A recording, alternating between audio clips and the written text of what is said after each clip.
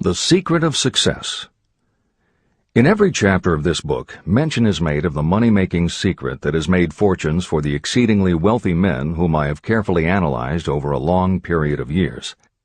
The secret was first brought to my attention by Andrew Carnegie. The canny, lovable old Scotsman carelessly tossed it into my mind when I was but a boy. Then he sat back in his chair with a merry twinkle in his eyes and watched carefully to see if I had brains enough to understand the full significance of what he'd said to me. When he saw that I had grasped the idea, he asked if I would be willing to spend 20 years or more preparing myself to take it to the world, to men and women who, without the secret, might go through life as failures. I said I would, and with Mr. Carnegie's cooperation, I have kept my promise. Editor's comments. In 1908, during a particularly down time in the U.S. economy and with no money and no work, Napoleon Hill took a job as a writer for Bob Taylor's magazine. He was hired to write success stories about famous men. Although it would not provide much in the way of income, it offered Hill the opportunity to meet and profile the giants of industry and business, the first of whom was the creator of America's steel industry, multimillionaire Andrew Carnegie, who was to become Hill's mentor. Carnegie was so impressed by Hill's perceptive mind that following their 3-hour interview he invited Hill to spend the weekend at his estate so they could continue the discussion. During the course of the next 2 days, Carnegie told Hill that he believed any person could achieve greatness if they understood the philosophy of success and the steps required to achieve it. "It's a shame," he said, "that each new generation must find the way to success by trial and error when the principles are really clear-cut." Carnegie went on to explain his theory that his knowledge could be gained by interviewing those who had achieved greatness and then compiling the information and research into a comprehensive set of principles. He believed that it would take at least 20 years, and that the result would be the world's first philosophy of individual achievement. He offered Hill the challenge, for no more compensation than that Carnegie would make the necessary introductions and cover travel expenses. It took Hill 29 seconds to accept Carnegie's proposal. Carnegie told him afterward that had it taken him more than 60 seconds to make the decision, he would have withdrawn the offer. For a man who cannot reach a decision promptly, once he has all the necessary facts, cannot be depended upon to carry through any decision he may make. It was through Hill's unwavering dedication that this book was eventually written. For detailed information on the life of Hill, read or listen to the audiobook of A Lifetime of Riches, the Biography of Napoleon Hill, by Michael J. Ritt, Jr. and Kurt Landers. Michael Ritt worked as Hill's assistant for 10 years and was the first employee of the Napoleon Hill Foundation, where he served as executive director, secretary, and treasurer. The material in his book comes from his own personal knowledge of Hill, as well as from Hill's unpublished autobiography. That is the end of the editor's comment.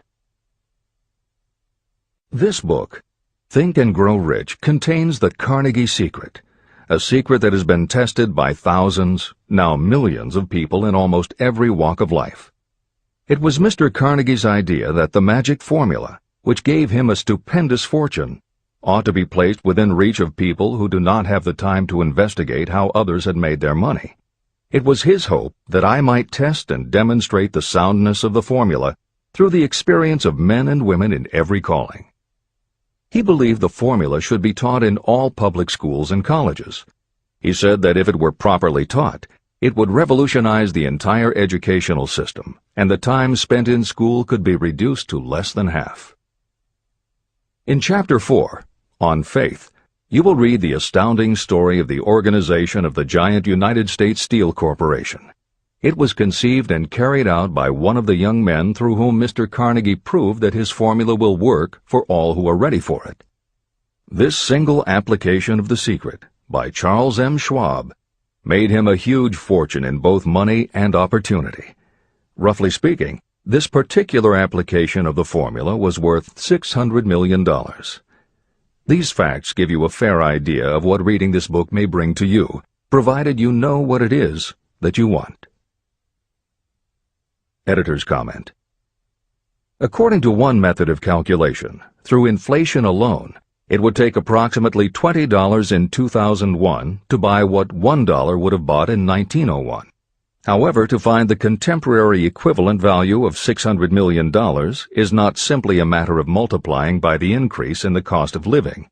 Although there are other factors and variables in calculating buying power, even by conservative estimates, the $600 million would translate into at least $12 billion at the beginning of the 21st century. That's the end of the editor's comment.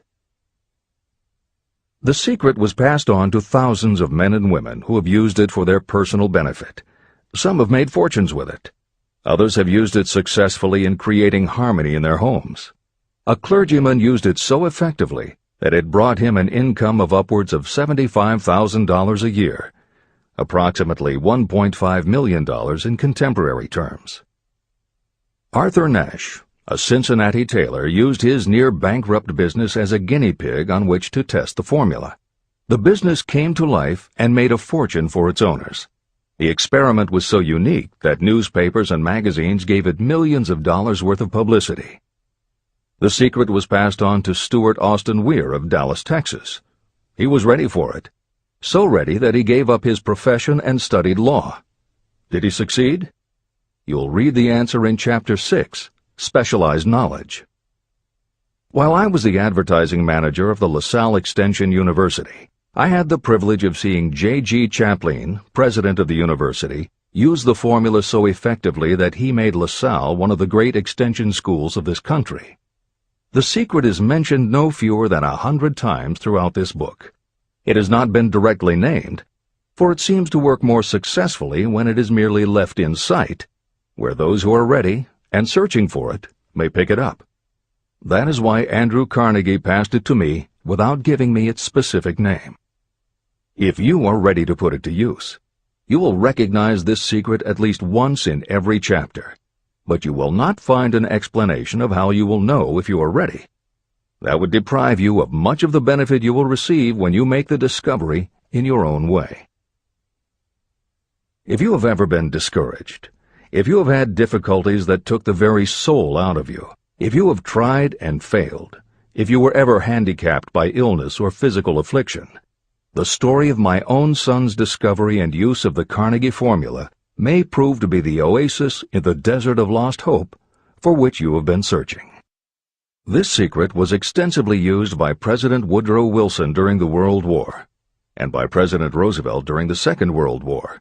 It was passed on to every soldier in the training received before going to the front. President Wilson told me it was a powerful factor in raising the funds needed for the war. A peculiar thing about this secret is that those who acquire and use it find themselves literally swept on to success. However, as is often pointed out in this book, there is no such thing as something for nothing. The secret cannot be had without paying a price, although the price is far less than its value. Another peculiarity is that the secret cannot be given away, and it cannot be purchased for money. Unless you are intentionally searching for the secret, you cannot have it at any price. That is because the secret comes in two parts, and in order for you to get it, one of those parts must already be in your possession. The secret will work for anyone who is ready for it. Education has nothing to do with it. Long before I was born, the secret had found its way into the possession of Thomas A. Edison, and he used it so intelligently that he became the world's leading inventor, although he had only 3 months of schooling.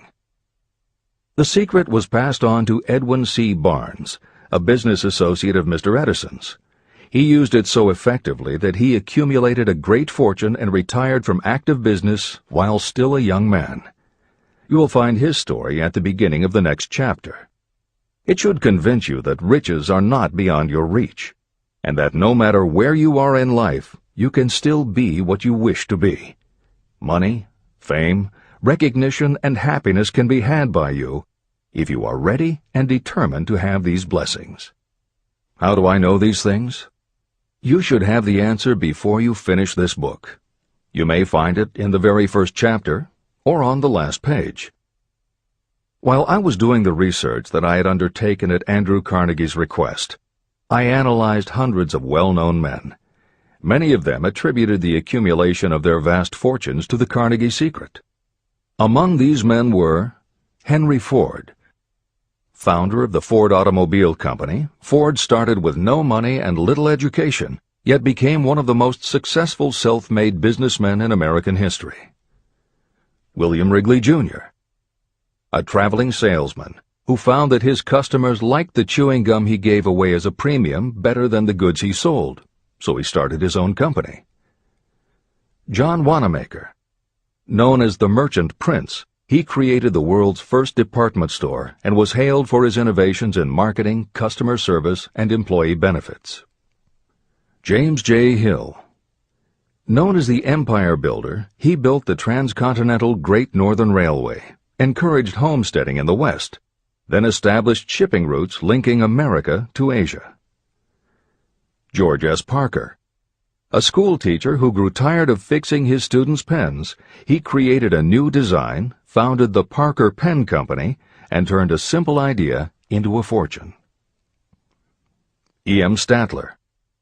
The son of a poor pastor, he started as a bellboy and worked his way up until he was able to start his own chain of Statler hotels, famous for their luxury and service with a smile. Henry L. Doherty. Started at age 12 as an office boy for Columbia Gas, he went on to acquire 53 utilities companies and patented 140 innovations for natural gas and oil production. Cyrus H. K. Curtis. Starting with a small agricultural weekly, Curtis turned it into Ladies' Home Journal, created Saturday Evening Post, then assembled one of the largest newspaper empires. George Eastman. Inventor and founder of the Eastman Kodak Company, he created many of the innovations that popularized photography and transformed the motion picture industry. Charles M. Schwab. The right-hand man of Andrew Carnegie, he was president of Carnegie Steel Company, brokered the deal that formed U.S. Steel, and went on to found Bethlehem Steel. Theodore Roosevelt. 26th President of the United States from 1901 to 1909. John W. Davis. A lawyer and political leader, Davis was Solicitor General under President Woodrow Wilson and later appointed ambassador to Great Britain. Elbert Hubbard. Philosopher, publisher of the Fra magazine, and founder of the Roycrofters Artists Colony, Hubbard was also the author of many bestsellers including A Message to Garcia. Wilbur Wright. A bicycle shop owner who, with his brother Orville, became the first Americans to fly heavier-than-air aircraft and pioneered the aviation industry. William Jennings Bryan. Newspaper publisher, presidential nominee, Secretary of State under President William McKinley, but perhaps best known as the lawyer who defended creationism at the Scopes monkey trial. Dr. David Starr Jordan. Educator, scientist, author of over 50 books, he was the nation's youngest university president at Indiana University and became the first president of Stanford University. J. Ogden Armour.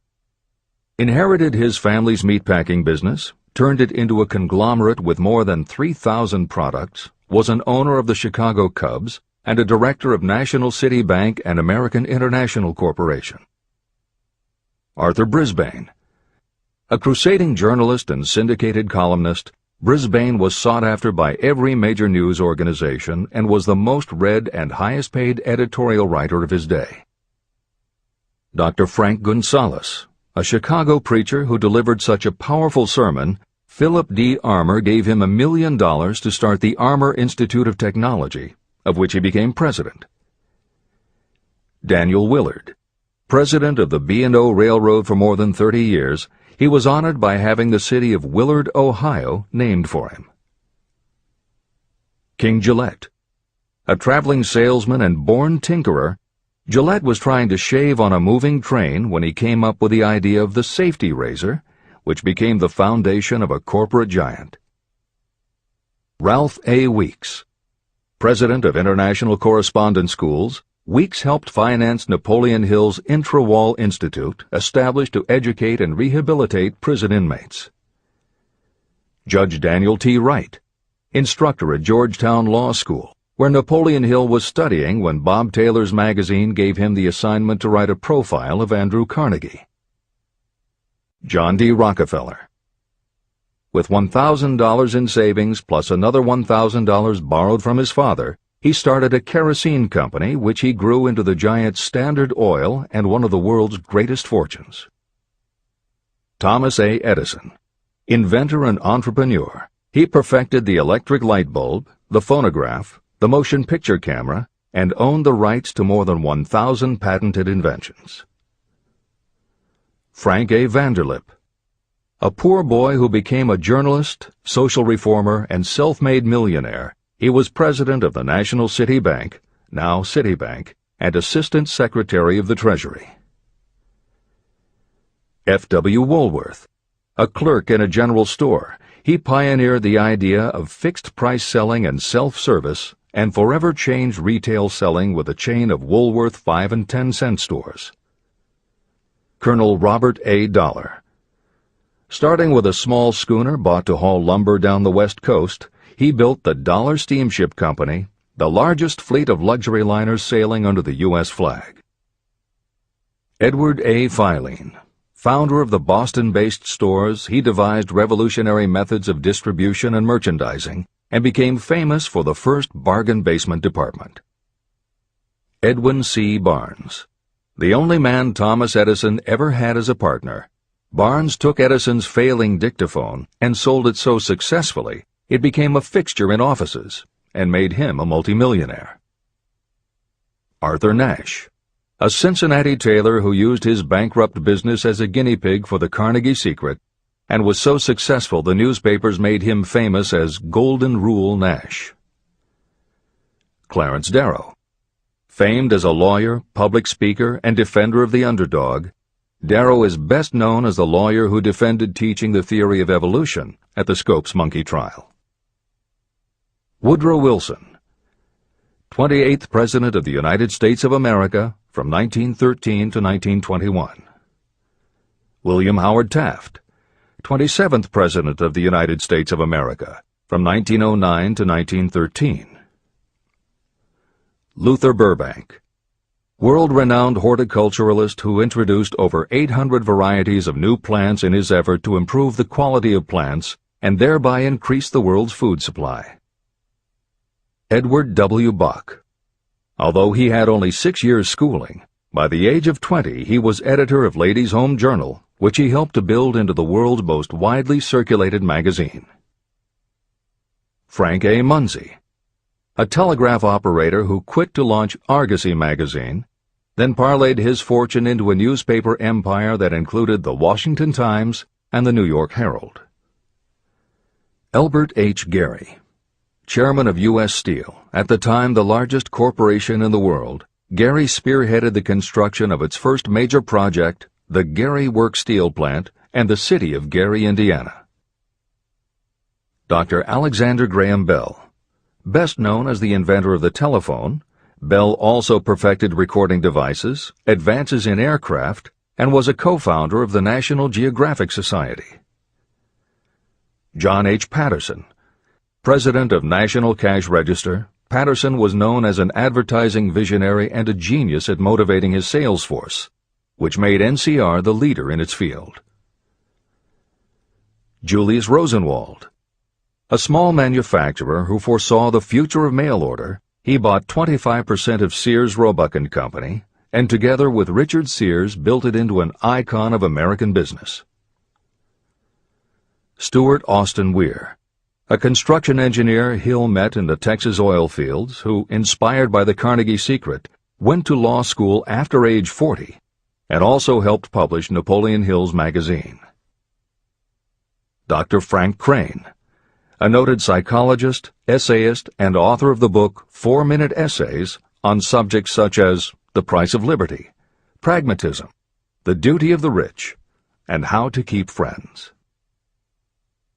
J. G. Chaplin, president of the LaSalle Extension University at the time Napoleon Hill worked in the university's advertising and sales department, where he first realized his talent for motivating people. Jennings Randolph, a congressman, then U.S. Senator from West Virginia. Randolph was a lifelong admirer of Napoleon Hill, and it was he who encouraged Hill to act as advisor to President Franklin Delano Roosevelt. These names represent a small fraction of well-known Americans whose achievements, financial and otherwise, prove that those who understand and apply the Carnegie secret reach high positions in life. Editor's comment. As Napoleon Hill says, the preceding list includes only some of the more than 500 multimillionaires and extraordinarily successful individuals whom Napoleon Hill interviewed prior to writing Think and Grow Rich. It does not include the equally impressive list of people he came in contact with after the publication, nor does it include the names of those who did not have the opportunity to meet Napoleon Hill personally, but who attribute their success to having read this book. It is said that Napoleon Hill and Think and Grow Rich have made more millionaires than any other person in history. It might equally well be said that Napoleon Hill inspired more motivational experts than any other man in history. It is practically impossible to find a motivational speaker who does not draw upon Hill's work. His influence can be seen in the writings of his early peers, Dale Carnegie and Norman Vincent Peale. Later, successful authors and speakers such as W. Clement Stone, Og Mandino, and Earl Nightingale either worked directly with Napoleon Hill or with the Napoleon Hill Foundation. Echoes of Hill's principles can also be found in books by people as diverse as Wally Famous Amos, Mary Kay Ash, Ken Blanchard, Adelaide Bry, Chicken Soup for the Soul authors Jack Canfield and Mark Victor Hansen, Debbie Fields, Shakti Gawain, John Gray, Susan Jeffers, Bruce Jenner, Charlie Tremendous Jones, Tommy Lasorda, Art Linkletter, Joan London, Dr. Maxwell Maltz, James Redfield, Dr. Bernie Siegel, Jose Silva, Brian Tracy, Lillian Vernon, and Dennis Waitley. Stephen Covey, author of The 7 Habits of Highly Effective People, has often spoken of the influence of Napoleon Hill. Anthony Robbins, arguably the most successful motivational author and speaker at the beginning of the 21st century, has acknowledged Napoleon Hill as a personal hero. That is the end of the editor's comment.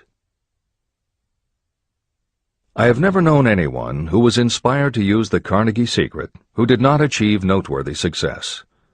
On the other hand, I have never known anyone to distinguish themselves or to accumulate riches of any consequence without possession of the secret. From these two facts, I draw the conclusion that the secret is more important for self-determination than anything you receive through what is popularly known as education. Somewhere, as you read, the secret will jump from the page and stand boldly before you, if you are ready for it. When it appears, you will recognize it. Whether you receive the sign in the first chapter or the last, stop for a moment when it presents itself, and make a note of the time and place. You will want to remember, because it will mark the most important turning point of your life. Remember, too, as you go through the book, that it deals with facts and not with fiction. Its purpose is to convey a great universal truth through which you, if you are ready, may learn what to do and how to do it. You will also receive the needed stimulus to make a start. As a final word of preparation, may I offer one brief suggestion which may provide a clue how the Carnegie secret may be recognized? It is this: achievement and all earned riches have their beginning in an idea. If you are ready for the secret, you already possess one half of it. Therefore, you will recognize the other half the moment it reaches your mind. Editor's comment. Unlike much of the business and motivational literature available, Think and Grow Rich is not written for readers to skip around from chapter to chapter, taking a concept here and an idea there to solve the problem of the moment. This book is written as a carefully integrated whole, to be read in its entirety, from beginning to end. Concepts that are introduced in one chapter recur in other chapters where their meaning and significance rely upon the reader having already assimilated the earlier knowledge. The chapters are designed to build upon one another in such a way that every word is to be read, every idea is to be considered, and every concept is to be understood and absorbed. Think and Grow Rich is often called the first philosophy of personal achievement, and a philosophy is more than a collection of solutions to business problems. A philosophy is a system of principles that will guide your thoughts and actions, and provide you with a code of ethics and a standard of values.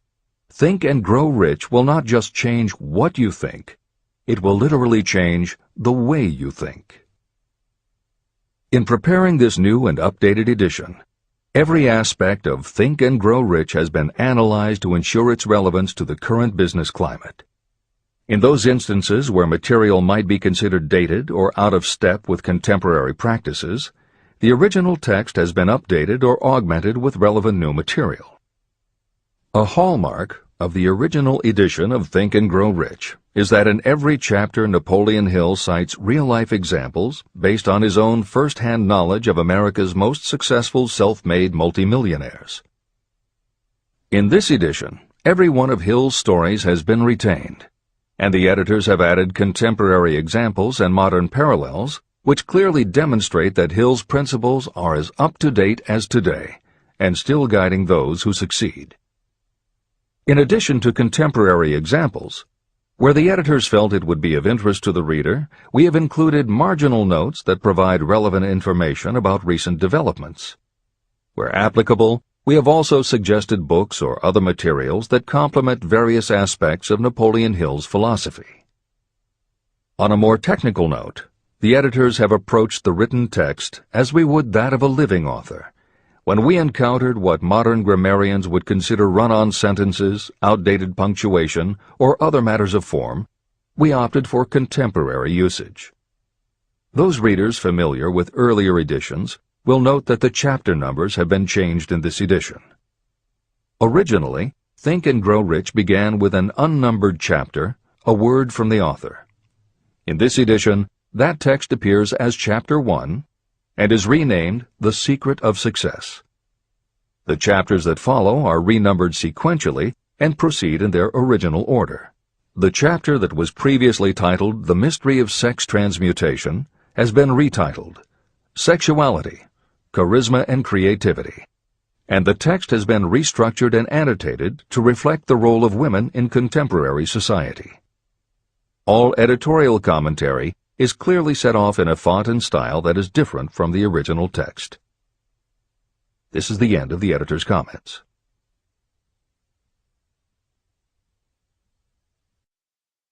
Both poverty and riches are the offspring of thought. Chapter 2. Thoughts are things. The man who thought his way into partnership with Thomas A. Edison.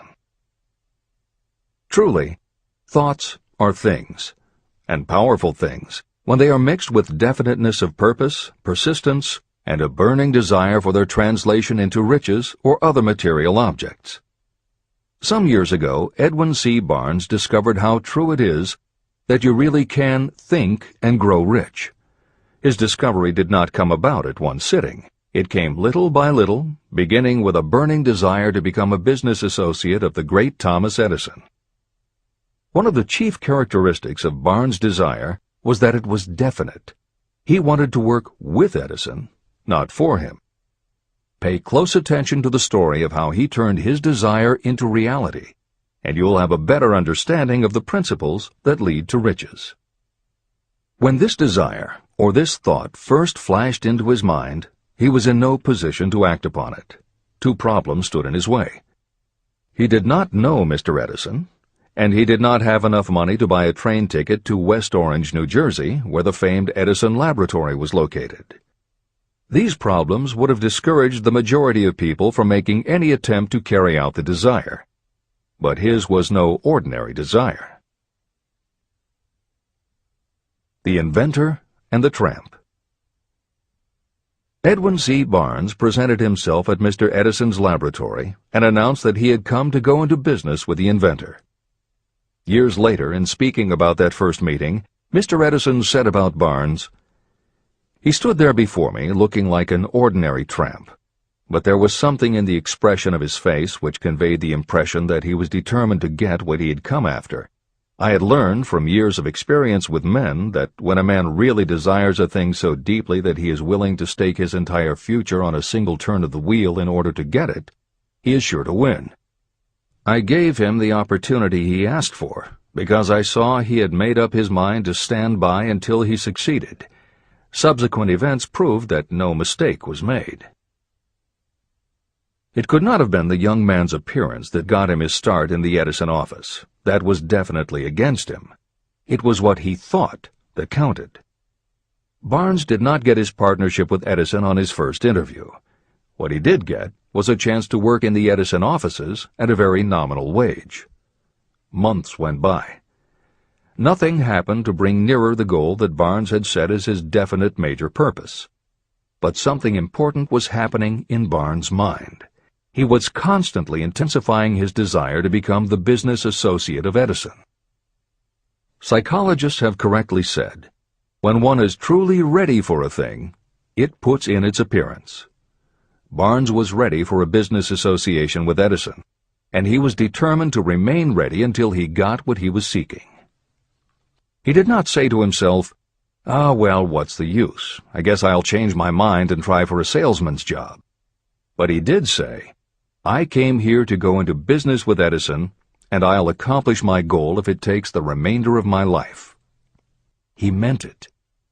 What a different story people would tell if only they would adopt a definite purpose and stand by that purpose until it had time to become an all-consuming obsession. Maybe young Barnes did not know it at the time, but his bulldog determination and his persistence in focusing on a single desire was destined to mow down all opposition and bring him the opportunity he was seeking. When the opportunity came, it appeared in a different form and from a different direction than Barnes had expected. That is one of the tricks of opportunity.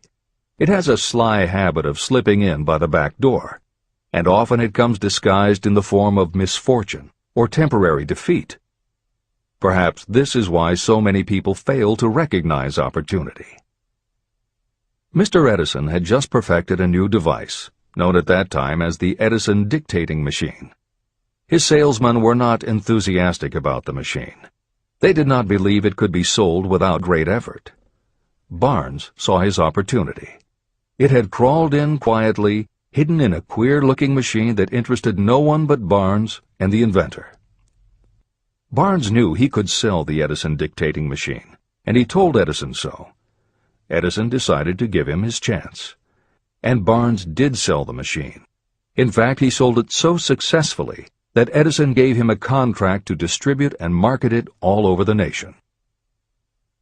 Out of that business association, Barnes made himself rich in money, but he did something infinitely greater. He proved that you really can think and grow rich. How much actual cash that original desire of Barnes was worth to him, I have no way of knowing. Perhaps it brought him $2 or $3 million. Editor's comment. $3 million in the early years of the 20th century would be comparable to more than $50 million in terms of buying power at the beginning of the 21st century. This is the end of the editor's comment. But the amount becomes insignificant compared with the greater asset he acquired. The definite knowledge that an intangible impulse of thought can be transmuted into material rewards by the application of known principles. Barnes literally thought himself into a partnership with the great Edison. He thought himself into a fortune. He had nothing to start with except knowing what he wanted, and the determination to stand by that desire until he realized it. 3 feet from gold. One of the most common causes of failure is the habit of quitting when you're overtaken by temporary defeat. Every person is guilty of this mistake at one time or another. During the gold rush days, An uncle of my friend R.U. Darby was caught by gold fever, and he went west to Colorado to dig and grow rich. He had never heard that more gold has been mined from the thoughts of men than has ever been taken from the earth.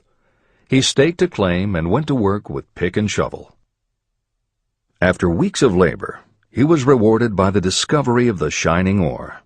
He needed machinery to bring the ore to the surface. Quietly, he covered up the mine and returned to his home in Williamsburg, Maryland. He told his relatives and a few neighbors about the strike. They got together the money for the machinery and had it shipped. R.U. Darby decided to join his uncle, and they went back to work the mine. The first car of ore was mined and shipped to a smelter. The returns proved they had one of the richest mines in Colorado.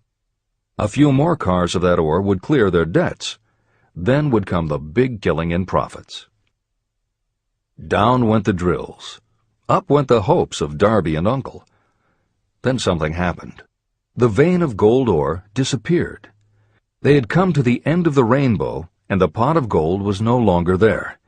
They drilled on, desperately trying to pick up the vein again, all to no avail. Finally, they decided to quit. They sold the machinery to a junkman for a few $100s and took the train back home. The junkman called in a mining engineer to look at the mine and do a little calculating.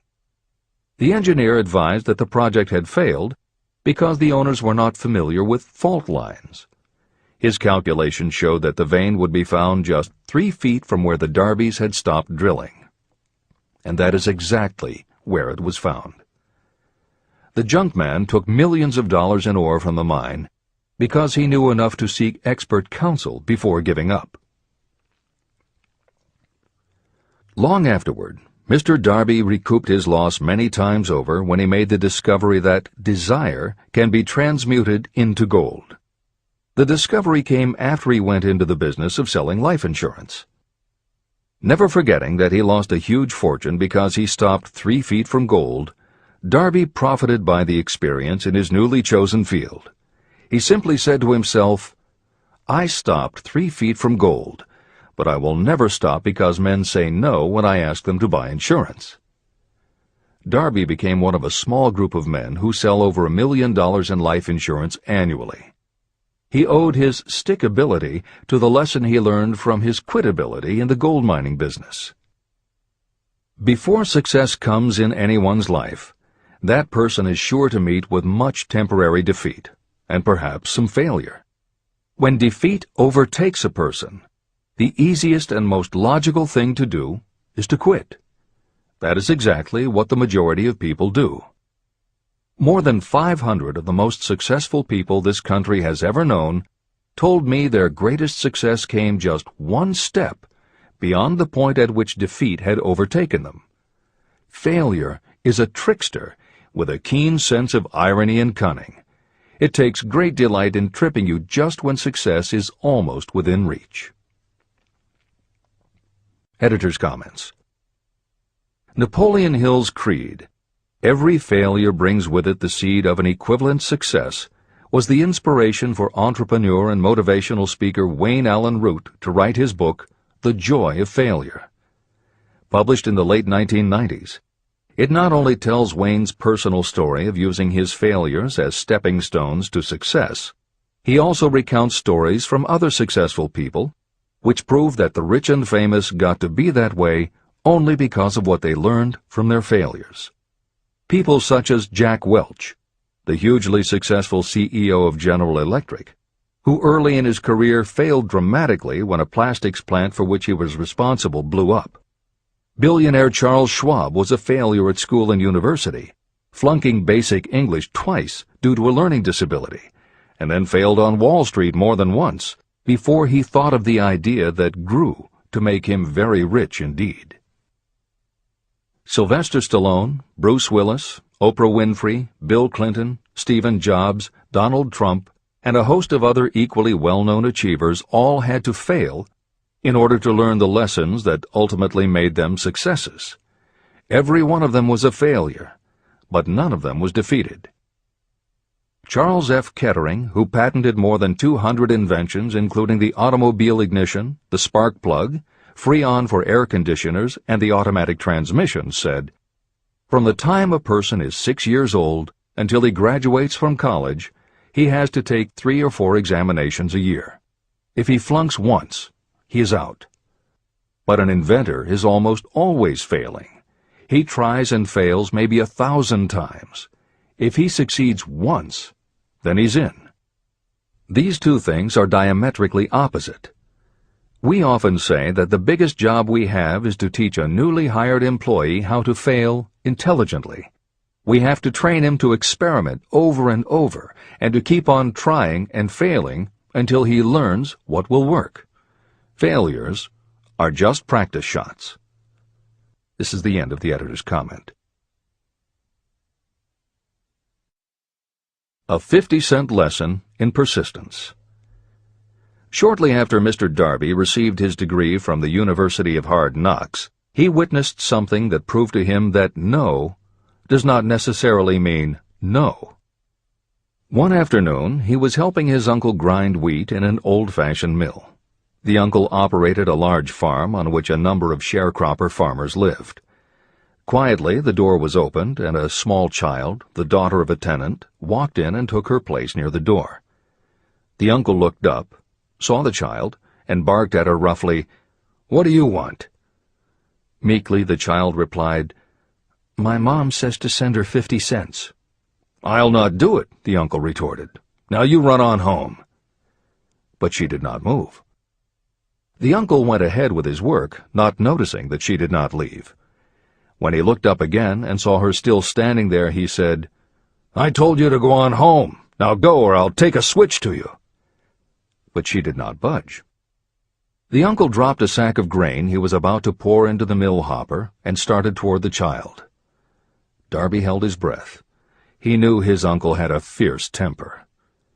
When the uncle reached the spot where the child was standing, she quickly stepped forward 1 step, looked up into his eyes, and screamed at the top of her voice, "My mom's got to have that 50 cents!" The uncle stopped, looked at her for a minute, put his hand in his pocket, took out $50, and gave it to her. The child took the money and slowly backed toward the door, never taking her eyes off the man whom she had just conquered. After she had gone, the uncle sat down on a box and looked out the window into space for more than 10 minutes. He was pondering, with awe, over the whipping he had just taken. Mr. Darby, too, was doing some thinking. This was the first time in all his experience that he had seen a child deliberately master an adult. How did she do it? What happened to his uncle that caused him to lose his fierceness and become as docile as a lamb? What strange power did this child use that made her master of the situation? These questions flashed into Darby's mind, but he did not find the answer until years later, when he told me the story.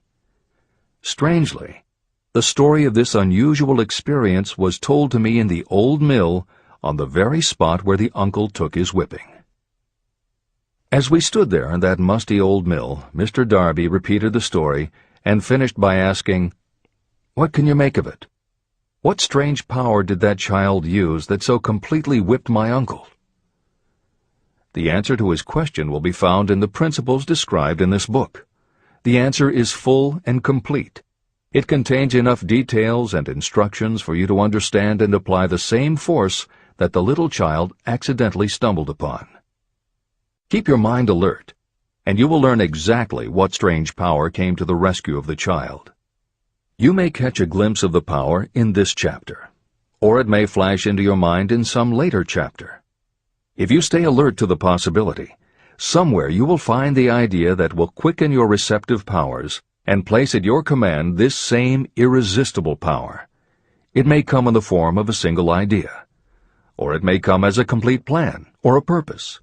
It may even cause you to go back over your past experiences of failure or defeat, and in doing so, it may bring to the surface some lesson by which you can regain all that you lost through defeat.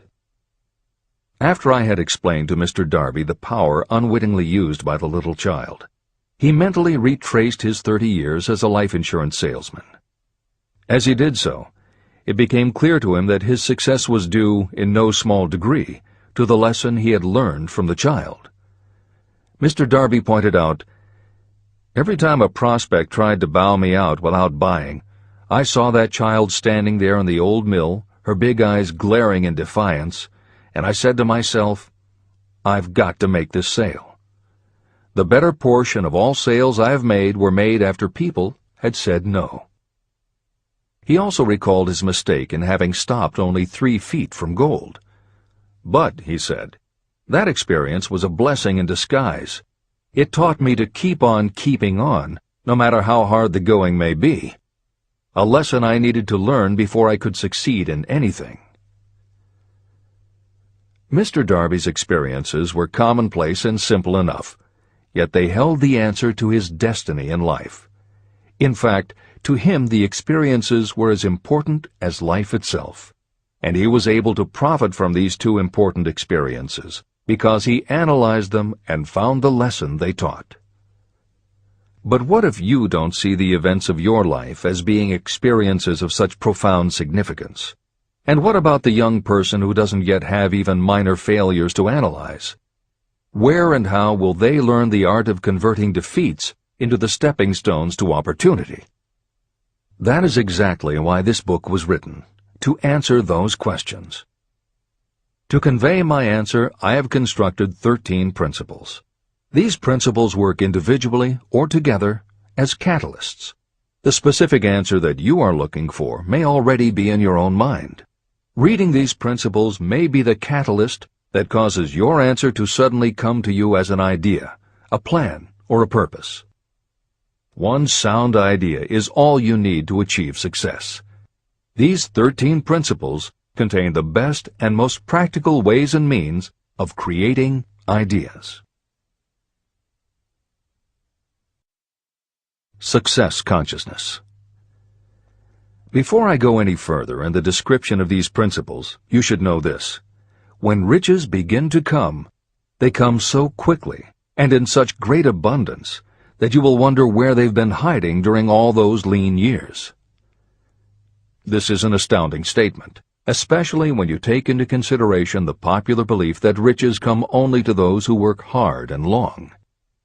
When you begin to think and grow rich, you will observe that riches begin with a state of mind, with definiteness of purpose, with little or no hard work.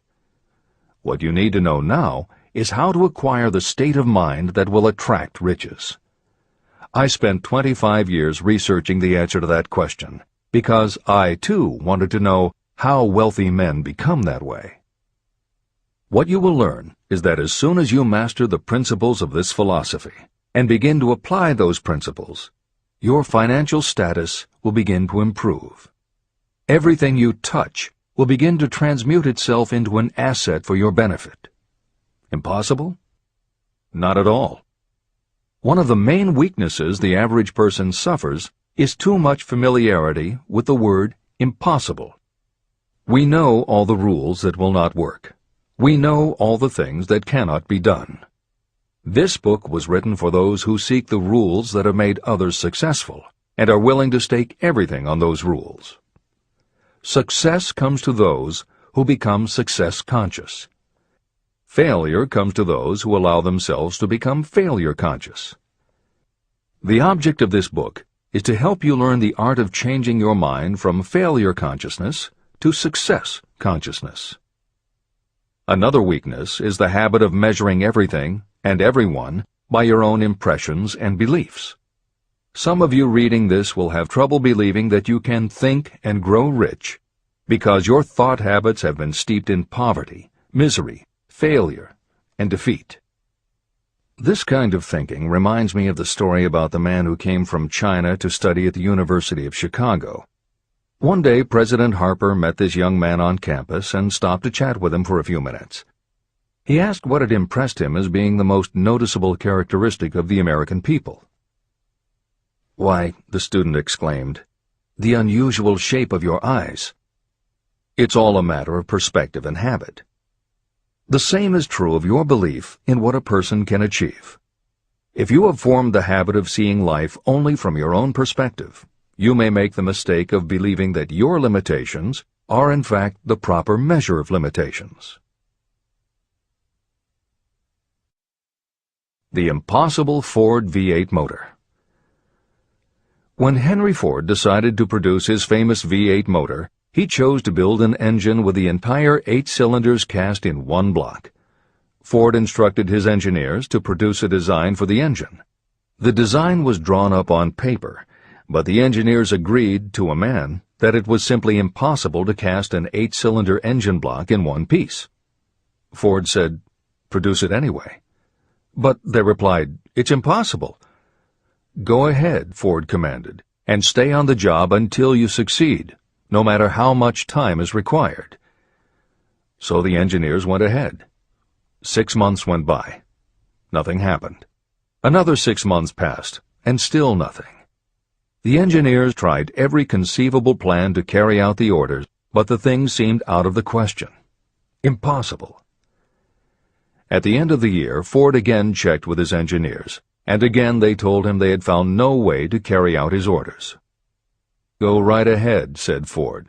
"I want it, and I'll have it." They went ahead. And then, as if by a stroke of magic, the secret was discovered. The Ford determination had won once more. Henry Ford was a success because he understood and applied the principles of success. One of these principles is desire, knowing clearly what you want. Remember this Ford story as you continue reading this book. Pick out the lines in which the secrets of his stupendous achievement have been described. If you do this, if you can put your finger on those particular principles that made Henry Ford rich, you may equal his achievements in almost any calling for which you are suited. Editor's comments. To those readers who may interpret Ford's actions as nothing more than obstinacy, the editors would point out that he was employing a technique that has become a common part of strategic planning in many industries, including aerospace, computers, medicine, and the military.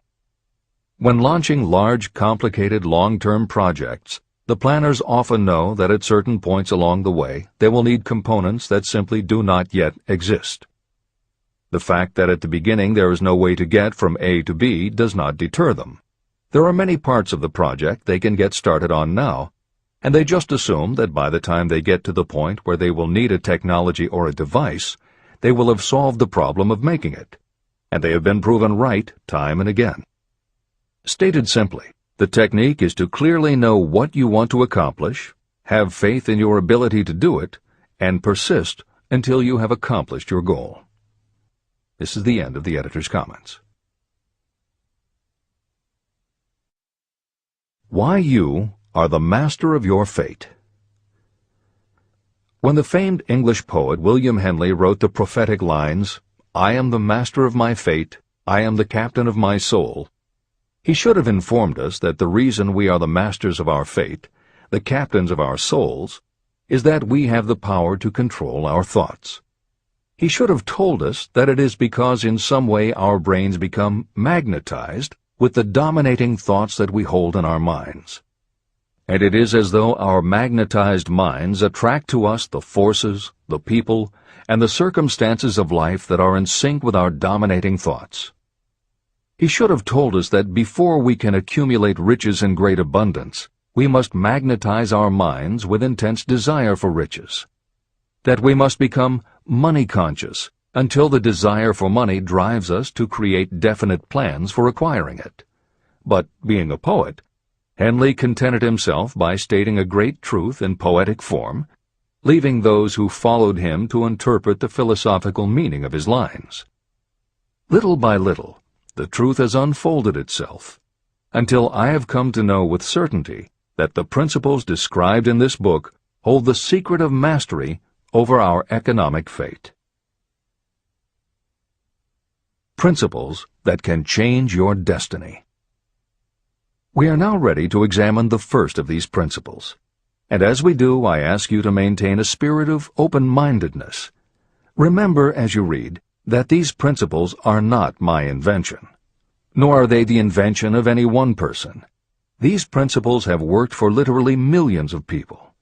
You, too, can put them to work for you and your own enduring benefit. You will find it easy, not hard to do. Some years ago, I delivered the commencement address at Salem College in Salem, West Virginia. I emphasized with so much intensity the need to have a burning desire that one of the members of the graduating class became completely convinced and made it a cornerstone of his own philosophy. That young man became a congressman and an important factor in President Franklin D. Roosevelt's administration. He wrote me a letter in which he so clearly stated his opinion of the principle of desire outlined in the next chapter that I have chosen to publish his letter as an introduction to that chapter. It gives you an idea of the rewards to come. My dear Napoleon, my service as a member of Congress having given me an insight into the problems of men and women, I am writing to offer a suggestion which may become helpful to thousands of worthy people. In 1922, you delivered the commencement address at Salem College when I was a member of the graduating class. In that address, you planted in my mind an idea which has been responsible for the opportunity I now have to serve the people of my state, and will be responsible, in a very large measure, for whatever success I may have in the future. I recall, as though it were yesterday, the marvelous description you gave of the method by which Henry Ford, with but little schooling, without a dollar, with no influential friends, rose to great heights. I made up my mind then, even before you had finished your speech, that I would make a place for myself, no matter how many difficulties I had to surmount. Thousands of young people will finish their schooling this year and within the next few years. Every one of them will be seeking just such a message of practical encouragement as the one I received from you. They will want to know where to turn, what to do to get started in life. You can tell them, because you have helped to solve the problems of so many, many people. There are thousands of people in America today who would like to know how they can convert ideas into money. People who must start from scratch, without finances, and recoup their losses. If anyone can help them, you can. If you publish the book, I would like to own the first copy that comes from the press, personally autographed by you. With best wishes, believe me, cordially yours, Jennings Randolph.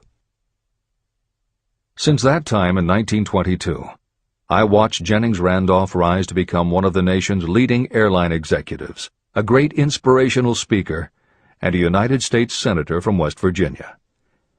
35 years after I made that speech, it was my pleasure to return to Salem College in 1957 and deliver the baccalaureate sermon. At that time, I received an honorary Doctor of Literature degree from Salem College. Editor's comments. As you begin the next chapter, the editors would like to reinforce the earlier statement that what you are reading is not just a collection of theories out of which you can cherry-pick what you like. The 13 principles of success were proven by the real-life experiences of the long list of famous successful people cited earlier by Napoleon Hill. His techniques are also practiced and endorsed by the contemporary experts and authors whom the editors mentioned, following Hill's list. More than 60 million people have purchased copies of the book that you are now holding in your hands. If this book has proven to be that successful, surely you owe it to yourself to give it every chance to work for you too. Read it. Don't question it. Do it. If you don't, if you think that you know better than Napoleon Hill, if you decide to pick and choose the parts that you will believe or follow, then, if you don't succeed, you will never know if your failure lies with this book or with you. This is the end of the editor's comments. Whatever the mind of man can conceive and believe, it can achieve. Chapter 3. Desire. The starting point of all achievement. The first step toward riches. When Edwin C. Barnes climbed down from the freight train in West Orange, New Jersey, he may have resembled a tramp, but his thoughts were those of a king. As he made his way from the railroad tracks to Thomas A. Edison's office, his mind was at work. He saw himself standing in Edison's presence. He heard himself asking Mr. Edison for an opportunity to carry out the one consuming obsession of his life, a burning desire to become the business associate of the great inventor. Barnes' desire was not a hope. It was not a wish. It was a pulsating desire which transcended everything else. It was definite. A few years later, Edwin C. Barnes again stood before Edison, in the same office where he first met the inventor. This time, his desire had been translated into reality. He was in business with Edison. The dominating dream of his life had become a reality. Barnes succeeded because he chose a definite goal, placed all his energy, all his willpower, all his effort. He put everything he had into achieving that goal. 5 years passed before the chance he had been seeking made its appearance. To everyone except himself, he appeared to be just another cog in the Edison business wheel. But in Edwin Barnes' own mind, he was the partner of Edison every minute from the very day that he first went to work there. It is a remarkable illustration of the power of a definite desire.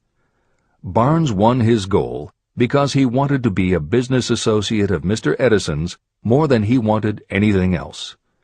He created a plan by which to attain that purpose, and he burned all bridges behind him. He stood by his desire until it became the dominating obsession of his life, and finally, a fact. When he went to West Orange, he did not say to himself, "I will try to induce Edison to give me a job of some sort." He said, "I will see Edison and put him on notice that I have come to go into business with him." He did not say, "I will keep my eyes open for another opportunity in case I fail to get what I want in the Edison organization."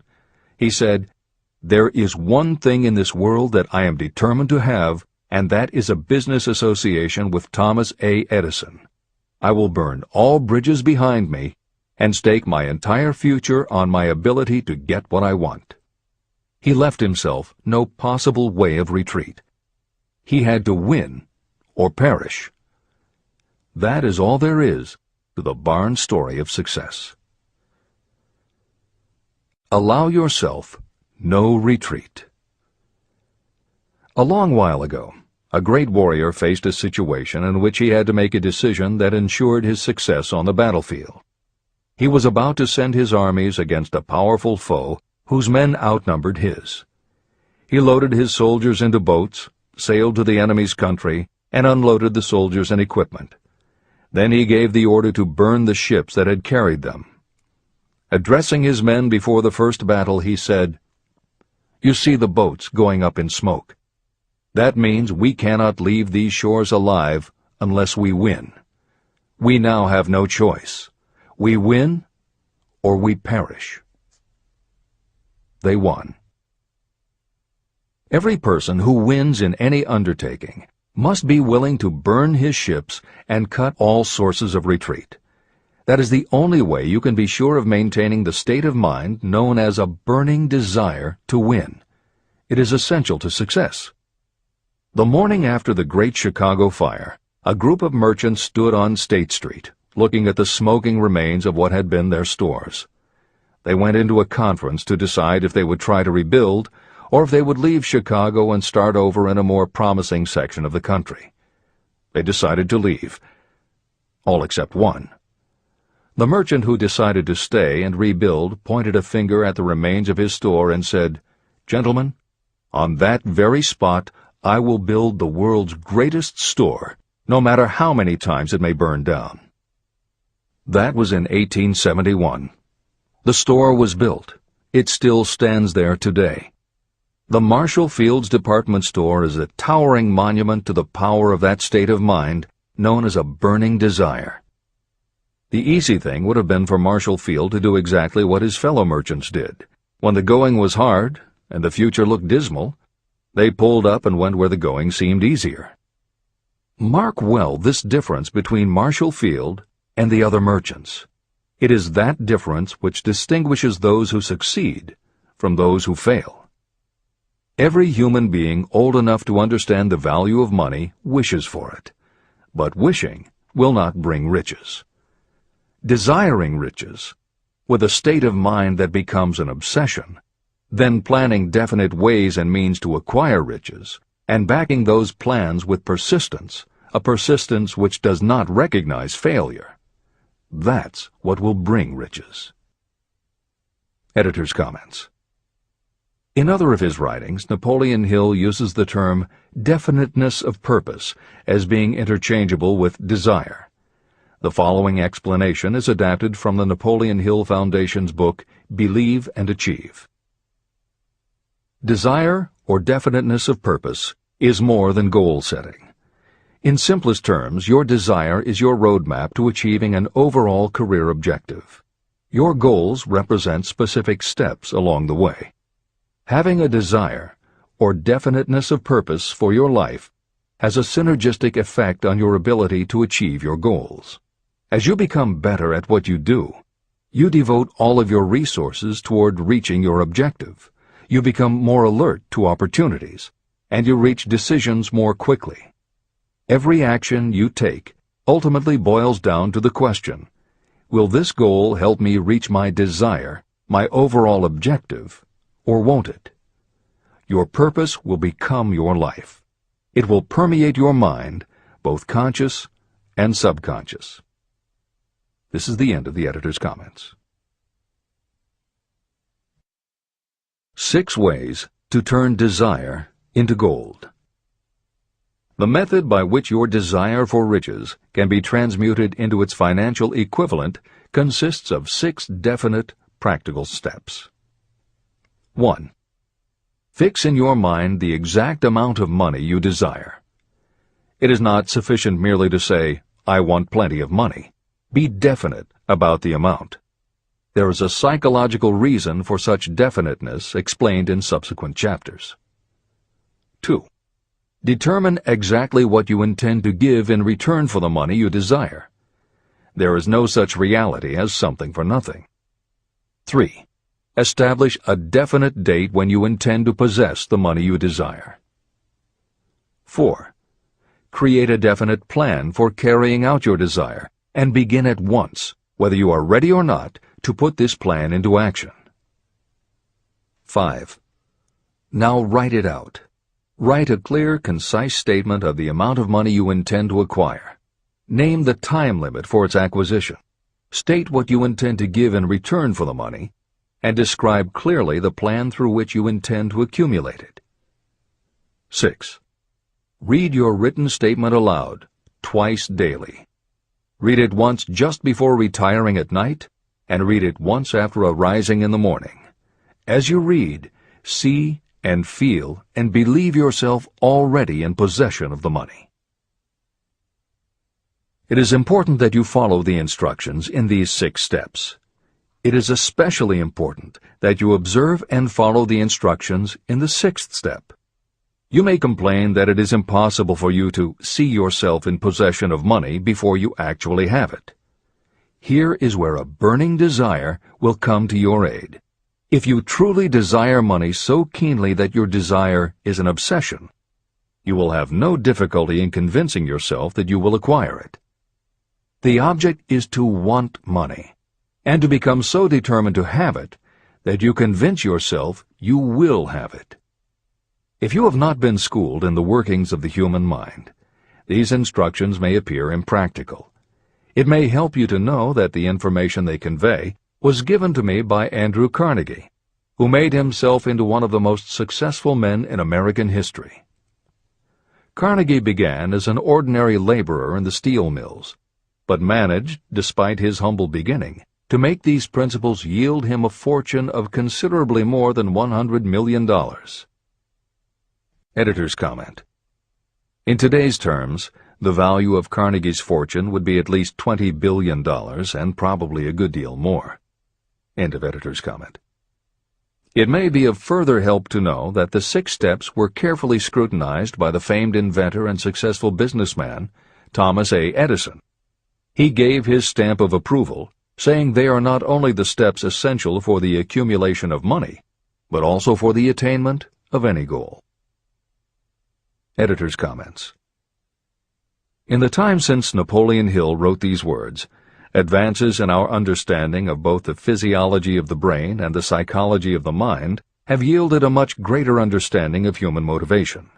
Even so, the methods used by modern motivational experts are essentially the same techniques advised by Hill. Research studies confirm that there is sound psychological basis for doing as Hill advises. Be very specific when setting goals. Perform the physical act of committing those goals to paper, and repeat your stated goal aloud to yourself often. These techniques have gained wide acceptance among modern experts in the field. The psychological principle at work is similar to that which underlies autosuggestion and self-hypnosis, concepts that will be discussed in greater depth in Chapter 5, Autosuggestion, and in Chapter 13, The Subconscious Mind. Hill's instruction to see yourself as you will be when you have already achieved your objective is also a specific technique. Today it is commonly taught by motivational experts under the term creative visualization. In Chapter 4 on faith and in Chapter 5 on autosuggestion, Hill elaborates on his method. Before moving on, the editors would like to reinforce Hill's advice to follow his instructions to the letter. The editors know there is a tendency for the reader to assume that it is enough for them just to intellectually understand a concept. As you read Hill's 6 points, you probably found yourself thinking, sure, some people might need to write things down, but I'm not a kid, I get the idea. Or, okay, I understand that saying it out loud might help some less sophisticated people, but I already understand the point intellectually. If you feel that way, let us remind you that many of the most successful people whom you admire did not think they were too smart or too sophisticated to follow Hill's instructions. The editors would again point out that if Napoleon Hill believed the actual acts of writing and speaking your goals is important, and if psychologists and motivational experts agree, then you would be foolish not to follow this simple advice. Just do it. This is the end of the editor's comments. The steps call for no hard labor. They call for no sacrifice. To apply them does not call for a great amount of education. But the 6 steps do call for enough imagination to see and to understand that the accumulation of money cannot be left to chance or luck. You may as well know right here that you can never have riches in great quantity unless you can work yourself into a white heat of desire for money and actually believe you will possess it.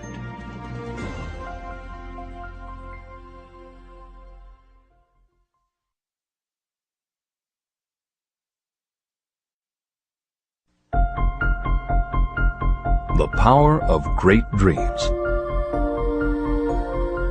If you are in this race for riches, you should be encouraged by the following truth. The world in which we live is demanding new ideas, new ways of doing things, new leaders, new inventions, and new methods, styles, versions, and variations of everything all the time.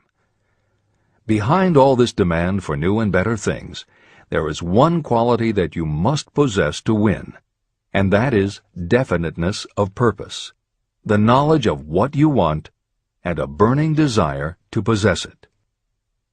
If you truly desire riches, remember that the real leaders of the world have always been people who harnessed and put into practical use the intangible, unseen forces of opportunity.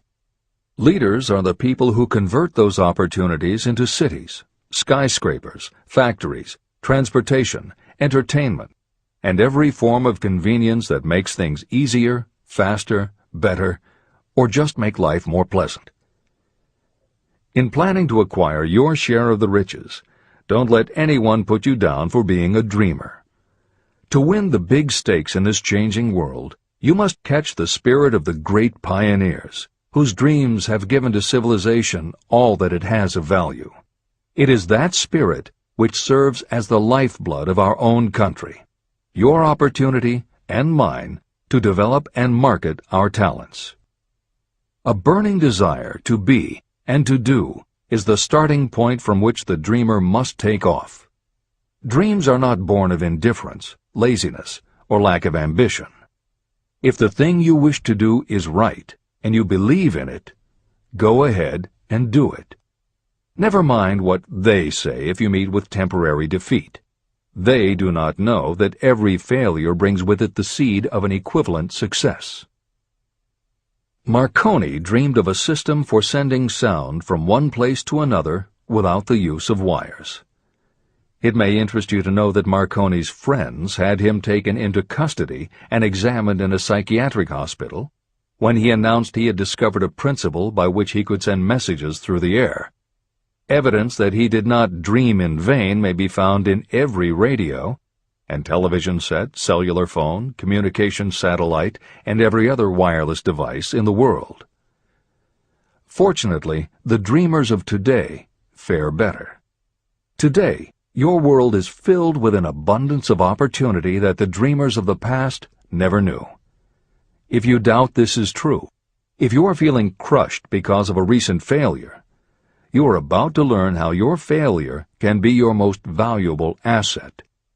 Almost everyone who succeeds in life gets off to a bad start and passes through many heartbreaking struggles before they arrive.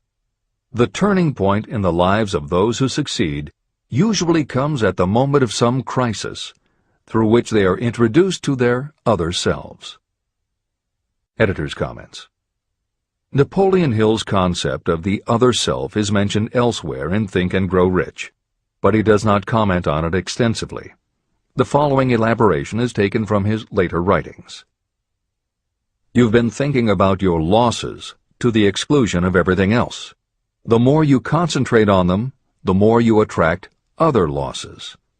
Stop thinking about them, and make up your mind that you are going to benefit from your experience. Whatever personal obstacles you face, you must start getting to know that side of your personality that knows no obstacles, that recognizes no defeats. Cultivate a friendship with the other you, so no matter what you're doing, you are allied with someone who shares your goals. All the philosophy and advice about persuading others will be much more useful to you if you practice it yourself. This is the end of the editor's comment. Sidney Porter discovered the genius that slept within his brain only after he had met with great misfortune. He was found guilty of embezzlement and confined to a prison cell in Columbus, Ohio, and it was there that he became acquainted with his other self. He began to write short stories. Then, while locked in his cell, he began to sell those stories to magazines under the pen name O. Henry. Through the use of his imagination, he discovered himself to be a great author instead of a miserable criminal and outcast. By the time he was released from prison, O. Henry was the most popular short story writer in the country.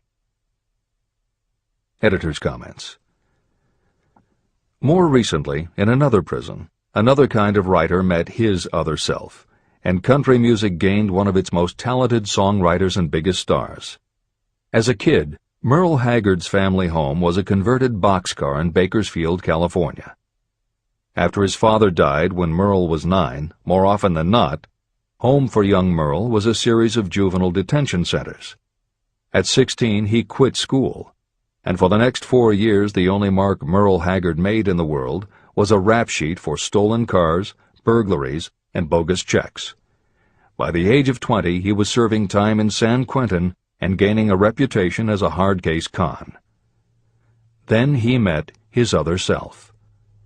Inspired by a concert Johnny Cash played for the inmates, plus conversations with men on death row and the time he spent in solitary confinement, Haggard learned that he had another self, and that self had something to say through his music. When he got out of solitary, Haggard asked for the hardest job the prison had to offer. He enrolled in night school courses at the prison, straightened himself out, and won his parole after 2.5 years.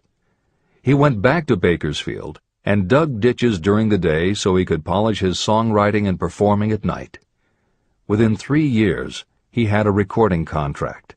Within 5 years, he had his first top 10 hit, and has since gone on to become one of the most influential voices in modern country music. This is the end of the editor's comments.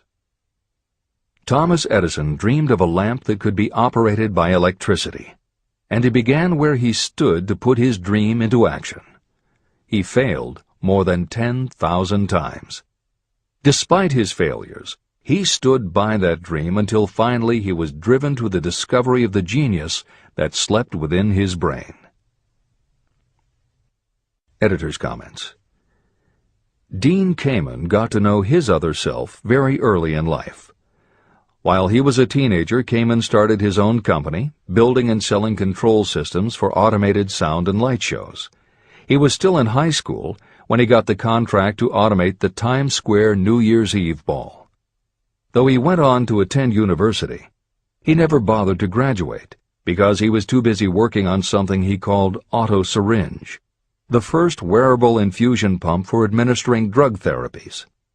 His invention was hailed as a medical landmark, as were many of his other breakthroughs, which include a revolutionary kidney dialysis machine, an insulin pump for diabetics, an improved stent used for heart patients, and more than 150 other devices he has patented. One day, seeing the difficulty a man in a wheelchair was having getting up a curb, Kamen set his mind to creating a device that would liberate people confined to wheelchairs. The result is the iBot, a revolutionary wheel device that uses computers and a system of stabilizing gyroscopes that imitate the working of the human body. It not only goes over curbs, but it will even go up and down stairs, travel over almost any kind of rough ground, and will allow the user to raise themselves eye to eye with a standing person.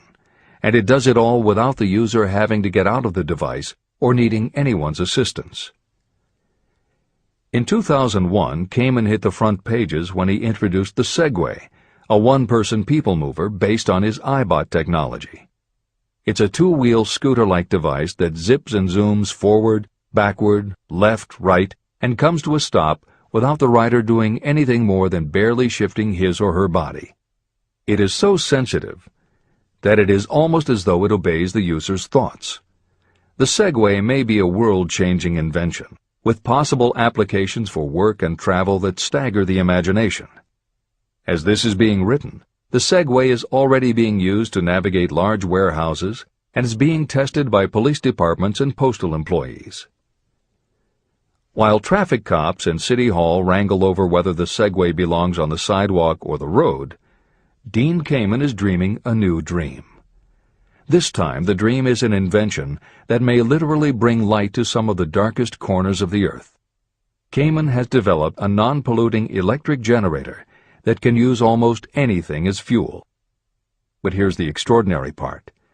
He has created a revolutionary closed system so that the engine's heat is used to purify 10 gallons of drinkable water every hour. This amazing invention could bring safe drinking water to parts of the world where contaminated water kills millions, and at the same time, it will provide a source of cheap, reliable electric power. Dean Kamen is not some academic hidden in a lab somewhere. Kamen is an inventor. But like Thomas Edison, he is also an entrepreneur and businessman, creating and marketing devices that are changing the public perception of what an inventor is. This is the end of the editor's comments. Henry Ford, poor and uneducated, dreamed of a horseless carriage. He went to work with what tools he possessed without waiting for opportunity to favor him, and now evidence of his dream belts the entire earth. He put more wheels into operation than any man who ever lived, because he was not afraid to back his dreams. Editor's comments. Stephen Jobs and Steve Wozniak, two university dropouts, dreamed of making and selling computers that the average person could use. Like Ford, working with the tools they possessed, they built the first Apple computer in the Jobs family garage. And like Ford, they weren't afraid to back their dreams. After showing their prototype to a local retailer, they got an order for 25 machines. Jobs sold his Volkswagen, and Woz sold his expensive Hewlett-Packard scientific calculator to raise $1,300 to start their new company. They took the money, convinced the local electronics suppliers to grant them a line of credit, and started production of the Apple I. they revolutionized the computer hardware and software industry. Released in 1976 and priced at $666, the Apple I earned them $774,000. 2 years later, they introduced the Apple II, which in the next 3 years earned $140 million. In 1980, Apple went public, and after the first day of trading, the company had a market value of $1.2 billion. Wozniak left the company in 1981, but Jobs pushed through the development of the Macintosh in 1984. In 1985, Jobs left too, but in 1998 he came back to Apple to revitalize the floundering company with the creation of the iMac computers, the animation company Pixar, the iPod, and iTunes. In presenting stories of contemporary successes, the editors have followed Hill's style of using real people to illustrate the principles of success. But Napoleon Hill was granted a rare privilege. Unlike anyone before or after, he had the opportunity to personally meet the most powerful and successful people and learn firsthand the dreams that inspired them, the obstacles that confronted them, and how they found the courage within themselves to overcome their failures. Hill met many of the inventors and the empire builders who laid the foundations of 20th century American industry while they were still news, not history. Then for more than 25 years, he studied the habits and learned the secrets of the next generations who built on the foundations, forged new industries, devised new systems, and dreamed new dreams. It was only because Hill was given such unprecedented access over such a long period that he was able to compare, contrast, analyze, and then formulate a philosophy of achievement based on the real stories of real people who had used these techniques to create their success.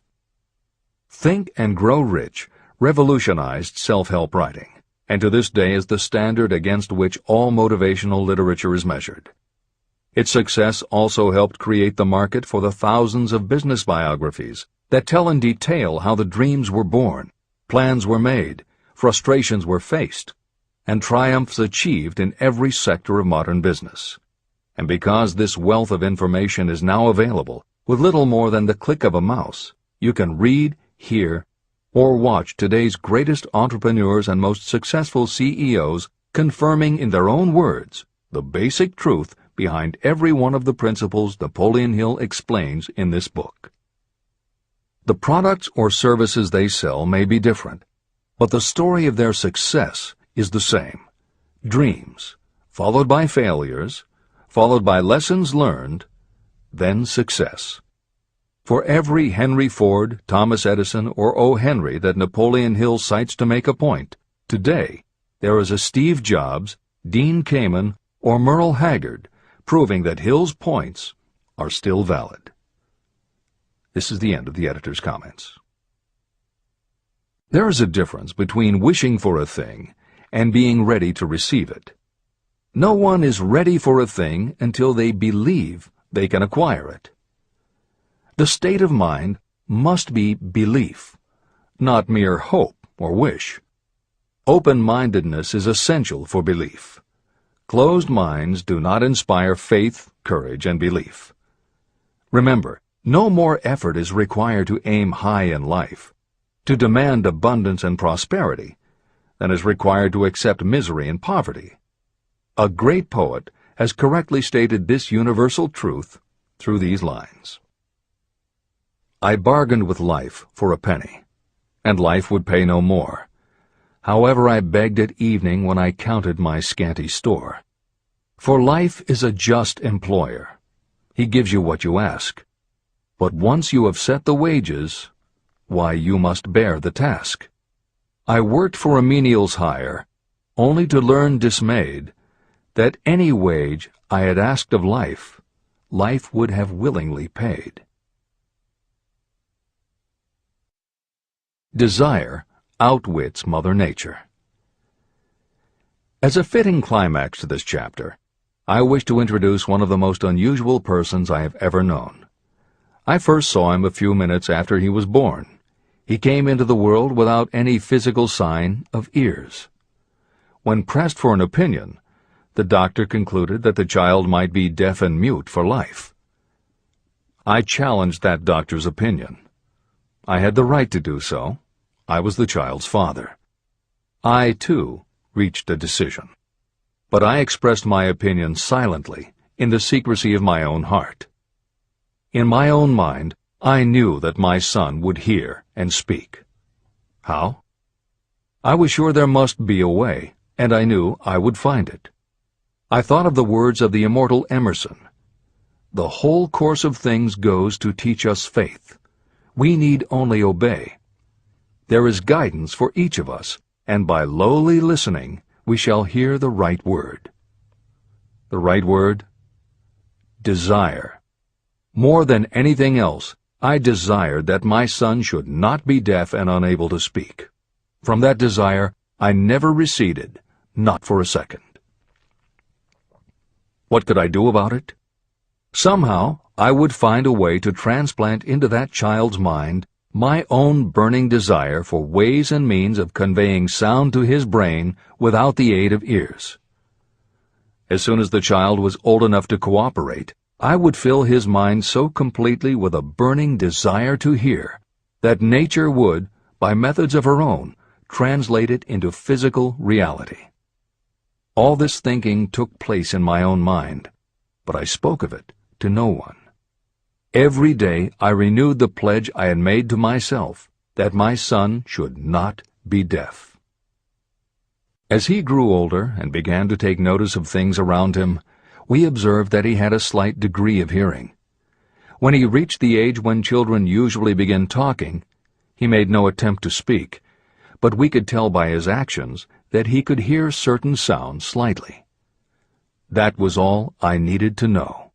I was convinced that if he could hear, even slightly, he might develop still greater hearing capacity.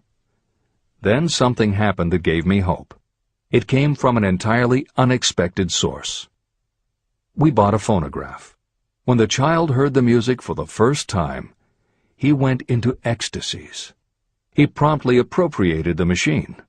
On one occasion, he played a record over and over for almost 2 hours, standing in front of the phonograph with his teeth clamped on the edge of the case. The significance of this did not become clear to us until years afterward. At the time, we had never heard of the principle of bone conduction of sound. Shortly after he appropriated the phonograph, I discovered that he could hear me quite clearly when I spoke with my lips touching his mastoid bone at the base of the skull. Having determined that he could hear the sound of my voice plainly, I began immediately to transfer to his mind the desire to hear and speak. When I discovered that my son enjoyed bedtime stories, I went to work creating stories designed to develop in him self-reliance, imagination, and a strong desire to hear. There was one storyline in particular that I emphasized over and over. Every time I told it, I gave it some new and dramatic coloring.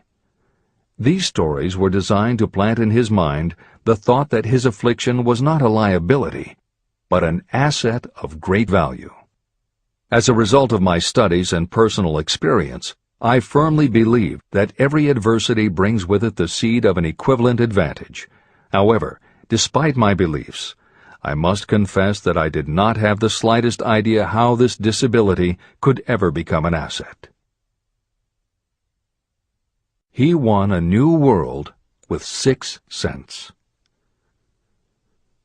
As I analyze the experience in retrospect, I can see now that my son's faith in me had much to do with the astounding results.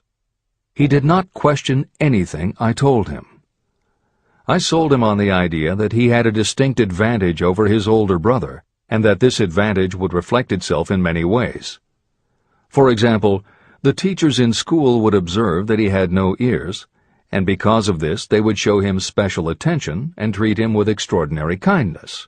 And they always did.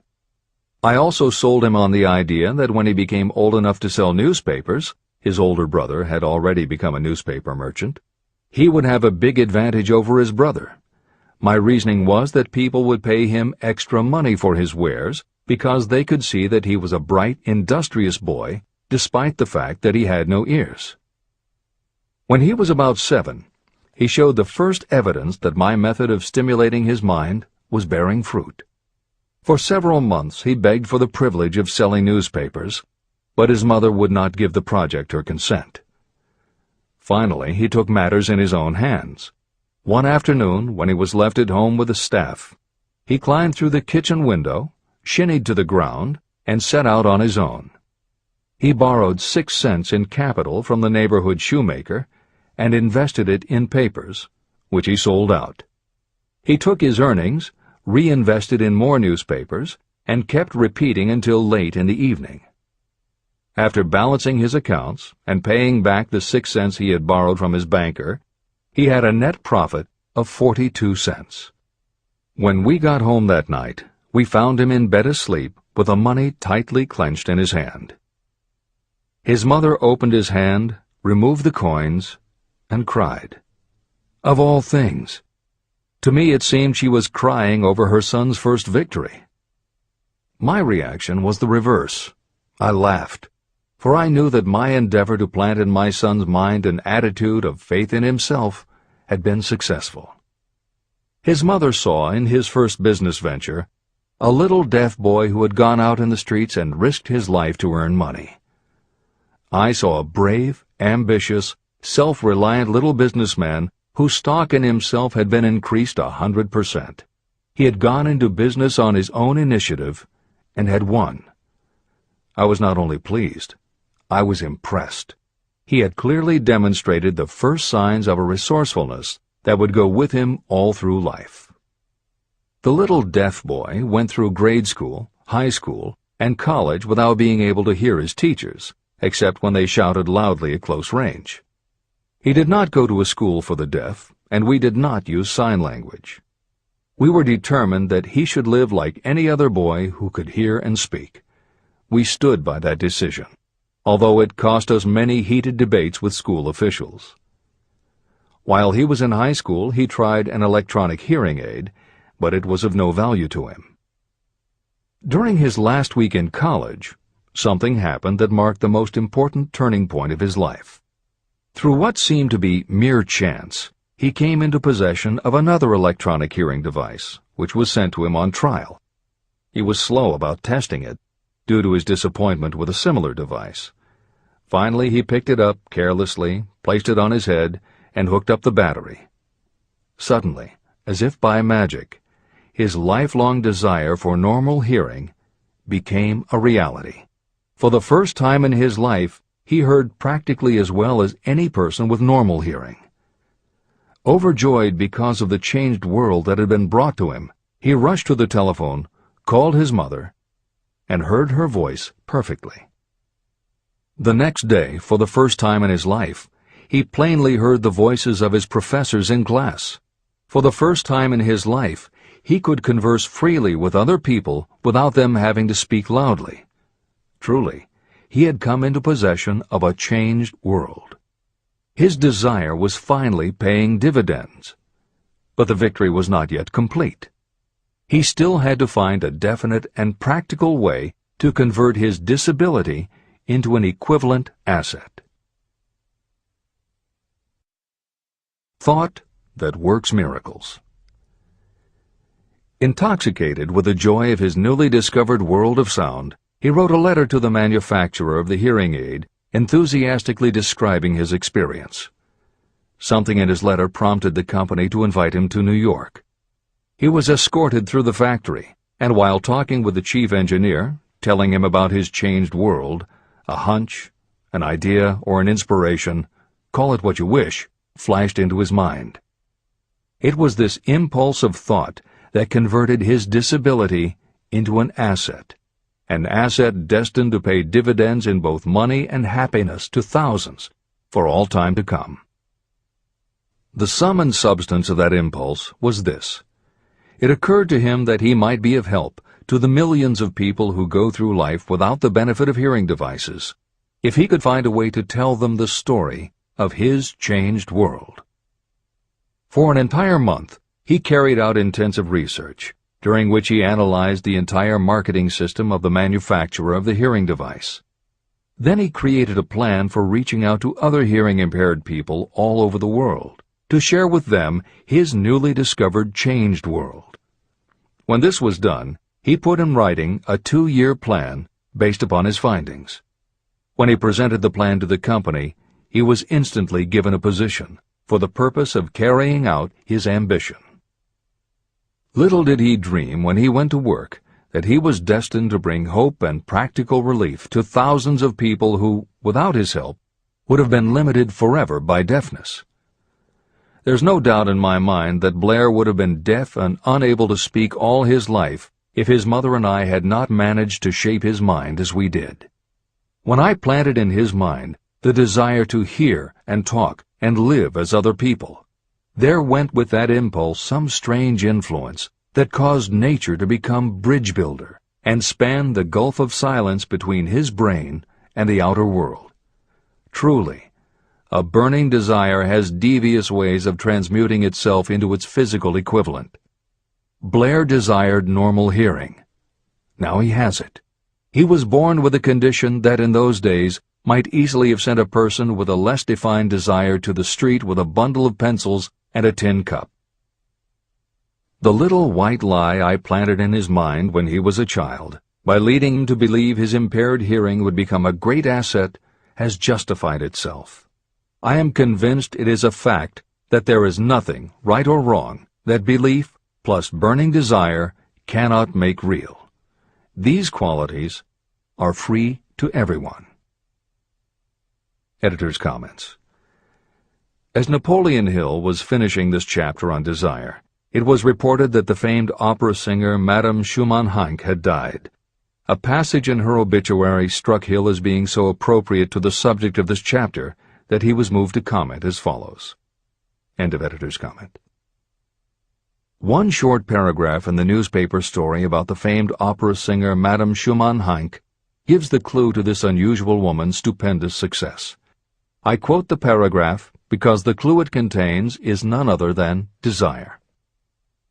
Early in her career, Madame Schumann-Heink visited the director of the Vienna Court Opera to have him test her voice. But he did not test it.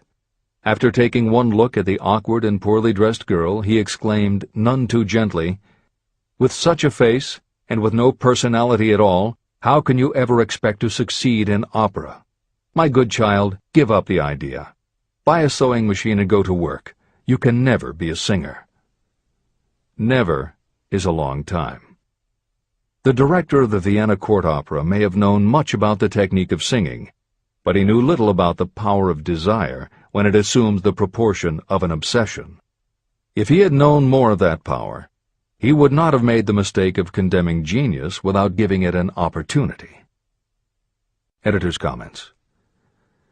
Although few readers of this edition will be familiar with Madame Schumann-Heink, every reader knows a half-dozen similar stories. It is true for every generation and every kind of music. At some time, even the biggest stars were failures. At some time, someone told them they weren't good enough. But every one of those times that they failed, their desire was bigger than their failure. That is why you know their stories. And it's also why you've never heard about the thousands of other performers who were also told they weren't good enough. The ones you've never heard of are the ones whose desire wasn't big enough. They are the ones who believed that failure was defeat. This is the end of the editor's comment. Several years ago, one of my business associates became ill. He became worse as time went on, and finally was taken to the hospital for an operation. The doctor warned me that there was little if any chance of my ever seeing him alive again. But that was the doctor's opinion. It was not the opinion of the patient. Just before he was wheeled away, he whispered to me, "Do not be disturbed, Chief. I will be out of here in a few days." The attending nurse looked at me with pity. But the patient did come through safely. After it was all over, his physician said, "Nothing but his own desire to live saved him. He never would have pulled through if he had not refused to accept the possibility of death." Editor's comments. By the 1980s, the phenomenon that Napoleon Hill wrote about in the preceding paragraph was embraced by a growing segment of the population. Among the adherents were numerous medical professionals who incorporated the concept under the term the body-mind connection. And by the turn of the 21st century, the belief that the mind can manifest physical changes in the body had become a part of mainstream medical practice. In Chapter 5, Autosuggestion, you will find further comment on the medical aspects of having a burning desire. This is the end of the editor's comment. I believe in the power of desire backed by faith in yourself, because I have seen this power lift people from lowly beginnings to places of power and wealth. I have seen it rob the grave of its victims. I have seen it serve as the medium by which people staged a comeback after having been defeated in 100 different ways. And I have seen it provide my own son with a normal, happy, successful life, despite nature's having sent him into the world without ears. How can you harness and use the power of desire? The first part of the answer is in the technique at the beginning of this chapter. You will learn more about it in the next and subsequent chapters of this book. Through some strange and powerful principle, nature wraps up in the impulse of strong desire that something that recognizes no such word as impossible, and accepts no such reality as failure. There are no limitations to the mind except those we acknowledge. Chapter 4. Faith in your ability. Visualization of and belief in attainment of desire. The second step toward riches. Faith is the head chemist of the mind. When faith is blended with thought, the subconscious mind instantly picks up the vibration. The subconscious then translates it and transmits it to infinite intelligence. The emotions of faith, love, and sex are the most powerful of all the major positive emotions. When the three are blended, they have the effect of coloring thought in such a way that it instantly reaches the subconscious mind. There, it is changed into a form that induces a response from infinite intelligence. Editor's comments. In the preceding paragraph, Napoleon Hill uses two terms, faith and infinite intelligence, both of which may convey to the reader a religious connotation that Hill did not intend. The following will define the meaning of the words as Hill uses them in the following chapter. In modern usage, the word faith has become almost interchangeable with religious belief, which is not the way Hill uses the word. Faith, as it is used here, means having confidence, trust, and an absolute unwavering belief that you can do something. And in order for you to have faith in yourself as Hill means it, it has to be true on a subconscious level. If you have a nagging doubt in the back of your mind, or if you are just going through the motions of pretending you believe, it won't work, because your subconscious will know your doubts. Unless you have absolute total confidence, unless you are convinced without question, then you don't have faith. Hill uses the term infinite intelligence to identify that part of the human mind and thinking process that produces hunches, flashes of insight, and leaps of logic. Hill's concept has similarities to what psychologist Carl Jung called the collective unconscious. And on another level, it is very close to what contemporary psychologists refer to as working in the flow state, or being in the zone. Infinite intelligence is discussed in greater depth in later chapters. Hill also uses another term, the subconscious mind, that should be commented on before the reader proceeds with this chapter. Although there are differing schools of thought, in general modern psychology developed from the pioneering work of Sigmund Freud and Carl Jung. Each believed that the human mind operates on both a conscious and an unconscious level, but they differed on the role the subconscious plays and the way it influences attitude and action. Through his own research and studies, Napoleon Hill developed a theory of the conscious and subconscious that is closest to the Jungian view. The following briefly describes the basis of Hill's view. The conscious mind. Your conscious mind receives information through the five senses of sight, smell, taste, hearing, and touch. Your conscious mind keeps track of what you need for thinking and operating, and it filters out what you don't need.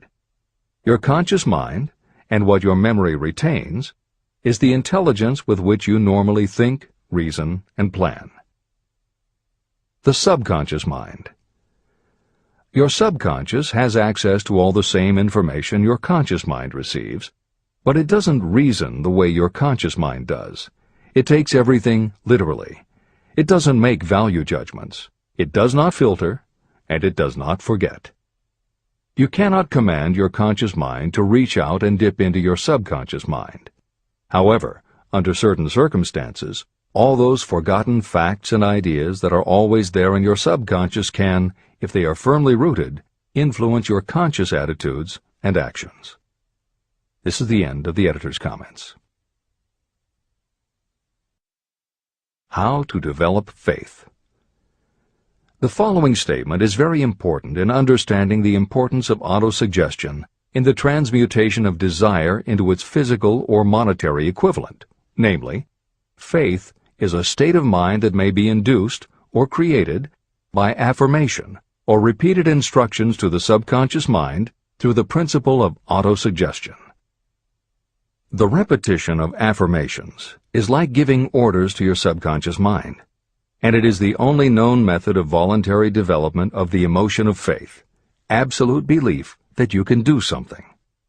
As an illustration, consider why you are reading this book. You want to acquire the ability to transmute the intangible thought impulse of desire into its physical counterpart, money. By following the instructions laid down in the later chapters on autosuggestion and the subconscious mind, you will learn techniques to convince your subconscious mind that you believe you will receive that for which you ask. Your subconscious will act upon that belief and pass it back to you in the form of faith, followed by definite plans for procuring that which you desire.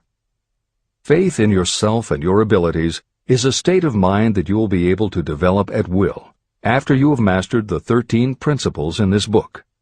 This is true because faith is a state of mind that will develop naturally within you when you use and apply these principles. The emotions, or the feeling portion of thoughts, are what give your thoughts vitality, life, and action.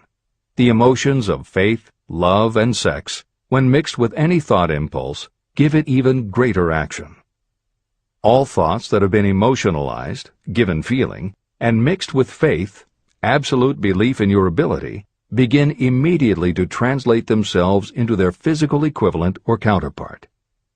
However, this is not only true of thought impulses that have been mixed with faith, but it is true with any emotion, including negative emotions.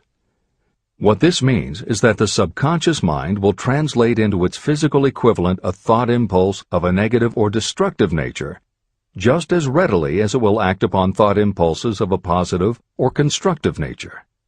The following statement made by a noted criminologist illustrates the point. When men first come into contact with crime, they abhor it. If they remain in contact with crime for a time, they become accustomed to it and endure it. If they remain in contact with it long enough, they finally embrace it and become influenced by it. This is the equivalent of saying that a negative impulse of thought that is repeatedly passed on to the subconscious mind often enough is finally accepted and acted upon by the subconscious mind. The subconscious then proceeds to translate that impulse into its physical equivalent by the most practical procedure available. This also accounts for the strange phenomenon that so many millions of people experience, referred to as bad luck. There are millions of people who believe themselves doomed to poverty and failure because of some strange force they call bad luck, over which they believe they have no control. But the truth is that they are the creators of their own misfortunes, because this negative belief in bad luck is picked up by the subconscious mind and translated into its physical equivalent. Your belief, or faith, is the element that will determine the action of your subconscious mind. Once again, let me stress that you will benefit by passing on to your subconscious mind any desire that you wish translated into its physical or monetary equivalent in a state of expectancy or belief that the transmutation will actually take place. The subconscious mind will transmute into its physical equivalent, by the most direct and practical way available, any order that is given to it in a state of belief or faith that the order will be carried out. At this point, it should also be noted that because of the way that the subconscious operates, there is nothing to stop you from deceiving your subconscious mind when giving it instructions through autosuggestion. That is what I did when I deceived my son's subconscious mind. To make this deception more realistic, when you call upon your subconscious mind, you must conduct yourself just as you would if you were already in possession of the material thing that you are demanding. Editor's comments. It is an axiom of contemporary motivation theory that the subconscious mind cannot distinguish between what is real and what is vividly imagined. One of the most frequently cited studies supporting this concept was done with a group of basketball players. The players were divided into 3 teams, and the players on each team were tested on their ability to make free throws. The teams were then separated for a period of time, and each team was given instructions which they were told would improve their abilities. One team was instructed to practice making baskets on a daily basis. The second team was instructed not to practice during the period and not to even think about basketball. The third team was also instructed not to practice during the period, but instead the members were told to spend their daily practice time visualizing in detail the process of making baskets. At the end of the experiment, the teams were again tested. The team that rested showed a decrease in ability. The team that practiced showed a marked increase in ability. And the team that didn't practice but visualized making baskets showed an increase in ability almost equal to those who had practiced daily. As Hill says, you can deceive your subconscious through autosuggestion. If you convincingly plant an idea in your subconscious will accept and work with the idea as though it were a fact. But the key word is convincingly. If you try to send a message to your subconscious, but in the back of your mind you have a nagging doubt whether it will work, your subconscious will pick that up also. You will have sent mixed messages that cancel each other out. That is why Hill stresses the importance of doing it with faith. Your subconscious will not judge if it is true or false, positive or negative, but it does respond to the power of the input, how emotionalized the thought is. This is the end of the editor's comment. It is essential for you to encourage the positive emotions as the dominating forces of your mind. But faith in yourself doesn't come from merely reading instructions. Now that you understand the theory, you must begin to apply it. By experimenting and practicing, you will develop your ability to mix faith with any order you give to your subconscious.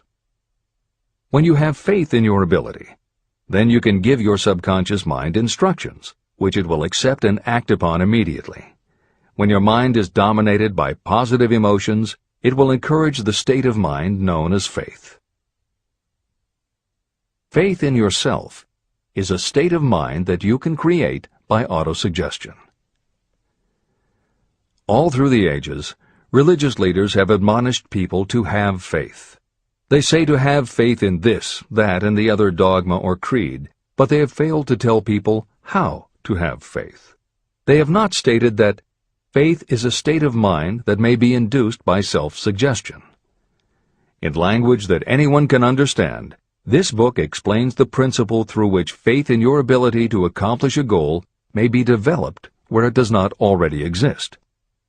Before we begin, you should be reminded again that faith is the eternal elixir that gives life, power, and action to the impulse of thought. Faith is the starting point of all accumulation of riches. Faith is the basis of all miracles and of all mysteries that cannot be analyzed by the rules of science. Faith is the only known antidote for failure. Faith is the element that, when mixed with desire, gives you direct communication with infinite intelligence. Faith is the element that transforms the ordinary vibration of thought created by the human mind into the spiritual equivalent. Faith is the only way the force of infinite intelligence can be harnessed and used. The magic of self-suggestion.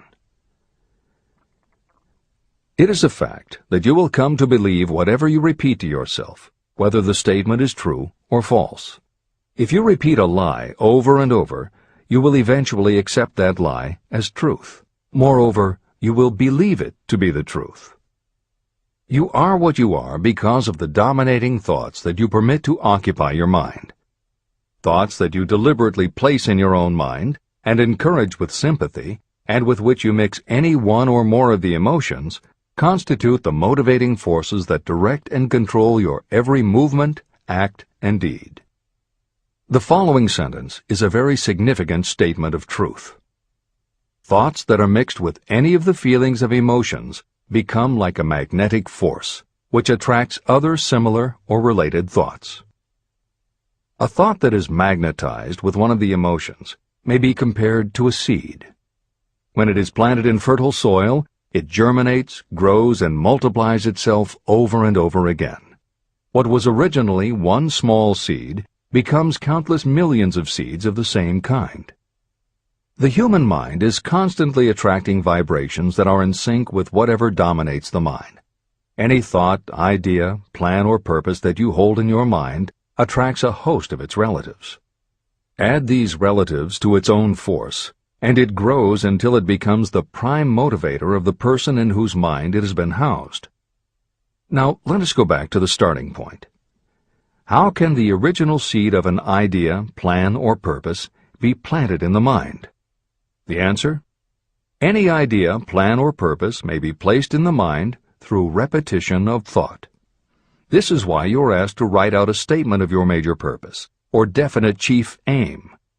Commit it to memory, and repeat it out loud day after day until these vibrations of sound have reached your subconscious mind. You are what you are because of the dominating thoughts that you permit to occupy your mind.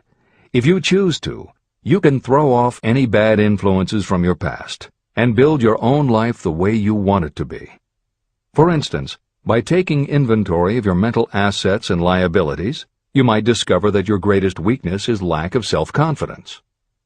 This can be overcome and translated into courage through the principle of autosuggestion. You can do this by writing out a set of simply stated positive thought impulses, memorizing them, and repeating them until they become a part of the working equipment of your subconscious mind. The following is an example for someone whose definite purpose is to overcome a lack of self-confidence. Self-confidence formula. 1. I know that I have the ability to achieve the object of my definite purpose in life. Therefore, I demand of myself persistent, continuous action toward its attainment, and I here and now promise to render such action. 2.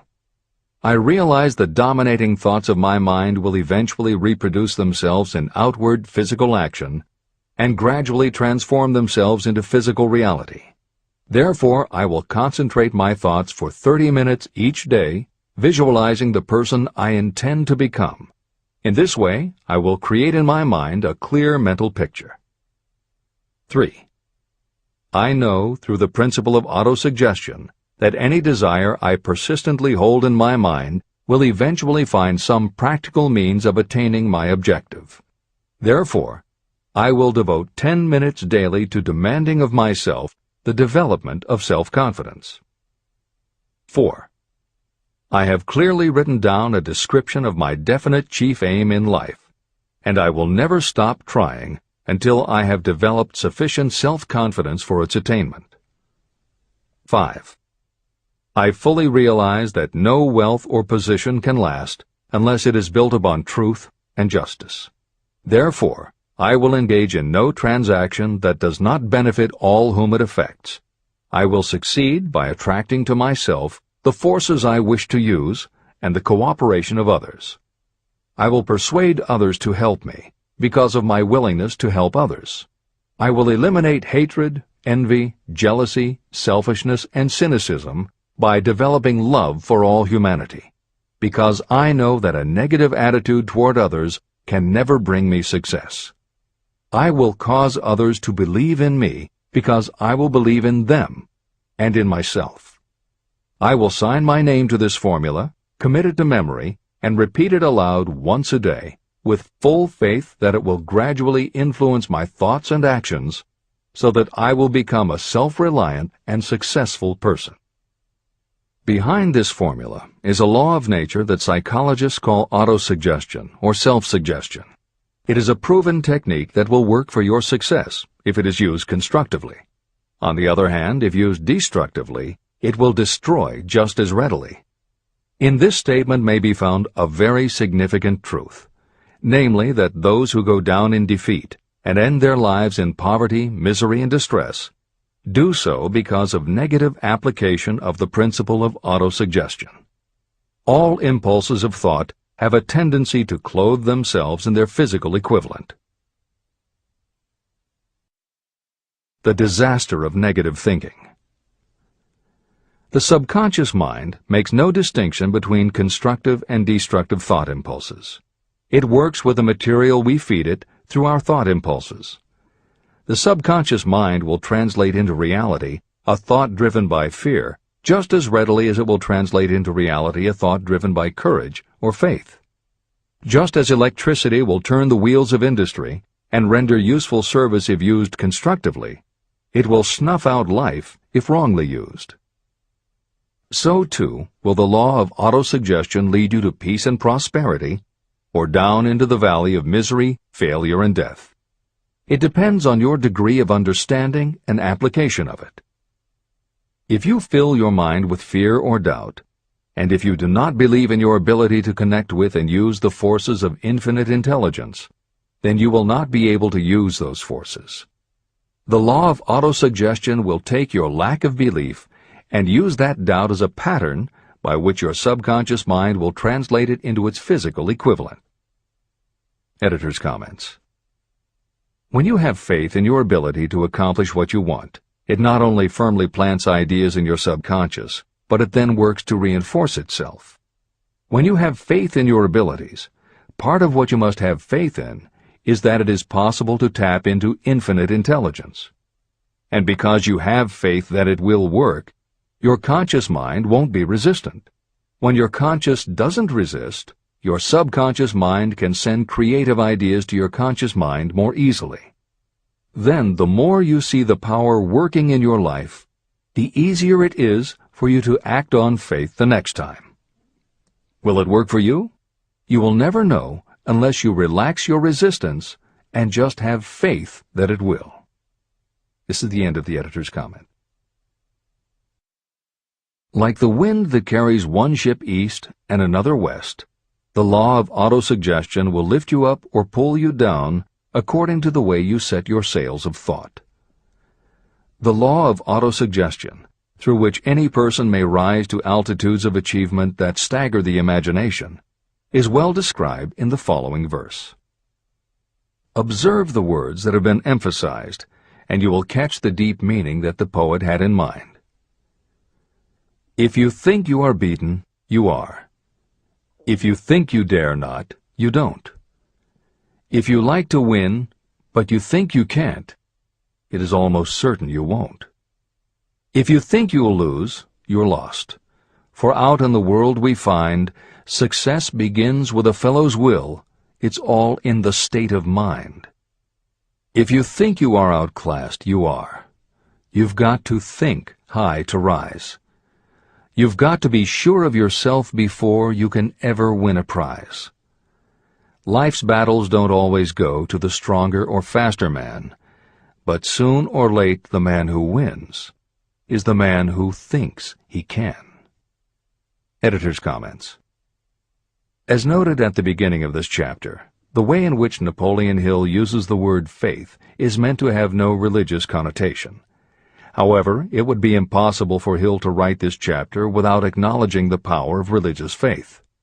Therefore, in the following two paragraphs, when Hill discusses Jesus Christ and Mahatma Gandhi as exemplifying the power of faith, he is referring to their personal faith, the absolute trust in his beliefs that Jesus exhibited, and Gandhi's total conviction and confidence in his cause. In this way, they perfectly exemplify thought impulse mixed with faith. This is the end of the editor's comment. If you wish evidence of the power of faith, study the achievements of men and women who have employed it. At the head of the list comes the Nazarene. The basis of Christianity is faith, no matter how many people may have perverted or misinterpreted the meaning of this great force. The sum and substance of the teachings and the achievements of Christ, which may have been interpreted as miracles, were nothing more nor less than faith. If there are any such phenomena as miracles, they are produced only through the state of mind known as faith. Consider Mahatma Gandhi of India, one of the most astounding examples of the possibilities of faith. Gandhi wielded more potential power than any man living in his time, and he had this power despite the fact that he had none of the orthodox tools of power, such as money, battleships, soldiers, and materials of warfare. Gandhi had no money, no home. He did not own a suit of clothes, but he did have power. How did he come by that power? He created it out of his understanding of the principle of faith and through his ability to transplant that faith into the minds of 200 million people. Gandhi accomplished the astounding feat of influencing 200 million minds to coalesce and move in unison as a single mind. What other force on earth, except faith, could do as much? How an idea built a fortune. Editor's comment. Although the following story is not exclusively about faith, and it makes no mention of autosuggestion or the subconscious mind, Napoleon Hill included it at this point in every edition of Think and Grow Rich. In fact, as Hill says, this story illustrates at least 6 of the 13 principles of success, but faith is at the center of it. If the central figure, Charles M. Schwab, had not mixed his big idea with absolute unwavering faith that he could pull it off, the whole history of American business would have been different. This is the end of the editor's comment. The event chosen for this illustration dates back to 1900, when the United States Steel Corporation was being formed. As you read the story, keep in mind the following fundamental facts and you will understand how ideas have been converted into huge fortunes. First, the United States Steel Corporation was born in the mind of Charles M. Schwab in the form of an idea he created through his imagination. Second, he mixed faith with his idea. Third, he formulated a plan for the transformation of his idea into physical and financial reality. Fourth, he put his plan into action with his famous speech at the University Club. Fifth, he applied and followed through on his plan with persistence and backed it with firm decision until it had been fully carried out. Sixth, he prepared the way for success by a burning desire for success. If you are one of those who have often wondered how great fortunes are accumulated, this story of the creation of the United States Steel Corporation will be enlightening. If you have any doubt that a person can think and grow rich, this story should dispel that doubt. You can plainly see in the story of United States Steel the application of a major portion of the principles described in this book. This astounding description of the power of an idea was dramatically told by John Lowell in the New York World Telegram, with whose courtesy it is here reprinted. Editor's comments. In order for the modern reader to fully appreciate the following newspaper story, it is appropriate at this point to provide some background information about the main players. Charles M. Schwab was Andrew Carnegie's right-hand man and president of the Carnegie Steel Corporation. Andrew Carnegie was a wealthy and powerful steel baron whose company controlled 25% of the iron and steel production in America. J.P. Morgan was a wealthy and powerful Wall Street banker whose company had arranged the financing for many of the major industrial companies in America at the beginning of the 20th century. All the reader needs to know about the other men mentioned in the story is that at the beginning of the 20th century, finance, business, and industry were dominated by a few hundred men, most of whom had amassed great fortunes through some connection with the railroads that had opened the country. These people were well known to readers of the New York World Telegram because of their financial influence.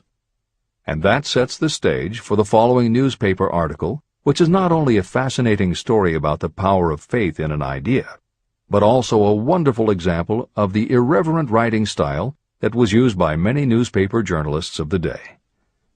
This is the end of the editor's comment.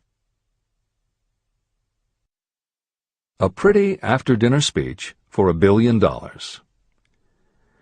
When on the evening of December 12, 1900, some 80 of the nation's financial nobility gathered in the banquet hall of the University Club on Fifth Avenue to do honor to a young man from out of the West, not half a dozen of the guests realized they were to witness the most significant episode in American industrial history.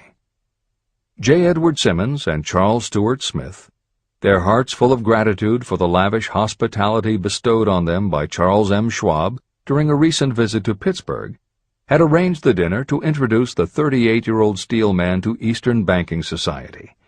But they didn't expect him to stampede the convention. They warned him, in fact, that the bosoms within New York's stuffed shirts would not be responsive to oratory, and that if he didn't want to bore the Stillmans and Harrimans and Vanderbilts, he had better limit himself to 15 or 20 minutes of polite vaporings and let it go at that. Even John Pierpont Morgan, sitting on the right hand of Schwab as became his imperial dignity, intended to grace the banquet table with his presence only briefly, and so far as the press and public were concerned, the whole affair was of so little moment that no mention of it found its way into print the next day. So the two hosts and their distinguished guests ate their way through the usual 7 or 8 courses. There was little conversation, and what there was of it was restrained. Few of the bankers and brokers had met Schwab, whose career had flowered along the banks of the Monongahela, and none knew him well. But before the evening was over, they, and with them Money Master Morgan, were to be swept off their feet, and $1 billion baby, the United States Steel Corporation, was to be conceived. It is perhaps unfortunate for the sake of history that no record of Charlie Schwab's speech at the dinner ever was made. It is probable, however, that it was a homely speech, somewhat ungrammatical, for the niceties of language never bothered Schwab, full of epigram and threaded with wit. But aside from that, it had a galvanic force and effect upon the $5 billion of estimated capital that was represented by the diners. After it was over, and the gathering was still under its spell, although Schwab had talked for 90 minutes, Morgan led the orator to a recessed window where, dangling their legs from the high, uncomfortable seat, they talked for an hour more. The magic of the Schwab personality had been turned on full force, but what was more important and lasting was the full-fledged, clear-cut program he laid down for the aggrandizement of steel. Many other men had tried to interest Morgan in slapping together a steel trust after the pattern of the biscuit, wire and hoop, sugar, rubber, whiskey, oil, or chewing gum combinations. Editor's comments. The Random House College Dictionary defines a trust as an illegal combination of industrial or commercial companies in which the stock is controlled by a central board of trustees, thus making it possible to control prices and destroy competition. Many of America's new industrial companies had grown so quickly that they were not yet profitable. They were saddled with huge debt incurred in raising the capital to finance their rapid expansion, and at the same time they were faced with having to cut costs and slash prices or go out of business. The answer for many was to join up with others in related industries to form what were called trusts or combinations. Although trusts were illegal since the passage of the Sherman Antitrust Act in 1890, companies still tried to find ways to monopolize their industries, and if their efforts weren't technically trusts, they were something very close. The one thing the large company owners who assembled these trusts needed was cash to buy up the many smaller companies they would have to own in order to effectively dominate an industry. J.P. Morgan was the banker who financed many such takeovers. This is the end of the editor's comment. John W. Gates, the gambler, had urged it, but Morgan distrusted him. The Moore boys, Bill and Jim, Chicago stock jobbers who had glued together a match trust and a cracker corporation, had urged it and failed. Elbert H. Gerry, the sanctimonious country lawyer, wanted to foster it, but he wasn't big enough to be impressive.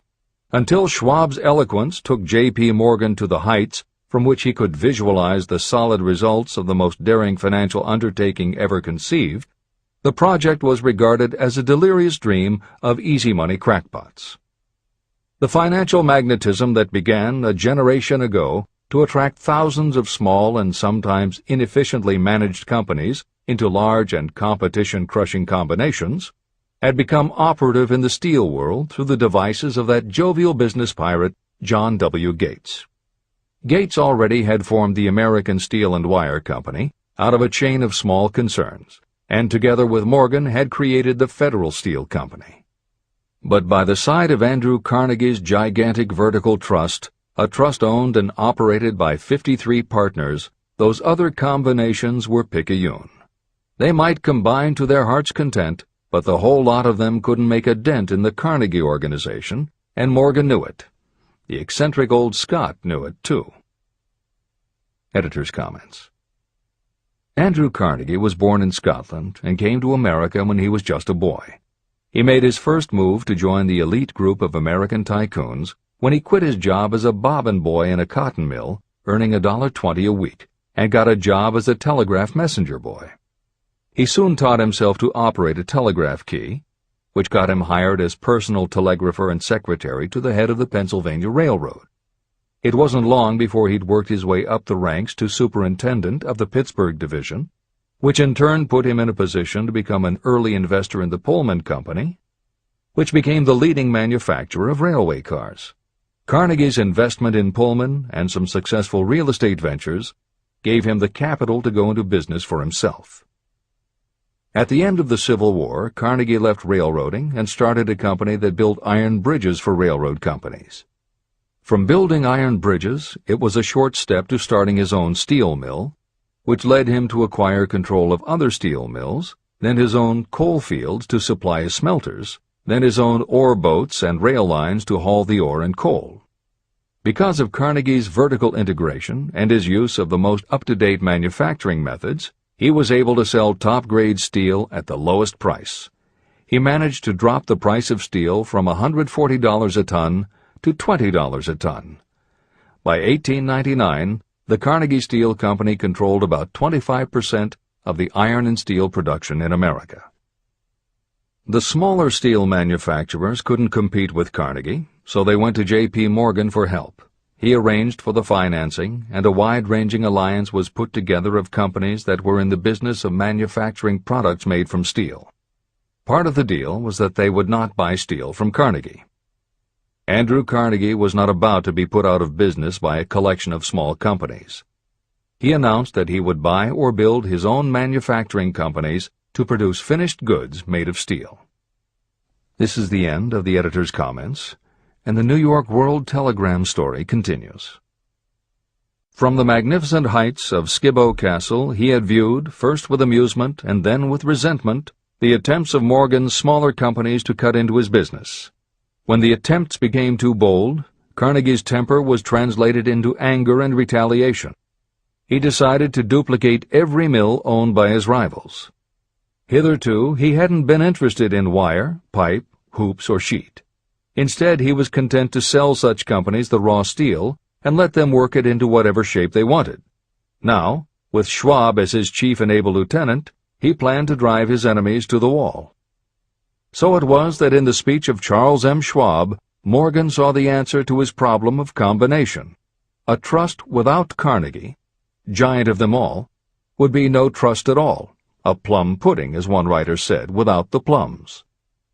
Schwab's speech on the night of December 12, 1900, undoubtedly carried the inference, though not the pledge, that the vast Carnegie enterprise could be brought under the Morgan tent.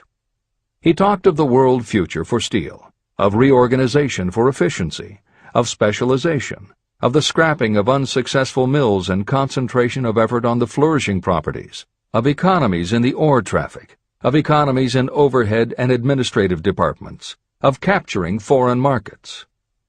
More than that, he told the buccaneers among them wherein lay the errors of their customary piracy.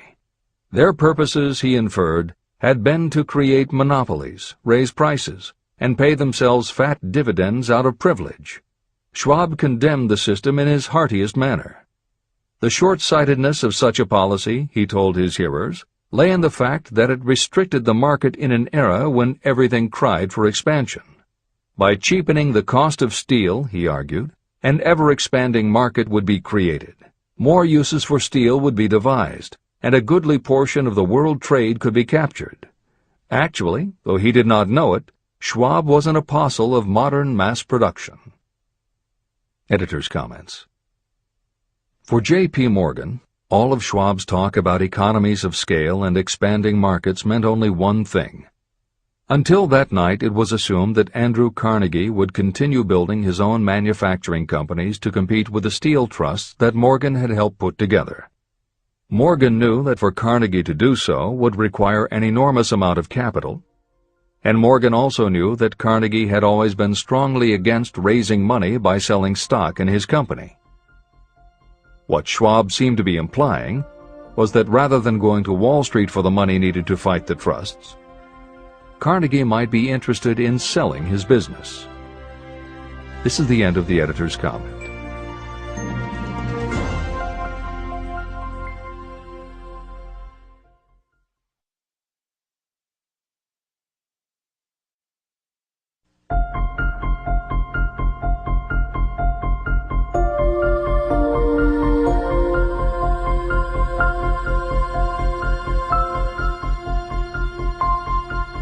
New York World Telegram story continues. So the dinner at the University Club came to an end. Morgan went home to think about Schwab's rosy predictions. Schwab went back to Pittsburgh to run the steel business for Andrew Carnegie, while Gary and the rest went back to their stock tickers to fiddle around in anticipation of the next move. It was not long coming. It took Morgan about 1 week to digest the feast of reason Schwab had placed before him. When he had assured himself that no financial indigestion was to result, he sent for Schwab, and found that young man rather coy. Mr. Carnegie, Schwab indicated, might not like it if he found his trusted company president had been flirting with the Emperor of Wall Street, the street upon which Carnegie was resolved never to tread. Then it was suggested by John W. Gates, the go-between, that if Schwab happened to be in the Bellevue Hotel in Philadelphia, J.P. Morgan might also happen to be there. When Schwab arrived, however, Morgan was inconveniently ill at his New York home, and so on the elder man's pressing invitation, Schwab went to New York and presented himself at the door of the financier's library. Now, certain economic historians have professed the belief that from the beginning to the end of the drama, the stage was set by Andrew Carnegie, that the dinner to Schwab, the famous speech, the Sunday night conference between Schwab and the Money King, were events arranged by the canny Scot. The truth is exactly the opposite.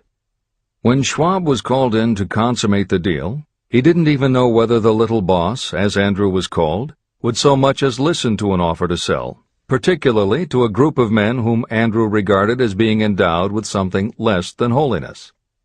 But Schwab did take into the conference with him, in his own handwriting, 6 sheets of copperplate figures, representing to his mind the physical worth and the potential earning capacity of every steel company he regarded as an essential star in the new metal firmament. 4 men pondered over these figures all night. The chief, of course, was Morgan, steadfast in his belief in the divine right of money. With him was his aristocratic partner, Robert Bacon, a scholar and a gentleman.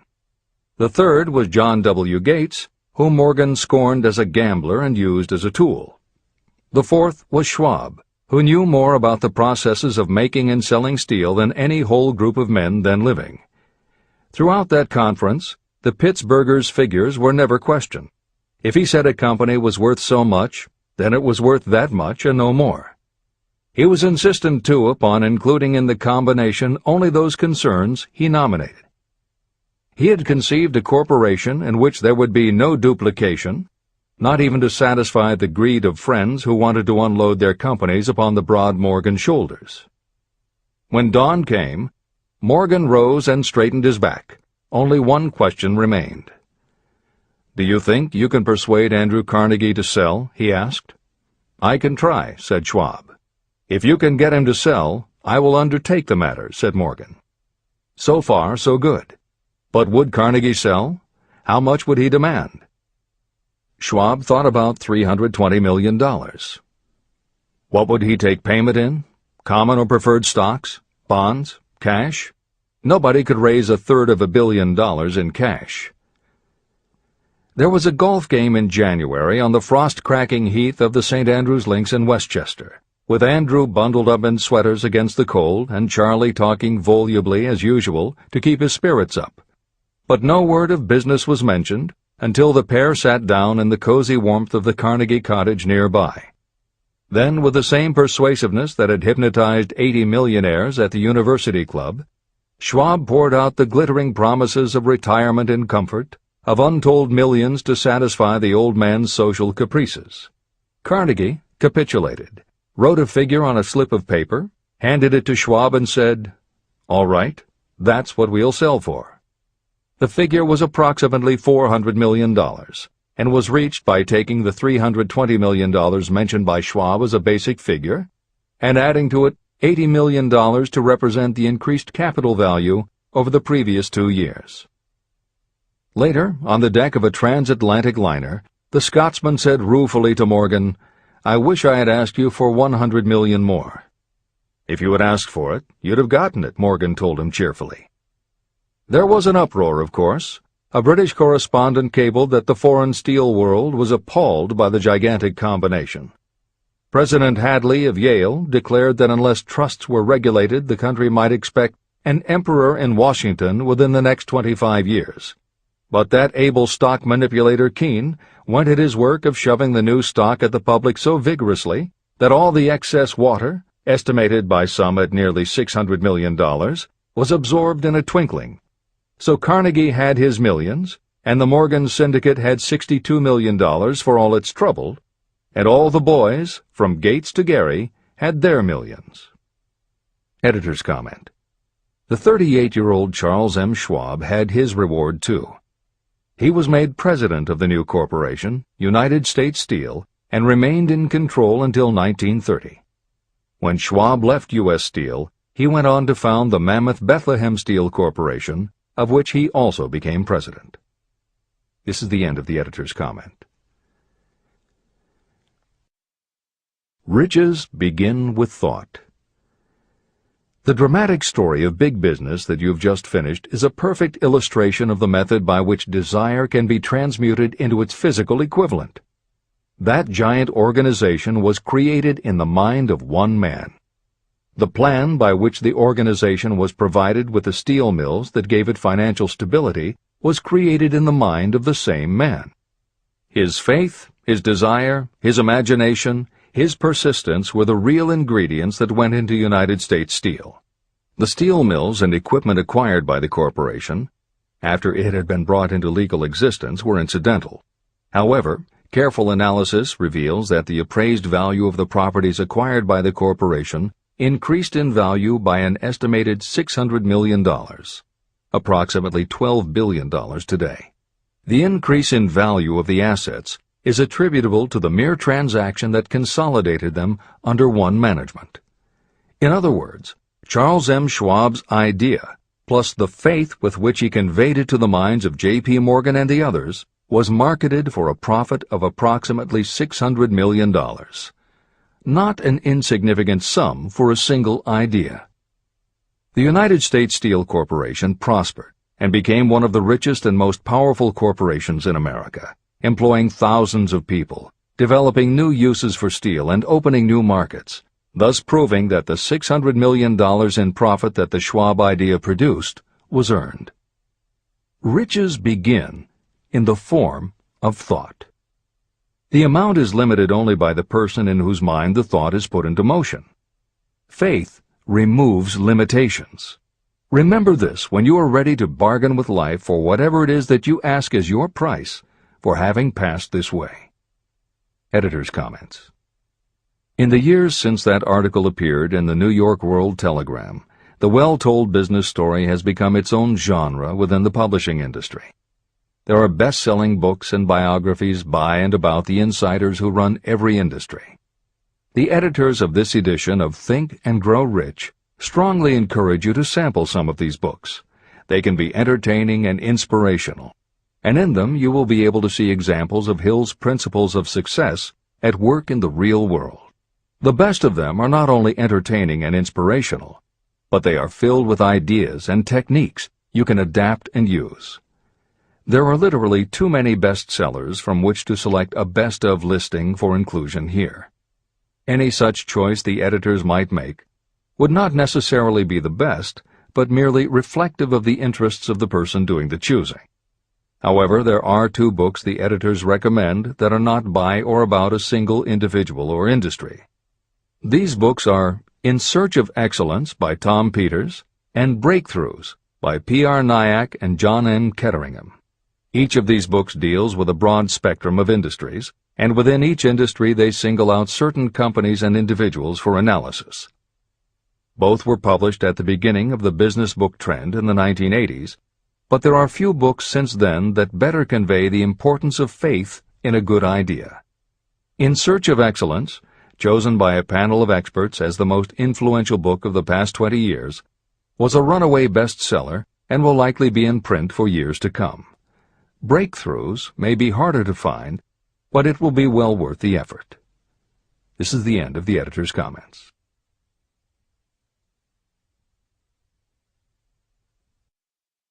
A quitter never wins, and a winner never quits. Chapter 5. Autosuggestion. The medium for influencing the subconscious mind. The third step toward riches. Autosuggestion is a term that applies to all suggestions and all self-administered stimuli that reach your mind through the 5 senses. Stated in another way, autosuggestion is self-suggestion. It is the way of communicating between that part of the mind where conscious thought takes place and that which serves as the seat of action for the subconscious mind. Through the dominating thoughts that you permit to remain in your conscious mind, it doesn't matter whether these thoughts are negative or positive, the principle of autosuggestion reaches the subconscious mind and influences it with these thoughts. Nature has built human beings so that we can have control over the material that reaches our subconscious mind through our 5 senses. However, this does not mean that we always exercise this control. In the great majority of instances, we do not exercise it, which explains why so many people go through life in poverty. Recall what I said about the subconscious mind resembling a fertile garden, in which weeds will grow if the seeds of more desirable crops are not sown. Autosuggestion is the way you may feed your subconscious on creative thoughts. Or you can, by neglecting it, permit thoughts of a destructive nature to find their way into this rich garden of the mind. Editor's comments. Numerous psychological studies and experiments with hypnotherapy have validated Napoleon Hill's concept that a person's subconscious mind retains everything that person ever experienced. Studies also support the theory that the subconscious is non-judgmental. It does not filter or interpret, it simply processes information literally and stores it. For those readers who may be dubious about the subconscious, or that thoughts stored below the level of consciousness can exert enough influence to affect attitude and behavior, the following explanation should alleviate any such doubts. There is no doubt about the existence of the conditions known by the psychological terms fixations, phobias, and compulsive behaviors. These conditions occur when a child has learned something in such a powerful or dramatic way that the knowledge becomes firmly planted in the child's subconscious mind. Then, even as the child grows to adulthood and the conscious mind learns to understand that information from a mature point of view, because the childhood learning experience was so powerful, the subconscious still retains the childhood understanding of the information. The result is a fixation, phobia, or compulsive behavior that causes a response rooted in childhood, which does not make logical sense to the adult's conscious mind. That is because it does not come from the conscious. It comes from the subconscious belief that was so emotionalized it overrides the adult's logical conscious mind. Hill's theory is based on exactly the same psychological principles. Thoughts do remain stored in the subconscious. They remain just as they were when they were input, and the more highly emotionalized the thoughts are when they are input, the more influence they exert on attitude and behavior. It is this aspect of the subconscious that will allow you to use autosuggestion as a tool with which to input the positive thoughts that will help you achieve the success you desire. This is the end of the editor's comments. See and feel money in your hands. You were instructed in the last of the 6 steps described in Chapter 3 on Desire to read aloud twice daily the written statement of your desire for money. You were also directed to see and feel yourself already in possession of the money. By following these instructions, you communicate the object of your desire directly to your subconscious mind in a spirit of absolute faith. Through repetition of this procedure, you will create thought habits that reinforce your efforts to transmute desire into its monetary equivalent. Read these steps again, very carefully, before you proceed further. 1. Fix in your mind the exact amount of money you desire. It is not sufficient merely to say, "I want plenty of money." Be definite about the amount. 2. Determine exactly what you intend to give in return for the money you desire. There is no such reality as something for nothing. 3. Establish a definite date when you intend to possess the money you desire. 4. Create a definite plan for carrying out your desire and begin at once, whether you are ready or not, to put this plan into action. 5. Now write it out. Write a clear, concise statement of the amount of money you intend to acquire, name the time limit for its acquisition, state what you intend to give in return for the money, and describe clearly the plan through which you intend to accumulate it. 6. Read your written statement aloud twice daily. Read it once just before retiring at night, and read it once after arising in the morning. As you read, see and feel and believe yourself already in possession of the money. Remember, when reading aloud the statement of your desire, through which you will develop a money consciousness, that the mere reading of the words is of no consequence, unless you mix emotion or feeling with your words. Your subconscious mind recognizes and acts only upon thoughts that have been well mixed with emotion or feeling. This is a fact of such importance as to warrant repetition in practically every chapter. The lack of understanding of this is the main reason the majority of people who try to apply the principle of autosuggestion get no desirable results. Plain, unemotional words do not influence the subconscious mind. You will get no appreciable results until you learn to reach your subconscious mind with thoughts or spoken words that have been well emotionalized with belief. Do not become discouraged if you cannot control and direct your emotions the first time you try. Remember, there is no such possibility as something for nothing. You cannot cheat even if you desire to do so. The price of ability to influence your subconscious mind is persistence in applying the principles described here. You cannot develop the desired ability for a lower price. You, and you alone, must decide whether or not the reward, the money consciousness, is worth the price you must pay for it in effort. Your ability to use the principle of autosuggestion will depend very largely upon your capacity to concentrate on a given desire until that desire becomes a burning obsession. How to strengthen your powers of concentration. When you begin to carry out the instructions in the 6 steps, it will be necessary for you to make use of the principle of concentration. Following are suggestions for the effective use of concentration. When you begin the first of the 6 steps, which instructs you to fix in your own mind the exact amount of money you desire, close your eyes and hold your thoughts on that amount of money until you can actually see the physical appearance of the money. Do this at least once each day. As you go through these exercises, follow the instructions given in Chapter 4 on faith and see yourself actually in possession of the money. Here is a most significant fact. The subconscious mind takes any orders given to it in a spirit of absolute faith and acts upon those orders.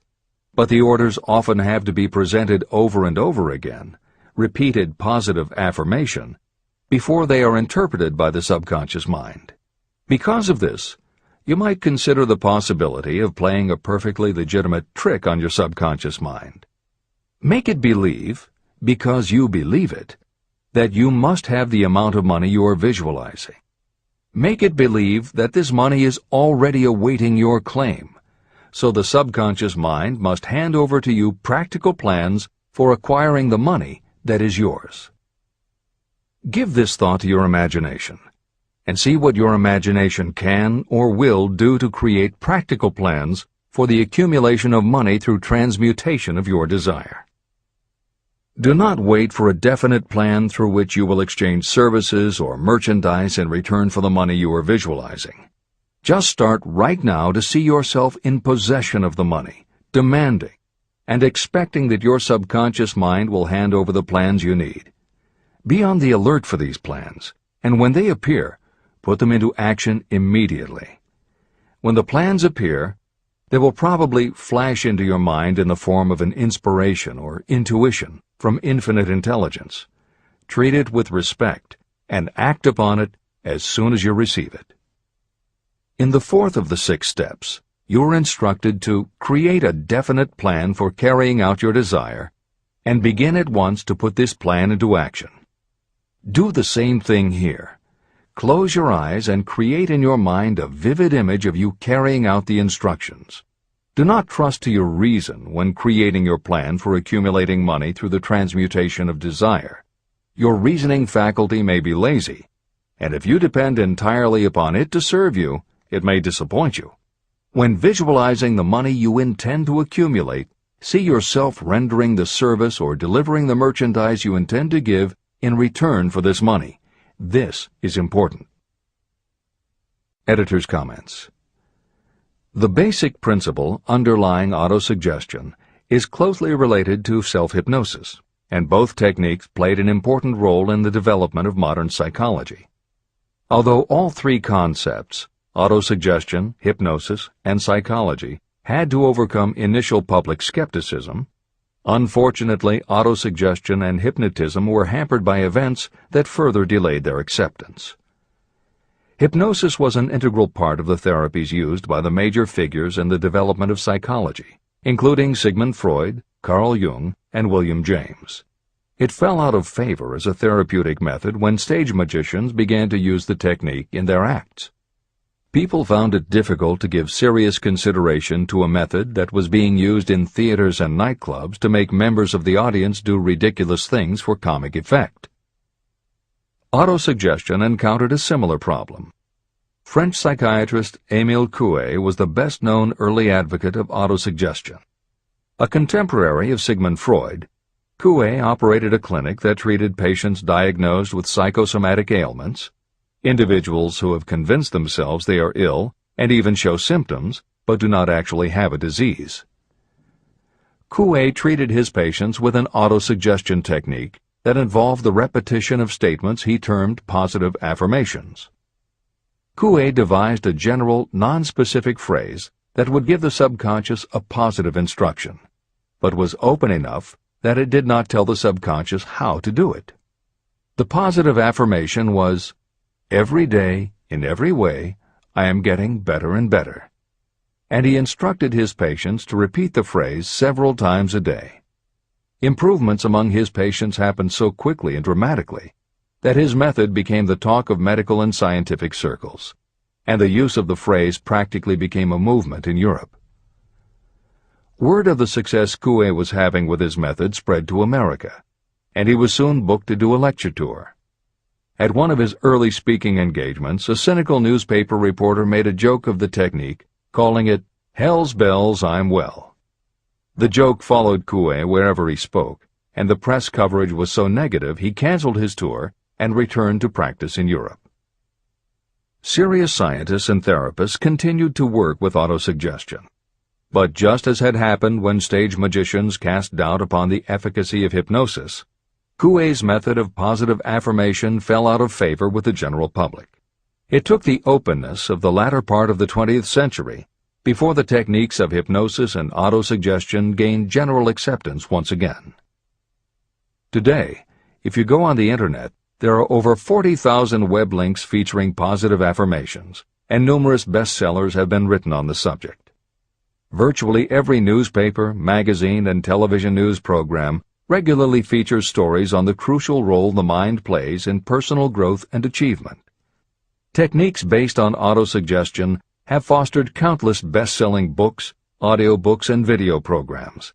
And every week thousands of people attend seminars, lectures, and retreats to be inspired by motivational speakers or spiritual leaders, and to learn techniques that will help them achieve success, almost all of which are based on the basic principles Napoleon Hill advocates in this book. When Hill instructs the reader to close your eyes and hold your thoughts on that amount of money until you can actually see the physical appearance of the money, he is in fact describing the autosuggestion technique most widely taught by contemporary motivational experts. Today it is called creative visualization, and it is regularly used by some of the most successful trainers of Olympic athletes and professional sports teams. It is used by NASA in training astronauts, and medical professionals use it in a variety of ways, including teaching it to patients who need to elevate their autoimmune system. Using visualization effectively is much more than simply daydreaming about something you would like to have or a goal you would like to achieve. Visualization is a specific technique that involves the use of imagination, creativity, vivid imagery, and affirmations, all focused on creating something you wish to manifest in reality. Napoleon Hill identified the practice of visualization and wrote about it as early as 1928 in his first bestseller, Law of Success. Since then, many other psychologists, medical professionals, motivational speakers, and authors have developed systems based on the same principles. Dr. Maxwell Maltz, a noted plastic surgeon, found that often it was as important for his patients to change their inner perception of themselves as it was to change their outer appearance. Dr. Maltz's landmark bestseller, Psycho-Cybernetics, draws heavily on visualization as a way to increase self-esteem and improve a wide range of abilities. The Silva method, which is another variation on visualization, has been taught to millions of people by certified Silva trainers who hold seminars throughout the country. Jose Silva's best-selling book, The Silva Mind Control Method, has also sold many millions of copies.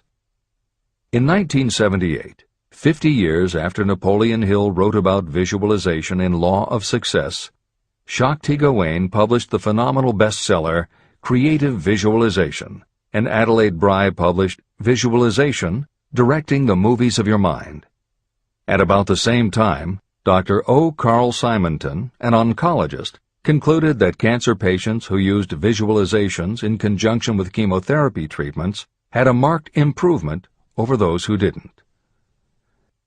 His bestseller, Getting Well Again, had a profound impact, and it was followed by books from other respected medical professionals, such as Love, Medicine, and Miracles by Dr. Bernie Siegel, and Superimmunity by Dr. Paul Purcell. Other bestsellers by Dr. John Sarno, Dr. Deepak Chopra, and Dr. Andrew Weil have made what once was referred to as alternative medicine now part of mainstream medical practice. This is the end of the editor's comments. Stimulate your subconscious mind. The instructions given previously for the steps necessary in your desire for money will now be summarized and blended with the principles covered by this chapter, as follows. 1. Go to some quiet spot, preferably in bed at night, where you will not be disturbed or interrupted. Close your eyes and repeat aloud, so that you may hear your own words, the written statement of the amount of money you intend to accumulate. Be specific about the time limit for its accumulation, and a description of the service or merchandise you intend to give in return for the money. As you carry out these instructions, see yourself already in possession of the money.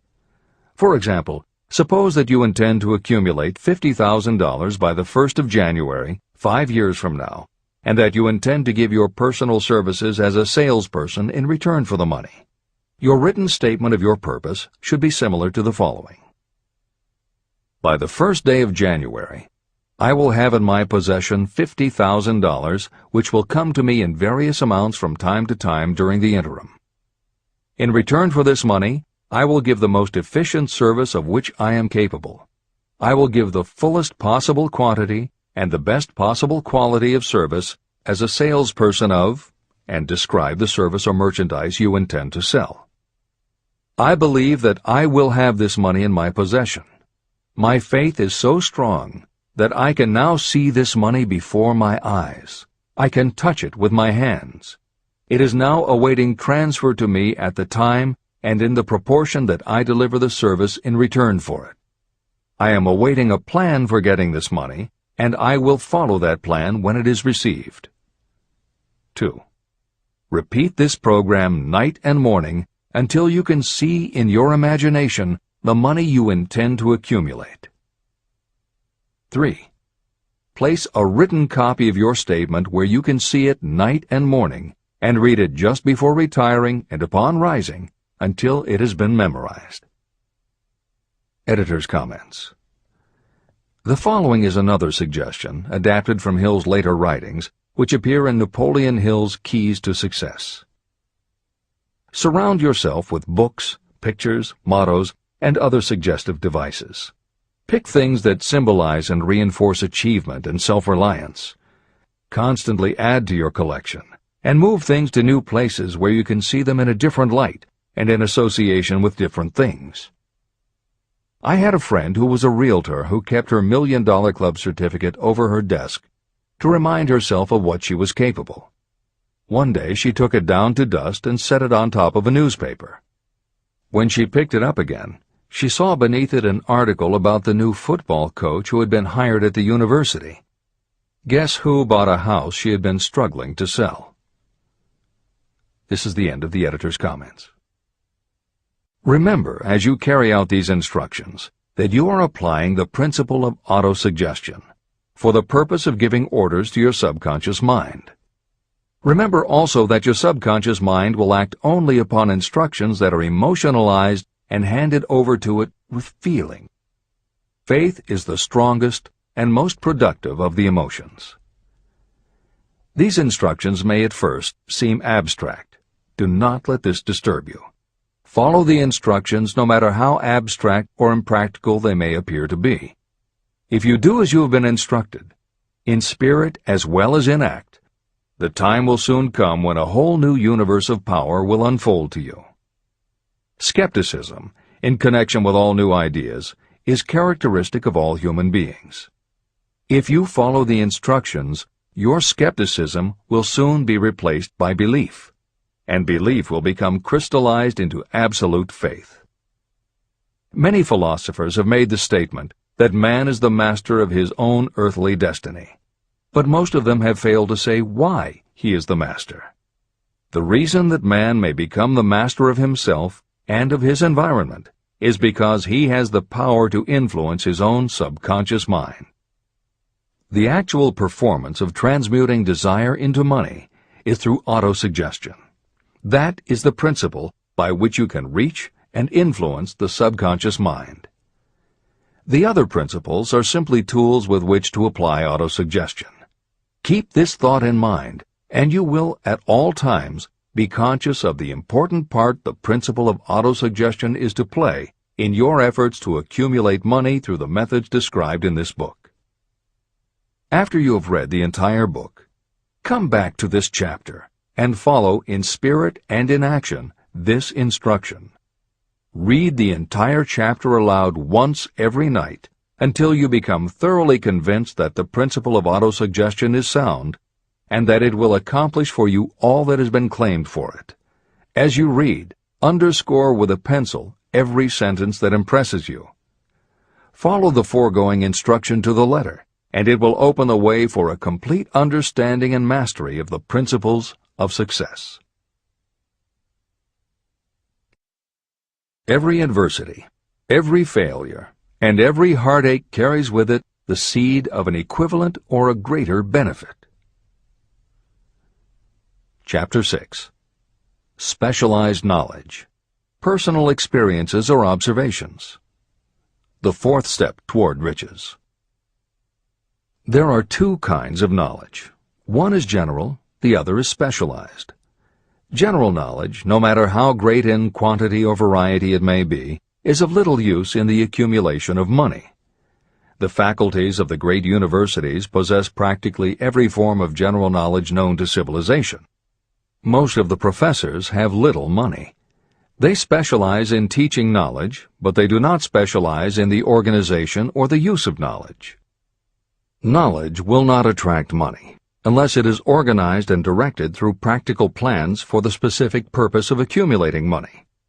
Lack of understanding of this fact has been the source of confusion to millions of people who falsely believe that knowledge is power. It is nothing of the sort. Knowledge is only potential power. It becomes power only when and if it is organized into definite plans of action and directed to a definite end. The missing link in all systems of education is that educational institutions fail to teach their students how to organize and use the knowledge after they have acquired it. Many people made the mistake of assuming that because Henry Ford had little schooling, he was not a man of education. Those who made this mistake did not understand the real meaning of the word educate. That word is derived from the Latin word educo, meaning to educe, to draw out, or to develop from within. An educated person is not necessarily one who has an abundance of general or specialized knowledge.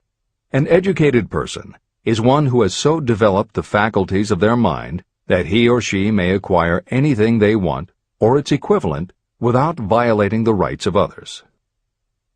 During the World War, a Chicago newspaper published editorials in which, among other statements, Henry Ford was called an ignorant pacifist. Mr. Ford objected to the statements and sued the paper for libeling him. When the suit was tried in the courts, the attorneys for the paper called Mr. Ford to the witness stand for the purpose of proving to the jury that he was ignorant. They asked Mr. Ford a great variety of questions. All of them intended to prove that while he might possess considerable specialized knowledge about manufacturing automobiles, he was in the main ignorant.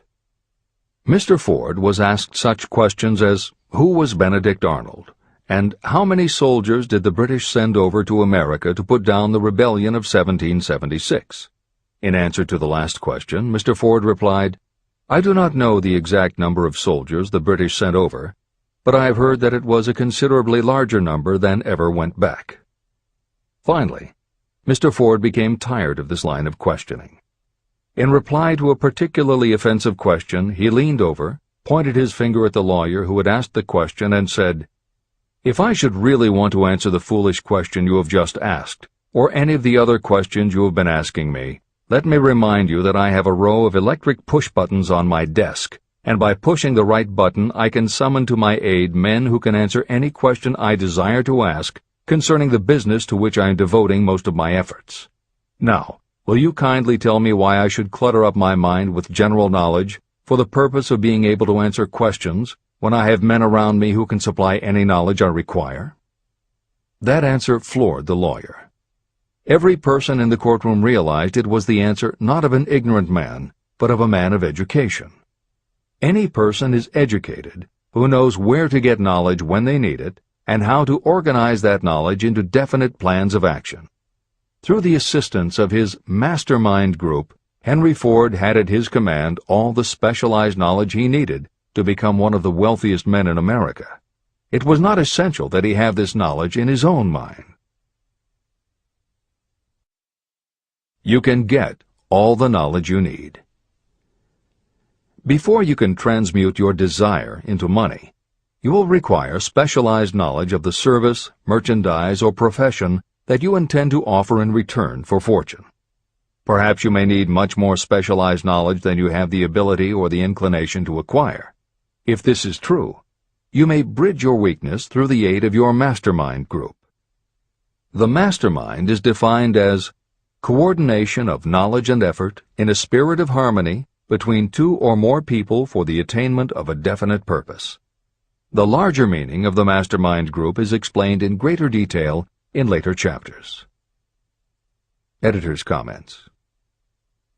After reading Hill's definition of the mastermind, many people may assume that he is describing teamwork. That would not be correct. The following explanation is adapted from the Napoleon Hill Foundation's book, Believe and Achieve. Teamwork can be achieved by any group, even one whose members have disparate interests, because all it requires is cooperation. In teamwork, people might simply be cooperating because they like the leader or out of a sense of duty. Some team members will give 100% to any team that pays them enough, but they have little concern about the objective. And sometimes there is good teamwork because different members have different agendas. A board of directors may disagree, even be unfriendly, and still run a business successfully. Musical groups are made up of notoriously self-centered people who work as a team if it will help them get ahead. Masterminds, on the other hand, are formed of individuals who have the same agenda, a deep sense of mission, and commitment to the same goal.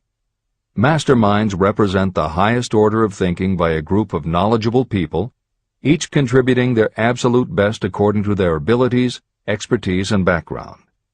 If you have ever been a part of a meeting when everything just clicked and ideas built upon other ideas, with each member contributing until out of the group activity came the best possible idea or solution, that was a mastermind at work. Napoleon Hill believed that you must make the mastermind experience a regular part of your life if you really want to succeed. How to select the right people for your mastermind will be discussed further in Chapter 11, The Power of the Mastermind. This is the end of the editor's comment. The accumulation of great fortunes calls for power, and power is acquired through highly organized and intelligently directed specialized knowledge. That knowledge does not, necessarily, have to be in the possession of the person who accumulates the fortune. This should give hope and encouragement to those who want to accumulate a fortune, but don't have the necessary education to supply such specialized knowledge. People sometimes go through life suffering from inferiority complexes because they are not people of education. The person who can organize and direct a mastermind group of people who possess the knowledge needed is just as much a person of education as any other individual in the group. Thomas A. Edison had only 3 months of schooling during his entire life, but he did not lack education. Neither did he die poor. Henry Ford had less than a 6th grade schooling, but he managed to do pretty well by himself financially. Albert Einstein was working as a clerk in a patent office when he began to develop his world-altering scientific theories. Editor's comments.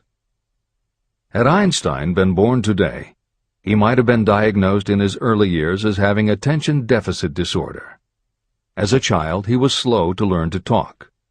As a student, he showed little promise and was expelled from at least one school. But what Einstein could do was to focus his concentration on a goal of his choice. His famous theories were the result of thought experiments that took place inside his mind. It is said that the breakthrough which led him to the theory of relativity came not from specialized knowledge of physics or mathematics, but from his ability to imagine what would happen if he were riding on a beam of starlight through space. This is the end of the editor's comments. Specialized knowledge is among the most plentiful and the cheapest forms of service that may be had. If you doubt this, consult the payroll of any university. It pays to know how to purchase knowledge, and it pays to know where to look. First of all, decide the sort of specialized knowledge you require and the purpose for which it is needed. To a large extent, your major purpose in life, the goal toward which you are working, will help determine what knowledge you need. Your next move requires that you have accurate information concerning dependable sources of knowledge. The more important of these are your own experience and education, experience and education available through cooperation of others, mastermind alliance, colleges and universities, public libraries, and even easier, the Internet, special training courses, through night schools and home study courses in particular.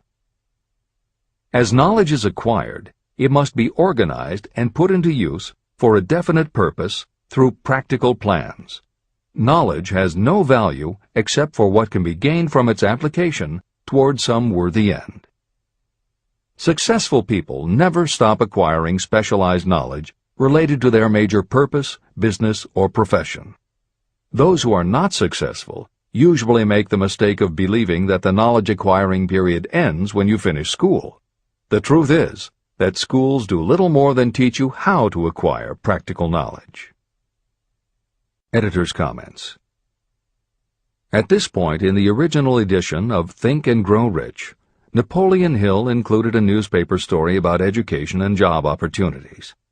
Although the contemporary job market has changed considerably, the author of the article, Robert Moore, Director of Placements at Columbia University, made some comments that are perfectly aligned with the philosophy of Think and Grow Rich and are still holding true today.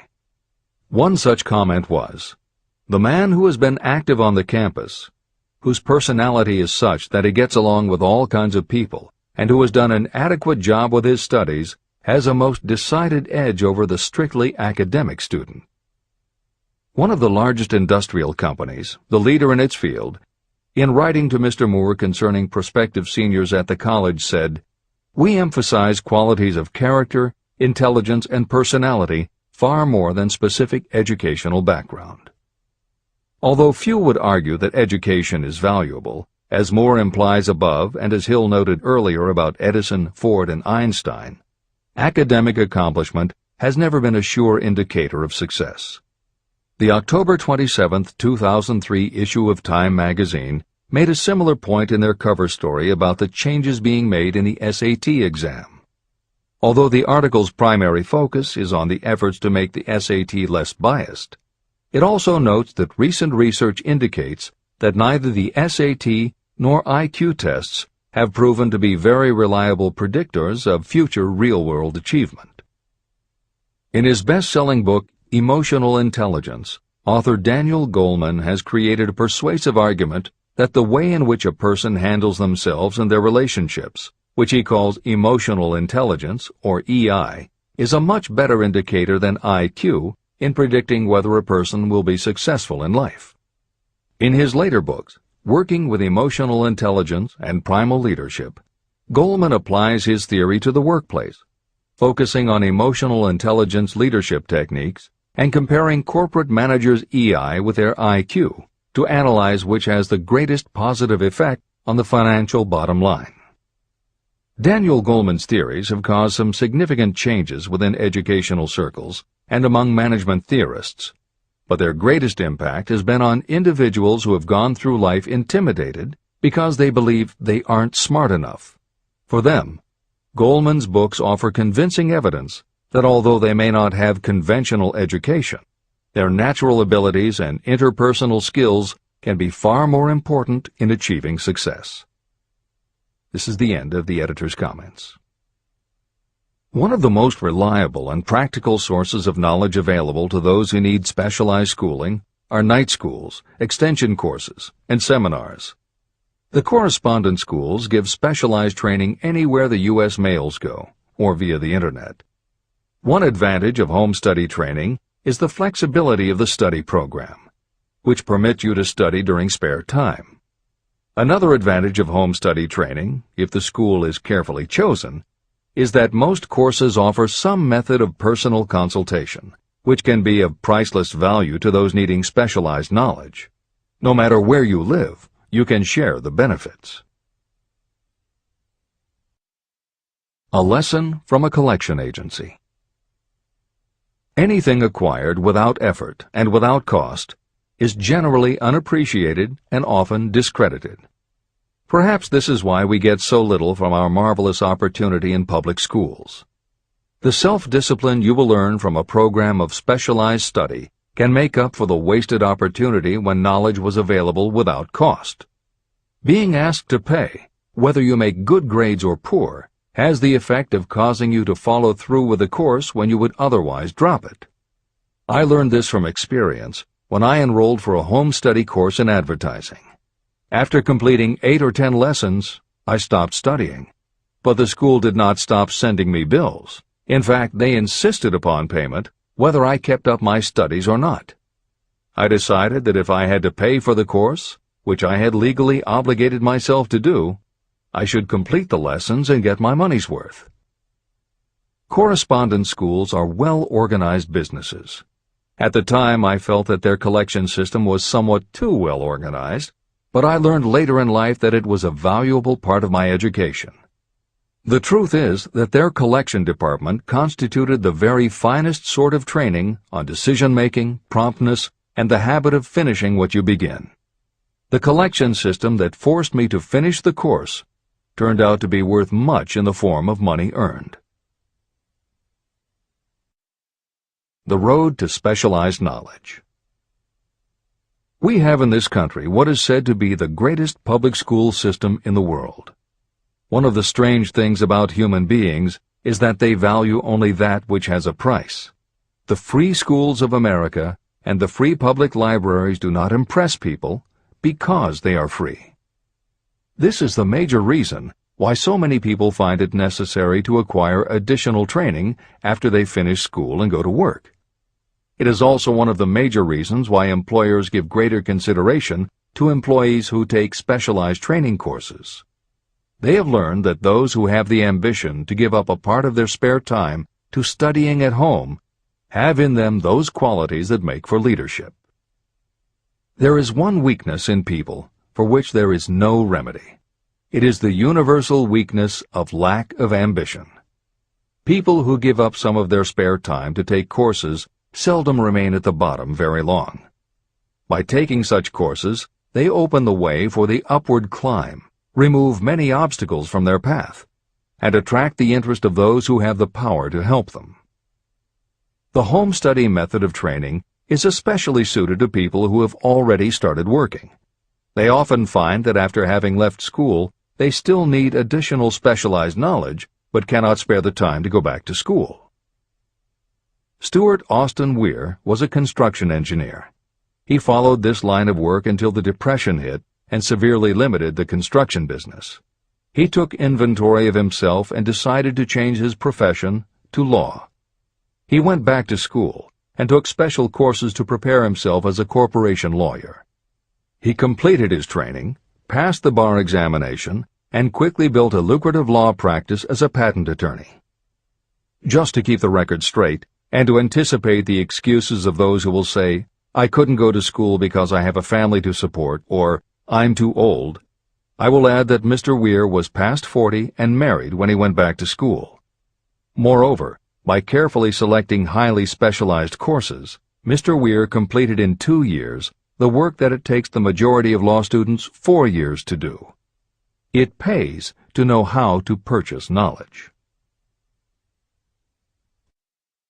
A simple idea that paid off.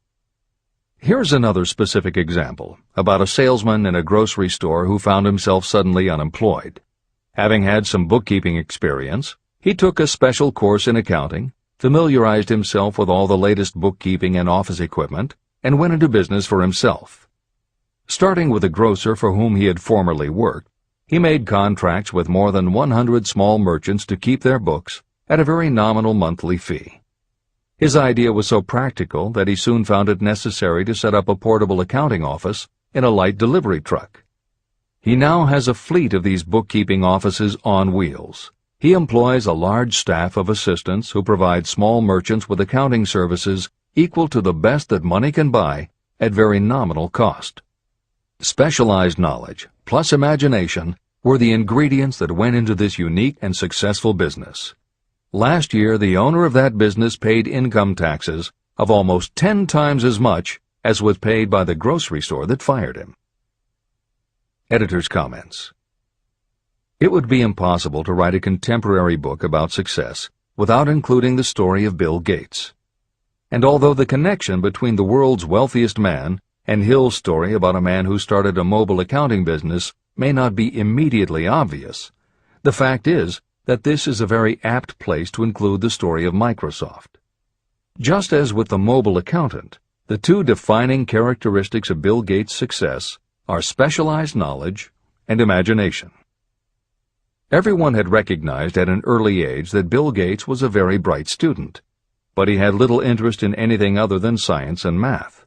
And when the mothers group at his school arranged for the students to learn about computing, that became his passion. By the time he was 13, he taught himself computer programming. And throughout high school and his years at university, his life revolved around computer clubs and odd jobs working for companies that had something to do with computers.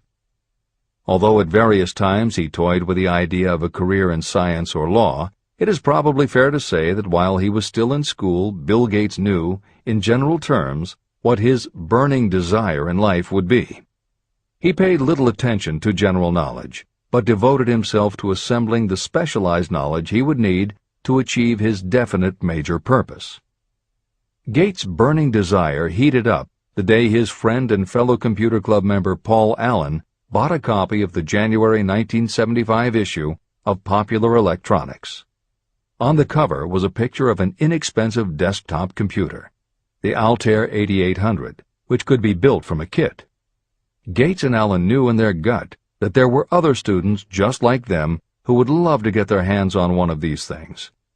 At the time, it took a lot of imagination to foresee the impact computers might have on the average person. And even though they didn't own an Altair, they decided they could write a computer program for it. That took even more imagination. They contacted Ed Roberts, the founder of the company that made the Altair, and pitched their idea. Roberts told them he was getting offers from all over, and his policy was that whoever wrote it first would get the job. For the next 2 months, they tore apart the manual, gleaning the specialized knowledge they would need to write the program. They were the first to deliver a workable operating system, and Roberts bought it from them for $3,000 plus a royalty on sales. With their vision of the future burning in their imaginations, Gates and Allen used the advance and their royalties to launch a company that would be in the business of writing computer programs. They named their new company Microsoft and called old friends from their high school computer club to staff it. Bill Gates was 19 and Paul Allen was only a few years older. They and about 9 of their friends started writing programs for Apple Computer, Commodore, and anyone else who would contract with the company for their services. For the next 5 years, Bill Gates and Paul Allen had their share of imaginative ideas, but mostly they concentrated on learning the specialized knowledge needed to run and grow a successful business.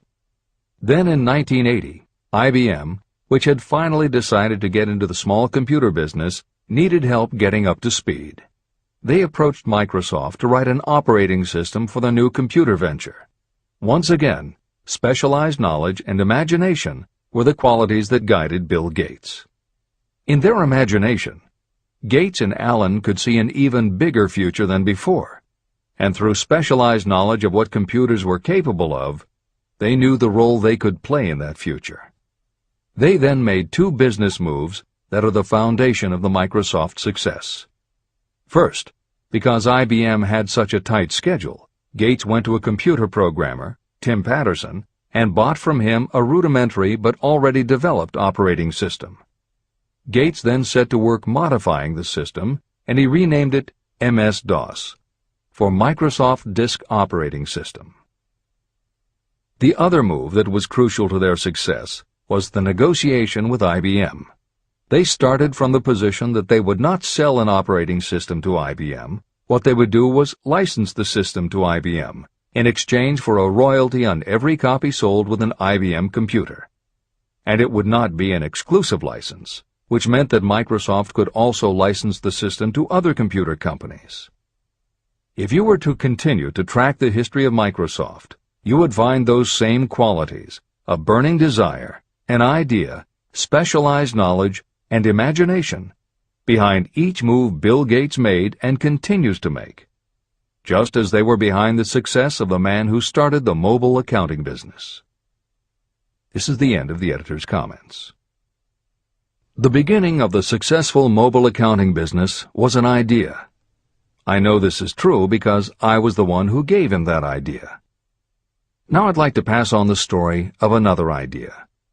and it was my accountant friend who indirectly suggested this one to me. When I first proposed the accounting idea to him, he said, "I like the idea, but I would not know how to turn it into cash." In other words, he did not know how to market his bookkeeping knowledge after he had acquired it. So, with the aid of a young woman copywriter, a very attractive presentation was prepared describing the advantages of the new system of bookkeeping. The brochure told the story of this new business so effectively that its owner soon had more accounts than he could handle. There are thousands of people all over the country who need the services of a merchandising specialist capable of preparing an attractive way to market personal services. This idea was born of the necessity to solve a specific problem. But it did not stop by serving merely one person. The woman who created the presentation has a keen imagination. She saw in her newly born brainchild the making of a new profession to serve thousands of people who need practical guidance in marketing personal services. Spurred to action by the success of her first prepared plan to market personal services, this woman turned to solving a similar problem for her son. He had just finished college, but had been totally unable to find a market for his services. The plan she created for him was the best example of merchandising personal services I have ever seen. When the presentation had been completed, it contained nearly 50 pages of beautifully typed, properly organized information. It told the story of her son's natural abilities, schooling, personal experiences, and a great variety of other information. The book also contained a complete description of the position her son desired, together with a marvelous word picture of the exact plan he would use in filling his position.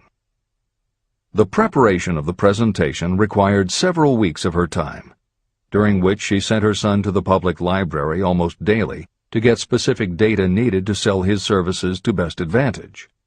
She also sent him to all the competitors of his prospective employer, where he gathered information concerning their business methods. This was of great value in the formation of the plan he intended to use in filling the position he sought. When the plan was finished, it contained more than half a dozen very fine suggestions that would benefit the prospective employer. You don't have to start at the bottom. You may be inclined to ask, why go to all this trouble to secure a job? The answer is, doing a thing well is never trouble. The plan prepared by this woman for her son helped him get the job at the first interview and at a salary fixed by himself. Moreover, and this too is important, the position did not require the young man to start at the bottom. He began as a junior executive at an executive salary. Why go to all this trouble? Well, for one thing, this young man's planned presentation saved him no less than 10 years of working his way up. The idea of starting at the bottom and working your way up may appear to be sound, but the major objection to it is this. Too many of those who begin at the bottom never manage to lift their heads high enough to be seen by those who count. And the outlook from the bottom is not very bright or encouraging. It has a tendency to kill off ambition. You get into a rut, and you accept your fate because you form the habit of daily routine. Often this habit finally becomes so strong you don't even try to throw it off. And that is another reason why it pays to start 1 or 2 steps above the bottom. By so doing, you will form the habit of looking around, of observing how others get ahead, of seeing opportunity, and of embracing it without hesitation. A splendid example of what I mean is Dan Halpin. During his college days, he was manager of the famous 1930 championship Notre Dame football team, when it was under the direction of the late Knute Rockne. Halpin finished college at a very unfavorable time. The Depression had made jobs scarce. So after a fling at investment banking and motion pictures, he took the first job with a potential future he could find. It was selling electrical hearing aids on a commission basis. Anyone could start in that sort of job, and Halpin knew it, but it was enough to open the door of opportunity to him. For almost 2 years he worked at the job, but it didn't satisfy him. He would never have risen above that job if he had not done something about his dissatisfaction. He aimed first at the job of assistant sales manager of the company. and he got the job. That single step upward placed him high enough above the crowd for him to see still greater opportunity. Also, it placed him where opportunity could see him. In his new position, he did so well selling hearing aids that A.M. Andrews, chairman of the board of the Dictograph Products Company, a competitor of the company for which Halpin worked, asked to meet with him. Mr. Andrews wanted to know something about that man Dan Halpin, who was taking big sales away from the long-established Dictograph Company. When the interview was over, Halpin was the new sales manager in charge of the Acousticon division of Dictograph. Then, to test young Halpin's mettle, Mr. Andrews went away to Florida for 3 months, leaving him to sink or swim in his new job. He did not sink. Newt Rockney's spirit of all the world loves a winner and has no time for a loser inspired him to put so much into his job that he was elected vice president of the company. Vice president was a job that most would be proud to earn through 10 years of loyal effort, but Halpin turned the trick in little more than 6 months. One of the major points I'm trying to emphasize through this entire philosophy is that we rise to high positions or remain at the bottom because of conditions we can control, but only if we desire to control them. I am also trying to emphasize another point, that both success and failure are largely the results of habit. I have not the slightest doubt that Dan Halpin's close association with the greatest football coach America ever knew planted in his mind the same kind of desire to excel that made the Notre Dame football team world famous. Truly, there's something to the idea that hero worship is helpful, provided you worship a winner. My belief in the theory that business associations are vital factors, both in failure and in success, was clearly demonstrated when my son Blair was negotiating with Dan Halpin for a position. Mr. Halpin offered him a beginning salary of about 1/2 what he could have gotten from a rival company. I brought parental pressure to bear, and encouraged Blair to accept the job with Mr. Halpin. I believe that close association with people who refuse to compromise with circumstances is an asset that can never be measured in terms of money. The bottom is a monotonous, dreary, unprofitable place for any person. That is why I have taken the time to describe how lowly beginnings can be overcome by proper planning. Make your ideas pay off through specialized knowledge. The woman who prepared the personal service sales plan for her son now receives requests from all parts of the country, from others who want to market their personal services for more money.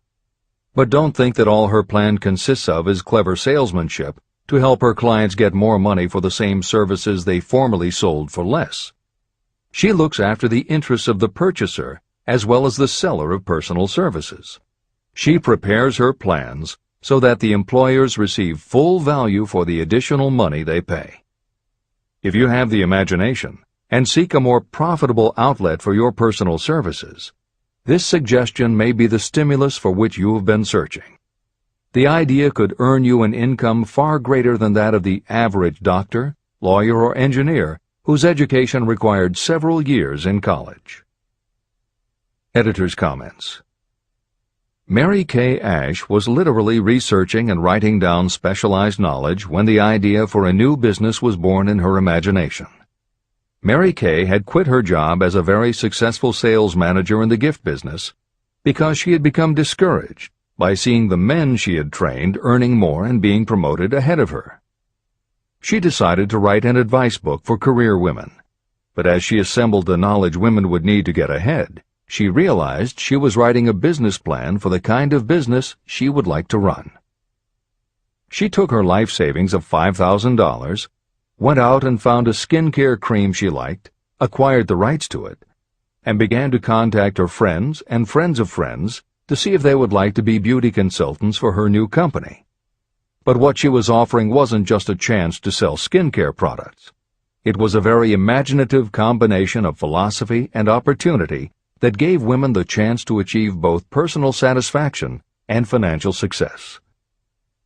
The company showed a modest profit in its first year, and continued to grow each year until, by the beginning of the 21st century, There are over 1 million independent beauty consultants in 30 countries with wholesale sales of more than $1.5 billion.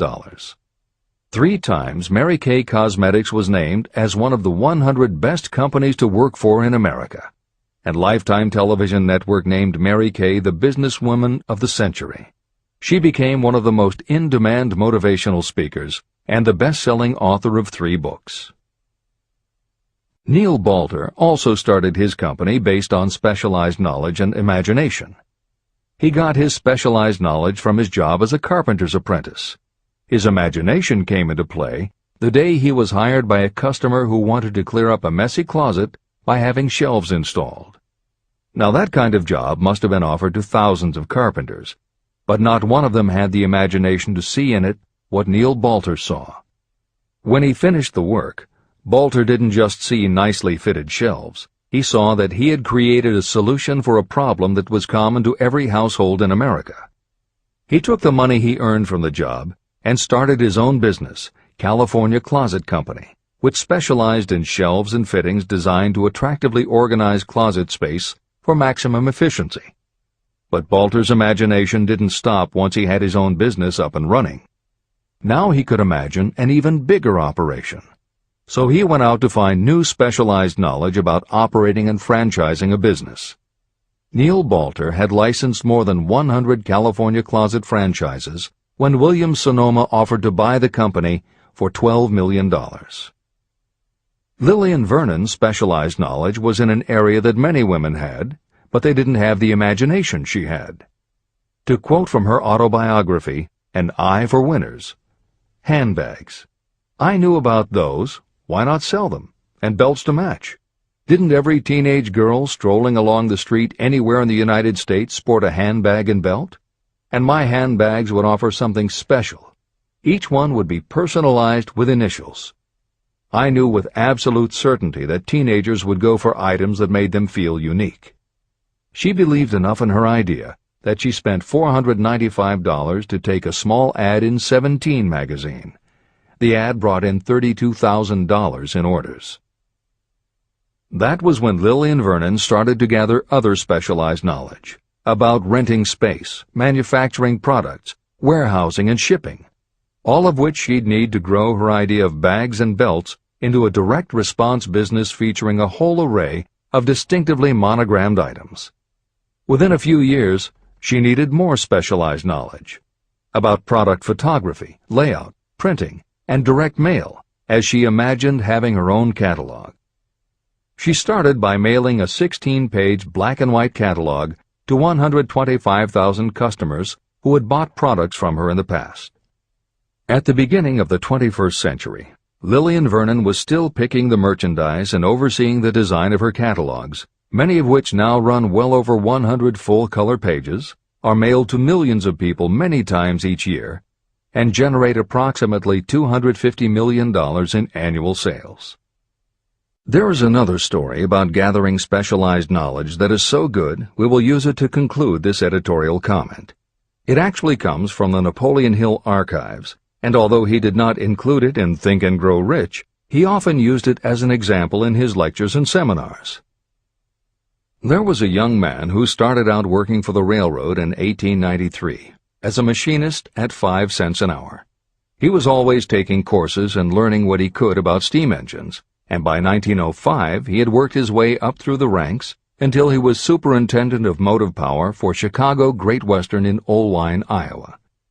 Then he did something that must have made his friends think he had taken leave of his senses. He was attending the Chicago Automobile Show when a red and white locomobile caught his attention. He put up his life savings of $700 and convinced a friend to co-sign a loan for $4,300 so he could buy the car. He promptly took it home, put it into a shed, jacked it up, and proceeded to take it apart piece by piece. Then he put it back together again. Then he took it apart and put it back together again. After doing that a few more times, he had learned what he wanted to know. And that was how Walter P. Chrysler gathered the specialized knowledge he needed to get himself out of railroading and into the automobile business. This is the end of the editor's comment. There is no fixed price for sound ideas. Behind all ideas is specialized knowledge. But remember, specialized knowledge is more abundant and more easily acquired than ideas. Because of this truth, there are ever-increasing opportunities for the person capable of helping men and women sell their personal services. Capability means imagination, the one quality needed to combine specialized knowledge with ideas to create organized plans that will yield riches. If you have imagination, this chapter may present you with an idea that is the beginning of the riches you desire. Remember, the idea is the main thing. Specialized knowledge may be found just around the corner, any corner.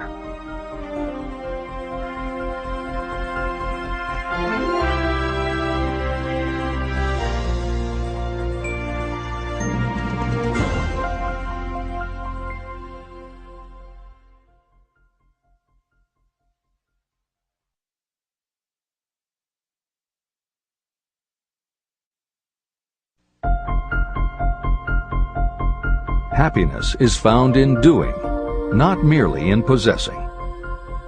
Chapter 7. Imagination, the workshop of the mind. The fifth step toward riches. The imagination is literally the workshop where all plans are created. It is where the impulse, the desire, is given shape, form, and action through the aid of the imaginative faculty of the mind. It has been said that we can create anything that we can imagine. Through the aid of imagination, we have discovered and harnessed more of nature's forces during the past 50 years than during the entire history of the human race previous to that time. And even with all we have accomplished, we have come nowhere near the limit of what we are capable. Our only limitation, within reason, lies in the development and use of our imagination. The human imagination offers so much possibility, it is as though we have merely discovered that we have an imagination, and have just started to use it in a very elementary way. Two forms of imagination. The imaginative faculty functions in two forms. One is known as synthetic imagination, and the other as creative imagination. Editor's comments. In modern usage, the word synthetic has taken on a negative connotation, implying that something is artificial, not the real thing. Today the word synthesized, which is defined as something made up from component parts, would better describe what Hill had in mind, and has been substituted here accordingly. This is the end of the editor's comment. Synthesized imagination. Through this faculty, you arrange old concepts, ideas, or plans into new combinations. Synthesized imagination does not create anything. It merely works with the material of experience, education, and observation with which it is fed. It is the faculty used by most inventors, with the exception of those geniuses who draw upon the creative imagination when they cannot solve problems through synthesized imagination. Creative imagination. Through the faculty of creative imagination, the finite human mind has direct communication with infinite intelligence, the faculty through which hunches and inspirations are received. It is by this faculty that all basic or new ideas are handed over to mankind. It is through this faculty that we pick up vibes from other people, and in that way one individual may tune in or communicate with the subconscious minds of others. This concept is explained in greater detail later. The creative imagination works automatically, but only when your conscious mind is motivated, energized, and working at such a high rate that it becomes very perceptive and receptive, such as when the conscious mind is stimulated through the emotion of a strong desire. The great leaders of business, industry, and finance, and the great artists, musicians, poets, and writers became great because they developed the faculty of creative imagination. Editor's comment. At this point, it should be noted that both kinds of imagination are equally valuable to you, and they work together so seamlessly it is often hard to tell where one ends and the other begins. For instance, when Jeff Bezos created the idea of Amazon.com, was it synthesized imagination or creative imagination? At the time, Many people were getting onto the idea of the Internet as a sales medium. From this, it could be concluded that he was drawing upon experience, education, and observation, which would mean he was using synthesized imagination. But why did he decide to sell books? Was that synthesized or creative? Did that idea come out of something in his subconscious that just felt like books were the right thing? And what about that name? Calling a bookstore Amazon didn't make sense to anyone but Bezos, but it certainly caught the public's attention. How important was the name in the store's success? Was that choice creative or synthesized? Now take it a step further. What about eBay? Amazon had already shown that you could sell a lot of goods on the Internet. When Pierre Omidyar hit on the idea of selling things on the Internet by turning it into an auction house, what part was synthesized and what part was creative? The answer is, it doesn't matter.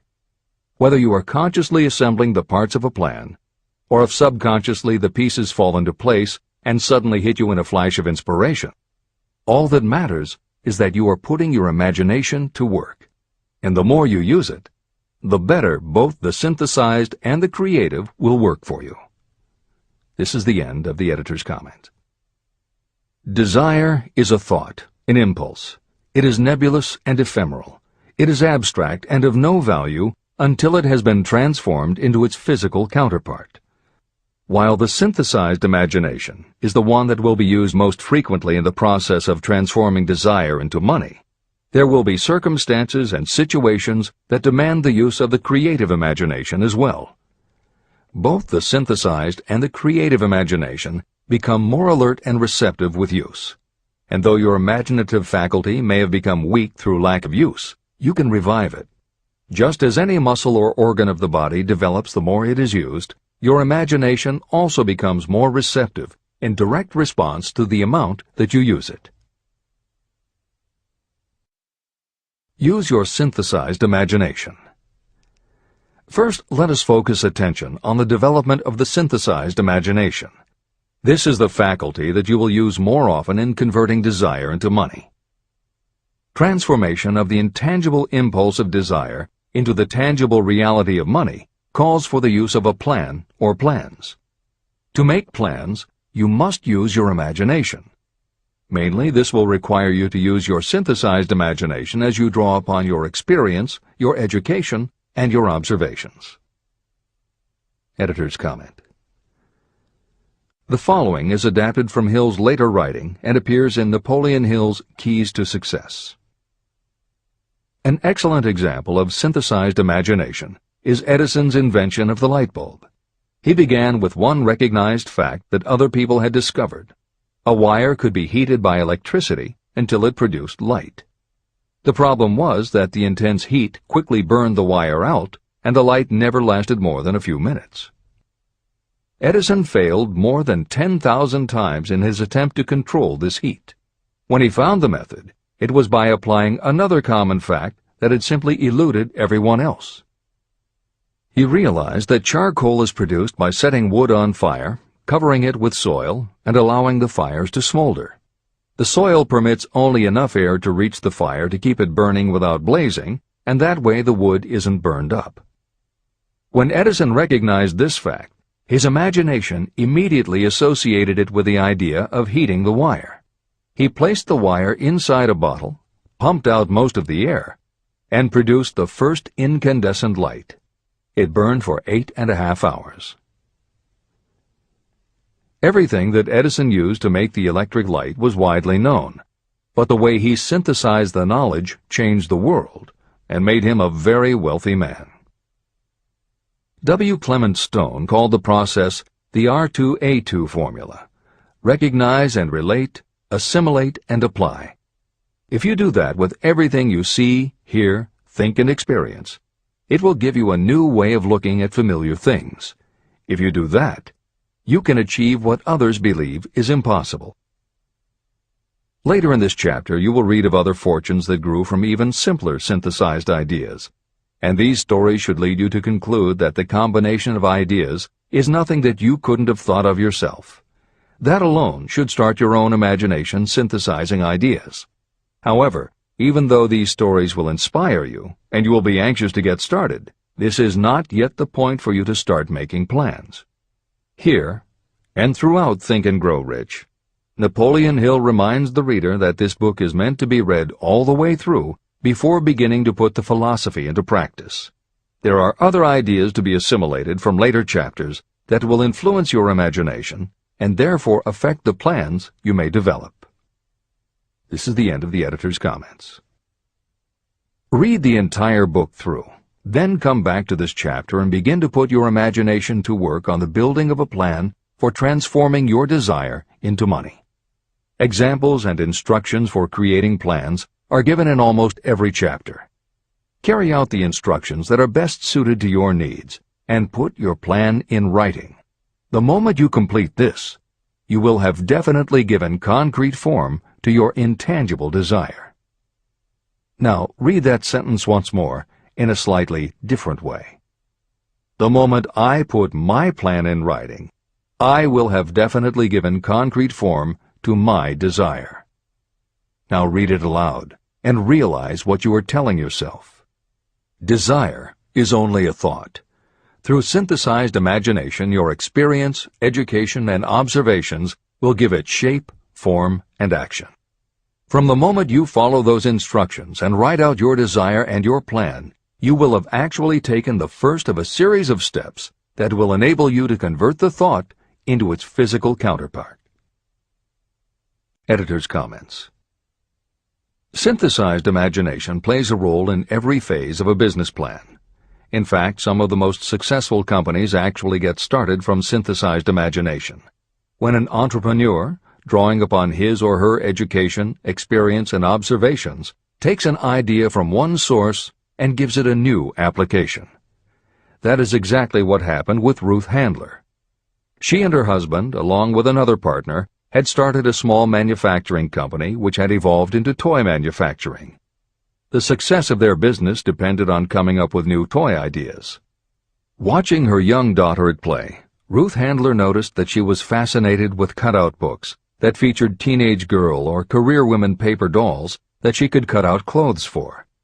She also knew that little girls loved to play dress-up in grown-up clothes. These ideas, drawn from Ruth Handler's education, experience, and observations, synthesized themselves in her imagination and came together as a new idea. Ruth Handler announced that they should make a lifelike teenage girl doll. Not a paper doll, but a real three-dimensional grown-up doll with a woman's figure, and they could also make grown-up clothes to fit it, so that girls could play dress-up with the doll. In honor of the source of inspiration, Ruth Handler named the new doll after her daughter, Barbie. As obvious as it seems now, until Ruth Handler, no one had the imagination to make and market a doll that looked like a woman, and certainly no one had ever made endless collections of tiny women's fashions for a doll to wear. Previously, we mentioned Jeff Bezos creating Amazon by combining the idea of a bookstore with the Internet, and Pierre Omidyar doing the same thing with auctions when he launched eBay. Mary Kay Ash took the idea of women running their own businesses and added the idea of door-to-door sales. Anita Roddick took the trend of all-natural ingredients, combined it with cosmetics, and created the body shop empire. Bernard Marcus and Arthur Blank took the concept of the supermarket, combined it with hardware, and created Home Depot. Thomas Stemberg and Leo Kahn did the same thing with office supplies and launched Staples. Once the connections are made, it may seem obvious, but making these supposedly obvious connections has brought success to many people. Napoleon Hill says imagination is like a muscle that can be strengthened through use. Just as there are specific exercises that will build and improve physical muscles, specific exercises have been developed to improve and build imagination, and it is commonly accepted that creativity developed in one area will affect your creativity in others. Dr. Edward de Bono, one of the most highly regarded experts in the field, has written more than 25 books, including the bestsellers Lateral Thinking and 6 Thinking Hats, that are literally designed to make you think. Dr. Betty Edwards' bestseller, Drawing on the Right Side of the Brain, uses drawing techniques to awaken creativity. Dr. Gabrielle Rico's bestseller, Writing the Natural Way, uses a technique called clustering as a way to break writer's block. And Tony Buzan uses a similar method for opening your mind that he terms mind mapping. In their bestseller, Super Learning, Sheila Ostrander and Lynn Schroeder show ways to use classical music. And Roger Von Eck suggests puzzles and riddles as stimuli in A Whack on the Side of the Head. This is the end of the editor's comments. Tapping into creative imagination. The earth on which you live, you yourself, and every other material thing are the result of evolutionary change, through which bits of matter have been organized and arranged in an orderly fashion. As far as science has been able to determine, the entire universe consists of but two things, matter and energy. Moreover, and this statement is of stupendous importance, this earth, every one of the billions of individual cells of your body, and every subatomic particle of matter began as an intangible form of energy. Through the combination of energy and matter has been created everything perceptible, from the largest star in the heavens down to and including man himself. Desire is a thought impulse.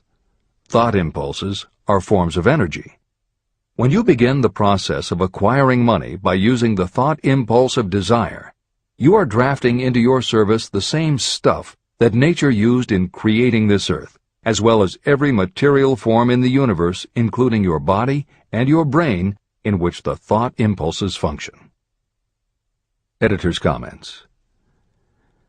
Although recent developments in physics, gauge theory, string theory, membrane theory, and others, have advanced our understanding of matter and energy, Hill's preceding description remains in accord with modern science. The newer theories are variations on and refinements of the basic concept that everything in the universe is either space, time, matter, or energy. And as Einstein stated, energy and matter are in fact different forms of the same thing.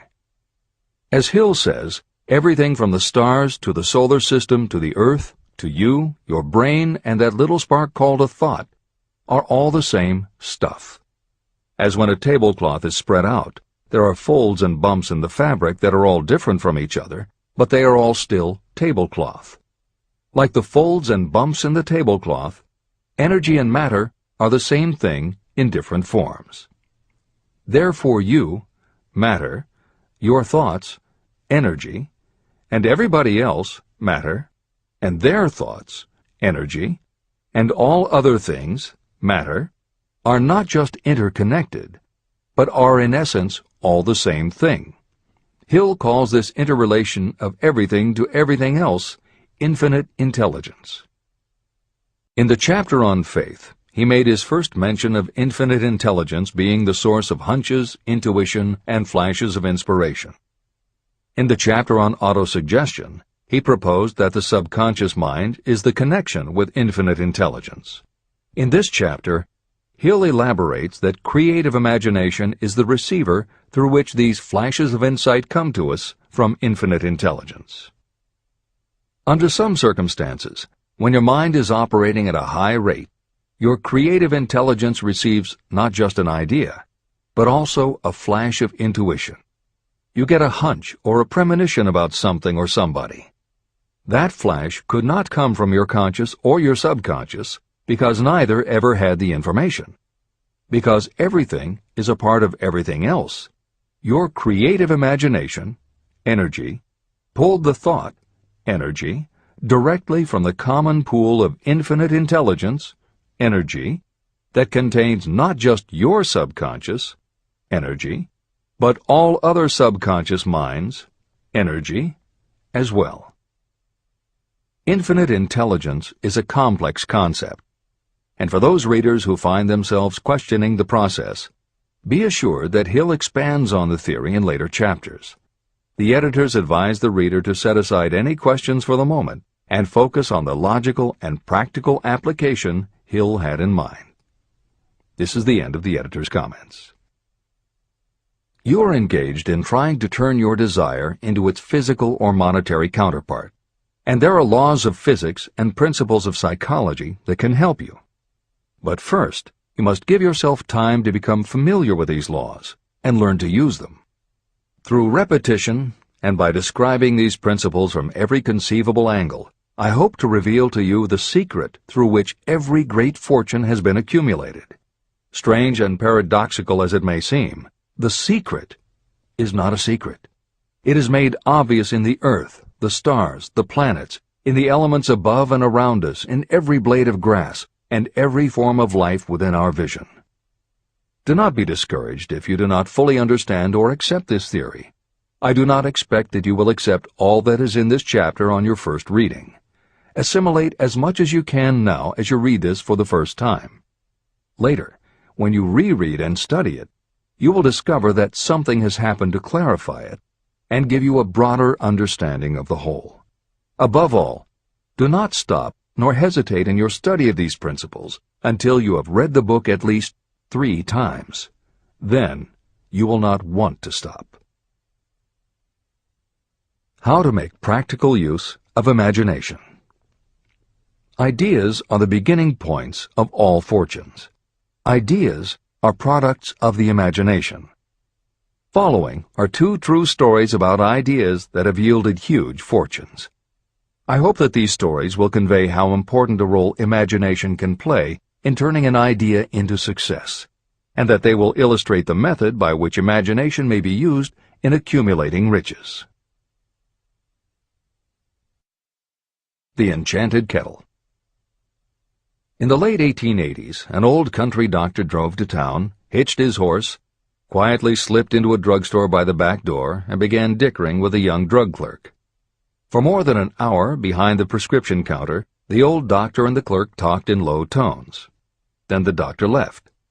He went out to the buggy and brought back a large, old-fashioned kettle, a big wooden paddle, used for stirring the contents of the kettle, and deposited them in the back of the store. The clerk inspected the kettle, reached into his inside pocket, took out a roll of bills, and handed it over to the doctor. The roll contained exactly $500, the clerk's entire savings. The doctor handed over a small slip of paper on which was written a secret formula. The words on that small slip of paper were worth a king's ransom, but not to the doctor. Those magic words were needed to start the kettle to boiling, but neither the doctor nor the young clerk knew what fabulous fortunes were destined to flow from that kettle. The old doctor was glad to sell the outfit for $500. The clerk was taking a big chance by staking his entire life savings on a mere scrap of paper and an old kettle. He never dreamed his investment would start a kettle to overflowing with gold that would one day surpass the miraculous performance of Aladdin's lamp. What the clerk really purchased was an idea. The old kettle and the wooden paddle and the secret message on a slip of paper were incidental. The miracle of that kettle only began to take place after the new owner mixed with the secret instructions an ingredient of which the doctor knew nothing. See if you can discover what it was that the young man added to the secret message, which caused the kettle to overflow with gold. Here you have a story of facts stranger than fiction, facts that began in the form of an idea. Just look at the vast fortunes of gold this idea has produced. It has paid, and still pays, huge fortunes to men and women all over the world who distribute the contents of the kettle to millions of people. The old kettle is now one of the world's largest consumers of sugar, thus providing jobs to thousands of men and women engaged in growing sugar cane and in refining and marketing sugar. The old kettle consumes annually millions of bottles and cans, providing jobs to huge numbers of workers. The old kettle gives employment to an army of clerks, stenographers, copywriters, and advertising experts throughout the nation. It has brought fame and fortune to scores of artists who have created magnificent pictures describing the product. The old kettle has converted Atlanta, which was a small southern city, into the business capital of the South, where it now benefits, directly or indirectly, every business and practically every resident of the city. The influence of this idea now benefits every civilized country in the world, pouring out a continuous stream of gold to all who touch it. Gold from the kettle built and maintains one of the most prominent colleges of the South, where thousands of young people receive the training essential for success. If the product of that old brass kettle could talk, it would tell thrilling tales in every language, tales of love, of business, of professional men and women who are daily being stimulated by it. I am sure of at least one such tale of romance, for I was a part of it, and it all began not far from the very spot on which the drug clerk purchased the old kettle. It was there that I met my wife, and it was she who first told me of the enchanted kettle. It was the product of that kettle we were drinking when I asked her to accept me for better or worse. Whoever you are, wherever you may live, whatever your occupation, just remember every time you see the words Coca-Cola that its vast empire of wealth and influence grew out of a single idea. And that idea, the mysterious ingredient the drug clerk, Asa Candler, mixed with a secret formula, was imagination. Stop and think of that for a moment. Keep in mind that the steps to riches described in this book are the very same principles through which the influence of Coca-Cola has been extended to every city, town, village, and crossroads of the world. Now here's the most important thing to remember. The ideas you create may have the possibility of duplicating the enormous success of this worldwide thirst killer. Editor's comments. Harlan Sanders, too, had a recipe in a magic kettle. Actually, his kettle was a pressure cooker, but neither his cooker nor his recipe of 11 herbs and spices would be mentioned here if he didn't also have imagination.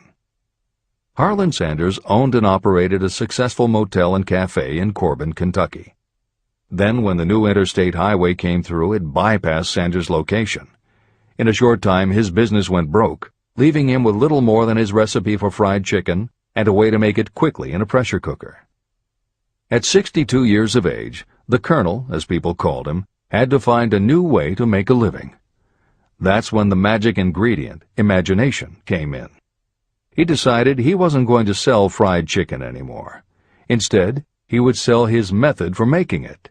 He packed his recipe and cooker into the back of his car and hit the road to demonstrate his fried chicken to other restaurant owners. In the first 2 years, he managed to sell 5 franchises.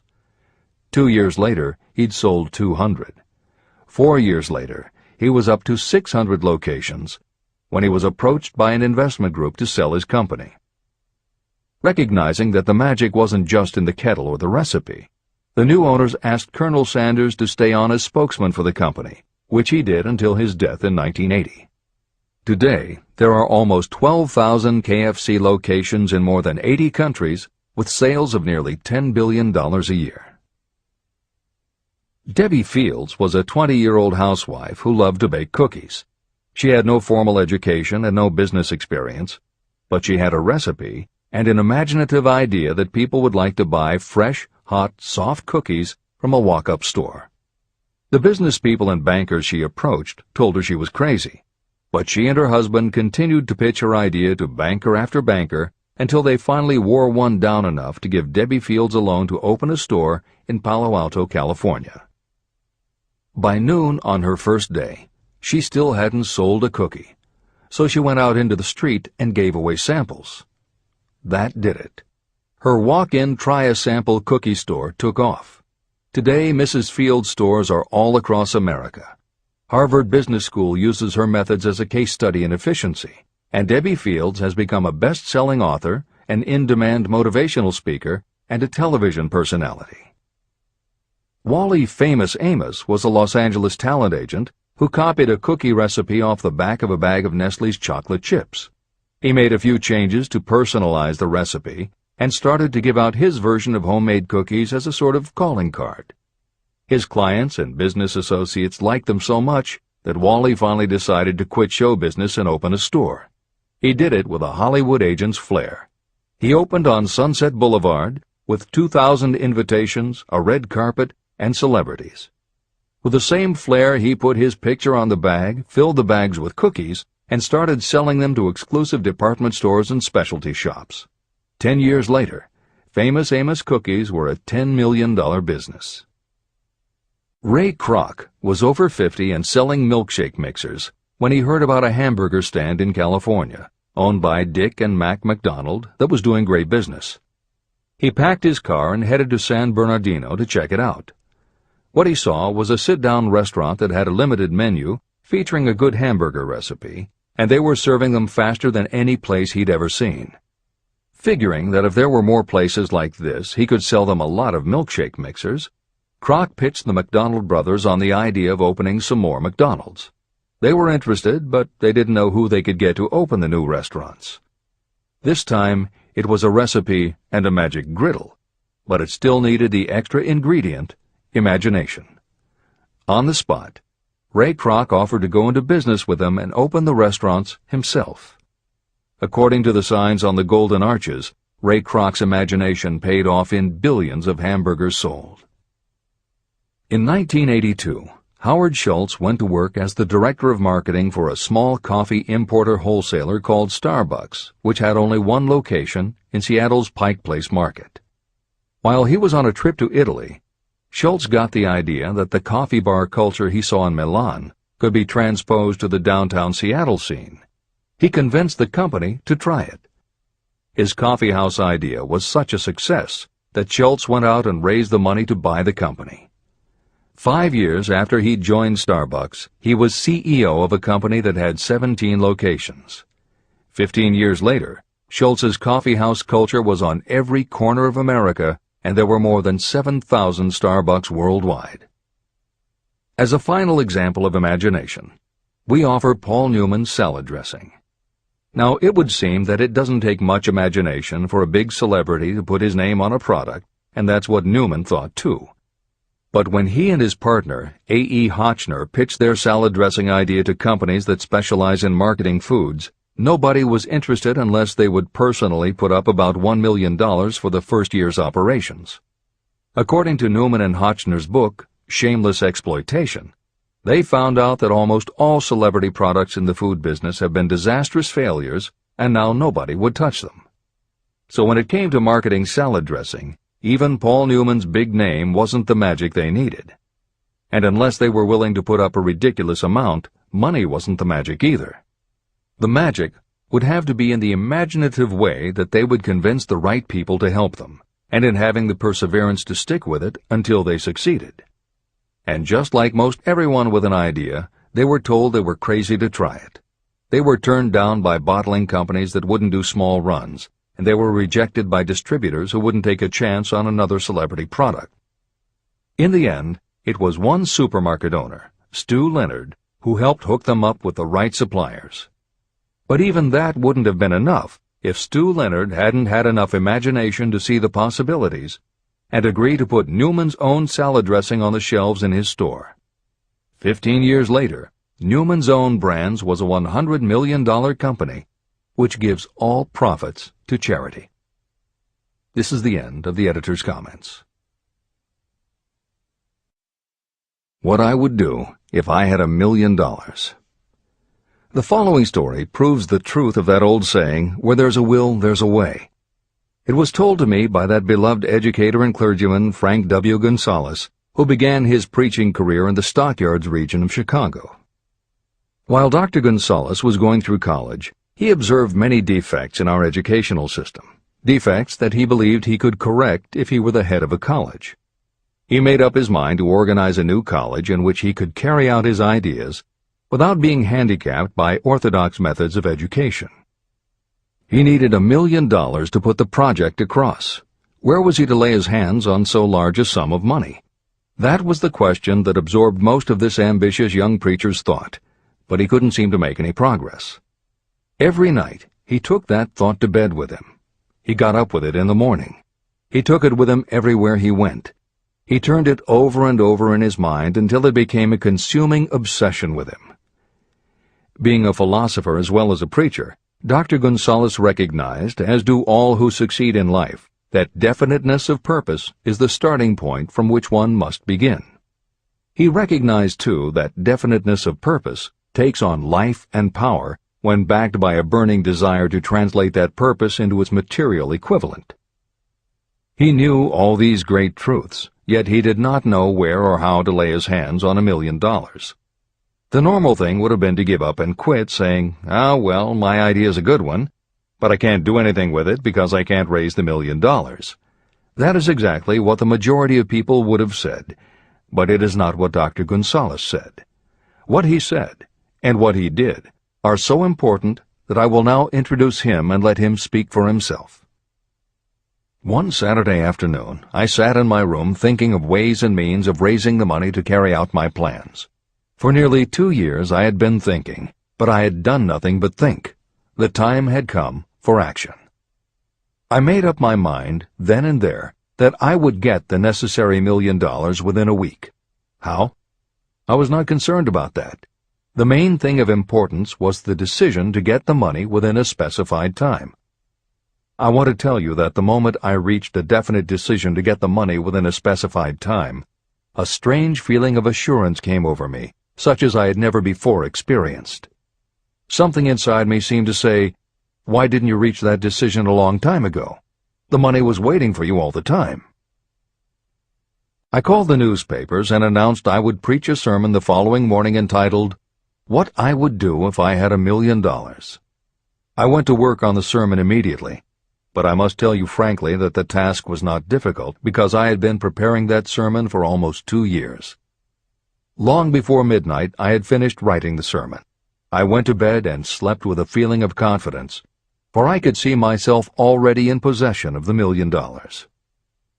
Next morning I arose early, went into the bathroom, read the sermon, then knelt on my knees and asked that my sermon might come to the attention of someone who would supply the needed money. While I was praying, I again had that feeling of assurance that the money would be forthcoming. In my excitement, I walked out without my sermon and did not discover the oversight until I was in my pulpit and about ready to begin delivering it. It was too late to go back for my notes, and what a blessing that I couldn't go back. Instead, my own subconscious mind yielded the material I needed. When I arose to begin my sermon, I closed my eyes and spoke with all my heart and soul of my dreams. I not only talked to my audience, but I fancy I talked also to God. I told what I would do with $1 million if that amount were placed in my hands. I described the plan I had in mind for organizing a great educational institution, where young people would learn to do practical things and at the same time develop their minds. When I had finished and sat down, a man slowly arose from his seat, about 3 rows from the rear, and made his way toward the pulpit. I wondered what he was going to do.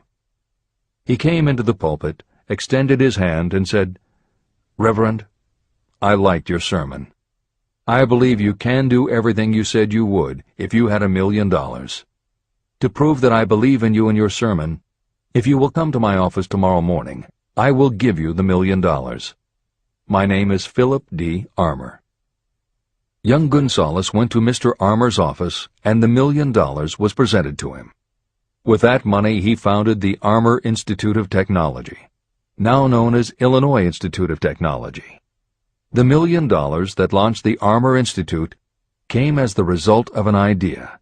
Behind the idea was a desire that young Gonzalez had been nursing in his mind for almost 2 years. Observe this important fact. He got the money within 36 hours after he reached a definite decision in his own mind to get it and decided upon a definite plan for getting it. There was nothing new or unique about young Gonzalez vaguely thinking about $1 million and weakly hoping for it. Others have had similar thoughts.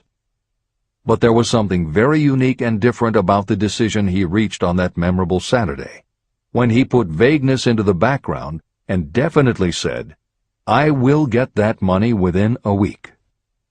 The principle through which Dr. Gonzalez got his $1 million is still alive. It is available to you.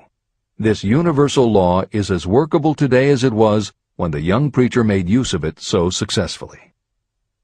Editor's comments.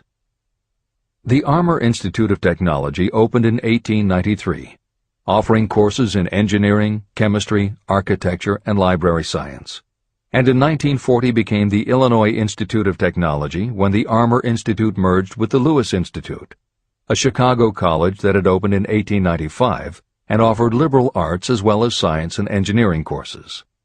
In 1949, the Institute of Design, founded in 1937, also merged with IIT, followed in 1969 by the Chicago-Kent College of Law and the Stewart School of Business, and in 1986 by the Midwest College of Engineering.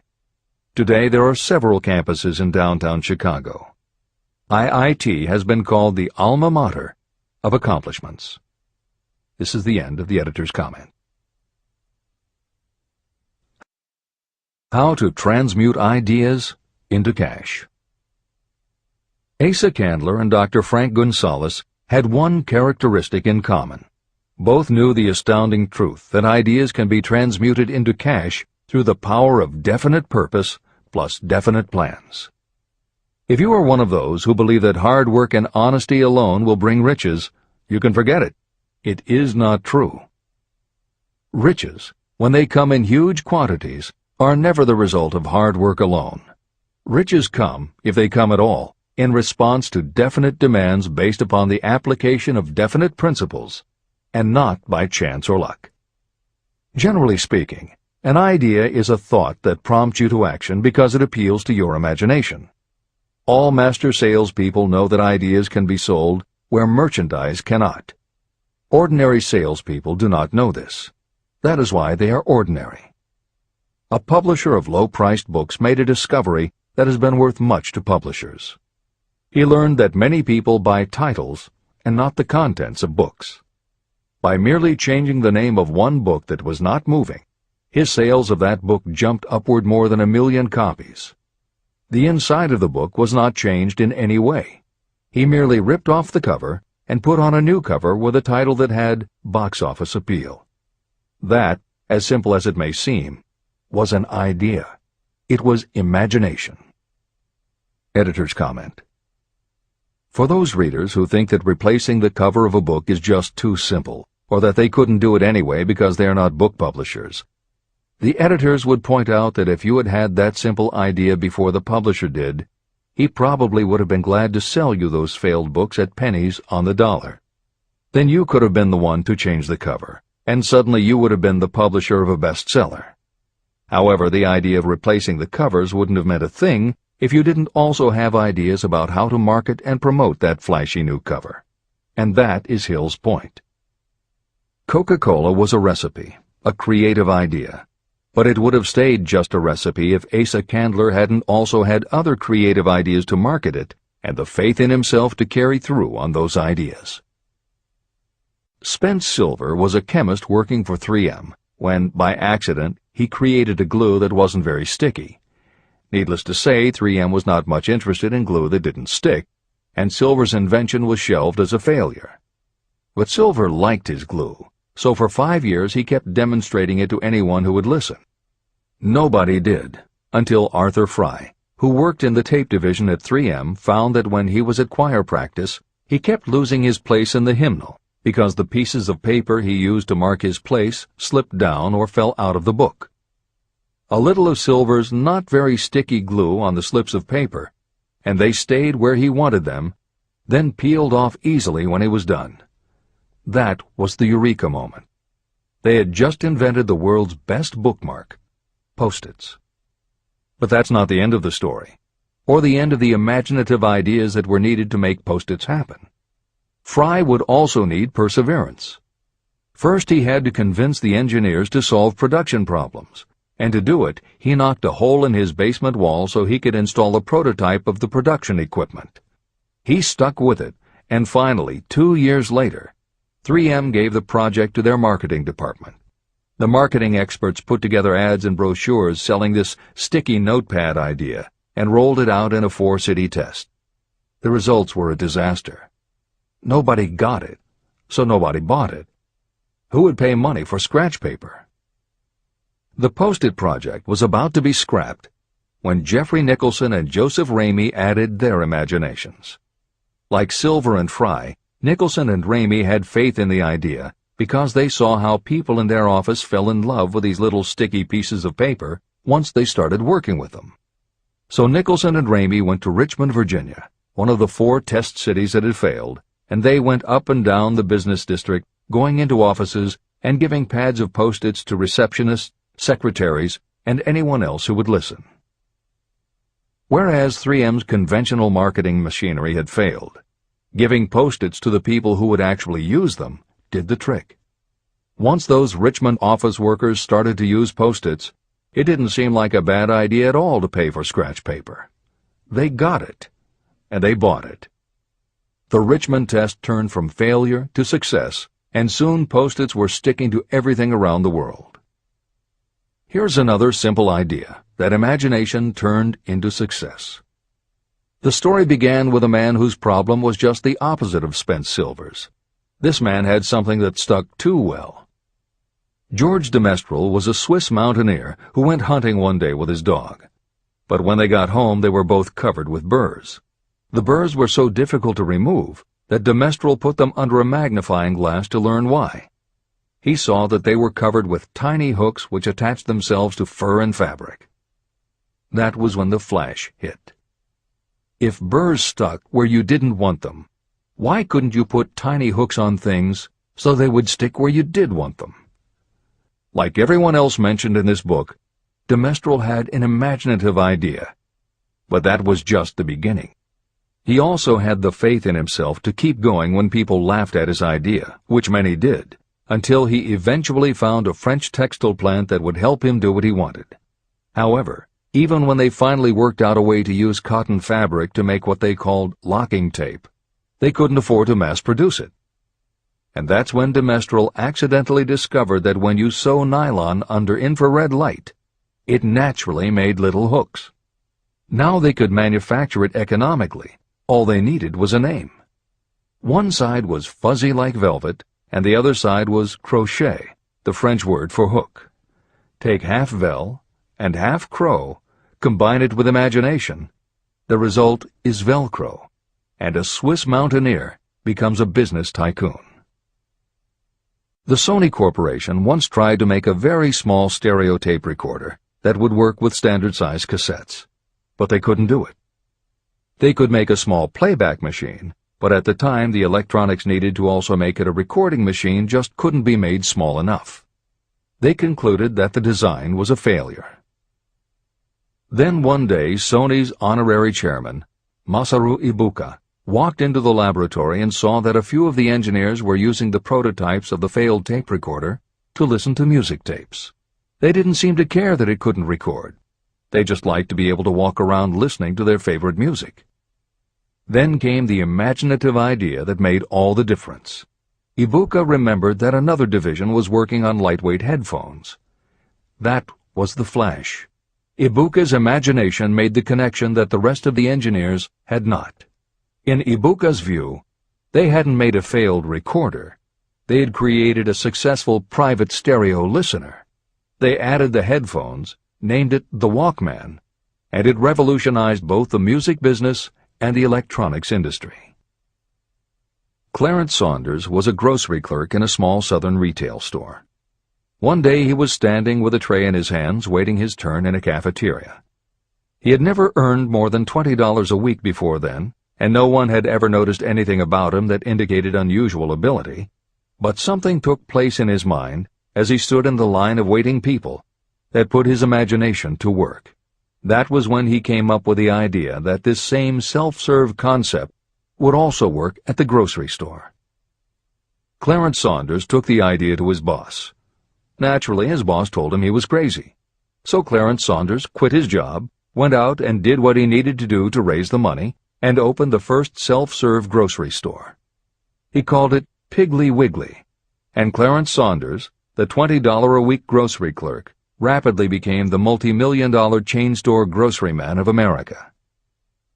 Sylvan Goldman was the owner of a number of Piggly Wiggly stores in Oklahoma, and like any good businessman, he spent a lot of time watching his customers go up and down the aisles, putting their choices into their baskets or net shopping bags. One night, while trying to figure out how to get his customers to buy more at one time, he found himself staring at a basket sitting on the seat of a wooden folding chair. Eureka! He called in his mechanic, Fred Young. They put some wheels on the bottom of the legs, added another basket below the seat, and the shopping cart was born. As this edition is being readied for publication, there are about 35 million shopping carts in America, and approximately 1.25 million new carts are sold each year. Thomas Stemberg, whom we also mentioned earlier, was another supermarket executive who watched his customers as they shopped. By this time, shopping carts were well established in supermarkets, and it was because his customers were pushing shopping carts up and down the aisles that he got his flash of inspiration. He was so sure of his idea that he convinced another supermarket executive, Leo Kahn, to join him. Together, they took the supermarket concept and applied it to selling office supplies. And in 1986 they opened their first store in Brighton, Massachusetts. They called it Staples. In 1989 they took the company public, and 10 years later there were more than 1,000 Staples stores with revenues exceeding $7 billion. We'll end this commentary with another set of connected stories, which make the point that sometimes the most imaginative part of marketing is in the timing. If you were to go shopping in the late 1800s, it usually meant bartering with a merchant who would then have to get the goods from storage shelves kept behind the counter. In the 1870s, fixed pricing was just starting to be used by storekeepers. Merchants were trying the idea by setting out a table of merchandise that was all priced the same, usually 5 cents.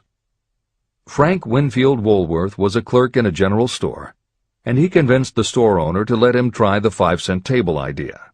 Although it worked, the owner wasn't impressed. So Woolworth borrowed $350 from his boss, and in 1879 opened his first 5-cent store in Utica, New York. It was an entire store full of goods where everything cost a nickel. A year later, he had 4 stores, and the 4th one, in Lancaster, Pennsylvania, was the first that he named F.W. Woolworth's 5 and 10 cent store. 20 years later, he had 238 stores. By the time of his death in 1919, there were over 1,000 F.W. Woolworth locations. He had established the first nationwide chain of general merchandise stores, and he had built the tallest building in New York City as his headquarters. The Woolworth Company stayed true to the original idea and didn't carry any merchandise that cost more than a dime until 1932, when the top price was raised to 20 cents. But as times changed, the fixed price was dropped, the merchandise became more varied, and the company kept growing until it had over 8,000 stores worldwide, selling everything from notions to appliances and furniture. Then in the 1960s and 1970s, something started to happen. The mood of America was changing, but the Woolworth stores weren't. And that was when Sam Walton opened the first Walmart in Rogers, Arkansas, in 1962. Walton got into the retail business after the Second World War, when his father-in-law loaned him the money to buy a franchise Butler Brothers store in Bentonville, Arkansas. By 1962, Sam and his brother Bud owned 16 variety stores in Arkansas, Missouri, and Kansas. It was in these stores that Sam Walton first started adding the magic ingredient of imagination. In addition to his flair for promotion, Sam tried new approaches to the way household goods and general merchandise could be sold at retail.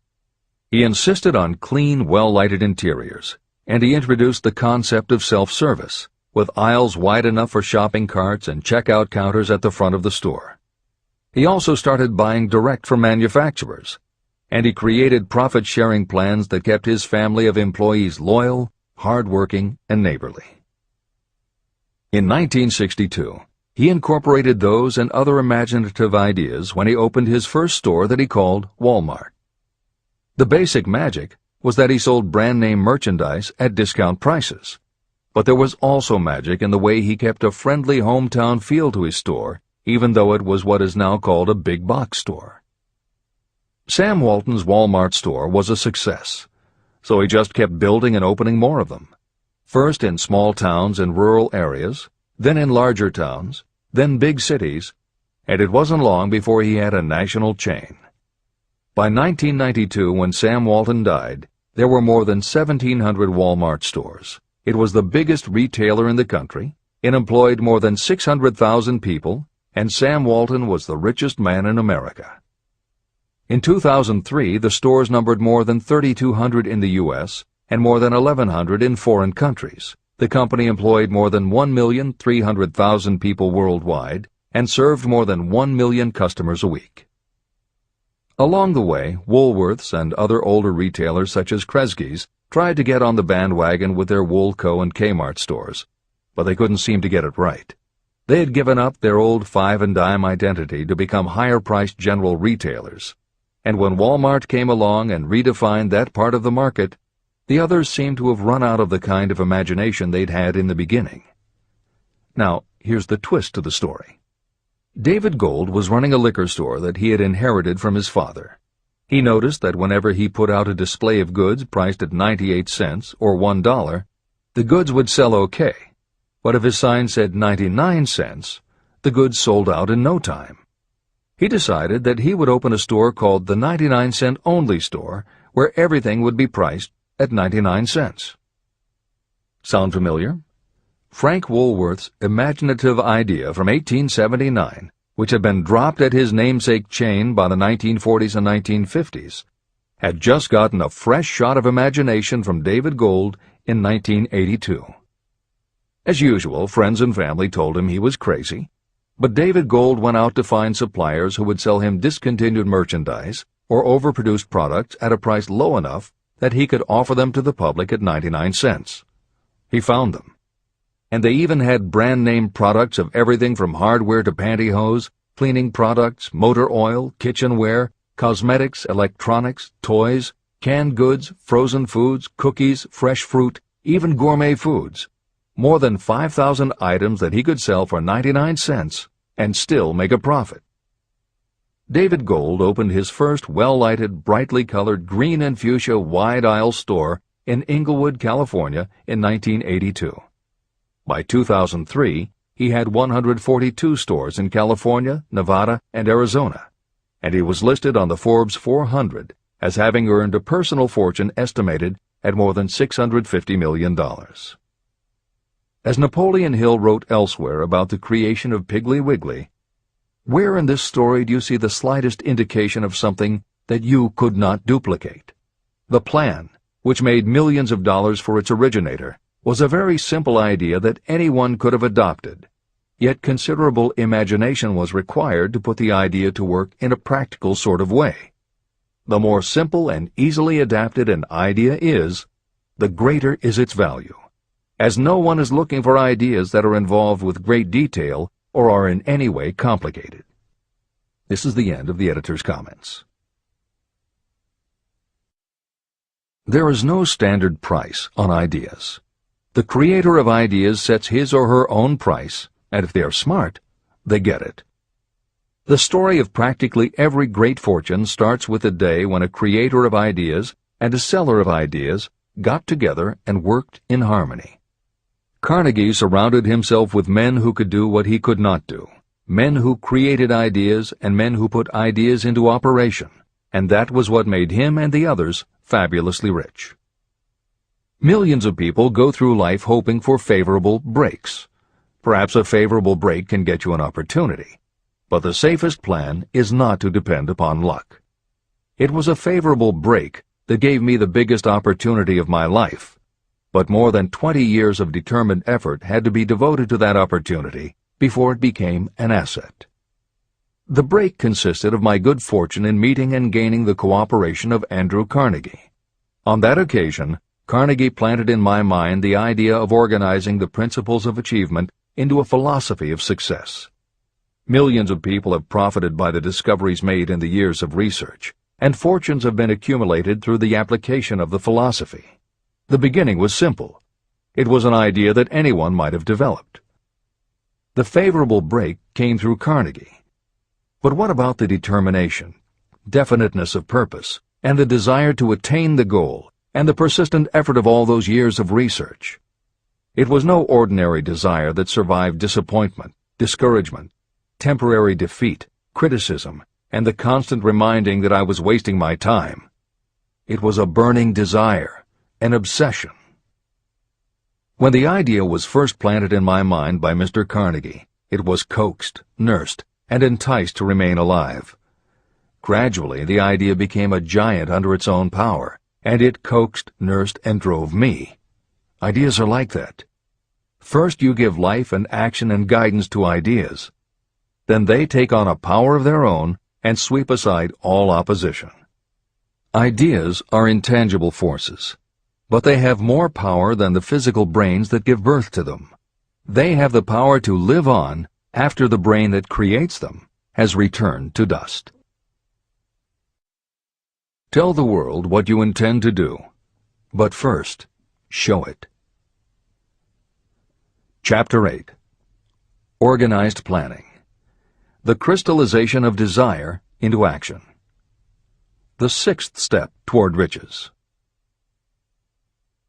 You have learned that everything we create or acquire begins in the form of desire. Desire is taken on the first lap of its journey from the abstract to the concrete in the workshop of the imagination, where plans for its transition are created and organized. In Chapter 3, Desire, you were instructed to take 6 practical steps to begin translating your desire for money into its monetary equivalent. One of the steps you must take is the formation of a definite, practical plan or plans through which this transformation may be made. Following are the basic instructions for making practical plans. Ally yourself with a group of as many people as you may need for the creation and carrying out of your plan or plans for the accumulation of money, making use of the mastermind principle. Compliance with this instruction is absolutely essential. Do not neglect it. Editor's comment: the Mastermind Alliance is built of 2 or more minds working actively together in perfect harmony toward a common goal. This concept was introduced in Chapter 6, Specialized Knowledge, and is described in more detail in Chapter 11, The Power of the Mastermind. This is the end of the editor's comment. Before forming your Mastermind Alliance, decide what advantages and benefits you may offer the individual members of your group in return for their cooperation. No one will work indefinitely without some form of compensation. No intelligent person should request or expect another to work without adequate compensation, although this may not always be in the form of money.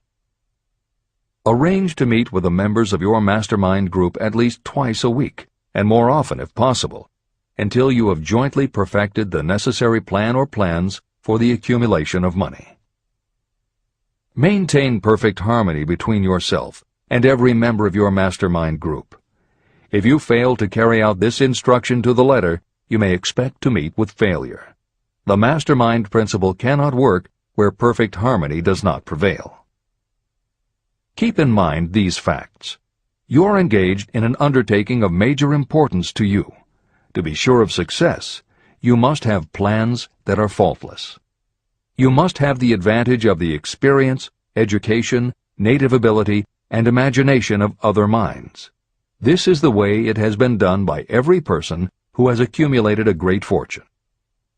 No individual has sufficient experience, education, natural ability, and knowledge to ensure the accumulation of a great fortune without the cooperation of other people. Every plan you adopt for making money should be the joint creation of yourself and every other member of your mastermind group. You may originate your own plans, either in whole or in part, but see that those plans are checked and approved by the members of your mastermind alliance. If your first plan fails, try another. If the first plan that you adopt does not work successfully, replace it with a new plan. If this new plan fails to work, replace it with still another, and so on, until you find a plan that does work. Right here is the point at which the majority of people meet with failure, because of their lack of persistence in creating new plans to take the place of those that fail. The most intelligent person living cannot succeed in accumulating money, or in any other undertaking, without plans that are practical and workable. Just keep this fact in mind, and remember when your plans fail that temporary defeat is not permanent failure. It may only mean that your plans have not been sound. Build other plans. Start all over again. Temporary defeat should mean only one thing: the certain knowledge that there is something wrong with your plan. Millions of people go through life in misery and poverty because they lack a sound plan through which to accumulate a fortune. Your achievement can only be as good as the plans you make. You are never whipped until you quit in your own mind. James J. Hill, who was the greatest railroad builder of them all, met with temporary defeat when he first tried to raise the capital needed to build the Great Northern Railroad from the east to the west. But he turned defeat into victory through new plans. Henry Ford met with temporary defeat not only at the beginning of his automobile career, but even after he had gone a long way toward the top. But he, too, created new plans, and went marching on to financial victory. We see people who have accumulated great fortunes, but we often recognize only their triumph, and we overlook the temporary defeats that they had to surmount before arriving. No follower of this philosophy can reasonably expect to accumulate a fortune without experiencing temporary defeat. When defeat comes, accept it as a signal that your plans are not sound. Rebuild those plans and set sail once more toward your goal. If you give up before your goal has been reached, you're a quitter. A quitter never wins, and a winner never quits. Write this sentence on a piece of paper in letters an inch high and place it where you will see it every night before you go to sleep and every morning before you go to work. When you begin to select members for your mastermind group, choose those who do not take defeat seriously. Some people foolishly believe that only money can make money. This is not true. Desire, transmuted into its monetary equivalent through the principles in this book, is the way money is made. Money, of itself, is nothing but inert matter. It cannot move, think, or talk, but it can hear when someone who desires it calls it to come. Intelligent planning is essential for success in any undertaking designed to accumulate riches. Following are detailed instructions to those who must begin the accumulation of riches by selling personal services. It should encourage you to know that practically all the great fortunes began either from selling personal services or from the sale of ideas. When you think about it, what else except ideas and personal services can you give in return for riches if you don't have products or property? Leaders and followers. Broadly speaking, there are two types of people in the world. One type is known as leaders, and the other as followers. Decide at the outset whether you intend to become a leader in your chosen calling or remain a follower. The difference in compensation is vast. The follower cannot expect to make as much as a leader, although some followers make the mistake of thinking they should. It is no disgrace to be a follower. On the other hand, it is no credit to remain a follower. Most great leaders began as followers. They became great leaders because they were intelligent followers. With few exceptions, the person who cannot follow a leader intelligently cannot become an efficient leader. The person who can follow a leader most efficiently is usually the person who develops into leadership most rapidly. An intelligent follower has many advantages, including the opportunity to acquire knowledge from the leader. The major attributes of leadership. The following are important factors of leadership. 1. Unwavering courage based upon knowledge of yourself and your occupation. No follower wishes to be dominated by a leader who lacks self-confidence and courage. Certainly no intelligent follower will be dominated by such a leader for very long. 2. Self-control. The person who cannot control himself can never control others. Self-control sets a strong example for your followers, which the more intelligent followers will emulate. 3. A keen sense of justice. Without a sense of fairness and justice, no leader can command and retain the respect of their followers. 4. Definiteness of decision. Those who waver in decisions show that they are not sure of themselves and therefore cannot lead others successfully. 5. Definiteness of plans. Successful leaders must plan their work and work their plans. Leaders who move by guesswork, without practical definite plans, are like a ship without a rudder. Sooner or later, they will land on the rocks. 6. The habit of doing more than paid for.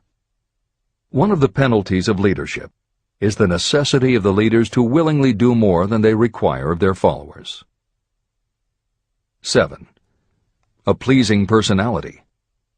Leadership calls for respect. Followers will not respect a leader who does not grade high on all of the factors of a pleasing personality. 8. Sympathy and understanding.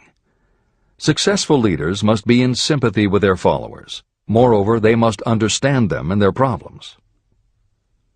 9. Mastery of detail.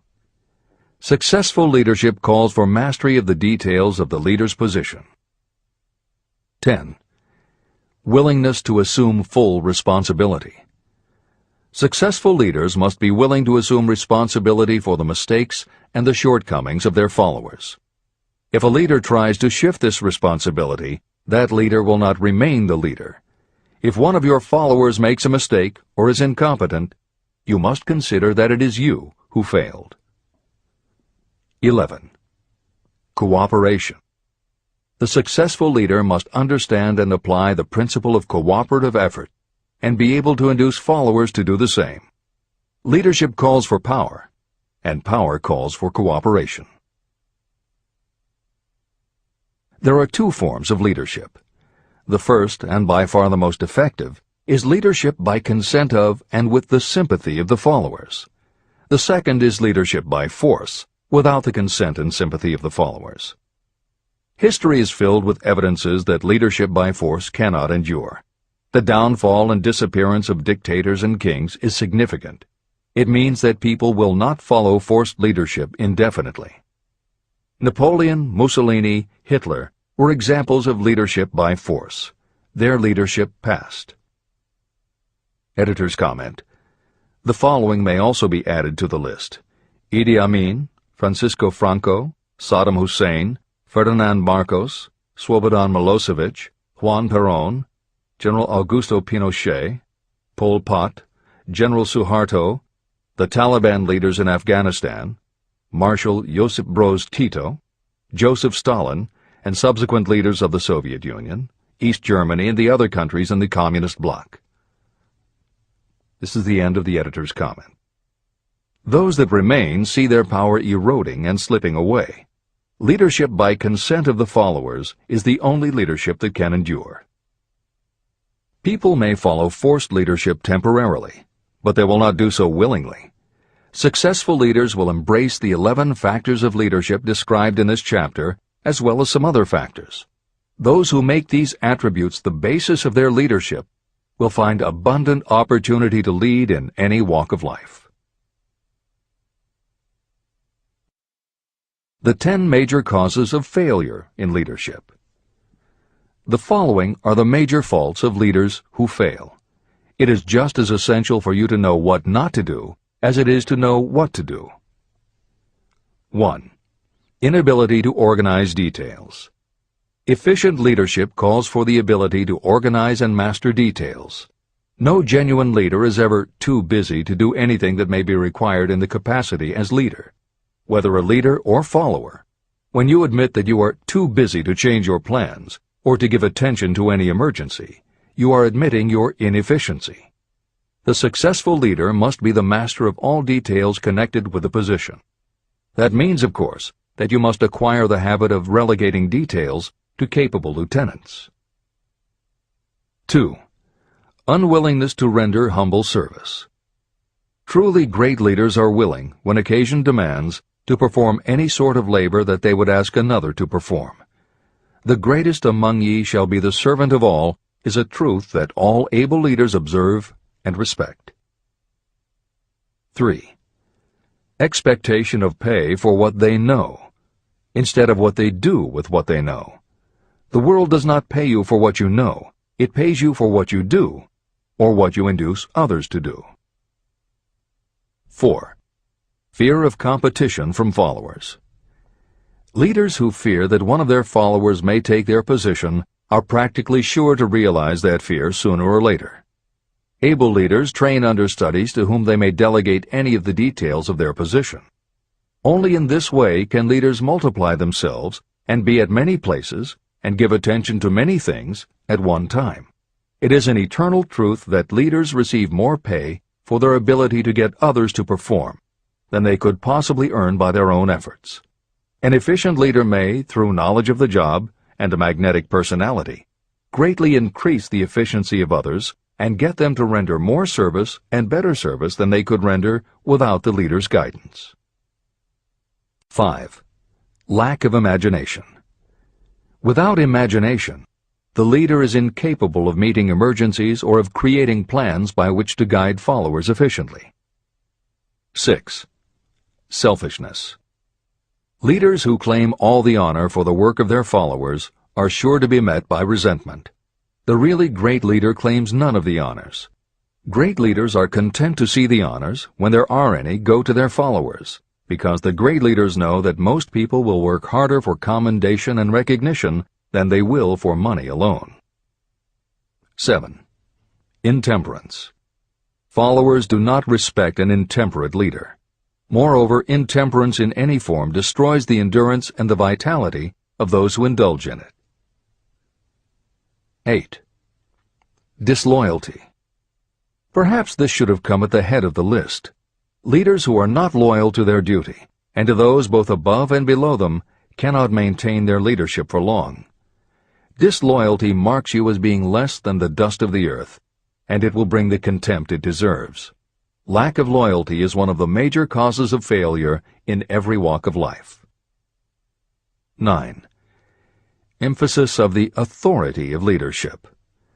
The efficient leader leads by encouraging, and not by trying to instill fear in the hearts of those who follow. Leaders who try to impress their followers with their authority come within the category of leadership through force. If you are a real leader, you will have no need to advertise that fact. It is apparent in your conduct, by your sympathy, understanding, fairness, and a demonstration that you know your job. 10. Emphasis of title. Competent leaders require no title to give them the respect of their followers. Leaders who make too much of their titles generally have little else to emphasize.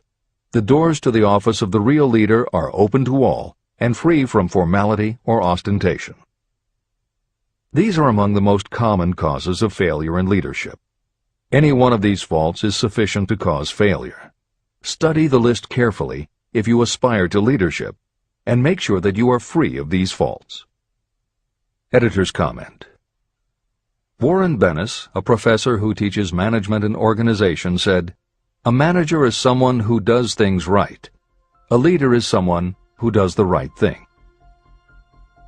Admiral Grace Hopper was the ranking female Navy officer when she was interviewed for 60 Minutes. She said, "You manage things. You lead people." This is the end of the editor's comment.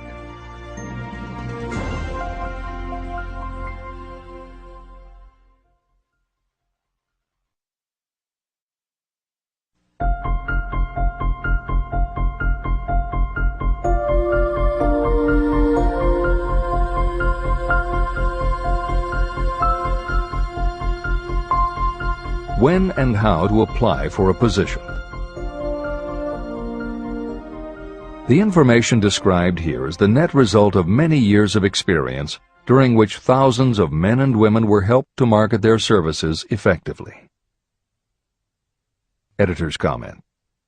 The Internet, email, and faxed resumes have radically changed the way employers search for new employees, and the way that most people apply for jobs. However, Think and Grow Rich was never intended for most people. It was written for those who want to stand out. If you are such a person, the editors of this revised and updated edition strongly advise that you give serious thought to each of the following suggestions about how to apply for a position and how to prepare a resume. If you are tempted to think the suggestions are too obvious, simplistic, or out of date, we assure you they are not. In those instances where it is appropriate to update the material, we have added commentary. This is the end of the editor's comment. 1. Employment agencies.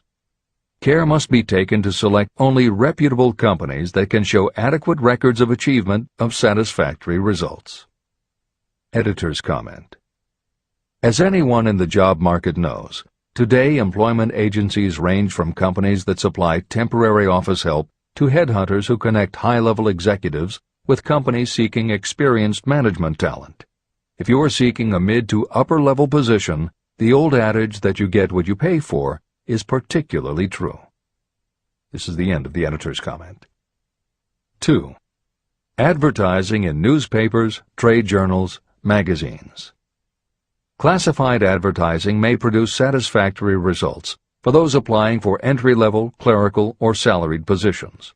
For those seeking executive positions, a well-written and well-designed display ad, though more expensive, may be more desirable. The copy should be prepared by an expert who understands how to inject sufficient selling qualities to produce replies. Editor's comment. For individuals, the display ad approach is not very common in the contemporary job market. But for that reason, if you are sure of the position you want, a well-written and well-designed ad selling yourself and placed in the right trade paper or industry journal might be just the thing to get the attention you want. However, if you attempt this approach, be prepared that it will be an expensive experiment. In effect, you will have gone into the advertising business, and it is a rule of thumb in advertising that a single ad rarely sells anything. It usually requires multiple exposures before the buyer, the potential employer, is motivated to buy, hire, a product, you. This is the end of the editor's comment. 3. Personal letters of application. These should be directed to particular firms or individuals that could need the kind of service or experience you have to offer.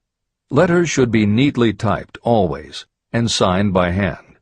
You should include a complete resume or outline of your qualifications. Both the letter of application and the resume should be prepared by an expert. Editor's comment. In the contemporary job market, sending a letter of application when no job has been advertised can in fact be a very successful approach. But this is only for those who truly know what they want and will take the time to prepare a convincing presentation. Managers in a position to hire always have an eye out for good prospective employees.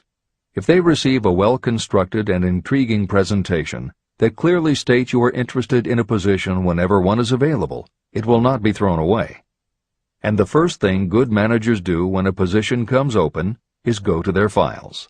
When that happens, if your presentation made a good and convincing impression, it will be there. The only question is, are you willing to make yourself available when they are ready for you? If you are just blanketing everyone with a stock letter in hopes of getting a job, it very likely won't work. This approach is not for someone looking for a job. This approach is only for those who really want a specific career. This is the end of the editor's comment. 4. Application in person. In some instances, it may be more effective if the applicant personally offers his or her services to prospective employers, in which event a complete written statement of qualifications for the position should be presented, as prospective employers will often wish to discuss your record with associates. Editor's comment. Asking for an interview when no job has been advertised is an even stronger statement that you know what you want and you are serious about working in a particular industry. If you pursue this approach, keep in mind that you are asking someone to give you their time. Some managers will not be receptive because it does not fit into their company's business practice, and some managers will just find it an annoyance. This approach will work for you only if you are confident that you can make an outstanding impression in person. If you make a strong, positive impression, it will be remembered when an opening is available. This is the end of the editor's comment. 5. Application through personal acquaintances. When possible, the applicant should approach prospective employers through some mutual acquaintance. This method is particularly advantageous in the case of those who seek executive connections and do not wish to appear to be peddling themselves. Information to be supplied in a written resume. A good resume should be prepared as carefully as a lawyer would prepare the brief for a case to be tried in court.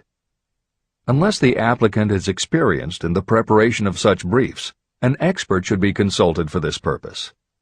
When successful businesses want to advertise, they hire specialists who understand the psychology of advertising to sell their products. If you are selling your personal services, you should do the same. Editor's comment. The job market in America has never been as bad as it was when Napoleon Hill wrote the preceding paragraph. Because of the Great Depression, many adults had never had any kind of steady job, let alone sought a career position, and there were few places to learn how to do it. Since that time, many excellent books have been published on the subject, and companies that offer professional help in preparing resumes have become very common. However, neither books nor copywriters are magic. It all begins with what you have to offer. The editors of this edition suggest that you start to assemble your presentation using the guidelines that appear below. Once you have a first draft, you should review at least one of the books on the subject to see what suggestions are offered that might help you sell yourself better than you have already done. Then, depending how satisfied you are, you might also want to seek advice from a professional who specializes in such presentations. We offer 2 notes of caution. First, make sure that your presentation does not look like something turned out by a resume mill. Having received many resumes over the years, the editors warn you that some professionals use the same stock phrases, buzzwords, and formats for every client, and this can be a dead giveaway that someone else prepared your resume, or that you have simply copied from a book. Your intention should be to make yours stand out. The second word of caution is, don't go overboard in trying to stand out. There is a balance between catching an employer's attention and looking like you are trying too hard. For instance, if you are a New York marketing executive applying to a Los Angeles company, sending your application with a bag of fresh bagels by next morning FedEx would probably make a good impression, whereas sending a dartboard with your picture in the center might be viewed as just a little too cute and a little too much. Clever is good, but professional is a must. Never be so clever that you don't look professional. Following are a set of guidelines for preparing your resume. Because part of your search for a position will involve responding to ads for job openings, and because it has become common to respond by faxing applications and resumes, Napoleon Hill's guidelines should be used to prepare 2 separate presentations. As Hill suggests below, you should prepare an elaborate presentation to be used when mailed or presented in person. But you should also prepare a second, shorter version that is designed specifically to be faxed. Take care to make your fax version complete and interesting, but it should be no more than 3 pages. The following information should appear in your presentation. 1. Education. State briefly but definitely what schooling you've had and in what subjects you specialized in school, giving the reasons for that specialization. Editor's comments. Never exaggerate. This is very serious advice, and it applies not only to education, but also the next 2 categories, experience and references. Smart employers will check in all 3 areas. Labor laws have become so demanding that employers filling responsible positions are very cautious about whom they hire in the first place. There are rules about such things as the difference between salaried and hourly employment, sexual harassment, what constitutes grounds for dismissal, what questions can and cannot be asked in job interviews, and a host of other things that leave the employer open to potential lawsuits. Consequently, smart employers, the kind you want to work for, will check your education, experience, and references. Also, bear in mind, you are providing information that will follow you for the rest of your career. If you keep up with the news, you know that in recent times even executives headed for the top have been dismissed. Military men have resigned in disgrace. Politicians have been removed from office, and professors have been forced to resign, all because someone looked into their background and found that they had exaggerated their qualifications. This is the end of the editor's comments. 2. Experience. If you have had experience in connection with positions similar to the one you seek, describe it fully. Give the names and addresses of former employers. Be sure to clearly point out any special experience you may have had that would equip you to fill the position you seek. 3. References. Practically every business firm wants to know as much as possible about the background of prospective employees who seek positions of responsibility. Attach copies of letters from former employers, from teachers under whom you studied, and from prominent people whose judgment may be relied upon. 4. Photograph of yourself. Include a recent professional photograph of yourself as a part of your presentation. Editor's comment. In the contemporary job market, this is not a common practice at all. However, from personal experience, the editors of this edition know it can be advantageous. We have received only one such job application, but unquestionably it was the photograph that prompted us to ask the applicant to come in for an interview. If you are confident that your appearance makes a good, professional impression, you may want to consider this unusual approach. There is the danger that you may be seen as vain or self-centered, but it could also be the thing that gives you an edge. This is the end of the editor's comment. 5. Apply for a specific position. Never apply for just a job. That indicates you lack specialized qualifications. 6. State your qualifications for the particular position for which you apply. Give full details why you believe you are qualified for the particular position you seek. This is the most important detail of your application. It will determine, more than anything else, what consideration you receive. 7. Offer to go to work on probation. This may appear to be a radical suggestion, but experience has proved that it seldom fails to win at least a trial. If you are sure of your qualifications, a trial is all you need. Incidentally, such an offer indicates that you have confidence in your ability to fill the position you seek. It is most convincing. Make it clear that your offer is based on your confidence in your ability to fill the position, your confidence in your prospective employer's decision to employ you after the trial period, and your determination to have the position. Editor's comments. As you will learn in Chapter 10, when you read the story of Napoleon Hill's application to Rufus Ayers, Hill gives this advice based on his personal experience. Unfortunately, this is one of those instances where times may have changed so much that the approach is rarely applicable. In today's environment, modern labor laws and business practice may prevent an employer from taking you up on your offer. However, today many companies do have internship programs that allow an employer to test drive employees to see how well they might fit in. This is the end of the editor's comment. 8. Knowledge of your prospective employer's business. Before applying for a position, do sufficient research to familiarize yourself thoroughly with that business and indicate the knowledge you have acquired in this field. This will be impressive because it indicates that you have imagination and a real interest in the position you seek. Editor's comment. When you do this, and you certainly should, bear in mind that you will be talking with people who really know the business.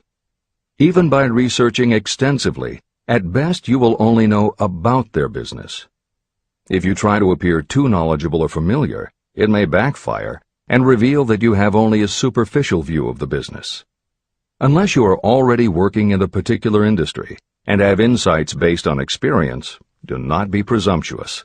Use your knowledge to indicate that you have taken the time to educate yourself and that you really are interested, but don't try to tell a prospective employer how you would run the business. This is the end of the editor's comment.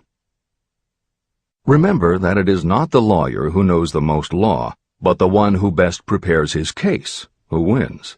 If your case is properly prepared and presented, your victory will have been more than half won at the outset.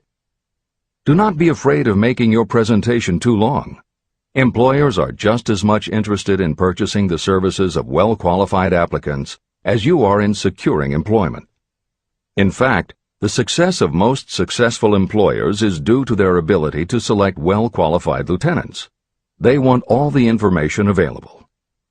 Editor's comment. As noted above, when faxing a resume, it should be no more than 3 pages and should state that you will be pleased to provide a more detailed resume if required. This is the end of the editor's comment. Remember another thing. Neatness in the preparation of your resume and application will indicate that you are a painstaking person. Successful salespeople groom themselves with care. They understand that first impressions are lasting. Your presentation is your sales rep. Give it a good suit of clothes, so it will stand out in bold contrast to anything else your prospective employer ever saw. If the position you seek is worth having, it is worth going after with care. More important, if you sell yourself in a manner that shows off your individuality, you probably will receive more money from the very start than you would if you applied for employment in the usual conventional way. When your resume package has been completed, you should prepare individual and personalized copies for each company or person to whom it will be presented. This personal touch is sure to command attention.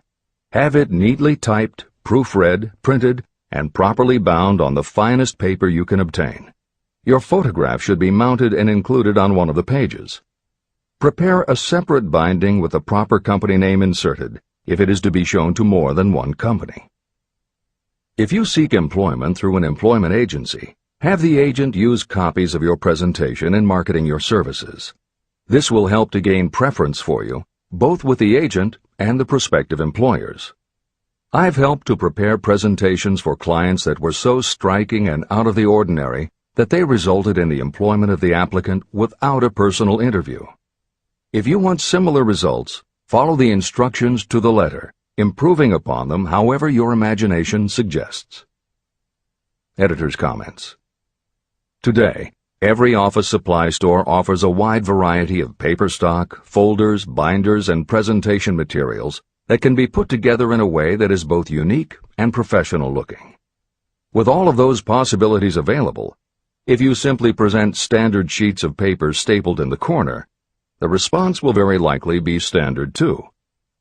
If you apply a little creativity, you should have no trouble preparing a presentation that is tailored to the company to which you are applying, appropriate for the position you seek, and reflective of your personality and style. This is the end of the editor's comments. How to get the exact position you desire. Everyone enjoys doing the kind of work for which he or she is best suited. An artist loves to work with paints, a craftsman with his or her hands, a writer loves to write.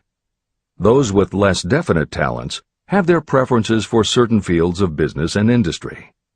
If America does anything well, it offers a full range of occupations. 1. Decide exactly what kind of a job you want. If the job doesn't already exist, perhaps you can create it. 2. Choose the company or individual for whom you wish to work. 3. Study your prospective employer as to policies, personnel, and chances for advancement. 4. By analysis of yourself, your talents, and your capabilities, figure what you can offer. Plan specific ways and means of giving advantages, services, developments, or ideas that you believe you can successfully deliver. 5. Forget about a job. Forget whether or not there is an opening. Forget the usual routine of, have you got a job for me? Concentrate on what you can give. 6. Once you have your plan in mind, put it on paper in neat form and in full detail. 7. Present it to the proper person with authority, and the rest will come automatically. Every company is looking for people who can give something of value, whether it is ideas, services, or connections. Every company has room for the person who has a definite plan of action that is to the advantage of that company. This procedure may take a few days or weeks of extra time, but the difference in income, in advancement, and in gaining recognition will save years of hard work at small pay. It has many advantages, the main one being that it will often save you from 1 to 5 years of your time in reaching a chosen goal. Every person who starts, or gets in halfway up the ladder, does so by deliberate and careful planning. The new way of marketing services. Men and women who market their services must recognize the change that has taken place in connection with the relationship between employer and employee. The future relationship should be more in the nature of a partnership, consisting of the employer, the employee, and the public they serve. In the past, employers and employees have bartered among themselves, not considering that in reality they were bargaining at the expense of the third party, the public they served. Both the employer and the employee should consider themselves as fellow employees whose business it will be to serve the public efficiently. Editor's comment. In the preceding paragraph, Napoleon Hill once again demonstrates his foresight into the future direction of American business. As you will recognize in the following section, the point he makes by citing the coal and gas companies would at a later time be equally applicable to the telephone monopolies, and later still to computer software and internet companies, and to cable television suppliers when competitors started to offer satellite TV. This snapshot of how and why business has changed should provide you with a blueprint for the attitude you must adopt and the way you must conduct yourself if you are going to attain the success you're seeking. This is the end of the editor's comment. During the Depression, I spent several months in the anthracite coal region of Pennsylvania, studying conditions that all but destroyed the coal industry. The coal operators and the unions drove hard bargains in negotiating their labor contracts. The cost of the bargaining was passed on to the customer by adding to the price of the coal. However, in the end, they discovered their actions had worked against them. What their delays and high prices had actually accomplished was to open the market to their competitors. Inadvertently, they had built up a wonderful business for the manufacturers of oil-burning stoves and furnaces, as well as for the producers of oil. A similar experience happened to the gas companies. We can all remember the time when the gas meter reader pounded on the door hard enough to break the panels. When the door was opened, he pushed his way in uninvited with a scowl on his face that plainly said, "What the hell did you keep me waiting for?" All that has undergone a change. The meter man now conducts himself as a gentleman who is delighted to be at your service, sir. Before the gas companies learned that their scowling metermen were offending customers, their competitors, the polite salesmen of oil burners, came along and did a land office business. These illustrations are mentioned here to show that we are where we are and what we are because of our own conduct. If there is a principle of cause and effect that controls business, finance, and transportation, this same principle controls individuals and determines their economic status. Courtesy and service are the watchwords of merchandising today, and they apply to the person who is marketing personal services even more directly than to the employer. In the final analysis, you are employed by the customer. If you fail to serve well, both you and your employer will pay for it by the loss of the privilege of serving. What is your QQS rating? In the preceding, the causes of success in marketing services effectively and permanently have been clearly described. Unless those causes are studied, analyzed, understood, and applied, no one can market services effectively and permanently. Every man or woman must be their own sales force of their personal services. The quality and the quantity of service rendered, and the spirit in which it is rendered, determine the price and the duration of employment. To market your personal services effectively, which means a permanent market at a satisfactory price under pleasant conditions, you must adopt and follow the QQS formula. QQS means that quality plus quantity plus the proper spirit of cooperation equals perfect salesmanship of service. Remember the QQS formula, but do more. Apply it as a habit. Analyze the formula to make sure you understand exactly what it means. Quality of service means the performance of every detail in connection with your position in the most efficient manner possible with the object of greater efficiency always in mind. Quantity of service means the habit of rendering all the service of which you are capable at all times, with the purpose of increasing the amount of service rendered as you develop greater skill through practice and experience. Emphasis is again placed on the word habit. Spirit of service means the habit of agreeable, harmonious conduct, which will induce cooperation from associates and fellow employees. Adequate quality and adequate quantity of service is not sufficient to maintain a permanent market for your services. The spirit in which you deliver service is a strong determining factor in connection with both the price you receive and the duration of your employment. Andrew Carnegie stressed this point in his description of the factors that lead to success in the marketing of personal services. He emphasized again and again the necessity for harmonious conduct. He stressed the fact that he would not retain any man, no matter how great a quantity or how efficient the quality of his work, unless he worked in a spirit of harmony. Mr. Carnegie insisted upon his people working with each other in an agreeable manner. To prove that he placed a high value on this quality, he helped many who met his standards to become very wealthy.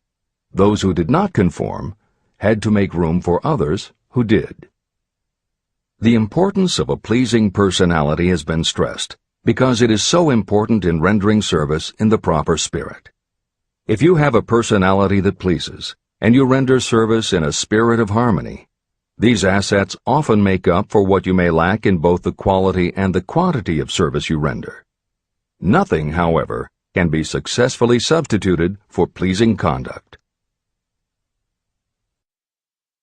The capital value of your services. The person whose income is derived entirely from the sale of personal services is a merchant, just like the person who sells hard goods, and such a person is subject to exactly the same rules of conduct as the merchant who sells merchandise.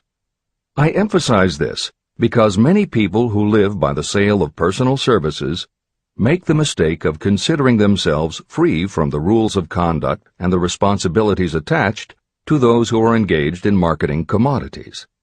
The day of the go-getter has been supplanted by the go-giver.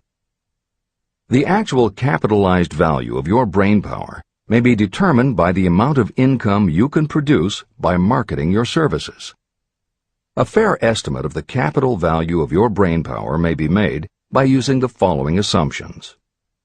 Money, the amount of capital, can be borrowed from a bank at a certain rate of interest. Money is worth no more than brains, and it is often worth much less. Therefore, if your brainpower is as valuable as money, in effect, you should be lending your brainpower, your amount of capital, at least at the same rate that banks charge to lend money. This means that what you earn in a year, your income, is comparable to what a bank earns from a loan in a year, the interest they charge. You can then calculate the capital value of your brainpower using this formula. Divide 100 by the current rate of interest that banks charge for lending money. Then multiply the result by the amount of your annual income. As an example, assume that the current interest rate is 5%. Assume your annual income is $50,000. The formula would be as follows. 100 divided by 5 equals 20, and 20 multiplied by 50,000 equals $1 million. Therefore, if you lend out your brainpower, your capital, at the same rate as the bank lends money, 5% interest, your brainpower is worth $1 million. Competent brains, if effectively marketed, represent a much more desirable form of capital than the money that is required to conduct a business dealing in commodities. This is true because brains are a form of capital that cannot be permanently depreciated by economic depressions, nor can this form of capital be stolen or spent. Moreover, the money that is essential for the conduct of business is as worthless as a sand dune until it has been mixed with efficient brains. The 31 major causes of failure. Life's greatest tragedy consists of men and women who earnestly try and fail. The tragedy lies in the overwhelmingly large majority of people who fail as compared with the few who succeed. I have had the privilege of analyzing several thousand men and women, 98% of whom were classed as failures. My analysis proved that there are 13 major principles through which people accumulate fortunes. Each of the 13 principles of success has its own chapter in this book. And there are 31 major reasons for failure. The 31 causes of failure are listed below. As you go through the list, measure yourself point by point. It will help you to discover how many of these causes of failure stand between you and success. 1. Unfavorable hereditary background. There is little, if anything, that can be done for people who are born with a deficiency in brain power. This is the only one of the 31 causes of failure that may not be easily corrected by any individual. My philosophy can offer only one method of bridging this weakness, through the aid of the mastermind. 2. Lack of a well-defined purpose in life. There is no hope of success for the person who does not have a central purpose or definite goal at which to aim. 98 out of every 100 of those whom I have analyzed had no such aim. Perhaps this was the major cause of their failure. 3. Lack of ambition to aim above mediocrity. I can offer no hope for those who are so indifferent they do not want to get ahead in life and are not willing to pay the price. 4. Insufficient education. This is a handicap that may be overcome with comparative ease. Experience has proven that the best educated people are often those who are self-made or self-educated. It takes more than a college degree to make you a person of education. Any person who is educated has learned to get whatever they want in life without violating the rights of others. Education consists not so much of knowledge, but of knowledge effectively and persistently applied. You are paid not merely for what you know, but for what you do with what you know. 5. Lack of self-discipline. Discipline comes through self-control. This means that you must control all negative qualities. Before you can control conditions, you must first control yourself. Self-mastery is the hardest job you will ever tackle. If you do not conquer yourself, you will be conquered by yourself. By stepping in front of a mirror, you may see both your best friend and your greatest enemy. 6. Ill health. No person may enjoy outstanding success without good health. Many of the causes of ill health are subject to mastery and control. These, in the main, are overeating of foods not conducive to health, wrong habits of thought or negative thinking, wrong use of and overindulgence in sex, lack of proper physical exercise, an inadequate supply of fresh air due to improper breathing. 7. Unfavorable environmental influences during childhood. As the twig is bent, so shall the tree grow. Most people who have criminal tendencies acquire them as the result of bad environment and improper associates during their childhood or youth. Procrastination. This is one of the most common causes of failure. Procrastination stands within the shadow of every human being, waiting its opportunity to spoil your chances of success. Most of us go through life as failures because we are waiting for the time to be right to start doing something worthwhile. Do not wait. The time will never be just right. Start where you stand, work with whatever tools you have at your command, and you will acquire better tools as you go along. 9. Lack of persistence. Most of us are good starters, but poor finishers of everything we begin. People are prone to give up at the first signs of defeat. There is no substitute for persistence. The person who makes persistence his or her watchword discovers that failure finally becomes tired and makes its departure. Failure cannot cope with persistence. 10. Negative personality. There is no hope of success for the person who repels people through a negative personality. Success comes through the application of power, and power is attained through the cooperative efforts of other people. A negative personality will not induce cooperation. 11. Lack of control of sexual urges. Sexual energy is the most powerful of all the stimuli that move people into action. Because it is the most powerful of the emotions, if it is controlled, it can be converted into other creative channels. 12. Uncontrolled desire for something for nothing. The gambling instinct drives millions of people to failure. Evidence of this may be found in the Wall Street stock market crash of 1929, during which millions of people tried to make money by gambling on stock margins. Editor's comments. For those who are not familiar with the stock market and buying on margin, the following is a simplified explanation of what caused the crash of '29. The first thing to understand is that prior to the Great Depression there was widespread optimism about the expanding economy. Businesses were booming, and the people who had invested in those companies were making fortunes almost overnight. When the average person saw how much money was being made, they wanted to get in on it, and there was a way for them to do it.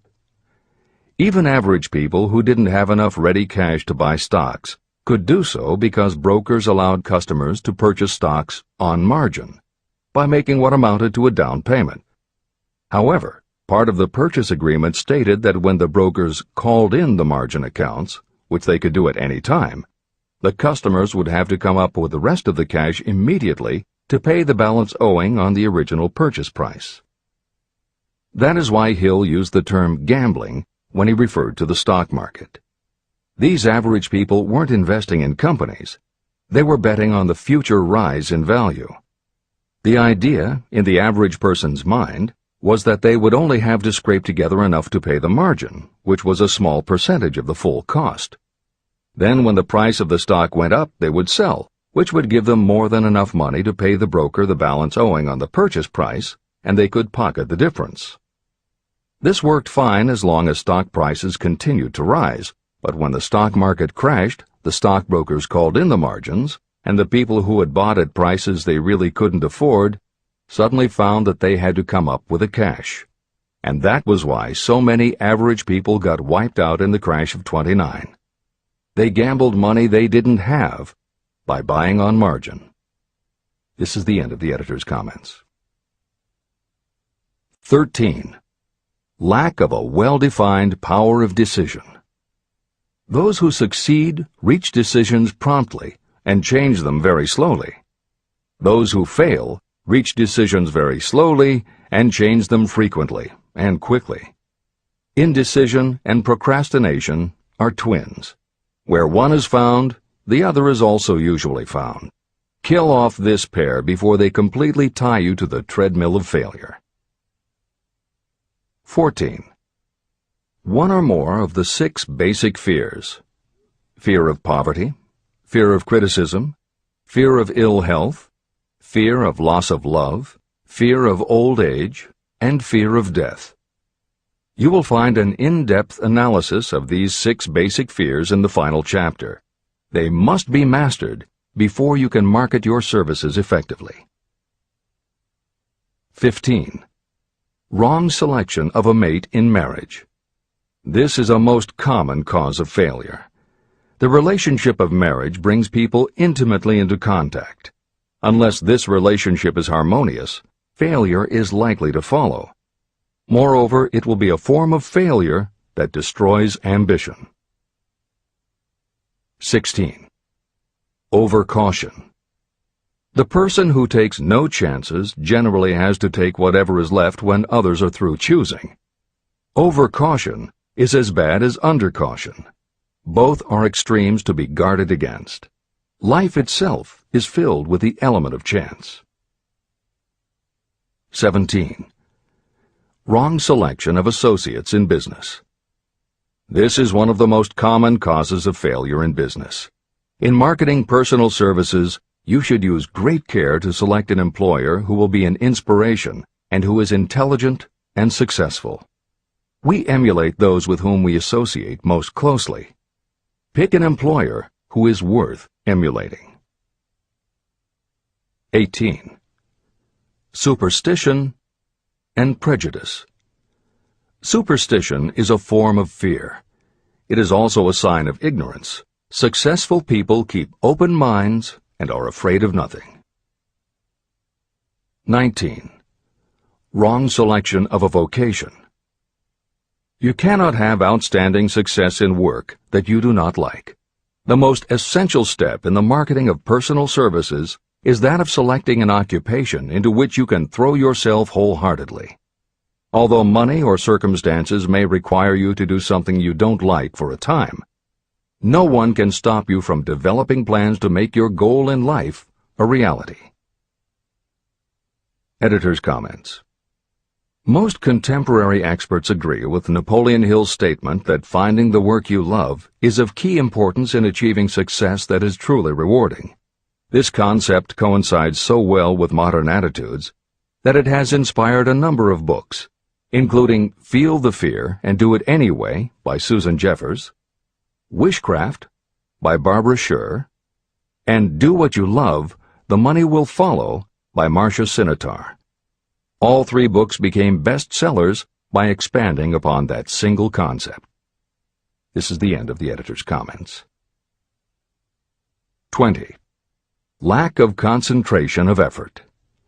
The jack of all trades seldom is good at any. Concentrate all of your efforts on one definite chief aim. 21. The habit of indiscriminate spending. You cannot succeed if you are eternally in fear of poverty. Form the habit of systematic saving by putting aside a definite percentage of your income. Money in the bank gives you a very safe foundation of courage when bargaining for the sale of personal services. Without money, you must take what you are offered and be glad to get it. 22. Lack of enthusiasm. Without enthusiasm, you cannot be convincing. Moreover, enthusiasm is contagious, and the person who has it under control is generally welcome in any group of people. 23. Intolerance. The person with a closed mind on any subject seldom gets ahead. Intolerance means that you have stopped acquiring knowledge. The most damaging forms of intolerance are those connected with religious, racial, and political differences of opinion. 24. Intemperance. The most damaging forms of intemperance are connected with overeating, alcohol, drugs, and sexual activities. Overindulgence in any of these can be fatal to success. 25. Inability to cooperate with others.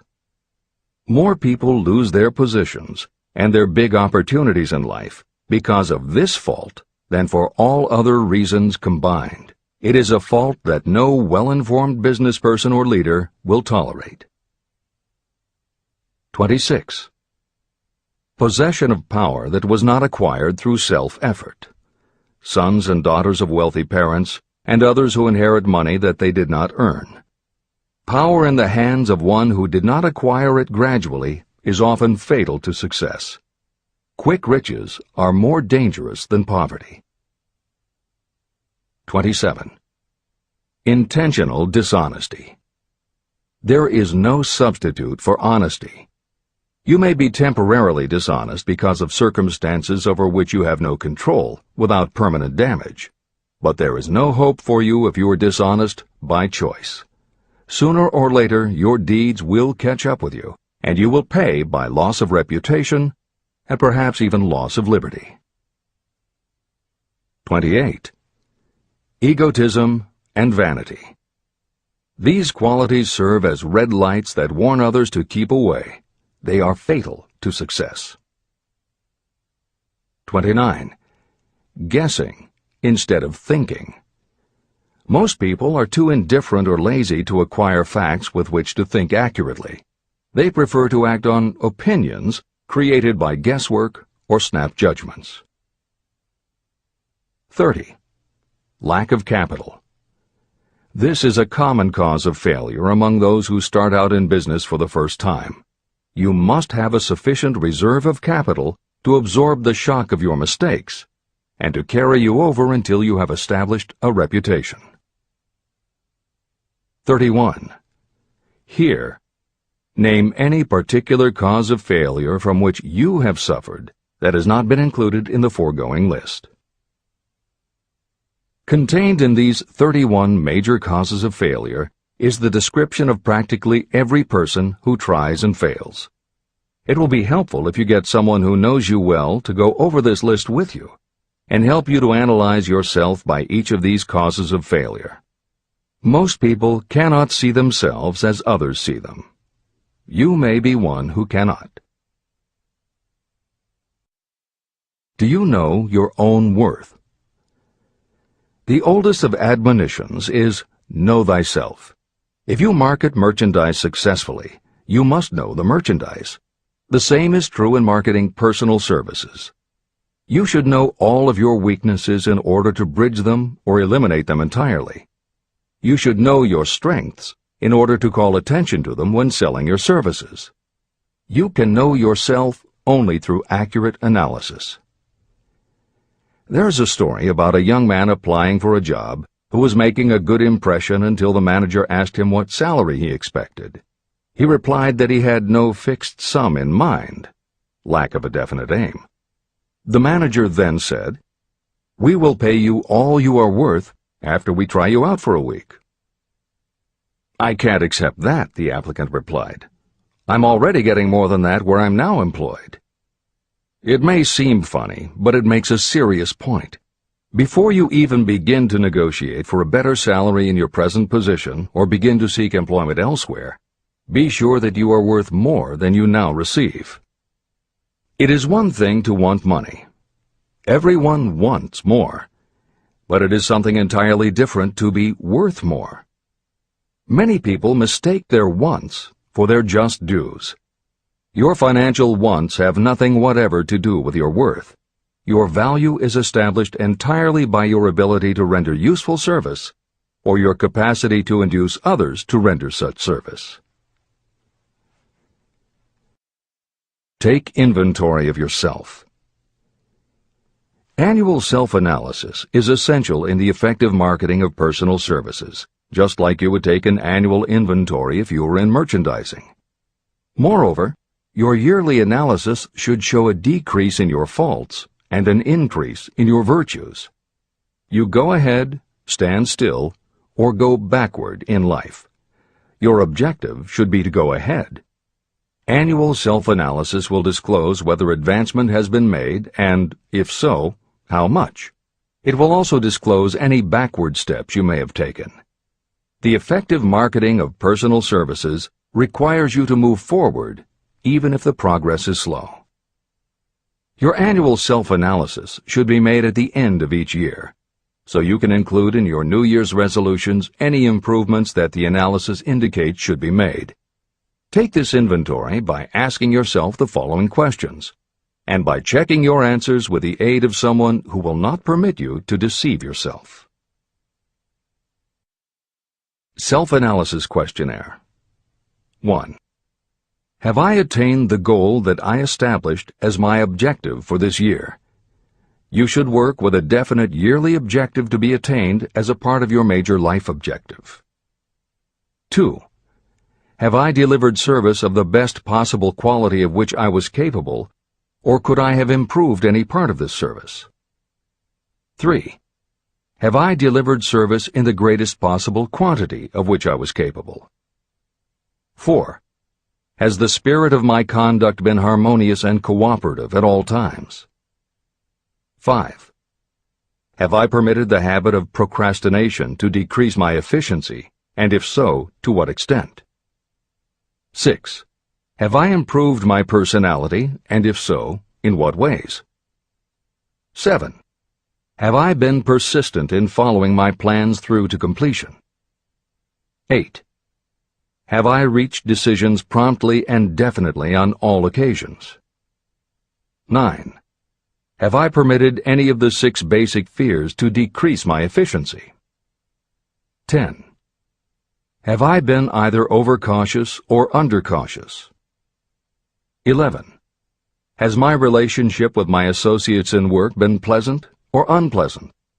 If it has been unpleasant, has the fault been partly or wholly mine?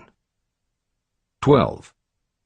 Have I dissipated any of my energy through lack of concentration of effort? 13. Have I been open-minded and tolerant in connection with all subjects? 14. In what ways have I improved my ability to render service? 15. Have I been intemperate in any of my personal habits? 16. Have I expressed, either openly or secretly, any form of egotism? 17. Has my conduct toward my associates been such that they respect me? 18. Have my opinions and decisions been based upon guesswork or accuracy of analysis and thought? 19.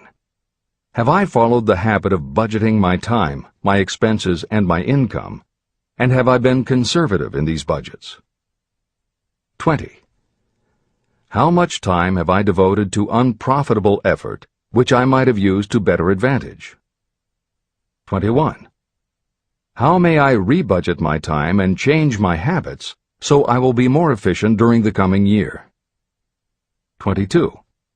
Have I been guilty of any conduct that was not approved by my own conscience? 23. In what ways have I rendered more service and better service than I was paid to render? 24. Have I been unfair to anyone, and if so, in what way? 25. If I had been the purchaser of my own services for the year, would I be satisfied with my purchase? 26. Am I in the right vocation, and if not, why not? 27. Has the purchaser of my services been satisfied with the service I have rendered, and if not, why not? 28. What is my present rating on the fundamental principles of success? Make this rating fairly and frankly, and have it checked by someone who is courageous enough to do it accurately. After you have finished reading through to the end of this book at least once, and you are sure you have assimilated the information in this chapter, you will be ready to create a practical plan for marketing your personal services. In this chapter, you should have found adequate descriptions of every principle essential in planning the sale of personal services. These include the major attributes of leadership, the most common causes of failure in leadership, a description of the fields of opportunity for leadership, the main causes of failure in all walks of life, and the important questions that should be used in self-analysis. This extensive and detailed presentation has been included because it will be needed by you if you are going to earn your riches by marketing your personal services. Those who have lost their fortunes and those who are just beginning to earn money have nothing but personal services to offer in return for riches.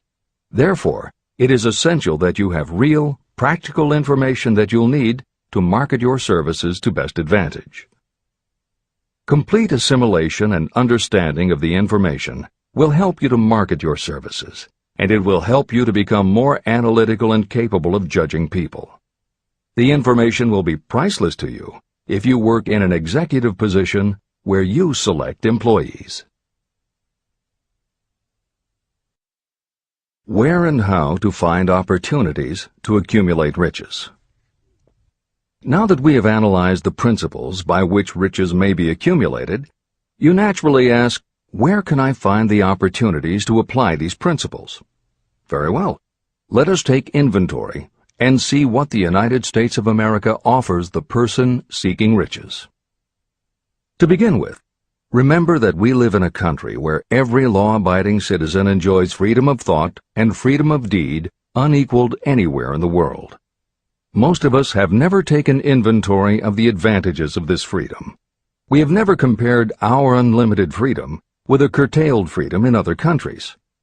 Here we have freedom of thought, freedom in the choice and enjoyment of education, freedom in religion, freedom in politics, freedom in the choice of a business, profession, or occupation, freedom to accumulate and own all the property we can accumulate, freedom to choose our place of residence, freedom in marriage, freedom through equal opportunity to all races, freedom of travel from one state to another, freedom in our choice of foods, and freedom to aim for any station in life for which we have prepared ourselves, even for the presidency of the United States.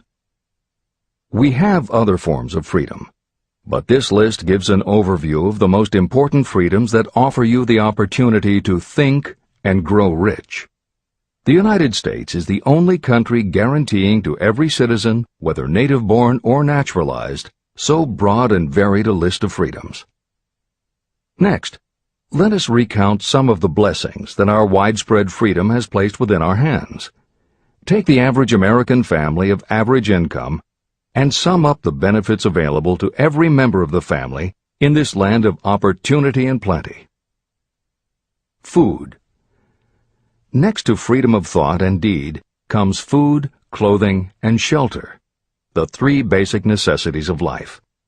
Because of our universal freedom, the average American family has available at its door the choicest selection of food to be found anywhere in the world, and at prices within its financial range. Shelter. This family lives in a comfortable apartment or house, complete with light, heat, water, and many conveniences. The toast they had for breakfast was toasted in an electric toaster, which cost but a few dollars. The apartment is cleaned with a vacuum cleaner that is run by electricity. Hot and cold water is available at all times in the kitchen and the bathroom. The food is kept cool in a refrigerator. Clothes are washed and dried, dishes are cleaned, and numerous labor-saving devices are run on power obtained by putting a plug into a wall socket. The family receives entertainment and information from all over the world 24 hours a day if they want it, by merely flipping a switch on their radio or television or computer. There are other conveniences, but the foregoing list will give a fair idea of some of the concrete evidences of the freedoms that we, of America, enjoy. Clothing. Anywhere in the United States, the family with average clothing requirements can dress very comfortably at a cost that is only a small portion of their earnings. Only the three basic necessities of food, clothing, and shelter have been mentioned. The average American also has other options and advantages that are available in return for reasonable effort. The average American has security of property rights not found in any other country in the world. We can place any surplus money in a bank with the assurance that our government will protect it and make good to us if the bank fails. If an American citizen wants to travel from one state to another, he or she needs no passport and no one's permission. You may go when you please, and you may travel by car, train, bus, airplane, ship, or any other method that you can afford. The miracle that has provided these blessings. We often hear politicians proclaiming the freedom of America when they solicit votes, but they seldom take the time or trouble to analyze the source of this freedom. Having no axe to grind, no grudge to express, and no ulterior motives, I will give you a frank analysis of that mysterious, abstract, greatly misunderstood something that gives to every citizen of America more blessings, more opportunities to accumulate wealth, and more freedom of every nature than may be found in any other country. I have the right to analyze the source and nature of this unseen power because I know, and have known for more than half a century, many of the men who organized that power, and many who are now responsible for its maintenance. The name of this mysterious benefactor of mankind is capital. Capital consists not only of money, but also of highly organized, intelligent groups of individuals who plan ways and means of using money efficiently for the good of the public and profitably to themselves. These groups consist of scientists, educators, chemists, inventors, business analysts, publicists, transportation experts, accountants, lawyers, doctors, and other men and women who have highly specialized knowledge in all fields of industry and business. They pioneer, experiment, and blaze trails in new fields of endeavor. They support colleges, hospitals, schools, build good roads, publish newspapers, pay most of the cost of government, and take care of the many details essential to human progress. Stated briefly, the capitalists are the brains of civilization because they supply the entire fabric of which all education, enlightenment, and human progress consist. Money without brains is always dangerous. Properly used, it is the most important essential of civilization. To give you an idea of how important organized capital is, try to imagine that it is your job to provide and prepare a simple family breakfast, but you have to do it without the aid of capital. To supply the tea, you would have to make a trip to China or India. Unless you are an excellent swimmer, you would become rather tired before making the round trip. Then, too, another problem would confront you. What would you use for money, even if you had the physical endurance to swim the ocean? To supply sugar, you would have to take another swim to the Caribbean islands, or a long walk to the sugar beet section of Utah.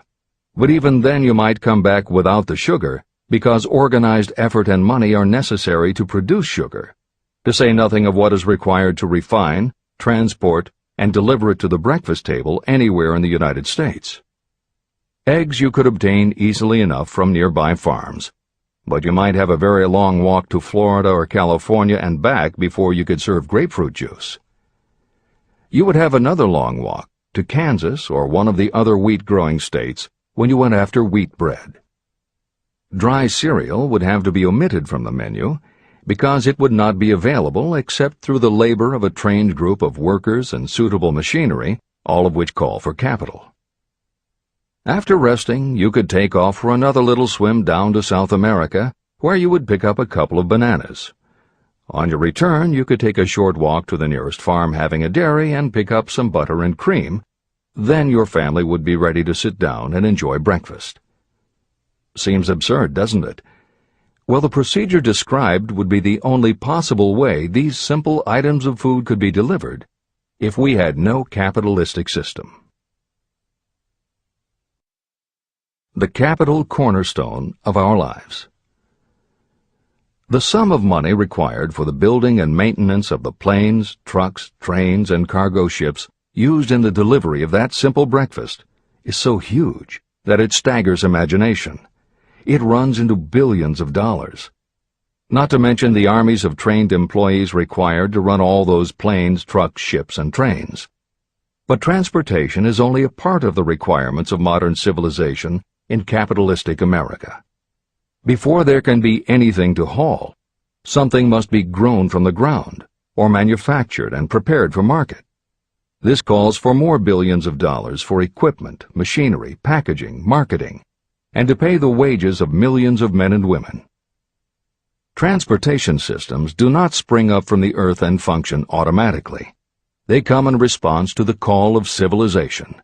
They come through the labor and ingenuity and organizing ability of people who have imagination, faith, enthusiasm, decision, and persistence. These men and women are known as capitalists.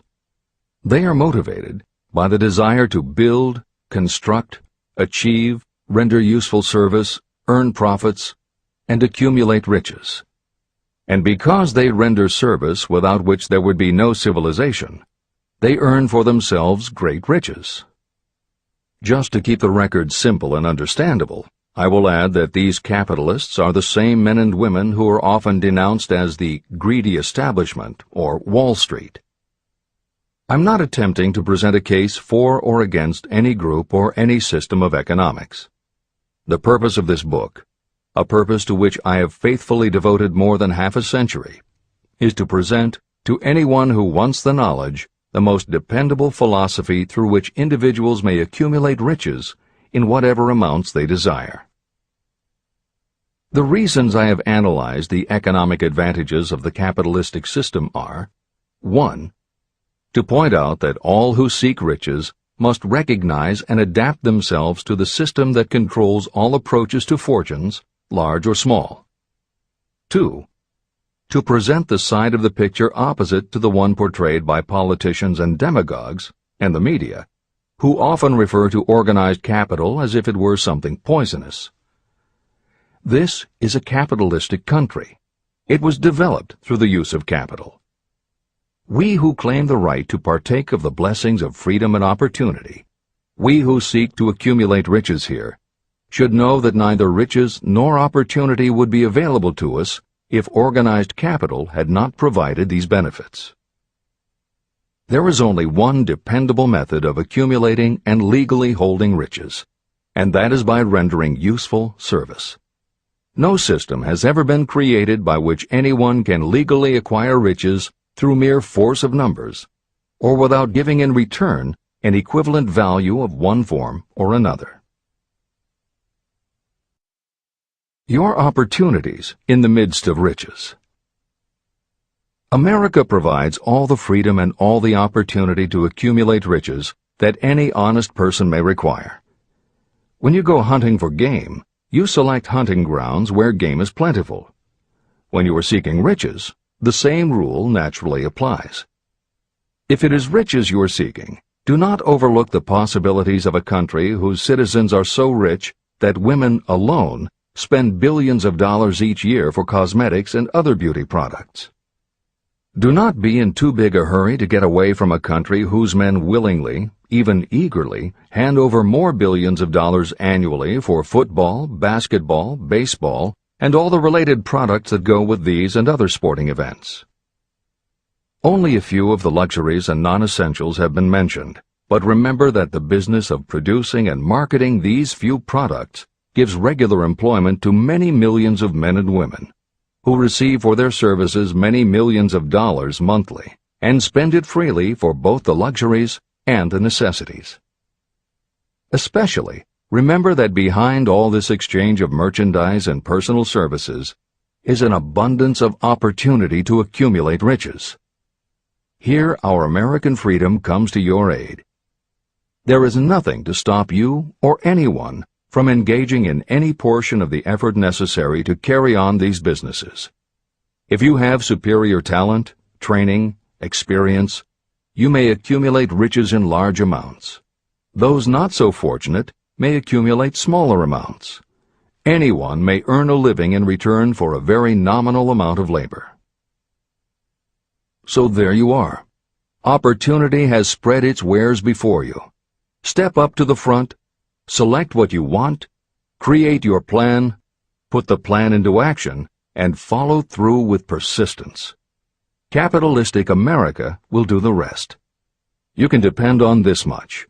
Capitalistic America ensures every person the opportunity to render useful service and to collect riches in proportion to the value of the service.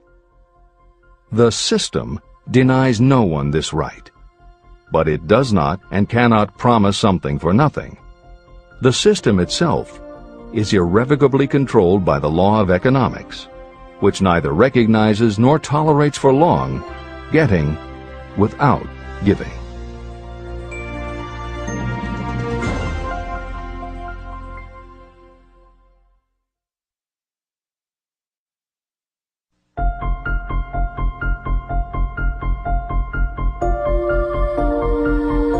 Conceit is a fog that envelops a man's real character beyond his own recognition.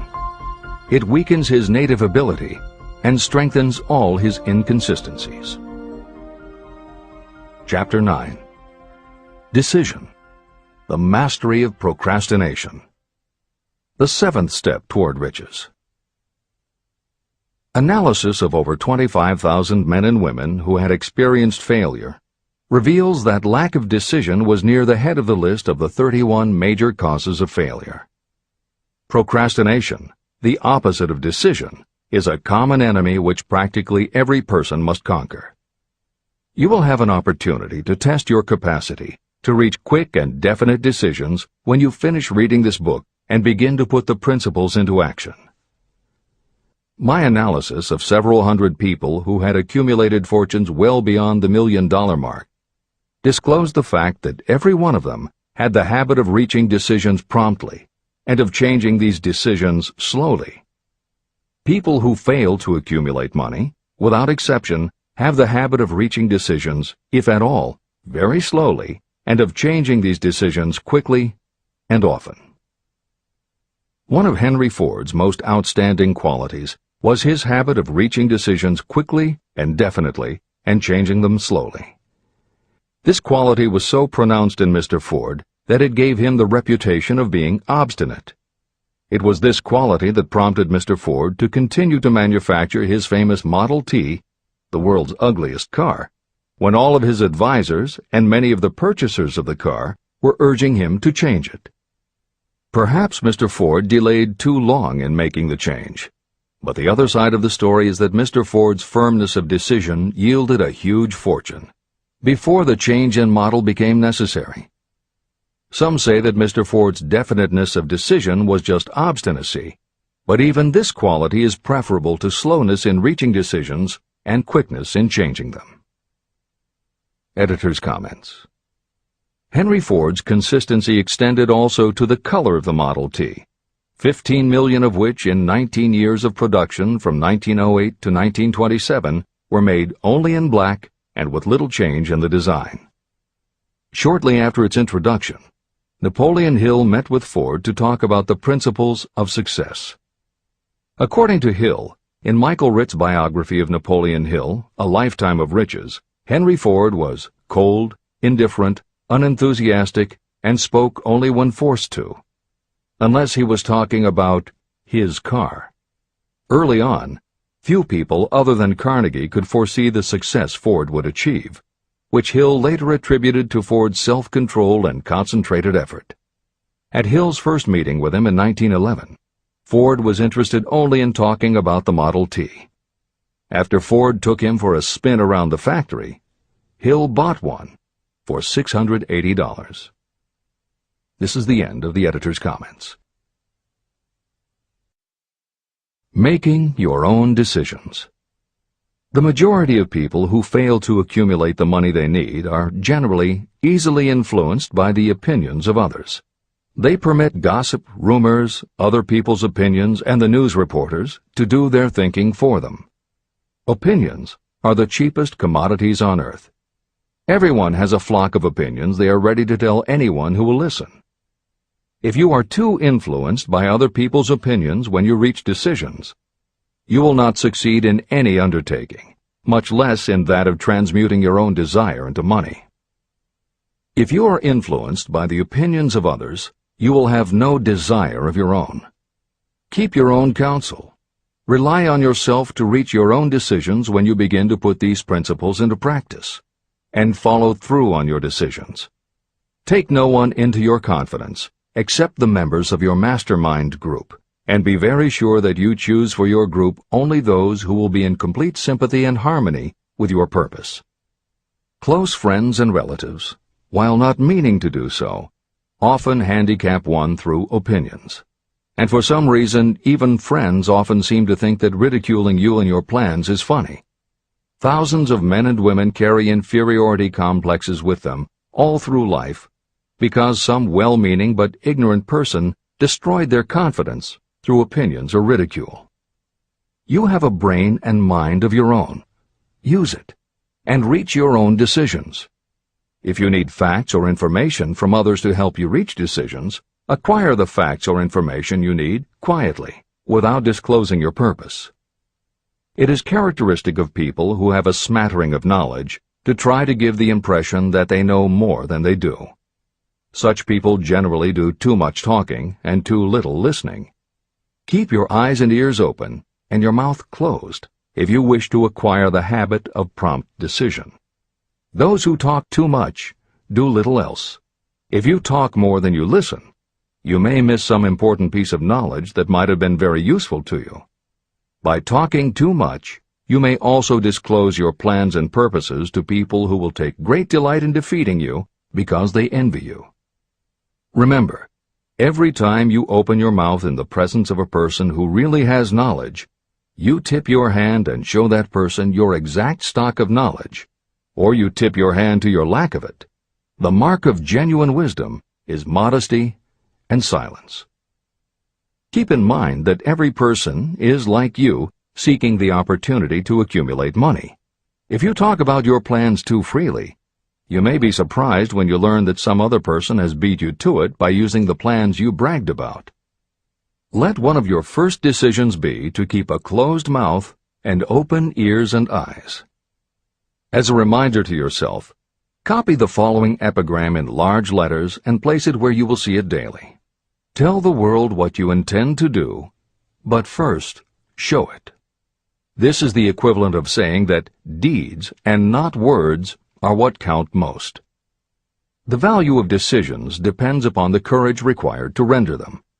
The great decisions that served as the foundation of civilization were reached by assuming great risks, which often meant the chance of death.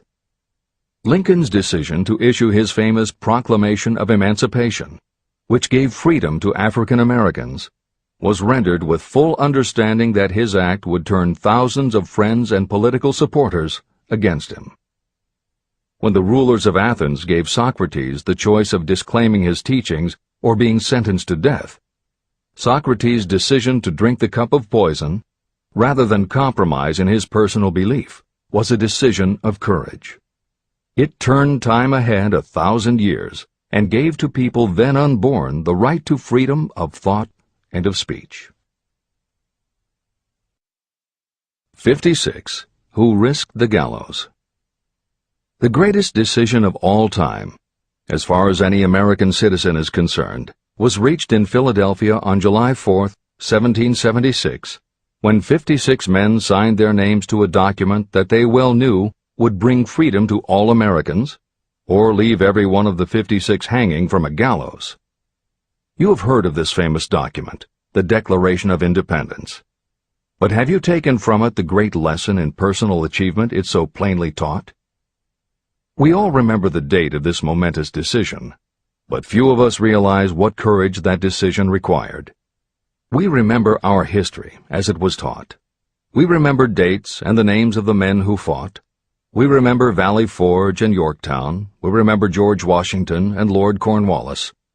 But we know little of the real forces behind these names, dates, and places. We know even less of that intangible power that ensured freedom long before Washington's armies reached Yorktown.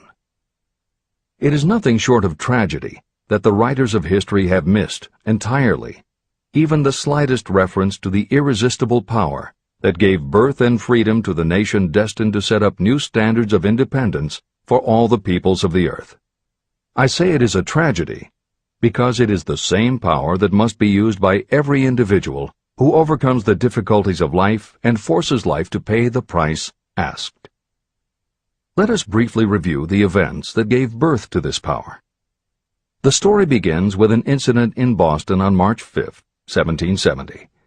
British soldiers were patrolling the streets, openly threatening the citizens by their presence. The colonists resented armed men marching in their midst.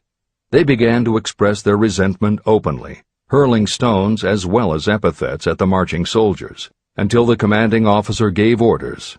Fix bayonets. Charge. The battle was on. It resulted in the death and injury of many. The incident aroused such resentment that the Provincial Assembly, made up of prominent colonists, called a meeting for the purpose of taking definite action. Two of the members of that assembly were John Hancock and Samuel Adams. They spoke up courageously and declared that a move must be made to eject all British soldiers from Boston. Remember this: a decision, in the minds of two men, might properly be called the beginning of the freedom that we of the United States now enjoy. Remember, too, that the decision of these two men called for faith and courage because it was dangerous. Before the assembly adjourned, Samuel Adams was appointed to call on Hutchinson, the governor of the province, and demand the withdrawal of the British troops. The request was granted, and the troops were removed from Boston, but the incident was not closed. It had caused a situation that was destined to change the entire trend of civilization. Richard Henry Lee became an important factor in this story, because he and Samuel Adams corresponded frequently, sharing freely their fears and their hopes concerning the welfare of the people of their provinces. From this practice, Adams conceived the idea that a mutual exchange of letters between the 13 colonies might help to bring about the coordination of efforts so badly needed in connection with the solution of their problems. In March of 1772, 2 years after the clash with the soldiers in Boston, Adams presented this idea to the Assembly.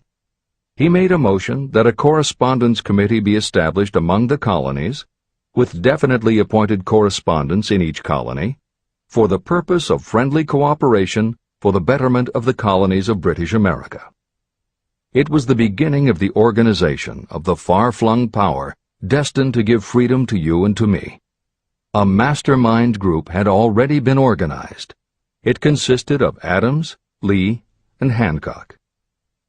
The Committee of Correspondence was organized. The citizens of the colonies had been waging disorganized warfare against the British soldiers through incidents similar to the Boston riot, but nothing of benefit had been accomplished.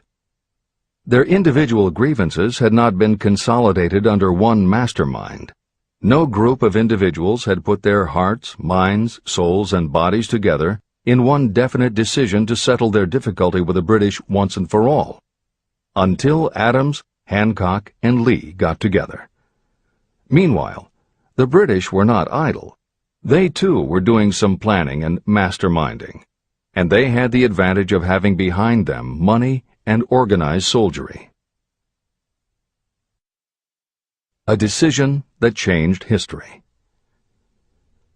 The Crown appointed Gage to supplant Hutchinson as the governor of Massachusetts. One of the new governor's first acts was to send a messenger to call on Samuel Adams for the purpose of endeavoring to stop his opposition by fear. You will best understand the spirit of what happened from this quotation of the conversation between Colonel Fenton, the messenger sent by Gage, and Adams. Colonel Fenton: I have been authorized by Governor Gage to assure you, Mr. Adams, that the governor has been empowered to confer upon you such benefits as would be satisfactory, an obvious endeavor to win Adams by promise of bribing him, upon the condition that you engage to cease in your opposition to the measures of the government. It is the governor's advice to you, sir, not to incur the further displeasure of His Majesty. Your conduct has been such as makes you liable to penalties of an act of Henry VIII, by which persons can be sent to England for trial for treason or misprision of treason at the discretion of a governor of a province. But by changing your political course, you will not only receive great personal advantages, but you will make your peace with the king. Samuel Adams had the choice of two decisions. He could cease his opposition and receive personal bribes, or he could continue and run the risk of being hanged. Clearly, the time had come when Adams was forced to reach, instantly, a decision that could have cost his life. Adams insisted upon Colonel Fenton's word of honor that the colonel would deliver to the governor the answer exactly as Adams would give it to him. Adams' answer: Then you may tell Governor Gage that I trust I have long since made my peace with the King of Kings. No personal consideration shall induce me to abandon the righteous cause of my country. And tell Governor Gage it is the advice of Samuel Adams to him no longer to insult the feelings of an exasperated people. When Governor Gage received Adams' caustic reply, he flew into a rage and issued a proclamation that read, I do hereby, in His Majesty's name, offer and promise His most gracious pardon to all persons who shall forthwith lay down their arms and return to the duties of peaceable subjects, excepting only from the benefit of such pardon Samuel Adams and John Hancock, whose offenses are of too flagitious a nature to admit of any other consideration but that of condign punishment. Adams and Hancock were on the spot. The threat of the irate governor forced the two men to reach another decision, equally as dangerous. They hurriedly called a secret meeting of their staunchest followers. After the meeting had been called to order, Adams locked the door, placed the key in his pocket, and informed all present that it was imperative that a Congress of the colonists be organized, and that no man should leave the room until the decision for such a Congress had been reached. Great excitement followed. Some weighed the possible consequences of such radicalism. Some expressed grave doubt as to the wisdom of so definite a decision in defiance of the Crown. Locked in that room were two men immune to fear, blind to the possibility of failure. Hancock, and Adams. Through the influence of their minds, the others were induced to agree that, through the Correspondence Committee, arrangements should be made for a meeting of the First Continental Congress to be held in Philadelphia, September 5, 1774. Remember this date. It is more important than July 4, 1776. If there had been no decision to hold a Continental Congress, there could have been no signing of the Declaration of Independence. Before the first meeting of the new Congress, another leader, in a different section of the country, was deep in the throes of publishing a summary view of the rights of British America. He was Thomas Jefferson, of the province of Virginia, whose relationship to Lord Dunmore, representative of the Crown in Virginia, was as strained as that of Hancock's and Adams with their governor. Shortly after his famous Summary of Rights was published, Jefferson was informed that he was subject to prosecution for high treason against His Majesty's government. Inspired by the threat, one of Jefferson's colleagues, Patrick Henry, boldly spoke his mind, concluding his remarks with a sentence that shall remain forever a classic. "If this be treason, then make the most of it." It was such men as these who, without power, without authority, without military strength, without money, sat in solemn consideration of the destiny of the colonies, beginning at the opening of the First Continental Congress and continuing at intervals for 2 years, until on June 7, 1776, Richard Henry Lee arose, addressed the chair, and to the startled assembly made this motion: "Gentlemen, I make the motion that these united colonies are, and of right ought to be, free and independent states, that they be absolved from all allegiance to the British Crown, and that all political connection between them and the state of Great Britain is, and ought to be, totally dissolved." The most momentous decision ever placed on paper. Lee's astounding motion was discussed fervently and at such length that he began to lose patience.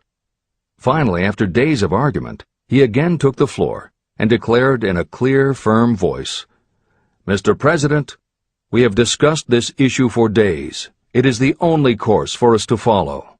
Why then, sir, do we longer delay? Why still deliberate? Let this happy day give birth to an American republic. Let her arise, not to devastate and to conquer, but to re-establish the reign of peace and of law." Before his motion was finally voted upon, Lee was called back to Virginia because of serious family illness. But before leaving, he placed his cause in the hands of his friend, Thomas Jefferson, who promised to fight until favorable action was taken. Shortly thereafter, the President of the Congress, Hancock, appointed Jefferson as chairman of a committee to draw up a Declaration of Independence. Long and hard the committee labored on a document that would mean, when accepted by the Congress, that every man who signed it would be signing his own death warrant should the colonies lose in the fight with Great Britain that was sure to follow. The document was drawn, and on June 28th, the original draft was read before the Congress. For several days it was discussed, altered, and made ready. On July 4th, 1776, Thomas Jefferson stood before the Assembly and fearlessly read the most momentous decision ever placed on paper. When in the course of human events it becomes necessary for one people to dissolve the political bands which have connected them with another, and to assume among the powers of the earth the separate and equal station to which the laws of nature and of nature's God entitled them, a decent respect to the opinions of mankind requires that they should declare the causes which impel them to the separation. When Jefferson finished, the document was voted upon, accepted, and signed by the 56 men, every one staking his own life upon his decision to write his name. By that decision came into existence a nation destined to bring to mankind forever the privilege of making decisions. Analyze the events that led to the Declaration of Independence, and be convinced that this nation, which now holds a position of commanding respect and power among all nations of the world, was born of a decision created by a mastermind consisting of 56 men. Note well the fact that it was their decision that ensured the success of Washington's armies, because the spirit of that decision was in the heart of every soldier who fought with him, and served as a spiritual power which recognizes no such thing as failure. Note also, with great personal benefit, that the power that gave this nation its freedom is the same power that must be used by every individual who becomes self-determining. This power is made up of the principles described in this book. It will not be difficult to detect in the story of the Declaration of Independence at least 6 of these principles: desire, decision, faith, persistence, the mastermind, and organized planning. Know what you want, and you will generally get it. Throughout this philosophy, you'll find the suggestion that thought, backed by strong desire, will transmute itself into its physical equivalent.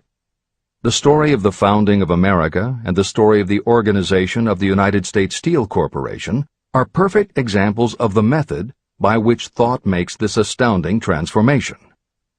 In your search for the secret of the method, do not look for a miracle, because you will not find it. You will find only the eternal laws of nature. These laws are available to every person who has the faith and the courage to use them. They may be used to bring freedom to a nation or to accumulate riches. Those who reach decisions promptly and definitely know what they want and generally get it. The leaders in every walk of life decide quickly and firmly. That is the major reason why they are leaders. The world has a habit of making room for the people whose words and actions show that they know where they are going. Indecision is a habit that usually begins when a person is young. It becomes more and more of a habit as the youth goes through grade school, high school, and even through college without definiteness of purpose. The habit of indecision goes with the student into the occupation he or she chooses. Generally, a young person just out of school seeks any job that can be found. Young people take the first job they can find because they have fallen into the habit of indecision. The vast majority of people working today are in the positions they hold because they lack the definiteness of decision to plan a definite position and the knowledge of how to choose an employer. Definiteness of decision always requires courage, sometimes very great courage. The 56 men who signed the Declaration of Independence staked their lives on the decision to affix their signatures to that document. The person who reaches a definite decision to go after a specific job and make life pay the price he or she asks does not stake his or her life on that decision. They stake their economic freedom. Financial independence, riches, and desirable business positions are not within reach of the person who neglects or refuses to expect, plan, and demand these things. The person who desires riches in the same spirit that Samuel Adams desired freedom for the colonies is sure to accumulate wealth. No man achieves great success who is unwilling to make personal sacrifices. Chapter 10. Persistence. The sustained effort necessary to induce faith. The 8th step toward riches. Persistence is an essential factor in the procedure of transmuting desire into its monetary equivalent. The basis of persistence is the power of will. Willpower and desire, when properly combined, make an irresistible pair. Those who accumulate great fortunes are sometimes called cold-blooded or ruthless. Frequently, it is simply because their critics simply don't understand that what they have is a strong desire backed up by willpower, which they mix with persistence. It is the combination that ensures the attainment of their objectives. The majority of people are ready to throw their aims and purposes overboard and give up at the first sign of opposition or misfortune. A few carry on despite all opposition until they attain their goal. There may be no heroic connotation to the word persistence, but persistence does for your character what carbon does to iron. It hardens it to steel. The building of a fortune will involve the application of the entire 13 factors of this philosophy. These principles must be understood, and they must be applied with persistence by all who accumulate money. Your test of persistence. If you are reading this book with the intention of seriously applying the knowledge, the first test of your persistence will come when you begin to follow the 6 steps described in the 3rd chapter. Desire. Unless you are one of the few people who already have a definite goal and a definite plan for its attainment, you may read the instructions, but you will never actually apply them in your daily life. Lack of persistence is one of the major causes of failure. Moreover, my experience with thousands of people has proved that lack of persistence is a weakness common to the majority of people. However, it is a weakness that may be overcome by effort. The ease with which lack of persistence may be conquered will depend entirely upon the intensity of your desire. The starting point of all achievement is desire. Keep this constantly in mind. Weak desires bring weak results, just as a small amount of fire makes a small amount of heat. If you are lacking in persistence, this weakness may be remedied by building a stronger fire under your desires. Continue reading through to the end of this book. Then go back to Chapter 3 and start immediately to carry out the instructions for using the 6 steps. The eagerness with which you follow these instructions will indicate clearly how much or how little you really desire to accumulate money. If you find that you are indifferent, you may be sure that you have not yet acquired the money consciousness that you must possess before you can be sure of accumulating a fortune. Fortunes gravitate to those whose minds have been prepared to attract them, just as surely as water gravitates to the ocean. If you are weak in persistence, focus on the instructions in Chapter 11, Power of the Mastermind. Surround yourself with a mastermind group, and through the cooperation of the members of this group, you can develop persistence. You will find additional instructions for the development of persistence in Chapter 5, Autosuggestion, and in Chapter 13, The Subconscious Mind.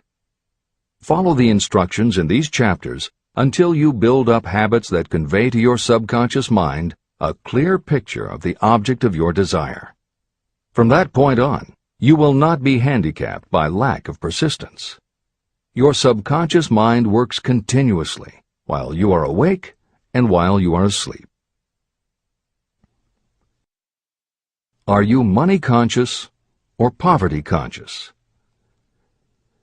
Occasional effort to apply the rules will be of no value to you. To get results, you must apply all of the rules until they become a fixed habit with you.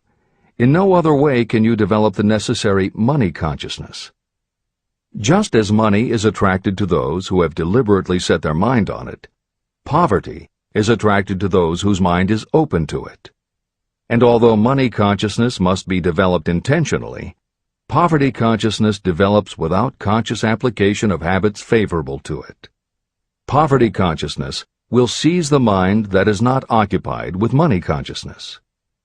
If you understand the point of the preceding paragraph, you will understand the importance of persistence in the accumulation of a fortune. Without persistence, you will be defeated even before you start. With persistence, you will win. If you have ever had a nightmare, you will realize the value of persistence. You are lying in bed, half awake, with a feeling that you are about to smother. You are unable to turn over or to move a muscle. You realize that you must begin to regain control over your muscles. Through persistent effort of willpower, you finally manage to move the fingers of one hand. By continuing to move your fingers, you extend your control to the muscles of one arm until you can lift it. Then you gain control of the other arm. You finally gain control over the muscles of one leg, and then extend it to the other leg. Then, with one supreme effort of will, you regain complete control over your muscular system and snap out of your nightmare. You did it step by step. You may find it necessary to snap yourself out of your mental inertia in a similar way. First, by moving slowly, then increasing your speed, until you gain complete control over your will. Be persistent, no matter how slowly you may have to move at first. With persistence will come success. Snap out of mental inertia. If you select your mastermind group with care, you will have in it at least one person who will aid you in the development of persistence. Some people who have accumulated great fortunes did so because of necessity. They developed the habit of persistence because circumstances forced them to become persistent. Those who have cultivated the habit of persistence seem to enjoy insurance against failure. No matter how many times they are defeated, they finally arrive up toward the top of the ladder. Sometimes it appears that there is a hidden guide whose duty is to test us through all sorts of discouraging experiences. Those who pick themselves up after defeat and keep on trying finally arrive, and the world says, "I knew you could do it." The hidden guide lets no one enjoy great achievement without passing the persistence test. Those who can't take it simply do not make the grade. Those who can take it are rewarded for their persistence, and in return they get the goal they are pursuing. But that is not all. They receive something infinitely more important than material compensation: the knowledge that every failure brings with it the seed of an equivalent advantage. Persist past your failures. The people who learn from experience the importance of persistence will not accept defeat as being anything more than temporary. They are the ones whose desires are so persistently applied that defeat is finally changed into victory. We see that an overwhelmingly large number of people go down in defeat, never to rise again. We also see the few who take the punishment of defeat as an urge to greater effort. But what we do not see, what most of us never suspect of existing, is the silent but irresistible power that comes to the rescue of those who fight on in the face of discouragement. If we speak of this power at all, we call it persistence and let it go at that. One thing is sure: if you do not have persistence, you will not achieve noteworthy success in any calling. As I am writing these lines, I can look out the window and see, less than a block away, the great mysterious Broadway, the graveyard of dead hopes and the front porch of opportunity. From all over the world, people have come to Broadway seeking fame, fortune, power, love, or whatever it is that human beings call success. Once in a great while, someone steps out from the long procession of seekers, and the world hears that another person has conquered Broadway. But Broadway is not easily nor quickly conquered. Broadway acknowledges talent, recognizes genius, and pays off in money only after a person has refused to quit. The secret is always inseparably attached to one word: persistence. Editor's comments. Today we think of making it on Broadway in terms of the theater, but here Napoleon Hill uses Broadway as a metaphor for the New York arts, publishing, and entertainment industries in general. In the original edition of Think and Grow Rich, Hill used this introduction to tell of Fannie Hurst, one of the best-selling authors of the day, who pounded the streets of New York for 4 years and received 36 rejection slips from one publisher alone before her persistence paid off and she finally got published. Although Napoleon Hill chose Fannie Hurst to illustrate his point about overcoming poverty and adversity, he knew all about both from personal experience. Hill's own story is one of very humble beginnings and devastating failures that would have defeated most people. It was only through his extraordinary persistence that the original edition of the book you hold in your hands was published. And for that reason, the editors of this edition have included this brief biography of Napoleon Hill.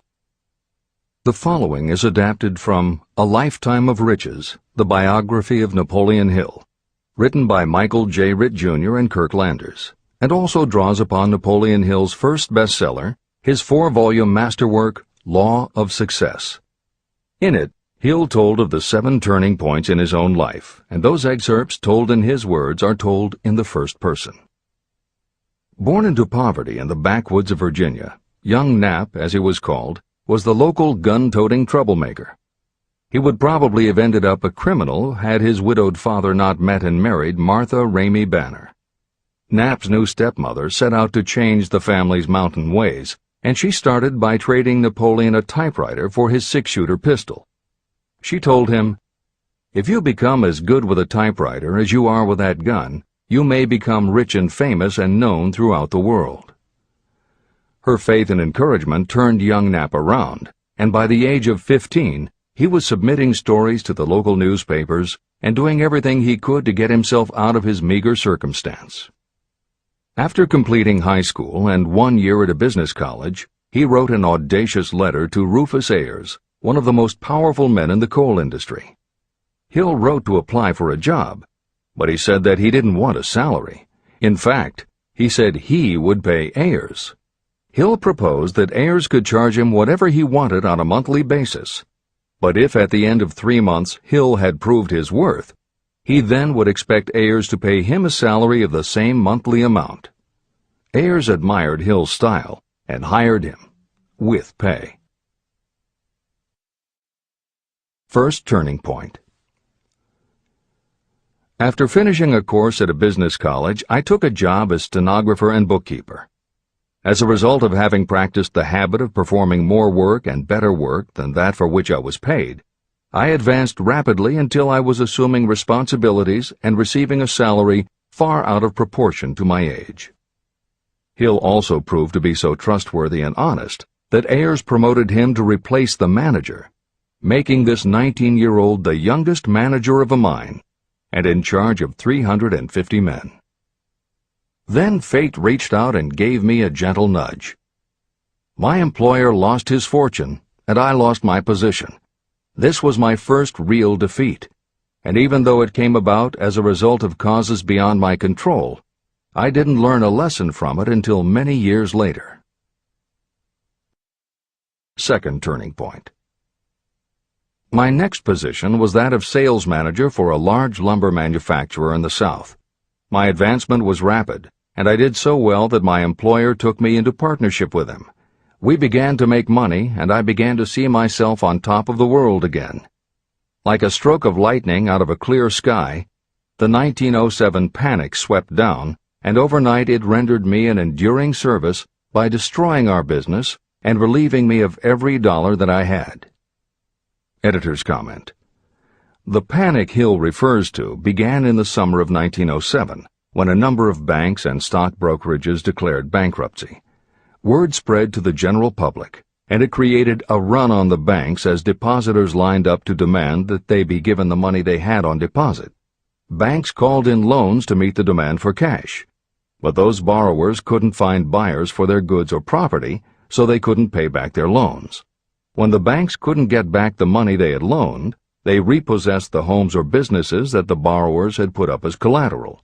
Businesses were closed, farmers were evicted from their land, jobs were lost, so even more banks were forced to close, and it just kept getting worse.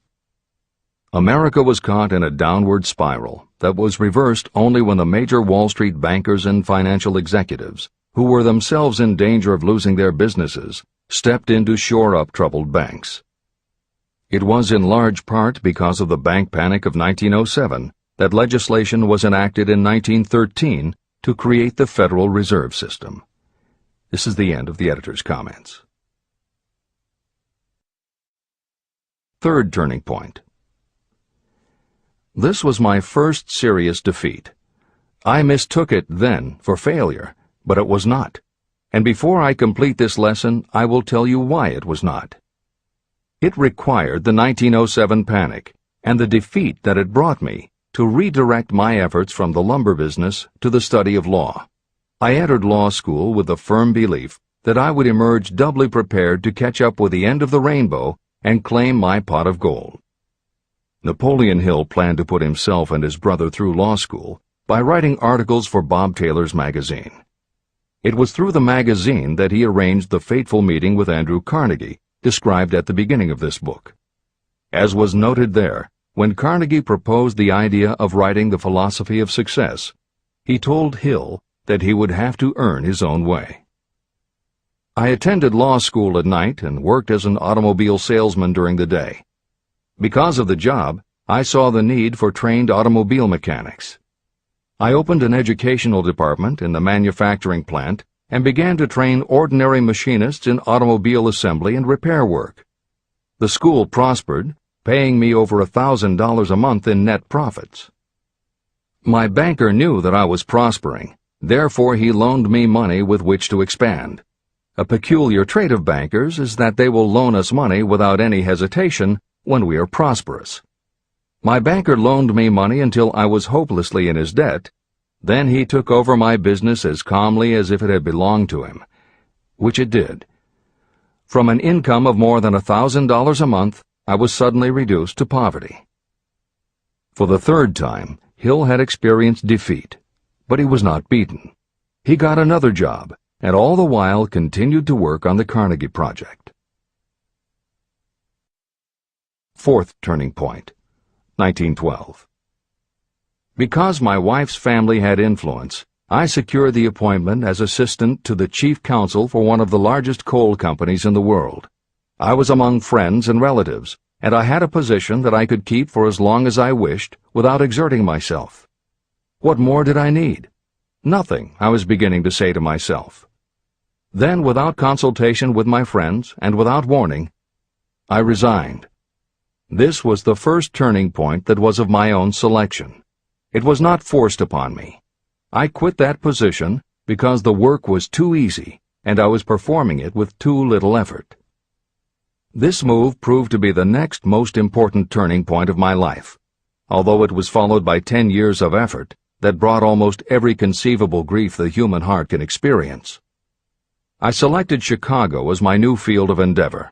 I made up my mind that if I could gain recognition in Chicago, in any honorable sort of work, it would prove that I had something that might be developed into real ability. Fifth turning point. My first position in Chicago was that of advertising manager for a large correspondence school. I did so well that the president of the school induced me to resign my position and go into the candy manufacturing business with him. We organized the Betsy Ross Candy Company, and I became its first president. The business grew rapidly, and soon we had a chain of stores in 18 different cities. They did so well, in fact, Hill's partners decided they wanted to take over the business. They had Hill arrested on a false charge and then offered to withdraw the charge if he would turn over to them his interest in the business. Outraged at the suggestion, Hill refused. When the case went to court, his partners failed to appear for the hearing. Hill sued them for malicious damage to his character. The judge's ruling completely vindicated Hill and allowed him the option to have his partners thrown in jail. Being arrested seemed at the time a terrible disgrace, even though the charge was false. It was not a pleasant experience, and I would not wish to go through a similar experience again, but I must admit that it was worth all the grief it cost me, because it gave me the opportunity to find out that revenge was not a part of my makeup. Sixth turning point. This turning point came shortly after my dreams of success in the candy business had been shattered, when I turned my efforts to teaching advertising and salesmanship as a department of one of the colleges in the Midwest. My school prospered from the very beginning. I had a resident class and also a correspondence school, through which I was teaching students in nearly every English-speaking country. It was 1917. And in April of that year, President Woodrow Wilson declared the United States would enter the war against Germany. Hill contacted the president, who he had previously met through Andrew Carnegie, and offered his services to help the war effort. Hill was given the position of creating public relations materials and helping to sell war bonds. When not operating his school, he threw himself into his war work, for which he insisted that he be paid only $1 a year. Then came the second military draft, and it practically destroyed my school, as it caught most of those who were enrolled as students. At one stroke, I charged off more than $75,000 in tuition fees. Once more, I was penniless. Despite the fact that Hill had to scrape just to get by, he continued to work for President Wilson and continued to refuse to take any compensation. Though Hill had a family to support, and the ridicule of his relatives put a tremendous strain on relations, he also continued to work on the Carnegie Project. Hill later said, "Believe me, there were times when between the needling of my relatives and the hardships I endured, it was not easy to maintain a positive mental attitude and persevere. Sometimes in barren hotel rooms, I almost believed my family was right. The thing that kept me going was my conviction that one day I would not only successfully complete my work, but also be proud of myself when it was finished." Seventh turning point. To describe the seventh of the turning points in my life, I must go back to November 11th, 1918. Armistice Day, the end of the World War. The war had left me without a penny, as I have already said, but I was happy to know that the slaughter had ceased and reason was about to reclaim civilization. The time had come for another turning point. I sat down at my typewriter, and to my astonishment, my hands began to play a tune on the keyboard. I had never written so rapidly or so easily before. I did not plan or think about what I was writing. I just wrote whatever came into my mind. What Hill wrote was a long essay in which he described a new idealism based on the Golden Rule that he thought could emerge from the war. He declared that he would help spread the word, and promised that somehow he was going to find the money to launch a new magazine to be called Hill's Golden Rule. He took his essay to George Williams, a Chicago printer he had met while working at the White House, and by early January of 1919, Hill's Golden Rule magazine was on the newsstands. The first issue was 48 pages. In the beginning, with no money to pay anyone else, Hill wrote and edited every word himself, changing his writing style for each article as well as using a variety of pen names. Additional staff was hired later, which soon led to problems on the inside and on the outside, and Williams attempted to buy out Hill's share of the business. But when Hill realized that one stipulation of the buyout prevented him from any involvement in a competing publication, in October of 1920, he simply left. By April of 1921, he had raised the money for a new publication, Napoleon Hill's magazine, the foundation of which was again the Golden Rule. But it also expanded into presenting many of the principles of success that would become the basis of Hill's later books. The magazine's acceptance and success also led to Hill's success as a speaker and motivator, which led to even greater success for the magazine. At the same time, Napoleon Hill was working with one of the inmates of a penitentiary to develop a correspondence course, which he took to the prisons to encourage prisoner rehabilitation. Most everything Hill did during this time was successful, and the success of the prison program was significant. But the greed of two members of the board of directors, one of whom was the prison chaplain, eventually led in 1923 to the demise of not only the educational rehabilitation programs, but also the magazine and numerous other successful offshoot ventures. The bleak irony, as Michael Ritt notes in A Lifetime of Riches, was that few enterprises in the 1920s could have been more idealistic or humanitarian in concept. Yet in seeking to stir goodness in men's souls, these enterprises had stirred mean-spirited men to a bloodlust that destroyed everything. Without his magazine, Hill went back to teaching and lecturing, which led to an introduction to a crusading newspaper publisher, Don Mellett, who offered to help Hill publish the results of his work on the Carnegie Project. At this same time, Mellett learned that Prohibition gangsters were selling narcotics and bootleg liquor to school children in Canton, and members of the local police force were being bribed to do nothing about it.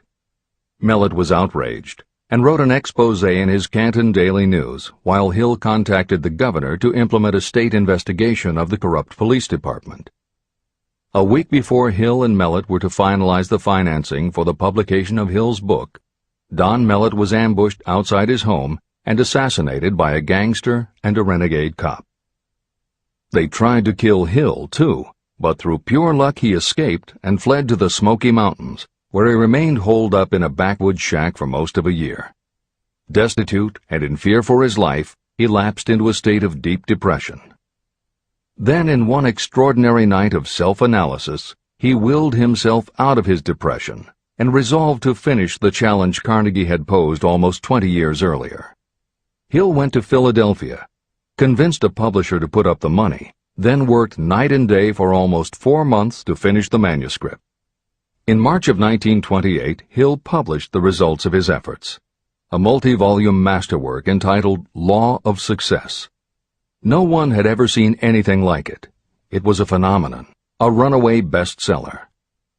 A little over a year later, while Hill was finally enjoying the fruits of his long labors, the stock market crash of '29 hit. The bottom fell out of everything, including the market for books. Though he never gave up on his vision, like the rest of America, Hill struggled through the Depression. He lectured, he wrote, and he taught in every way he could, but it was very hard to preach personal achievement to a country that had lost faith in itself. Napoleon Hill made it his personal mission to turn the tide by creating a variety of self-help programs, but it became disappointingly apparent that it was going to take more than one man to do it. When Franklin Delano Roosevelt was elected president, he reached out to Hill. Though Napoleon Hill was an avowed capitalist, he believed enough in the ultimate goal of FDR's policies that he committed himself to helping the new administration. Throughout the Depression years, he became a close confidant of the president's, helping to guide Roosevelt in his efforts to revitalize America. It is said that it was Hill who gave FDR the famous line, "We have nothing to fear but fear itself." And though Hill was dead broke, just as he had done for President Wilson, he refused to accept more than $1 a year for his efforts. In 1937, as America was finally beginning to see glimmerings of hope that the Great Depression might end, Hill convinced his publisher that America now needed a book to help shake off the mental and emotional stigma of those terrible times. He was right. They released Think and Grow Rich to such resounding success that it sold well over 1 million copies even before the Depression ended. At this writing, it has sold more than 60 million copies worldwide, and to this day it still sells more than 1 million copies a year in its various editions. Take your own persistence inventory. Persistence is a state of mind. Therefore, it can be cultivated. Like all states of mind, persistence is based upon definite causes, among them these. Definiteness of purpose. Knowing what you want is the first and most important step toward the development of persistence. A strong motive will force you to surmount difficulties. Desire. It is comparatively easy to acquire and maintain persistence in pursuing the object of intense desire. Self-reliance. Belief in your ability to carry out a plan encourages you to follow the plan through with persistence. Self-reliance can be developed through the principle described in Chapter 5, Autosuggestion. Definiteness of plans. Organized plans, even ones that may be weak or impractical, encourage persistence. Accurate knowledge. Knowing that your plans are sound, based upon experience or observation, encourages persistence. Guessing, instead of knowing, destroys persistence. Cooperation. Sympathy, understanding, and cooperation with others tend to develop persistence. Willpower. The habit of concentrating your thoughts on making plans to attain your definite purpose leads to persistence. Habit. Persistence is the direct result of habit. The mind absorbs and becomes a part of the daily experiences upon which it feeds. Fear, the worst of all enemies, can be overcome by forcing yourself to perform and repeat acts of courage. Everyone who has seen active service in war knows this. Take inventory of yourself and determine what you are lacking in this essential quality of persistence. Measure yourself point by point and see how many of the previous 8 factors of persistence you lack. The analysis may lead to discoveries that will give you a new understanding of yourself and what you need to get ahead. The following is a list of the real enemies that stand between you and achievement. These are not only the symptoms indicating weakness of persistence, but also the deeply seated subconscious causes of this weakness. Study the list carefully, and face yourself squarely if you really wish to know who you are and what you are capable of doing. These are the weaknesses that must be mastered by anyone who really wants to accumulate riches. 1. Failure to recognize and to define clearly exactly what you want. 2. Procrastination, with or without cause, usually backed up with a long list of alibis and excuses. 3. Lack of interest in acquiring specialized knowledge. 4. Indecision, and the habit of passing the buck instead of facing issues squarely, also backed by alibis and excuses. 5. The habit of relying upon excuses instead of making definite plans to solve your problems. 6. Self-satisfaction.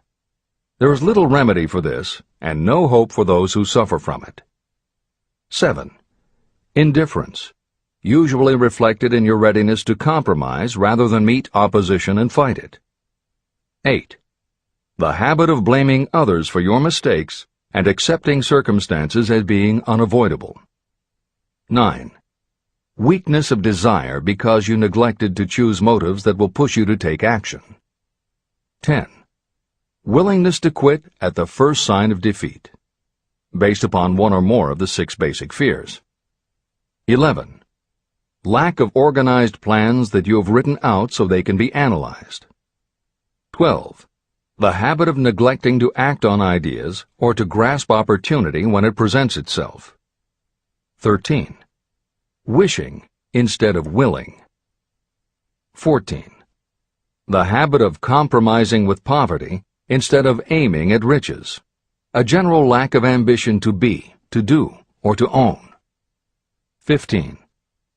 Searching for all the shortcuts to riches, trying to get without giving a fair equivalent, usually reflected in the habit of gambling or trying to drive unfair bargains. 16. Fear of criticism, resulting in failure to create plans and put them into action because of what other people might think, do, or say. This is one of your most dangerous enemies because it often exists in your subconscious mind and you may not even know it is there. See the 6 basic fears in the last chapter. If you fear criticism. Following is an examination of the symptoms of the fear of criticism. The majority of people permit relatives, friends, and the public at large to influence them so that they cannot live their own lives because they fear criticism. Many people make mistakes in marriage but stay married, then go through life miserable and unhappy because they fear criticism. Anyone who has submitted to this form of fear knows the irreparable damage it does by destroying one's ambition and the desire to achieve. Millions of people neglect to go back and get an education after having left school because they fear criticism. Countless numbers of men and women permit relatives to wreck their lives in the name of family duty because they fear criticism. Duty does not require you to submit to the destruction of your personal ambitions and the right to live your own life in your own way. People refuse to take chances in business because they fear the criticism that may follow if they fail. The fear of criticism in such cases is stronger than the desire for success. Too many people refuse to set high goals for themselves because they fear the criticism of relatives and friends who may say, "Don't aim so high, people will think you're crazy." When Andrew Carnegie suggested that I devote 20 years to the organization of a philosophy of individual achievement, my first impulse was fear of what people might say. His suggestion was far greater than anything I had ever conceived for myself. My first instinct was to create excuses, all of them traceable to the fear of criticism. Something inside of me said, "You can't do it. The job is too big and requires too much time. What will your relatives think of you? How will you earn a living? No one has ever organized a philosophy of success. What right have you to believe you can do it? Who are you anyway to aim so high? Remember your humble birth. What do you know about philosophy? People will think you are crazy, and they did. Why hasn't some other person done this before now? These and many other questions flashed into my mind. It seemed as if the whole world had suddenly turned its attention to me with the purpose of ridiculing me into giving up all desire to carry out Mr. Carnegie's suggestion. Later in life, after having analyzed thousands of people, I discovered that most ideas are stillborn. To grow, ideas need the breath of life injected into them through definite plans of immediate action. The time to nurse an idea is at the time of its birth. Every minute it lives gives it a better chance of surviving. The fear of criticism is what kills most ideas that never reach the planning and action stage. Breaks can be made to order. Many people believe that success is the result of lucky breaks. There may be something to that, but if you depend upon luck, you will almost surely be disappointed. The only break anyone can afford to rely on is a self-made break. These come through the application of persistence. The starting point is definiteness of purpose. Editor's comments. In 1999, Mark Myers, editor of one of the country's most influential self-help newsletters, Bottom Line Personal, wrote a book entitled How to Make Luck: 7 Secrets Lucky People Use to Succeed. In it, he tells of a study that was done by the psychology department at the University of Hertfordshire near London. They assembled a group of people, half of whom either thought themselves lucky or were considered to be lucky by others. The other half of the group believed they were unlucky. They were all brought to campus to watch a computerized random coin toss. Each person watched as a cartoon elf came on screen and flipped a coin. Each was asked to call heads or tails. The results of the experiment proved that the unlucky group guessed right approximately the same number of times as the lucky group.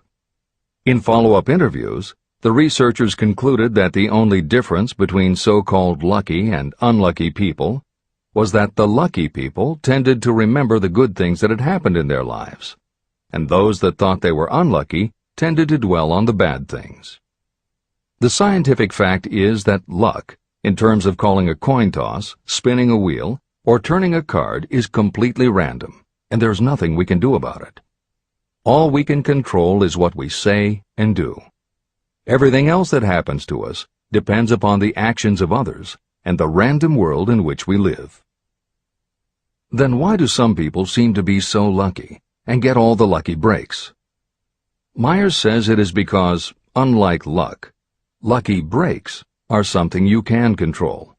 And lucky people, whether they know it or not, have taken specific steps to make their good luck.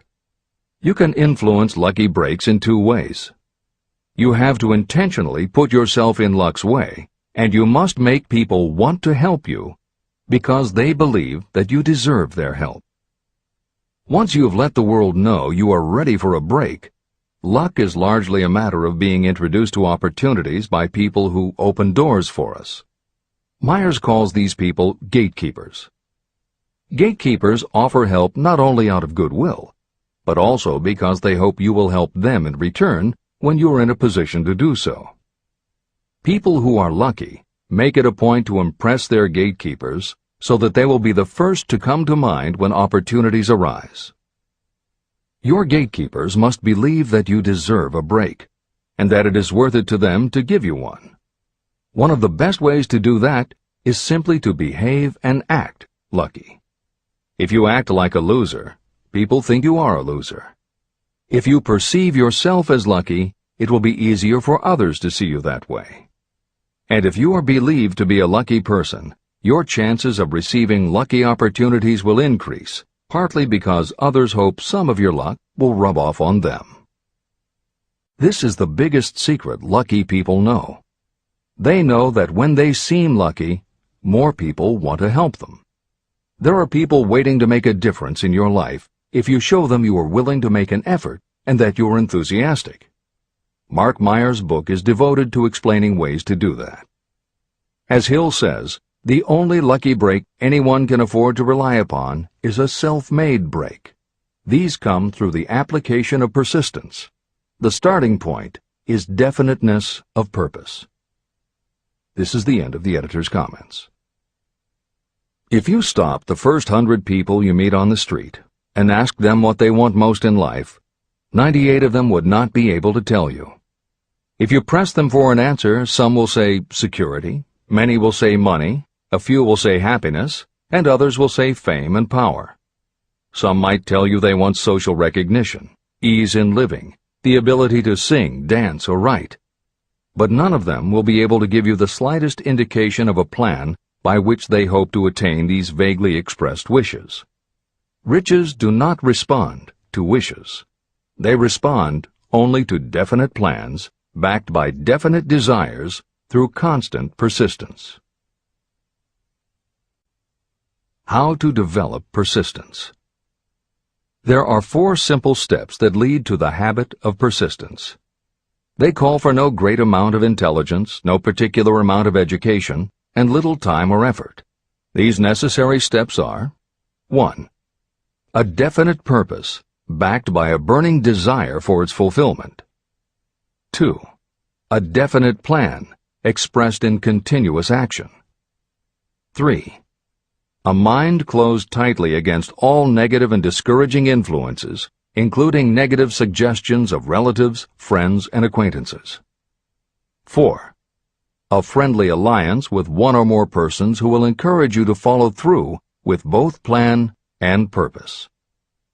These 4 steps are essential for success in all walks of life.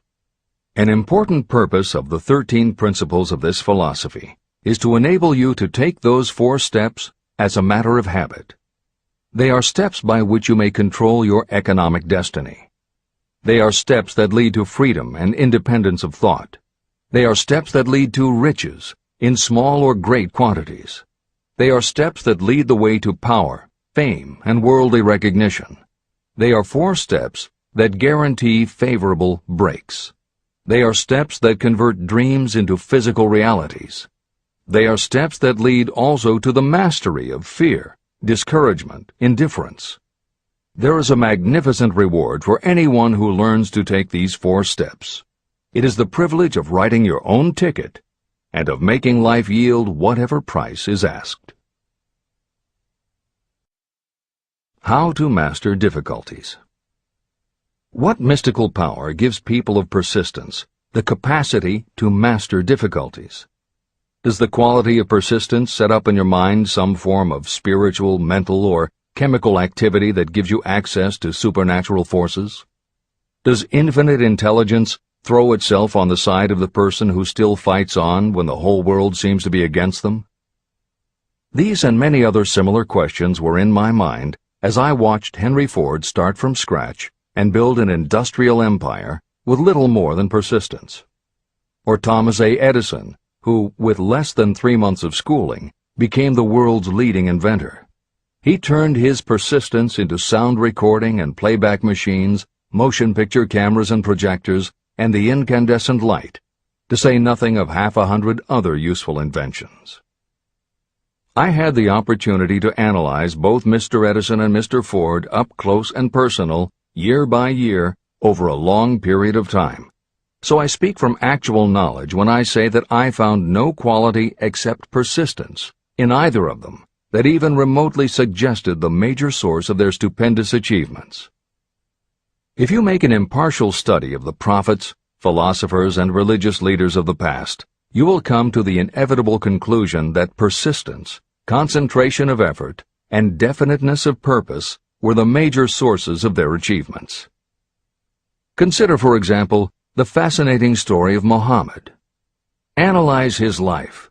Compare him with men of achievement in this modern age of industry and finance, and observe how they all have one outstanding trait in common: persistence.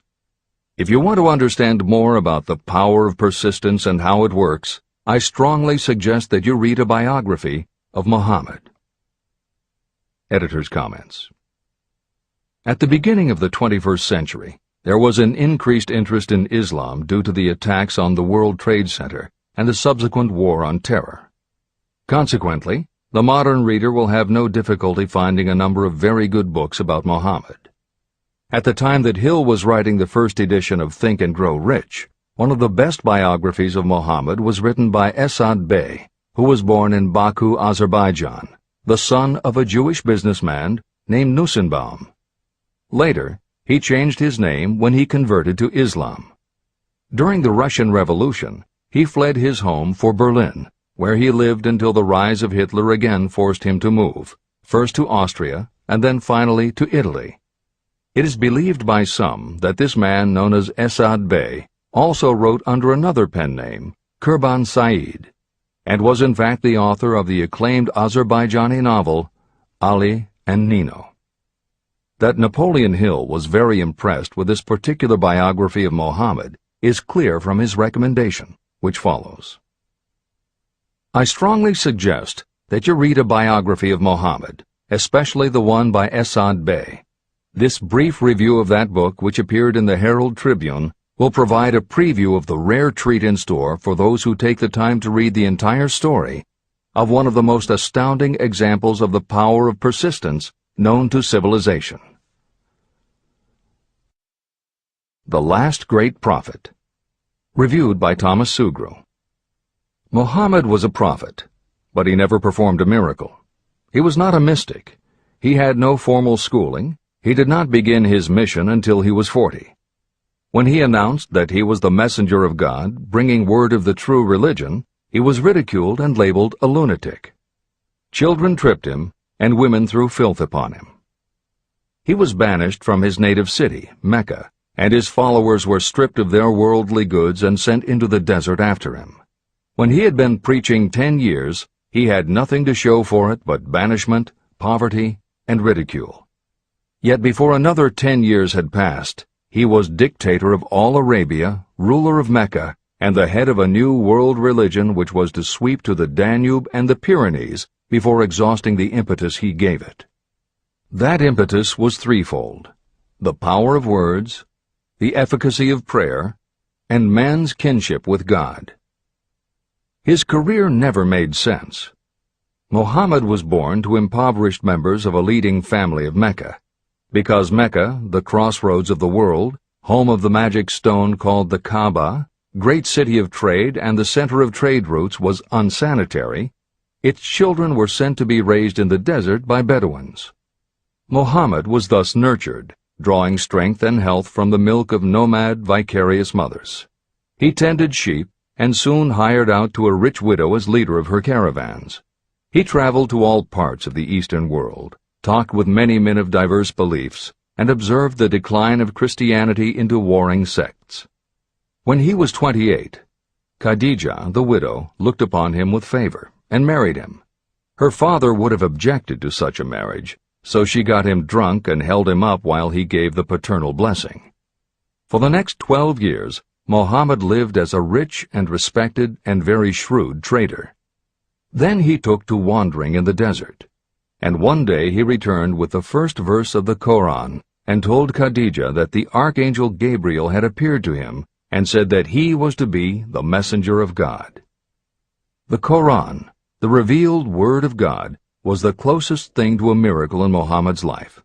He had not been a poet. He had no gift of words. Yet the verses of the Koran, as he received them and recited them to the faithful, were better than any verses which the professional poets of the tribes could produce. This, to the Arabs, was a miracle. To them, the gift of words was the greatest gift. The poet was all-powerful. In addition, the Koran said that all men were equal before God, that the world should be a democratic state, Islam. It was this political heresy, plus Muhammad's desire to destroy all the 360 idols in the courtyard of the Kaaba, which brought about his banishment. The idols brought the desert tribes to Mecca, and that meant trade. So the businessmen of Mecca, the capitalists, of which he had been one, set upon Muhammad.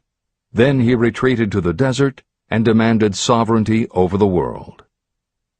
The rise of Islam began. Out of the desert came a flame which would not be extinguished. A democratic army, fighting as a unit and prepared to die without wincing.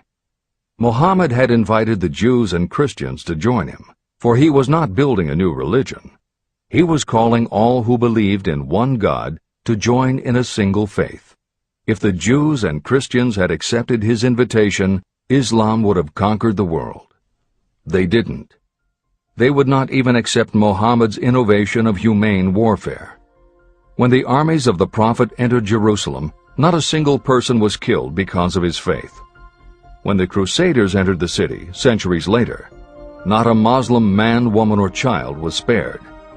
But the Christians did accept one Muslim idea, the place of learning, the university.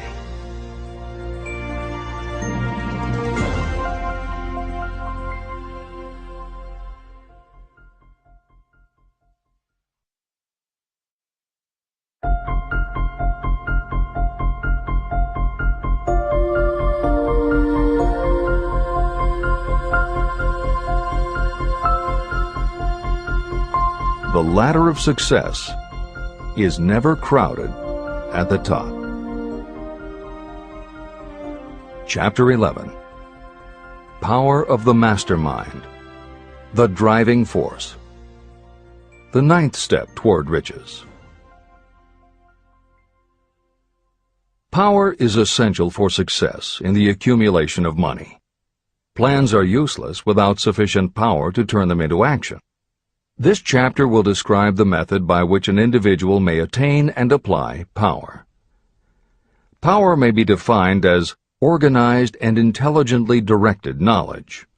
Power, as the term is used here, refers to organized effort, sufficient to enable an individual to transmute desire into its monetary equivalent. Organized effort is produced through the coordination of effort of two or more people who work toward a definite end in a spirit of harmony. Power is required to accumulate money. Power is necessary to keep the money after it has been accumulated. How can power be acquired? If power is organized knowledge, let us examine the sources of knowledge. Infinite intelligence. This source of knowledge may be accessed with the aid of creative imagination through the subconscious mind, as described in the previous chapters on faith, autosuggestion, and imagination, and as will be elaborated on in Chapter 13, the subconscious mind, and Chapter 14, the brain. Accumulated experience. The accumulated experience of humanity may be found in any well-equipped public library. An important part of this accumulated experience is taught in public schools and colleges, where it has been classified and organized. Editor's comment.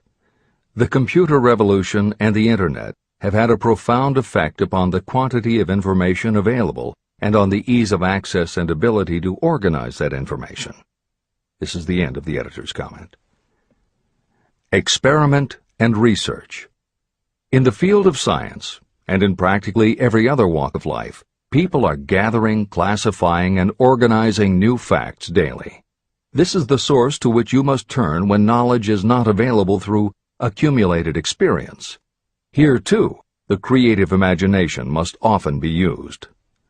Editor's comment. Today, because of the computer revolution and the Internet, publishing and dissemination of information happens so quickly that there is almost no lag time between experiment or research and the integration of those results into available knowledge. This is the end of the editor's comment. Knowledge may be acquired from any of the foregoing sources. It may be converted into power by organizing it into definite plans and by putting those plans into action. If you examine the three sources of knowledge, you will see how difficult it would be if you had to depend upon just your own efforts to assemble all the knowledge you need and turn it into definite plans of action. If your plans are big and comprehensive, generally you will have to get others to cooperate with you if you are going to organize your knowledge so that you can turn your plans into power. Gaining power through the mastermind. The mastermind may be defined as coordination of knowledge and effort in a spirit of harmony between two or more people for the attainment of a definite purpose. No individual may have great power without utilizing the mastermind. In Chapter 8, organized planning. I commented on how to create plans for translating desire into its monetary equivalent. If you carry out these instructions with persistence and intelligence, and use discrimination in choosing your mastermind group, your objective will have been halfway reached even before you begin to recognize it. Editor's comments. In the following section, Hill describes the two kinds of power that an individual can access by assembling a mastermind alliance and working with that group. The first kind of power that he mentions is economic power, which needs no comment from the editors. However, to describe the second kind of power, for want of a better term, Hill uses the term psychic. Because this word has taken on connotations that Hill never intended, this concept deserves clarification before you read on. As is obvious throughout this book, Napoleon Hill was a very practical man. His use of the word psychic in this chapter has nothing to do with seances, fortune-telling, magic, or any other aspect of the paranormal. The word psychic is defined as of or pertaining to the human mind, and Hill uses the term to describe something pertaining to the mind that everyone reading this book has experienced. It is that feeling you get when you are working together with other people. Everyone is very focused on the same goal, and it is going so well that you seem to be in tune with each other. When that happens, you not only work well with the others, but your own work and ideas also seem to be operating on a higher and better plane than usual. This is the end of the editor's comments. So you may better understand the potential power available to you through a properly chosen mastermind group, I will explain the two characteristics of the mastermind principle. One kind of power is economic, and the other psychic. Economic power. The economic feature is obvious. Economic advantages may be created by any person who surrounds himself with the advice, counsel, and personal cooperation of a group of people who are willing to lend him or her wholehearted aid in a spirit of perfect harmony. This form of cooperative alliance has been the basis of nearly every great fortune. Your understanding of this great truth may definitely determine your financial status. Psychic power. What I refer to as the psychic phase of the mastermind principle is a little more difficult to comprehend. You'll get a better sense of the meaning from this statement. No two minds ever come together without creating a third, invisible, intangible force, which may be likened to a third mind. The human mind is a form of energy. When the minds of two people are coordinated in a spirit of harmony, the energy of each mind seems to pick up on the energy of the other mind, which constitutes the psychic phase of the mastermind. The mastermind principle, or rather the economic feature of it, was first called to my attention by Andrew Carnegie. Discovery of this principle was responsible for the choice of my life's work. Mr. Carnegie's mastermind group consisted of a staff of approximately 50 people with whom he surrounded himself for the purpose of manufacturing and marketing steel. He knew little of the technical side of the steel business. His strength was his ability to get others to work together in perfect harmony toward achieving a common goal. Carnegie attributed his entire fortune to the power he accumulated through this mastermind alliance. If you analyze the record of anyone who has accumulated a great fortune, and many of those who have accumulated modest fortunes, you will find that they have either consciously or unconsciously employed the mastermind principle. Great power can be accumulated through no other principle. How to multiply your brain power. The human brain may be compared to an electric battery. It is a fact that a group of batteries will provide more energy than a single battery. It is also a fact that the amount of energy provided by each individual battery depends upon the number and capacity of the cells it contains. The brain functions in a similar fashion. Some brains are more efficient than others. A group of brains coordinated or connected in a spirit of harmony will provide more thought energy than a single brain. just as a group of electric batteries will provide more energy than a single battery. Through this metaphor, you can see that the mastermind principle holds the secret of the power wielded by those who surround themselves with others of great brain power. The following will further define the so-called psychic phase of the mastermind principle. When a group of individual minds are coordinated and function in harmony, the increased energy created through that alliance becomes available to every individual mind in the group. Henry Ford began his business career under the handicap of poverty, illiteracy, and ignorance. Within the inconceivably short period of 10 years, Mr. Ford mastered these 3 handicaps, and within 25 years, he made himself one of the richest men in America. How did he do it? Here is an important clue. Mr. Ford's most rapid strides became noticeable from the time he became a personal friend of the famed inventor Thomas A. Edison. In the story of Ford's success, this is just the first indication of what the influence of one mind upon another can accomplish. Follow his story further, and you will have even more evidence that power may be produced through friendly alliance of minds.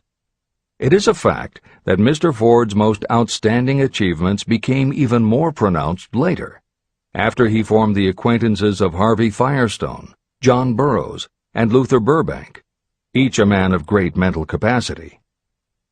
People take on the nature and the habits and the power of thought of those with whom they associate in a spirit of sympathy and harmony. Through his association with Edison, Burbank, Burroughs, and Firestone, Mr. Ford added to his own brain power the intelligence, experience, knowledge, and spiritual forces of these 4 men. Henry Ford used the mastermind principle in exactly the way it is described in this book. This principle is available to you. I have already mentioned Mahatma Gandhi. Let me review the method by which he attained his stupendous power. It may be explained in a few words.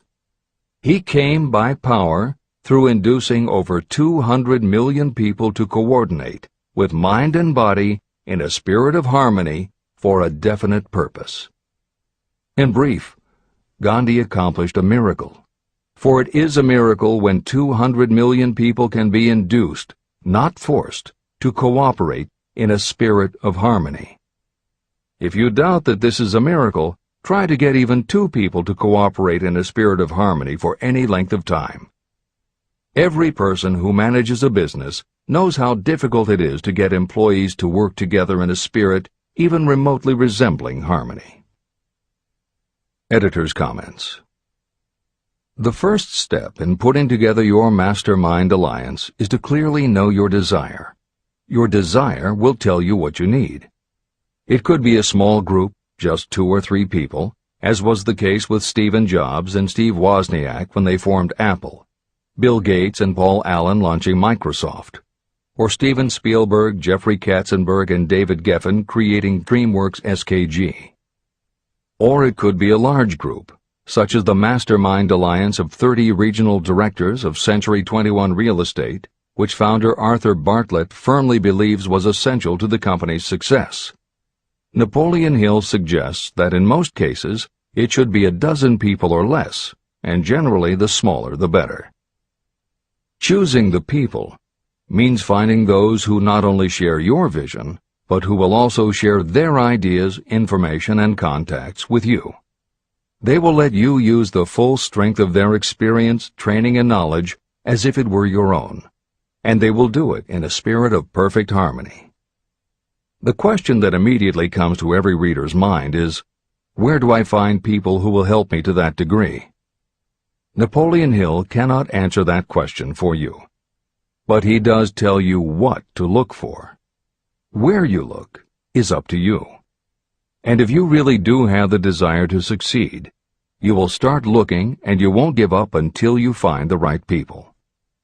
Napoleon Hill's description of the mastermind that appears below is augmented with additional material from articles and speeches he wrote after the publication of Think and Grow Rich.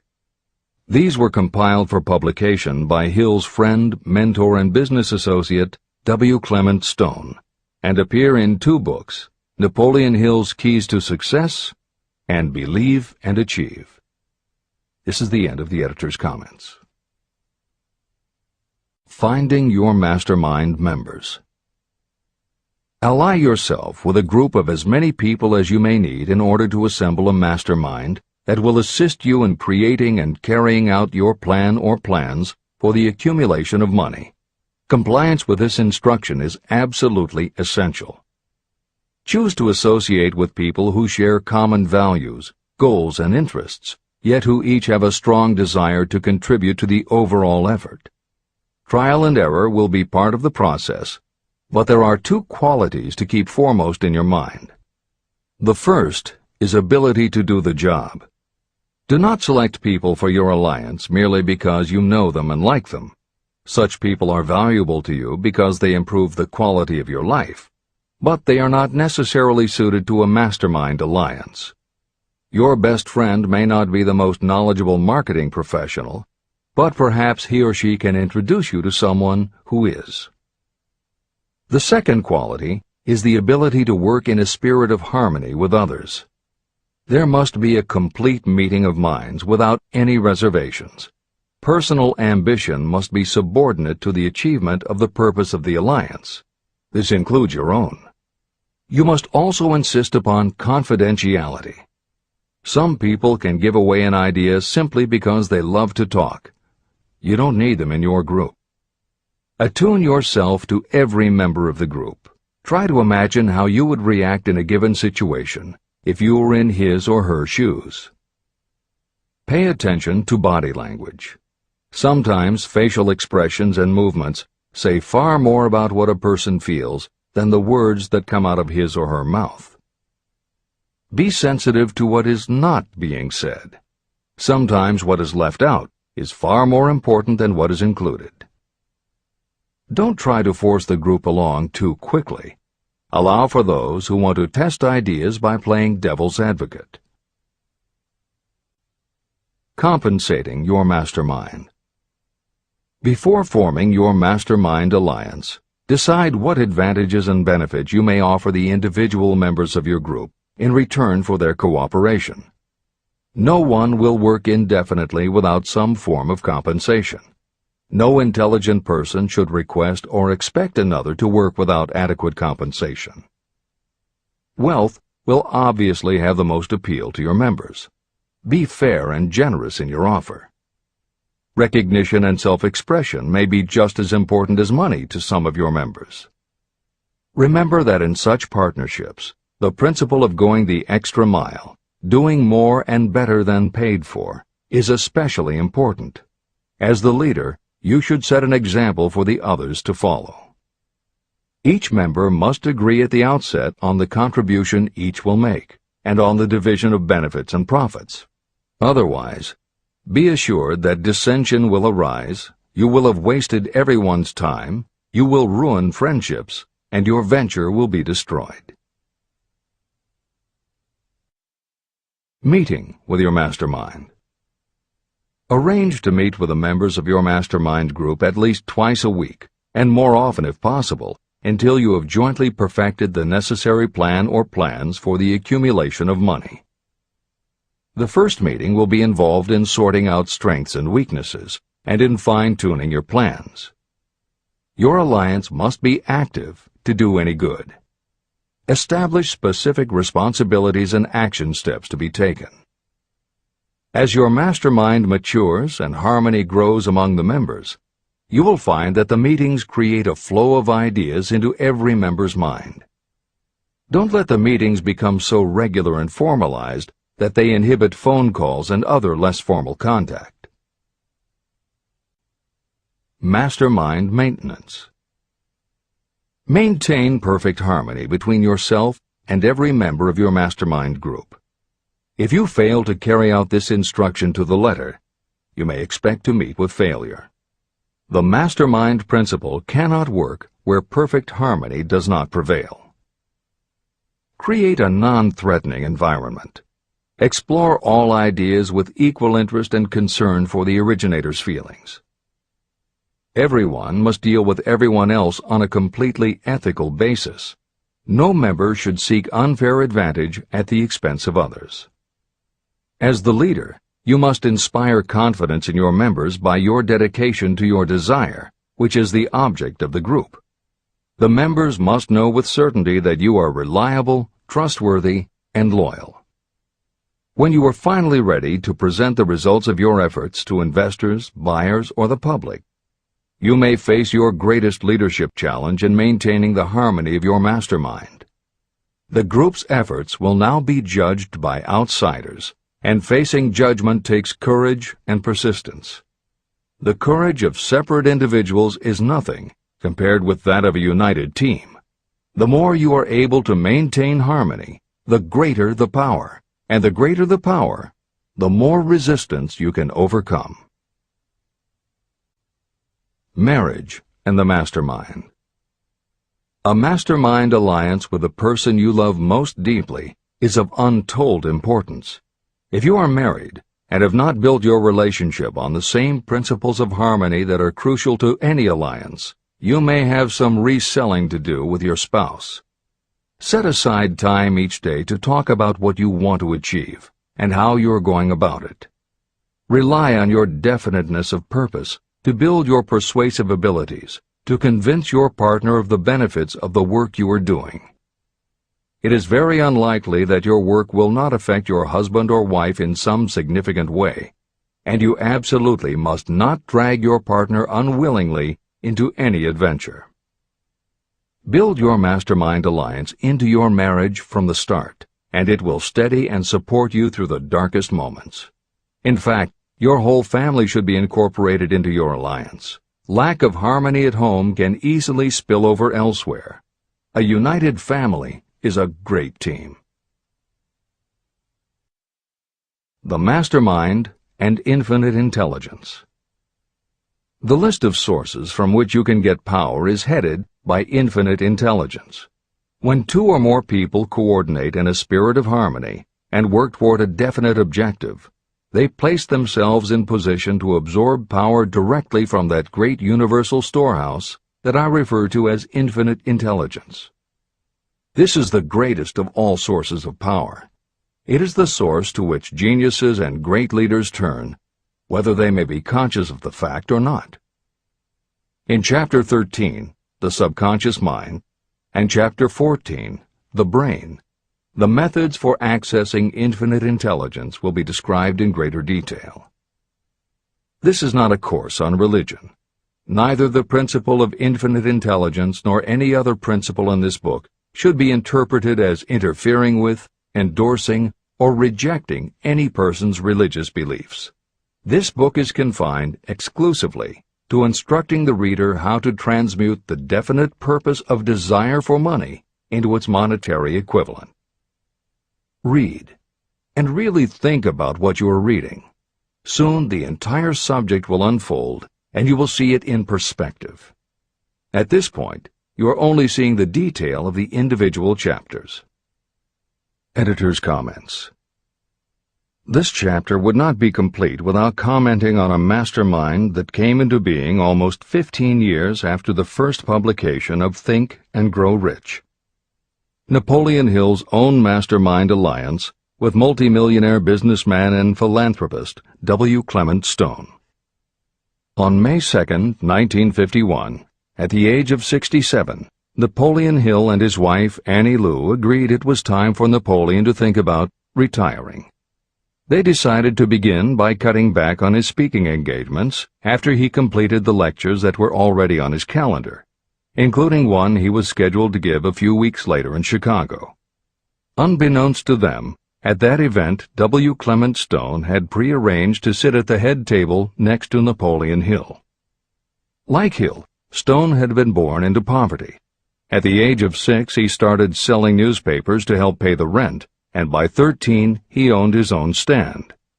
By 16, he was selling insurance, and by 20, he'd managed to scrape together $100, which he used to start his own insurance agency.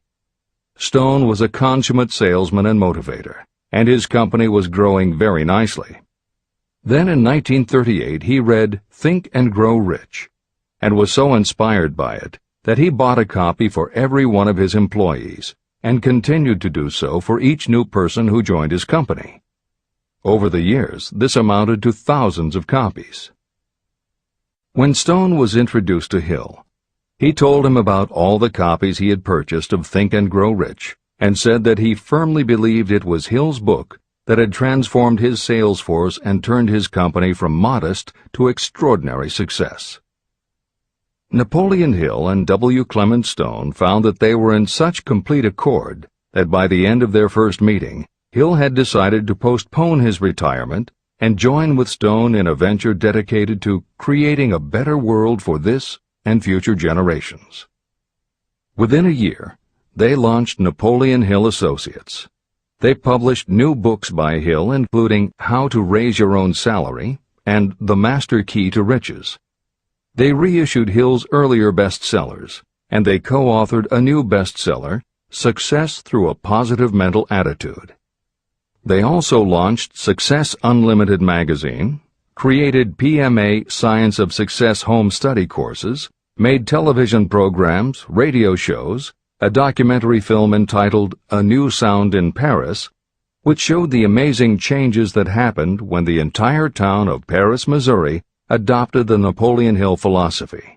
And they both crisscrossed America speaking, teaching, giving interviews, and spreading the philosophy to as many people as possible. In addition to his work with Napoleon Hill Associates, Hill also consulted to W. Clement Stone's company, Combined Insurance Company of America. Hill designed and implemented a new training program for the sales force, which was so successful he astounded the business world by helping Stone grow his company from $30 million in assets to $100 million in less than 10 years. When W. Clement Stone passed away in 2002, his company, now known as Aon Corporation, had revenues of $2 billion a year. W. Clement Stone had personally given more than $275 million to various charitable and philanthropic organizations. There has perhaps never been a greater example of coordination of knowledge and effort in a spirit of harmony between two or more people for the attainment of a definite purpose. The sheer volume of work and scope of influence achieved in a 10-year period by Napoleon Hill and W. Clement Stone leaves little question as to the power and importance of a mastermind alliance. This is the end of the editor's comments. The power of positive emotions. Money is shy and elusive. It must be wooed and won by methods not unlike those used by a determined lover. And the power you use in the wooing of money is not greatly different from what you use to attract the one you love. It is the power of positive emotion. That power, when successfully used in the pursuit of money, must be mixed with faith. It must be mixed with desire. It must be mixed with persistence. It must be applied through a plan, and that plan must be set into action. When money comes in large quantities, it flows to the one who accumulates it as easily as water flows downhill. There exists a great unseen stream of power, which may be compared to a river that flows in two directions. One side flows in one direction, carrying all who get into that side of the stream onward and upward to wealth. The other side flows in the opposite direction, carrying all who are unfortunate enough to get into it and can't pull themselves out downward to misery and poverty. Everyone who has accumulated a great fortune has recognized the existence of this stream of life. It consists of one's thinking process. Positive emotions form the side of the stream that carries you to fortune. Negative emotions form the side that carries you down to poverty. This is a point of great importance to the person who is following this book with the object of accumulating a fortune. If you are caught in the side of the stream of power that leads to poverty, this book will serve as an oar by which you may propel yourself over into the other side of the stream. But it can serve you only through application and use. Merely reading and passing judgment on it, either one way or another, will be of no benefit to you. Poverty and riches can change places. But when riches take the place of poverty, The change only happens through well-conceived and carefully executed plans. The same is not true of poverty. Poverty needs no plan. It needs no one to help it because it is bold and ruthless. Riches are shy and timid. They have to be attracted. More gold has been mined from the thoughts of men than has ever been taken from the earth. Chapter 12. Sexuality, Charisma, and Creativity. The 10th step toward riches. Editor's comments. What motivates human beings is the subject of continuing scientific research and philosophical debate. There is general agreement that the prime motivators are the basic human needs for food and water, shelter and clothing, and safety. Beyond these basic life-sustaining needs, however, there are other factors that motivate people to action. It is the definition of the other factors and their order of importance that continues to be open to interpretation. Perhaps the most widely known theory is psychologist Abraham Maslow's hierarchy of human needs, which lists 8 levels of motivational forces, starting with the basic physiological and safety needs, then ascends through belonging and love, esteem, understanding, aesthetics, self-actualization, and transcendence. Other psychologists and sociologists have defined and arranged the categories differently, but in almost all cases there is agreement that after the primary life-sustaining needs are met, sex and love are the next most important motivating forces. Napoleon Hill also compiled a hierarchy of what he referred to as mind stimuli. Like Maslow and other researchers, Hill identified sex and love as the most powerful non-life-sustaining factors in human motivation, but his focus was not on sex and love as they pertain to procreation. Hill was intrigued by the theory that if sex and love are such powerful forces in driving humans to action, there might be a correlation to outstanding achievement or material success. And if such a relationship exists, can the motivating force be intentionally channeled to this purpose? In the original edition of the following chapter, Hill used terms such as sex emotion and sex energy in his analysis of these motivating forces as they relate to attitude and personality. In this context, the use of the word sex was not meant to have the physical connotation that it often has today. Today these concepts would be conveyed by words such as sexuality, passion, or charisma. In this edition, where appropriate, the editors have opted for the modern usage of these and similar terms. This is the end of the editor's comments. Charisma. The world is ruled, and the destiny of civilization is established by the human emotions. People are influenced more by feelings than by reason. Your creativity is set into action entirely by emotions, and not by cold reason. The human mind responds to stimuli, through which it may be keyed up in such a way that it takes on characteristics such as enthusiasm, creative imagination, and intense desire. The stimuli to which the mind responds most freely are 1. The desire for sexual expression, 2. Love, 3. A burning desire for fame, power, or financial gain, money, 4. Music, 5. Close friendship and or admiration, 6. A mastermind alliance based upon the harmony of 2 or more people who ally themselves for advancement, 7. Mutual suffering, such as that experienced by people who are persecuted, 8. Autosuggestion, 9. Fear, 10. Alcohol and drugs. The desire for sexual expression comes at the head of the list of stimuli that step up the mind and start the wheels of physical action. The emotions associated with a human sexual drive bring into being a state of mind. When motivated by this desire, people often show courage, willpower, persistence, imagination, and creative ability that they don't normally have.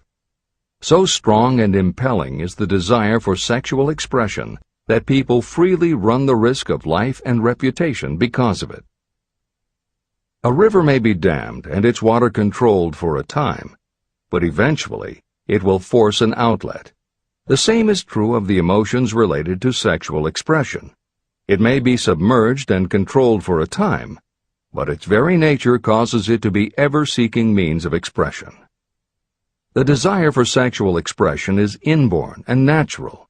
The desire cannot and should not be submerged or eliminated, but it can be given other outlets that enrich the body, mind, and spirit.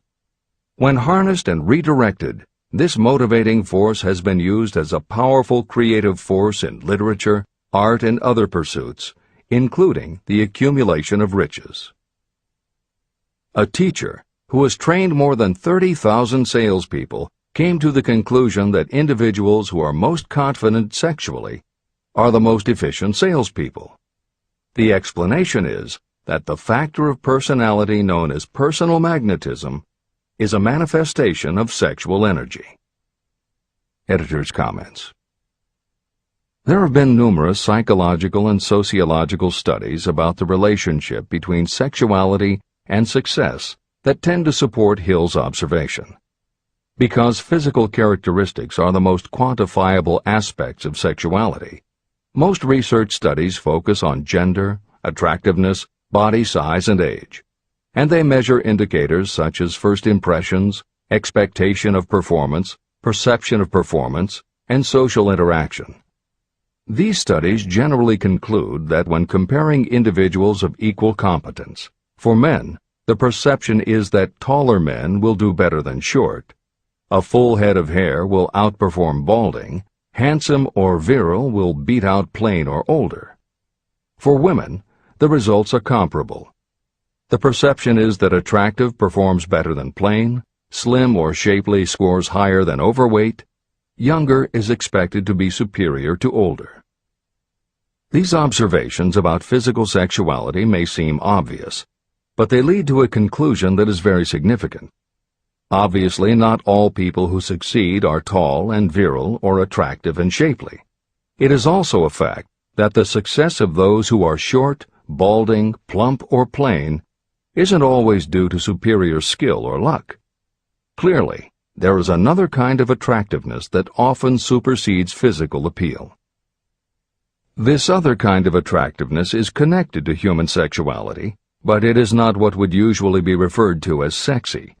People who have this quality are often said to have chemistry, personality, charm, or appeal. Hill called this kind of attraction personal magnetism. Today, the more common term is charisma. This is the end of the editor's comments. When employing salespeople, a good sales manager looks for personal magnetism or charisma as the first requirement. People who lack this kind of sexual energy will never become enthusiastic, nor inspire others with enthusiasm. And enthusiasm is one of the most important requisites in salesmanship, no matter what you're selling. The public speaker, preacher, lawyer, or salesperson who is lacking in charisma is a flop as far as being able to influence others is concerned. That, plus the fact that most people are influenced through an appeal to their emotions, should easily convince you of the importance of charisma as a part of the salesperson's ability. Master salespeople attain mastery in selling because they either consciously or unconsciously transmute charisma, sexual energy, into sales enthusiasm. That statement explains the actual, practical meaning of sexual transmutation. The meaning of the word transmute is, in simple language, the changing or transferring of one element or form of energy into another. The transmutation of sexual energy means switching the mind from thoughts of physical expression to thoughts of some other nature. Salespeople who know how to turn on charisma have acquired the art of sexual transmutation, whether they know it or not.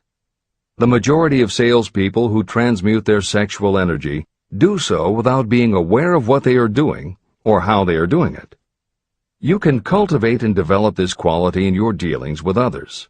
Through cultivation and understanding, this vital motivating force may be drawn upon and used to great advantage in relationships between people. This energy may be communicated to others in the following ways. The handshake. The touch of the hand indicates instantly the presence of charisma or the lack of it. The tone of voice.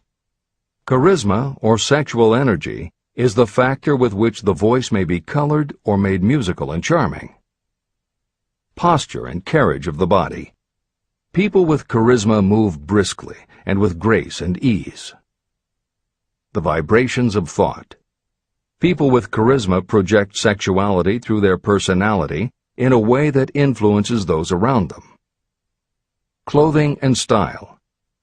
People who are charismatic are usually very careful about their personal appearance. They usually select clothing of a style becoming to their personality, physique, complexion, etc. Editor's comments. Having established a link between sexuality and success in the form of charisma, in the following section, Napoleon Hill explores how sexuality might also be a motivating factor in success by enhancing creativity. To illustrate the connection, Hill draws upon the biographies of historical figures who exhibited both charisma and exceptional creativity. In the time since Hill conducted his research, many women have risen to positions of power and influence. Their accomplishments have been well documented and are readily available in bookstores and libraries. However, when Hill was assembling his data, the majority of historical biographies available were about successful men. Further, the successful industrialists and political leaders he had personally studied during the previous 30 years were also men. Because of this limitation, Hill does not theorize about the role men might play in motivating the success of women. This issue is addressed in a later editorial comment. This is the end of the editor's comments. Creativity. It seemed quite significant to me when I made the discovery that practically every great leader I had the privilege of analyzing was a man whose achievements were largely inspired by a woman. In most instances, the woman was a wife, of whom the public had heard little or nothing. In a few of the cases I studied, the source of inspiration was the other woman. The pages of history are filled with the records of great men whose achievements may be traced directly to the influence of women who aroused the creative faculties of their minds. Napoleon Bonaparte was one of these. When inspired by his first wife, Josephine, he was irresistible and invincible. When his better judgment or reasoning faculty prompted him to put Josephine aside, he began to decline. His defeat and exile to St. Helena were not far distant. Abraham Lincoln was a notable example of a great leader who achieved his greatness through the discovery and use of his faculty of creative imagination. It is noted in practically every book written about Lincoln that he discovered and began to use this faculty as the result of the love that he experienced when he met Anne Rutledge. This is more than an interesting historical fact. It is of significance in connection with the role sexuality plays in the study of the source of genius.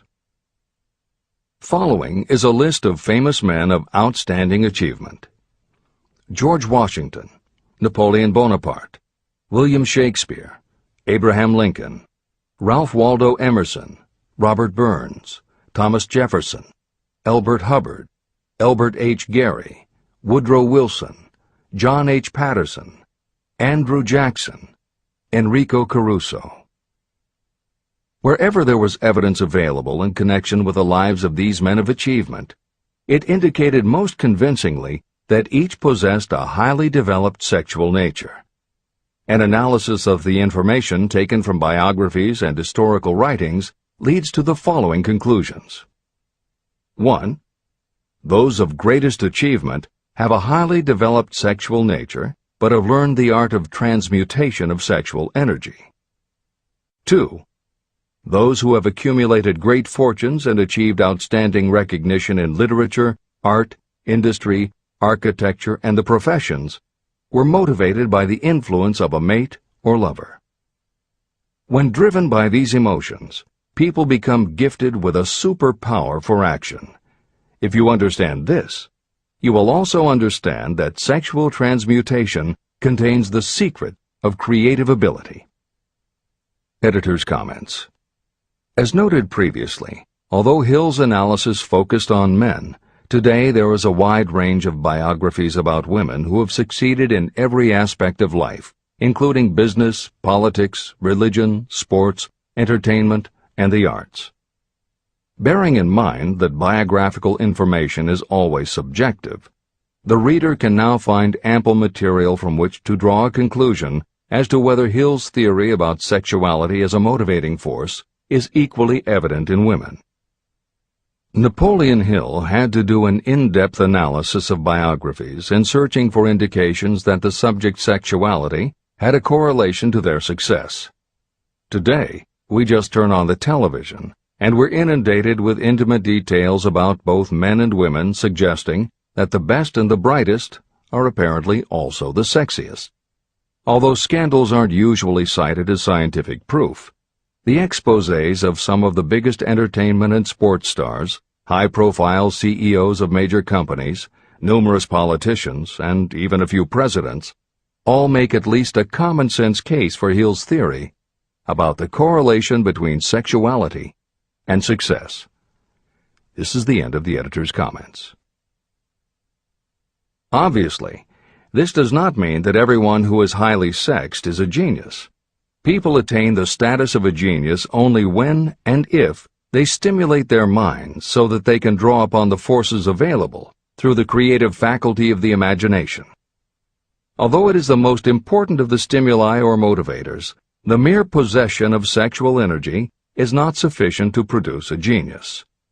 The energy must be transmuted from desire for physical contact into some other form of desire and action before it will lift one to the status of a genius. Genius and creative imagination. A definition of genius might be someone who has discovered how to increase the intensity of thought to the point where that person can freely communicate with sources of knowledge not available through the ordinary rate of thought. This definition should prompt some questions in the mind of anyone reading this book. The first question should be, how may one communicate with sources of knowledge that are not available through ordinary thought? The next question should be, are there known sources of knowledge that are available only to geniuses, and if so, what are these sources and exactly how may they be reached? In the following, I will offer methods so that you can experiment and prove to yourself that this is true. By doing so, you will have the answer to both questions. Editor's comment. Humans perceive things through the 5 senses of sight, smell, taste, hearing, and touch. Another kind of perception, as when you have a feeling about something, was discussed in the chapters on desire, faith, and autosuggestion. This kind of perception is often referred to as the 6th sense, and in the following Hill explores the relationship between sexuality, motivation, creative imagination, and the 6th sense. This is the end of the editor's comment. The reality of a 6th sense has been fairly well established. This 6th sense is creative imagination. The faculty of creative imagination is something the majority of people never use during an entire lifetime, and if they do use it, it usually happens by mere accident. Only a small number of people deliberately use their creative imagination for a specific purpose. Those who do use this faculty voluntarily and with understanding of its functions are geniuses. Creative imagination is the direct link between your finite mind and what I have termed infinite intelligence. All revelations and all discoveries of basic or new principles in the field of invention take place through the faculty of creative imagination. When ideas, concepts, or hunches flash into your mind, they can only have come from one or more of the following sources. 1. From the mind of some other person who has just released the thought, idea, or concept through conscious thought. 2. Your subconscious mind, which stores every thought and impression that ever reached your brain through any of the 5 senses. 3. from another person's subconscious storehouse. 4. Infinite intelligence. There are no other possible sources from which inspired ideas or hunches may be received. When brain action has been stimulated through one or more of the 10 mind stimulants listed at the beginning of this chapter, it has the effect of lifting you far above the horizon of ordinary thought. It permits you to envision distance, scope, and quality of thoughts not available on the lower plane, such as when you are solving routine problems of business. When you are lifted to a higher level of thought through mind stimulation, it is as though you have taken off in an airplane. You can now see over and beyond the horizon that limits your vision when you are on the ground. Not only that, but while you are on this higher level of thought, you are not even aware of such things as the problems of gaining the 3 basic necessities of food, clothing, and shelter. You are in a world of thought in which the ordinary workaday thoughts have been removed, just as the hills and valleys that obstruct your vision on the ground don't interfere when you are in an airplane. While on this exalted plane of thought, the creative faculty of the mind is given freedom for action. The way has been cleared for the 6th sense to function. It becomes receptive to ideas that could not reach the individual under any other circumstances. The 6th sense is the faculty that marks the difference between a genius and an ordinary individual. Developing your creative imagination. A mind stimulant is any influence that will either temporarily or permanently increase the intensity of thought. The previously mentioned 10 major stimulants are those most commonly resorted to. Through these sources you may commune with infinite intelligence, enter the storehouse of your subconscious mind, or perhaps even that of another person. That is all there is to genius. The more you use your creative faculty, the more alert and receptive it becomes to factors originating outside your conscious mind. And the more this creative faculty is used, the more you will rely upon it for your thoughts and ideas. This faculty can be cultivated and developed only through use. What we generally refer to as our conscience operates entirely through the faculty of the 6th sense. The great artists, writers, musicians, and poets become great because they acquire the habit of relying upon the still small voice that speaks from within, through their creative imagination. Anyone with a keen imagination knows that some of their best ideas come through so-called hunches. One of the best-known public speakers admits that his speeches are only really great when he closes his eyes and begins to rely entirely upon the faculty of creative imagination. When asked why he closed his eyes just before the climax of his speech, he replied, "I do it because then I speak through ideas that come to me from within." One of America's most successful and best-known financiers has the habit of closing his eyes for 2 or 3 minutes before making a decision. When asked why, he replied, "With my eyes closed, I am able to draw upon a source of superior intelligence." Dr. Elmer R. Gates created more than 200 useful patents through the process of cultivating and using his creative faculty. His method is significant to anyone interested in attaining to the status of genius. Dr. Gates was one of the really great, though less publicized, scientists of the world. In his laboratory, he had what he called his personal communication room. It was practically soundproof, and all light could be shut out. It had a small table on which he kept a pad of writing paper. In front of the table, on the wall, was a light switch. When Dr. Gates desired to draw upon the forces available to him through his creative imagination, he would go into this room, seat himself at the table, shut off the lights, and concentrate on the known factors of the invention he was working on. He would stay in that position until ideas began to flash into his mind in connection with the unknown factors of the invention. On one occasion, ideas came through so fast that he was forced to write for almost 3 hours. When the thoughts stopped flowing, he examined his notes and found they contained a minute description of principles that had no parallel in the known data of the scientific world. Moreover, the answer to his problem was right there in those notes. Dr. Gates earned his living by sitting for ideas. He did it for individuals and corporations, and some of the most sensible people and largest traditional corporations in America paid him to do it. The part of your mind that you generally use for reasoning may be faulty, because it is largely guided by your accumulated experience. Not all knowledge that you have learned through experience is accurate. Many times your creative ideas are much more reliable because they come from sources that are more reliable than those available to the reasoning faculty of the mind. Methods used by geniuses are available to you. The major difference between the genius and the ordinary inventor is that the genius makes use of both the synthesized and the creative faculties of imagination. For example, the scientific inventor begins an invention by organizing and combining the known ideas or principles accumulated through experience through the synthesized faculty, the reasoning faculty.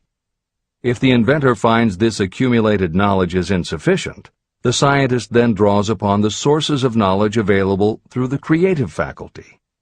The method by which the inventor does this varies with the individual, but this is the essence of the procedure. 1. The inventor stimulates his or her mind so that it functions on a higher-than-average plane through one or more of the mind stimulants. 2. The inventor then concentrates on the known factors, the finished part of the invention, and creates in his or her mind a perfect picture of the unknown factors, the unfinished part of the invention.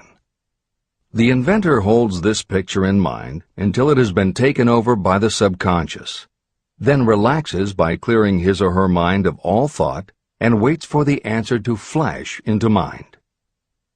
Sometimes the results are both definite and immediate. At other times the results are negative, depending on the state of development of the sixth sense or creative faculty. Thomas Edison tried out more than 10,000 different combinations of ideas through the synthetic faculty of his imagination before he tuned in through the creative faculty and got the answer that perfected the incandescent light bulb. His experience was similar when he produced the phonograph. Editor's comments. Synchronicity, precognition, intuition, flashes of insight, hunches, gut feelings, symbolic dreams. These are all aspects of the phenomena Napoleon Hill was describing in his two correlated terms, creative imagination and infinite intelligence. And the fact that Hill made a serious study of this function of the mind puts him in exceptional company. The fathers of modern psychology, Sigmund Freud and Carl Jung, recognized and tried to explain this sixth sense. Jung's concept of the collective unconscious, which is the very basis of Jungian psychology, is in many ways identical to Hill's concept of infinite intelligence. Scientists from Archimedes to Newton to Einstein to the team of Watson and Crick, who determined the structure of DNA, all conceded that intuition was instrumental in their discoveries. Duke University created a department for the sole purpose of studying these phenomena under scientific conditions. Many scientists admit to using personalized techniques similar to Hill's method for accessing intuition and creativity. These include Friedrich Kekule, who discovered the molecular structure of benzene through a dream symbol; physiologist Otto Loewi, who had a hunch followed by a dream that won him the Nobel Prize in Medicine; and as mentioned above, James Watson's breakthrough in the structure of DNA. Mozart, Shelley, Coleridge, Huxley, Descartes, Robert Louis Stevenson all claimed intuition played a role in their creations. William Blake learned the secret to a copper engraving process from a dream. British Prime Minister Winston Churchill firmly believed a premonition saved him from being killed by a bomb during the Blitz of London. As was noted earlier, psychiatry, clinical hypnosis, and affirmations all had to overcome considerable skepticism before they were accepted. That is also true of those phenomena Hill terms infinite intelligence. However, in the 1970s and 80s, the public's interest was piqued by well-researched books such as The Intuitive Edge by Philip Goldberg, Creative Dreaming by Patricia Garfield, and The Right Brain Experience by Mary Lee Zdenek. Though these anomalies of the mind still defy laboratory proof, contemporary researchers continue to publish tantalizing results. This is the end of the editorial comments. Nature has equipped the human brain and mind with internal stimulants that safely trigger the mind to tune in to fine and rare thoughts. No satisfactory substitute for nature's stimulants has ever been found. However, history is not lacking in examples of people who rose to the status of genius as the result of using artificial mind stimulants. Edgar Allan Poe wrote The Raven while under the influence of alcohol, dreaming dreams no mortal ever dared to dream before. Samuel Taylor Coleridge wrote Kubla Khan during an opium-induced dream, and Robert Burns wrote best when intoxicated. For auld lang syne, my dear, we'll take a cup of kindness yet for auld lang syne. It is true that these and others who are known as geniuses relied upon artificial mind stimulation. But a more important lesson to remember is how many of these people destroyed themselves through the use of those stimulants. Editor's comments. In more contemporary terms, Hill's point about the dangers of artificial mind stimulants was never better made than it was in the television series Behind the Music, which began running on VH1 in the late 1990s. The series was meant to chronicle the lives of rock stars and celebrate their hits, but after viewing 2 or 3 of the shows, they all began to look the same. Young singer and band have a hit record, make millions of dollars, plunge into the sex, drugs, and rock and roll lifestyle, everyone gets addicted, and they blow all of the money. By the end of the show, at least one band member overdoses, the band breaks up, the singer hits the skids, meets someone who inspires him or her to go into rehab, the ex-star makes an anti-drug TV spot and professes newfound faith and family values while announcing a comeback tour. Although the shows played like a bad parody of themselves, the fact that the stories were so similar, that so many talented singers and songwriters who depended on drugs ended up burning out, should be telling you something, especially if you don't just want to succeed, but want to keep and enjoy your success. This is the end of the editor's comments. Every intelligent person knows that stimulation in excess through alcohol or drugs is a destructive form of intemperance. For some, overindulgence in sexual expression may become just as destructive. A sexually obsessed person is not essentially different from a person addicted to drugs or alcohol. Both have lost control over their faculties of reason and willpower. Human sexuality is a mighty urge to action, but its forces are like a cyclone, almost impossible to completely control. When an individual is driven solely by emotions related to sexuality, that person may be capable of great achievement, but their actions are often disorganized and destructive. It is true that a person may pursue financial or business success by harnessing the driving force of sexual energy without self-control. But history is filled with evidence that such people likely have certain traits of character that rob them of the ability to either hold or enjoy their fortunes. Ignorance of this potential pitfall has cost thousands of people their happiness, even though they possessed riches. From my analysis of over 25,000 people, I found that those who succeed in an outstanding way often do not hit their stride until they are beyond the age of 40 or 50. This fact was so astounding that it prompted me to go into the study of its cause most carefully. My investigation disclosed that the major reason why many people do not succeed early in life is their tendency to dissipate their energies through overindulgence. The majority of people never learn that sexual energy has possibilities other than physical expression. And many of those who make this discovery only do so after having wasted many years during the time when their sexual energy was at its height. Most people come to the realization by accident, and many don't even know they have tapped into this power. They may recognize that their power of achievement has increased, but they have no idea what caused the change. They are just vaguely aware that nature begins to harmonize the emotions of love and sex, so that they may draw upon these great forces and apply them as stimuli to action.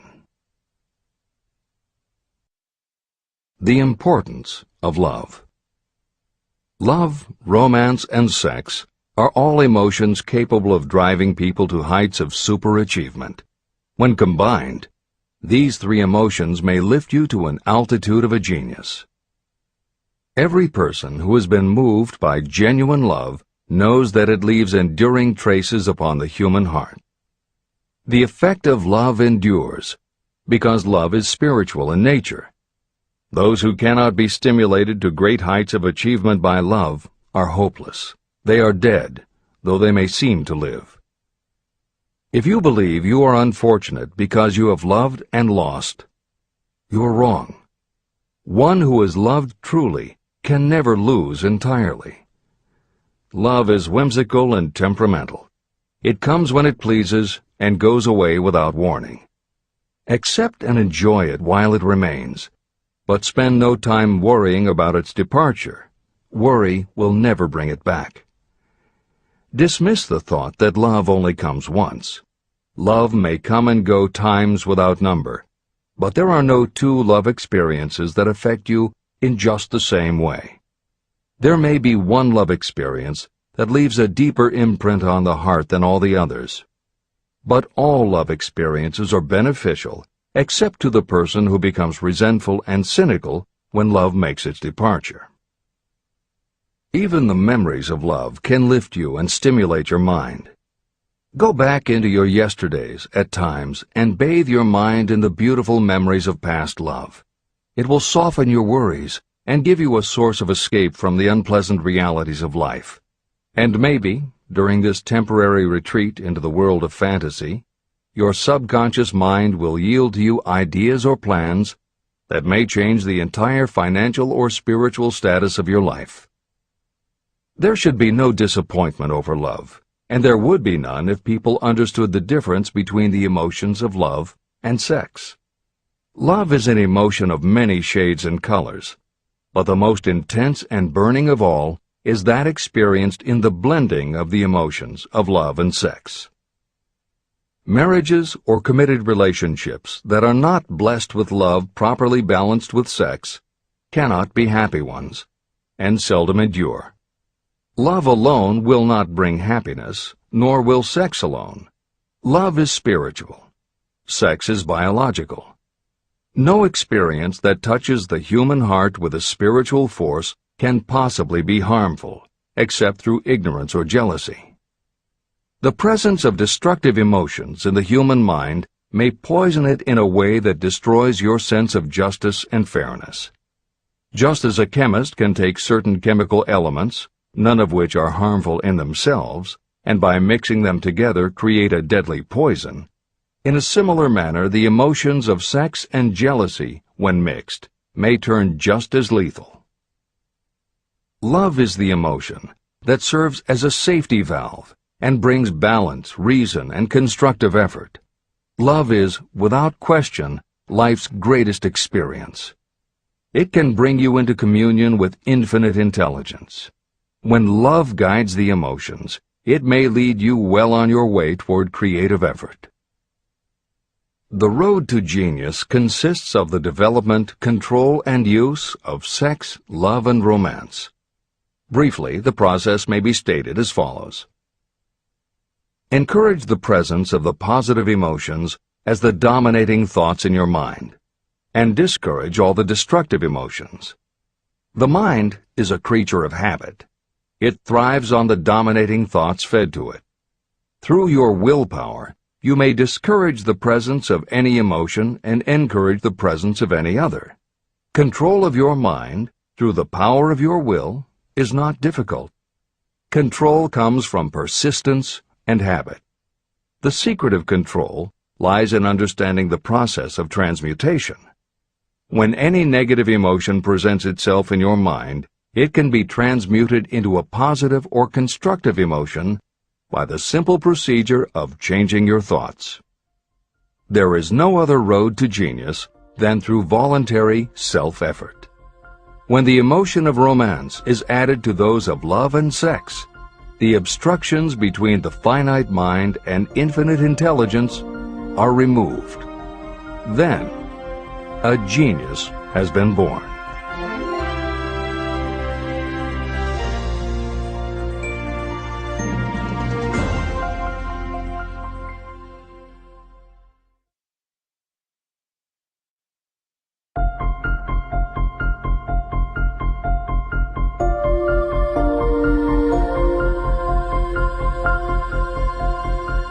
Success requires no explanations.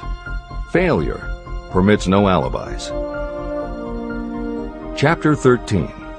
The Subconscious Mind. The Connecting Link. The 11th Step Toward Riches. The subconscious mind consists of a field of consciousness, in which every impulse of thought that reaches the conscious mind, through any of the five senses, is classified and recorded. The subconscious receives and files sense impressions or thoughts regardless of their nature. You can plant in your subconscious mind any plan, thought, or purpose that you desire to translate into its physical or monetary equivalent. Those desires that have been mixed with emotional feeling and faith in your ability are the ones that are strongest. Therefore, they are the first to which the subconscious responds. The subconscious mind works day and night, and in some way which is not fully understood, the subconscious seems able to draw upon the forces of infinite intelligence for the power to transmute your desires into their physical equivalent.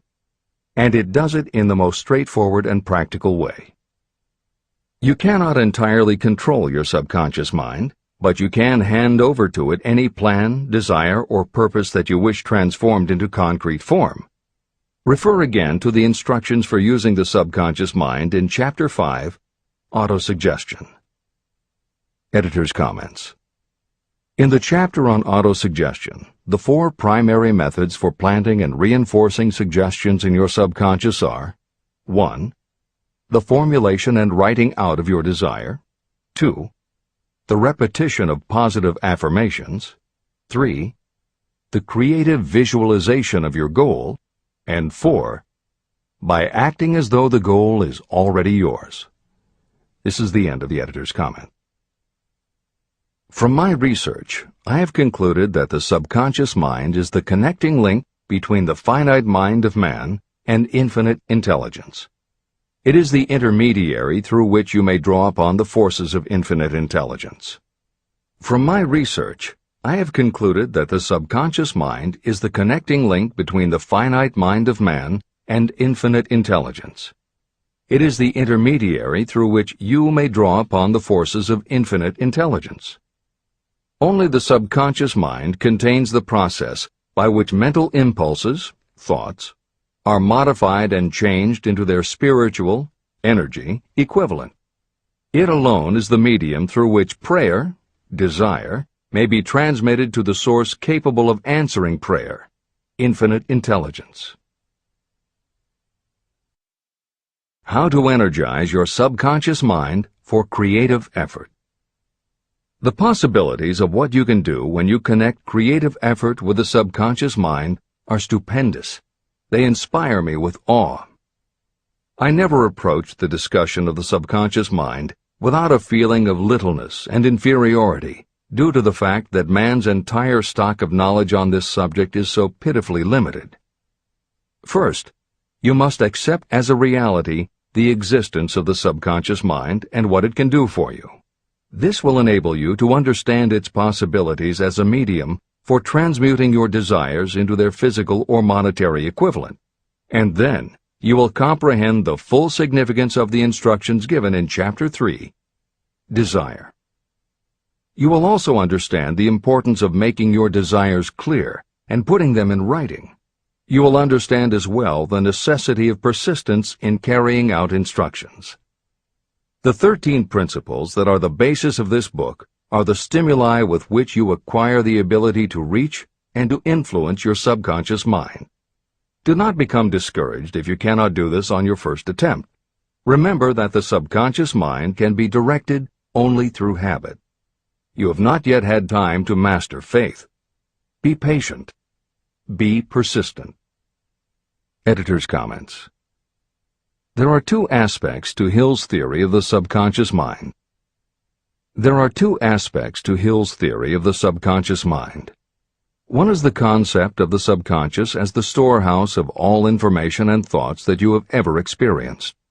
The second is the concept of the subconscious as the gateway to infinite intelligence.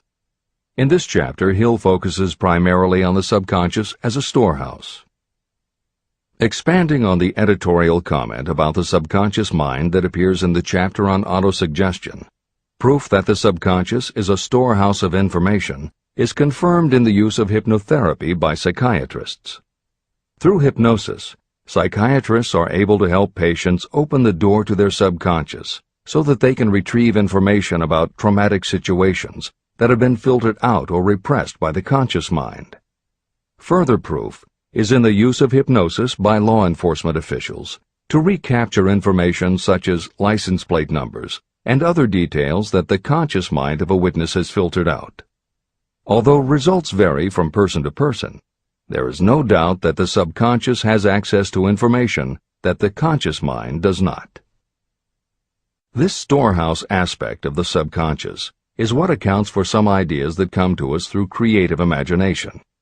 In some instances, bits of information and ideas that our conscious mind has forgotten will connect with each other on a subconscious level to create a new idea, and that idea will be received by our creative intelligence, which presents it to us as a flash of inspiration.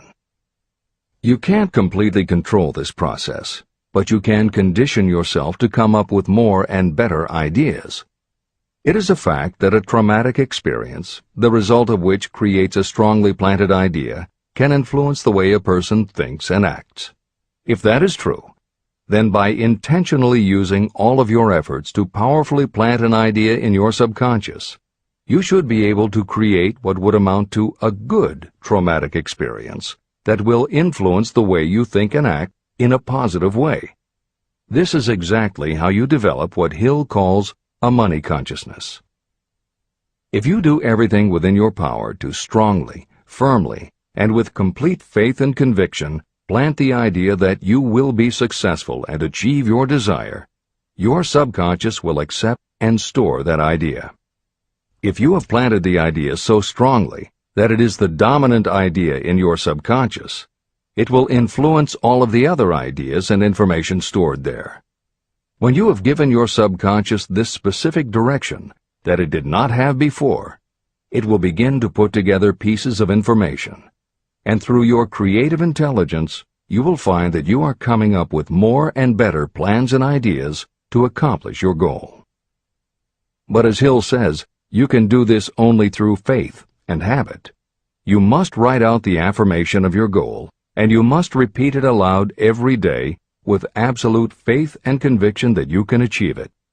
You must vividly and creatively visualize yourself achieving your goal, and you must do it every day.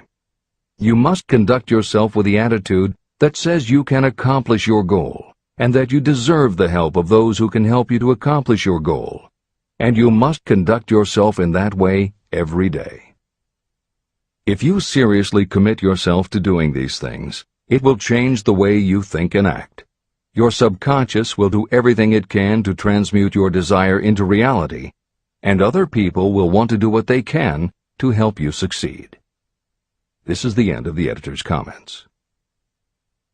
Many statements in the chapters on faith and on autosuggestion are repeated here for the benefit of your subconscious mind. Remember, your subconscious mind functions whether you make any effort to influence it or not. This means that thoughts of fear, poverty, and all negative ideas will affect your subconscious mind unless you master these impulses and give it more desirable food on which it may feed. the subconscious mind will not remain idle. If you don't plant desires in your subconscious mind, it will feed on the thoughts that reach it as the result of your neglect.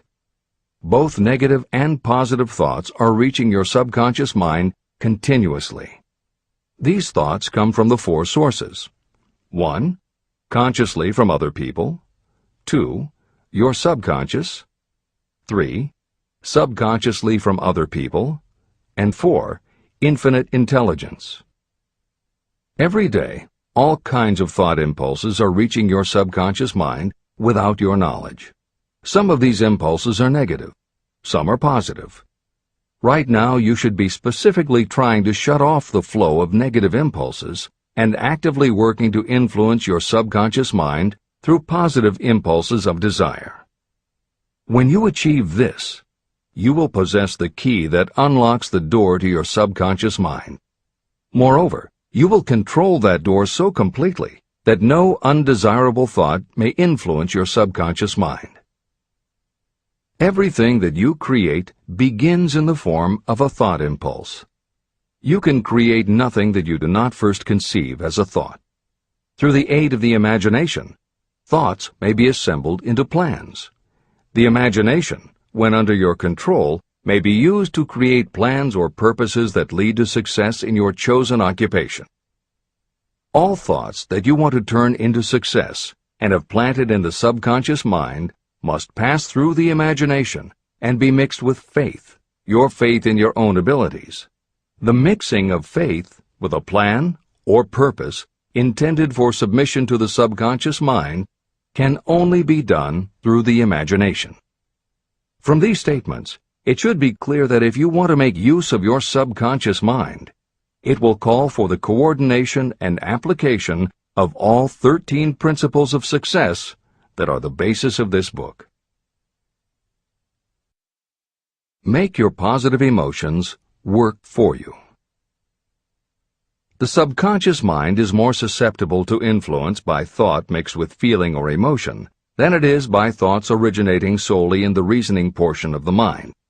In fact, there is much evidence to support the theory that only emotionalized thoughts have any real influence on the subconscious mind. It is a fact that emotions or feelings rule the majority of people. If it is true that the subconscious mind responds better and faster to thoughts that are well mixed with emotion, it is essential to become familiar with the more important of the emotions. There are 7 major positive emotions and 7 major negative emotions. The negatives get into your thoughts naturally and go directly to your subconscious without any help from you. The positive emotions must be injected by you through the principle of autosuggestion into the thought impulse that you wish to pass on to your subconscious mind. These emotions or feeling impulses may be likened to yeast in a loaf of bread. They are the action element which transforms thought impulses from the passive to the active state. That is why thought impulses that have been well mixed with emotion are acted upon more readily than thought impulses originating in cold reason. Editor's comments. W. Clement Stone, Napoleon Hill's friend, mentor, and business partner, arranged for the publication of many of Napoleon Hill's later writings. The following is adapted from material that appears in 2 of these books, Napoleon Hill's Keys to Success and Believe and Achieve. Enthusiasm is a positive mental attitude, an internal impelling force of intense emotion, a power compelling creation or expression. Being enthusiastic is an impelling external expression of action. When you act enthusiastically, you accentuate the power of suggestion and autosuggestion. The sales manager, public speaker, minister, lawyer, teacher, or executive who acts enthusiastic by speaking in an enthusiastic, sincere manner develops genuine enthusiasm. If you act enthusiastic, your emotions will follow. By filling your conscious mind with enthusiasm, you also impress upon your subconscious mind that your burning obsession and your plan for obtaining it are certain things. Then, if your conscious enthusiasm dims, your subconscious will be there, full of images of your success, to help you stoke your conscious fires of enthusiasm once again. This is the end of the editor's comments. You are preparing yourself to influence and control the inner audience of your subconscious mind in order to hand over to it the desire for money, which you wish transmuted into its physical, monetary equivalent. It is essential, therefore, that you understand the method of approach to this inner audience. You must speak its language. It understands best the language of emotion or feeling. Following are the 7 major positive emotions and the 7 major negative emotions. I am listing them here so that you may draw upon the positives and avoid the negatives when giving instructions to your subconscious mind. The 7 major positive emotions. The emotion of desire, the emotion of faith, the emotion of love, the emotion of sex, the emotion of enthusiasm, the emotion of romance, the emotion of hope. There are other positive emotions, but these are the 7 most powerful and the ones most commonly used in creative effort. Master these 7 emotions. They can be mastered only by use, and the other positive emotions will be at your command when you need them. Remember that you are studying a book that is intended to help you develop a money consciousness by filling your mind with positive emotions. The 7 major negative emotions to be avoided. The emotion of fear, the emotion of jealousy, the emotion of hatred, the emotion of revenge, the emotion of greed, the emotion of superstition, the emotion of anger. Positive and negative emotions cannot occupy the mind at the same time. One or the other must dominate. It is your responsibility to make sure that positive emotions constitute the dominating influence of your mind. That is where the law of habit will help you. Form the habit of applying and using the positive emotions. Eventually, they will dominate your mind so completely that the negatives cannot enter it. Only by following these instructions literally and continuously can you gain control over your subconscious mind. The presence of a single negative in your conscious mind is sufficient to destroy all chances of constructive aid from your subconscious mind. Editor's comments. Napoleon Hill's concern about the susceptibility of the subconscious mind to negative thoughts, emotions, and comments is well known to professionals who work with these techniques. In clinical hypnotherapy, there is an axiom referred to as the law of reversed effect, which states that whenever there is a conflict between imagination and willpower, the imagination wins. When you attempt to plant an idea, if the subconscious already harbors a negative, trying to force the new idea has the reverse effect, because the subconscious becomes obsessed with defending its established negative idea. And the harder you try to do something, the more the subconscious resists, and the more difficult it becomes. Even the use of the word try is warned against, because it gives the suggestion to the subconscious of a preconceived failure. The concept of trying implies an ongoing effort. You don't want to try. You want to succeed. If you ask your subconscious to help you try, it may do just that. It may help you try, but it will prevent you from succeeding. Because if you did succeed, then it could no longer help you try, which is what you asked it to do. The cautionary note about using the word try is just one example of the care that should be taken when formulating affirmations and using autosuggestion. The following are some other rules of thumb that most modern experts agree on. 1. Affirmations should always be stated as a positive. Affirm what you do want, not what you don't want.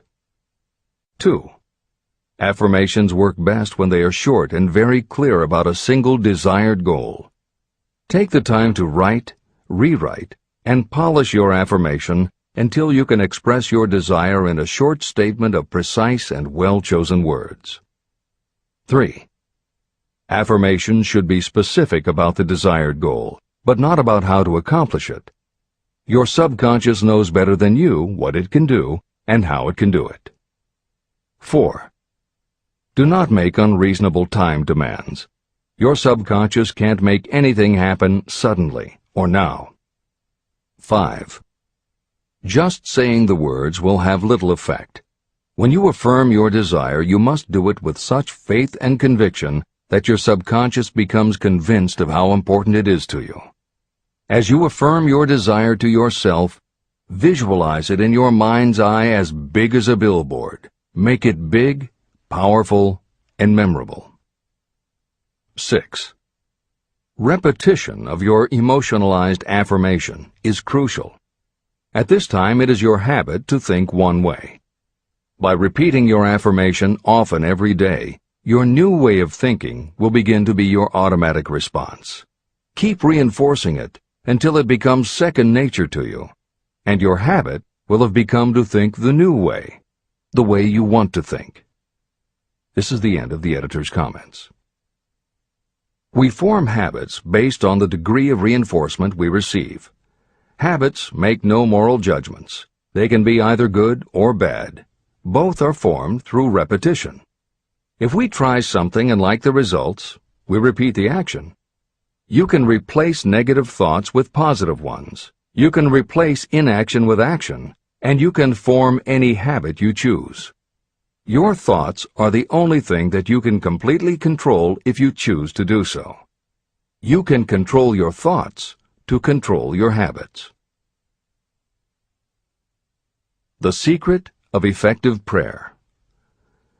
Most people resort to prayer only after everything else has failed, or else they pray by a ritual of meaningless words. And because most people who pray do so only after everything else has failed, they go to prayer with their minds filled with fear and doubt. Because fear and doubt are the emotions that are mixed with their prayer, these are the emotions the subconscious mind passes on, and these are the emotions that infinite intelligence receives and acts upon.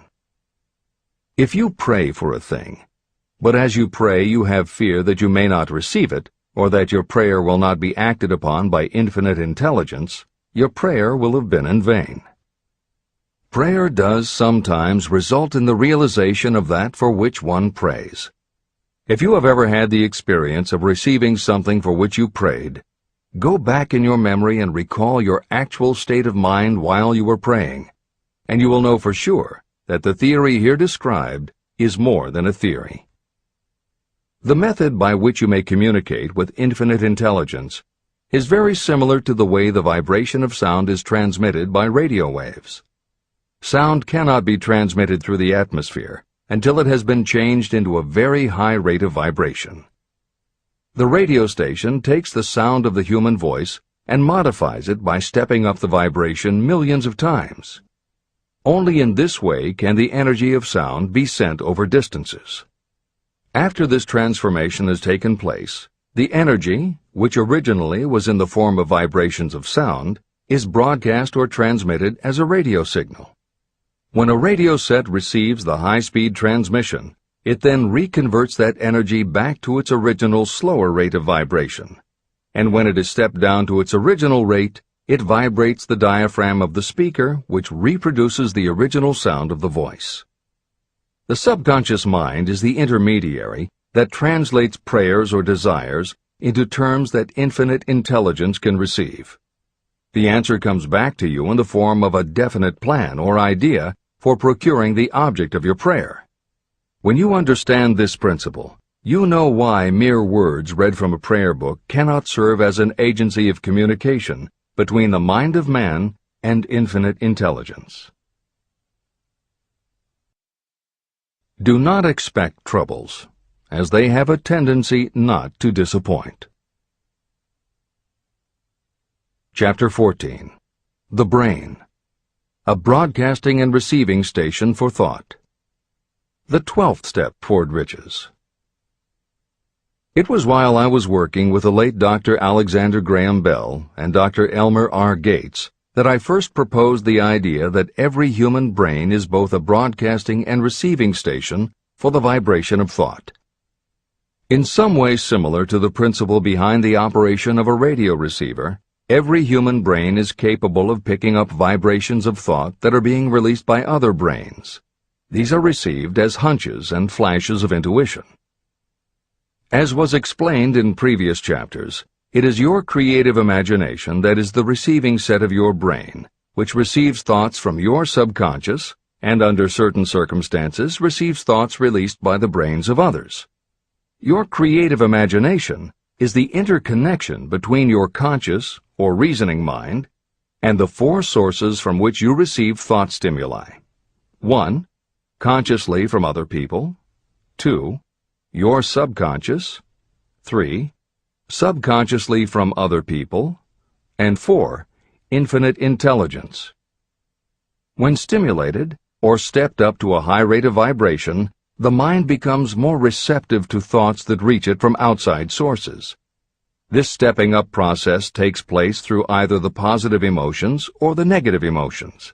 Through the emotions, the vibrations of thought may be increased. The brain that has been stimulated by emotions functions at a much more rapid rate than it does when that emotion is quieted or absent. The result is the increase of thought to such a pitch that the creative imagination becomes highly receptive to ideas. On the other hand, when the brain is functioning at a rapid rate, it also gives to your own thoughts the emotional feeling that is essential before those thoughts will be picked up and acted upon by your subconscious mind.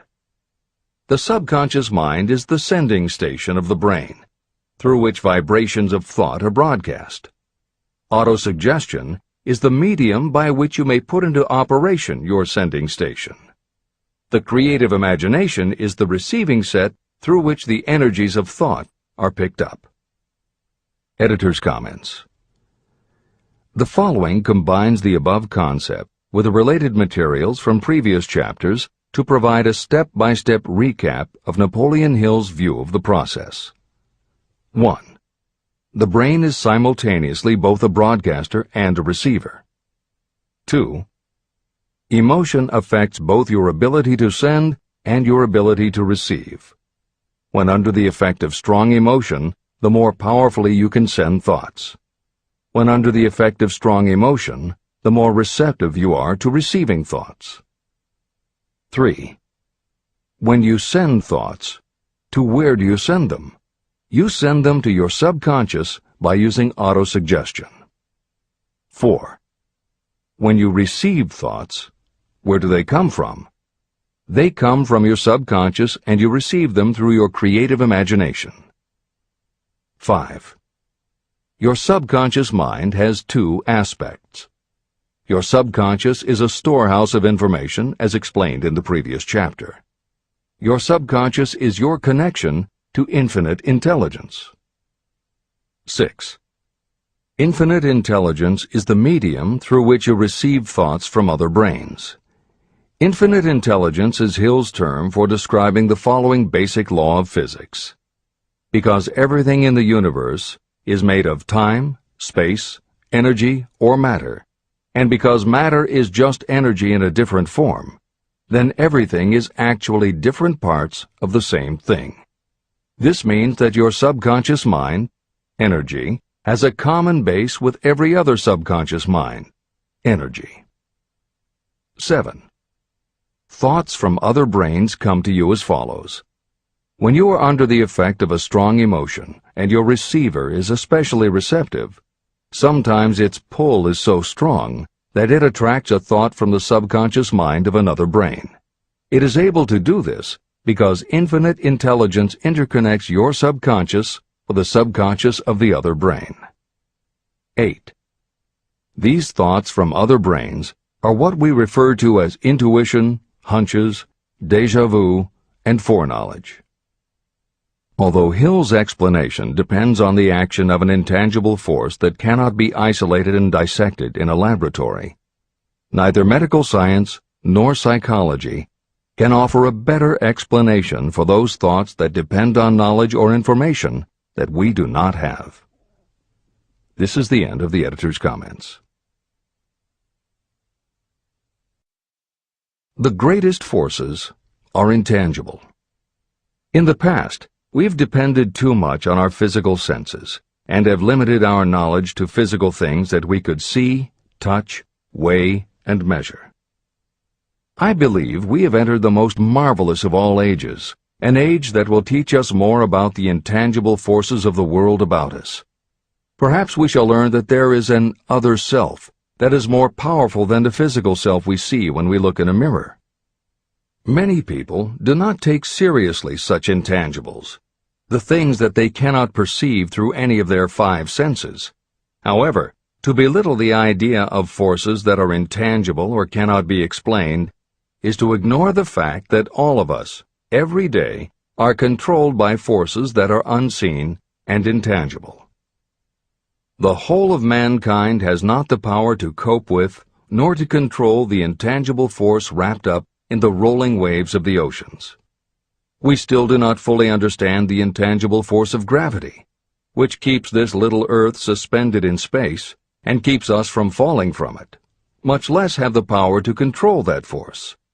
We are entirely subservient to the intangible force that comes with a thunderstorm, and we are just as helpless in the presence of the intangible force of electricity. We do not understand the intangible force and intelligence wrapped up in the soil of the earth, the force that provides us with every morsel of food we eat, every article of clothing we wear, and every dollar we carry in our pockets. Last but not least, with all of our culture and education, we still understand little or nothing of the greatest of all the intangibles, thought. However, we have begun to learn a good deal about the intricate workings of the physical brain, and the results are stunning. We know that the central switchboard of the human brain, the number of lines that connect the brain cells to each other, is written as the figure 1, followed by 15 million zeros.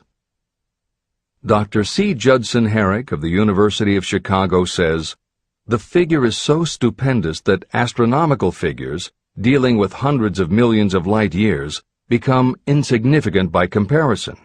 It has been determined that there are from 10 billion to 14 billion nerve cells in the human cerebral cortex, and we know that these are arranged in definite patterns.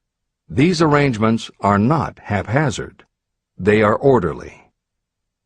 It is inconceivable to me that such a network of intricate machinery should be in existence for the sole purpose of carrying on the physical functions connected with the growth and maintenance of the physical body.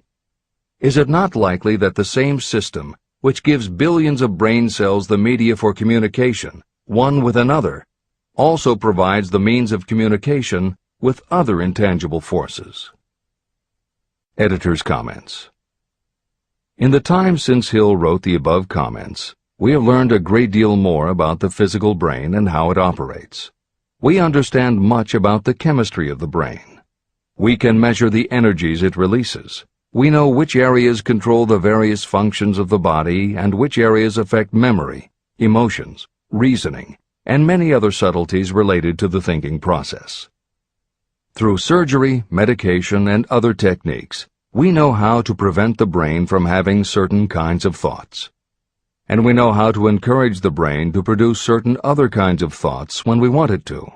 For instance, a specific area can be stimulated, and you will have pleasurable thoughts. But we cannot yet control what those pleasurable thoughts will be, and we have no idea what the bits and pieces of information are that go into your pleasurable thoughts. With all of our advanced knowledge about the physical brain, we still don't know how to make it have a specific thought or idea, especially not an original thought or a creative idea. And medical science offers no better theory than Hill's as to how we could have an intuition or hunch made up from information that we don't have and were never exposed to. In short, the physical properties of the brain confirm that it is where the thinking process takes place. But it does not offer the answer to the question of how it happens, or how thoughts from one brain might travel to another. In previous commentaries, we pointed to the laws of physics as they relate to Hill's theory about the interconnectedness of all things. And although this is not meant to be a science lesson, it may reassure you to know that the work of renowned scientists lends support to the idea. Quantum theory deals with subatomic particles so minuscule that they are almost at the level of the basic stuff from which everything is made. Albert Einstein developed what is called the EPR effect. Einstein, Podolsky, and Rosen, and Irish physicist John Stuart Bell proposed Bell's theorem, both of which pertain to the concept that when two linked subatomic particles are separated from each other, when a change is made to particle A, the same change will instantly happen in particle B, even though the two are distant from each other. Another related concept is called the holographic brain or holographic universe, and is named after an unusual quality of holograms. It is a fact that if you cut a hologram in half, you don't get two halves of a picture. You get two separate but complete pictures. Cut either one of those in half, and you get another two complete pictures. Cut other pieces, and again you get whole images. Every part of a hologram has the whole of the information in the original. In the 1970s, Carl Pribram, a neurophysiologist at Stanford University, announced the results of his studies which suggest that memory is not in a specific part of the brain, but is spread throughout the brain like the image on a holographic plate. At almost the same time, renowned physicist David Bohm proposed that the workings of the universe were like a holographic image, that among all things there is total interconnectivity, and that all things influence all other things. In effect, every part of the universe contains the whole of the universe. That is probably more than enough science for most readers. The point is, Hill was not alone in his conclusion that through some intangible force, your subconscious shares interconnectivity with everything else in the universe. Previously, the example was given of the folds and bumps in a tablecloth, all being different, but all still tablecloth. Here is another way to envision the intangible interconnection of all things. Suppose you were to drill 5 holes in a wall, and have someone outside the room put their fingers and thumb through the holes and wiggle them. If you then bring into your room someone who only believes in tangible things that he or she can see, that person will see 5 separate objects that can move independently of each other. You may tell the person that behind the wall the objects are connected and all part of the same hand, but because they cannot see the connection and disbelieve anything they don't understand, the person will not be convinced. Neither modern medicine, nor psychiatry, nor technology can yet conclusively show us behind the wall. But the fact remains, we have all had a hunch about somebody, and it turns out to be right. A premonition that something will happen, and it does. Or a feeling that something isn't right with someone who is not there with you, and it turns out to be true. How does this information come to us? As mentioned previously, psychologist Carl Jung called the intangible connection the collective unconscious, also called universal subconscious. Others call it the totally unified theory, the great first cause, the universal mind, or spirit, and some see it as another way of describing God. Napoleon Hill calls it infinite intelligence and offers a common-sense explanation that allows you to work with a phenomenon, even if it is not completely understood. And that, after all, is what Hill was aiming for, to give you a way to access intangible forces that will help you turn your desire into reality. This is the end of the editor's comments. After this book had been written, just before the manuscript went to the publisher, the New York Times published an editorial showing that at least one great university and one intelligent investigator in the field of mental phenomena are carrying on an organized research through which conclusions have been reached that parallel many of those described in this and the following chapter.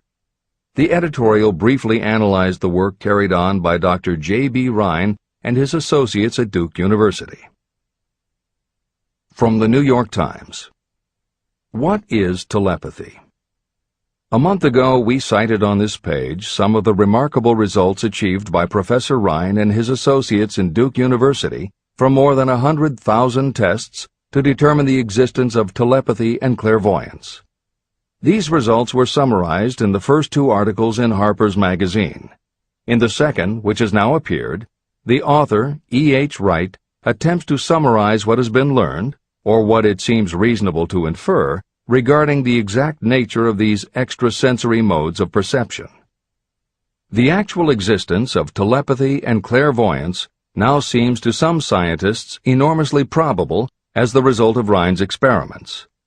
Various percipients were asked to name as many cards in a special pack as they could without looking at them and without other sensory access to them. About a score of men and women were discovered who could regularly name so many of the cards correctly that there was not one chance in many a million of their having done their feats by luck or accident. But how did they do them? These powers, assuming that they exist, do not seem to be sensory. There is no known organ for them. The experiments work just as well at distances of several hundred miles as they did in the same room. These facts also dispose, in Mr. Wright's opinion, of the attempt to explain telepathy or clairvoyance through any physical theory of radiation. All known forms of radiant energy decline inversely as the square of the distance traversed. Telepathy and clairvoyance do not. But they do vary through physical cause, as our other mental powers do. Contrary to widespread opinion, they do not improve when the percipient is asleep or half asleep, but on the contrary, when he is most wide awake and alert. Rhine discovered that a narcotic will invariably lower a percipient score, while a stimulant will always send it higher. The most reliable performer apparently cannot make a good score unless he tries to do his best. One conclusion that Wright draws with some confidence is that telepathy and clairvoyance are really one and the same gift. That is, the faculty that sees a card face down on a table seems to be exactly the same one that reads a thought residing only in another mind. There are several grounds for believing this. So far, the two gifts have been found in every person who has either of them. If you have the abilities, both seem to be of equal strength. Screens, walls, distances have no effect at all on either. Wright expresses his hunch that other extrasensory experiences, such as prophetic dreams, premonitions of disaster, and the like, may also prove to be part of the same faculty. The reader is not asked to accept any of these conclusions, but the evidence that Rhine has piled up must remain impressive. In 1927, Dr. J.B. Rhine and his wife, Dr. Louisa E. Rhine, joined Professor William McDougall, chairman of the psychology department at Duke University, to create a lab that would apply strict scientific procedures to the study of psychic phenomena. They developed scientific methodologies and procedures to study, identify, and test individuals who demonstrated unusual abilities. It was Dr. Rhine who coined the term extrasensory perception, ESP, and he adopted the word parapsychology to describe their studies. It is fair to say that the research done at the Rhine lab is some of the most advanced work on the entire subject. In 1962, they created the Foundation for Research into the Nature of Man in order to continue their studies independent of the university and to publish related works. In 1995, the name was changed to the Rhine Research Institute. This is the end of the editor's comments. How to join minds in teamwork. In view of Dr. Rhine's findings about the conditions under which the mind responds to what he terms extrasensory modes of perception, I would like to add my own observations. My associates and I have discovered what we believe to be the ideal conditions under which the mind can be stimulated so that this sixth sense can be made to function in a practical way. To begin with, I should explain that there is a close working alliance between myself and two members of my staff. Through experimentation and practice, we have discovered how to stimulate our minds so that we can, by a process of blending our three minds into one, find the solution to a great variety of problems that are submitted by my clients. The procedure is very simple. We sit down at a conference table, clearly state the nature of the problem we have under consideration, then begin discussing it. Each contributes whatever thoughts may occur by applying the principle used in connection with the invisible counselors described in the next chapter. The strange thing about this method of mind stimulation is that it places each participant in communication with unknown sources of knowledge definitely outside their own experience. If you understand the principle described in the chapter on the mastermind, you of course recognize the round table as being a practical application of the mastermind. This method of mind stimulation, through the discussion of definite subjects between three people, illustrates the simplest and most practical use of the mastermind. When you tap into the power of your mastermind group, you will find that the more you work together, the more each member will learn to anticipate the ideas of others and to connect immediately with their intense enthusiasm and inspiration. You cannot completely control this process, but the more you use it, the more it will come into play. By adopting and following a similar plan, you will be making use of the famous Carnegie formula described in Chapter 1. If it means nothing to you at this time, mark this page and read it again after you have finished the last chapter. Great achievement is usually born of great sacrifice and is never the result of selfishness. Chapter 15. The Sixth Sense. The Door to the Temple of Wisdom. The 13th Step Toward Riches. The 13th principle is known as the Sixth Sense, through which infinite intelligence may and will communicate voluntarily without any effort from or demands by the individual. This principle is the apex of the philosophy of success. It can be assimilated, understood, and applied only by first mastering the other 12 principles. The sixth sense is that portion of the subconscious mind that has been referred to as the creative imagination. It has also been referred to as the receiving set through which ideas, plans, and thoughts flash into the mind. The flashes are sometimes called hunches or inspirations. The sixth sense defies description.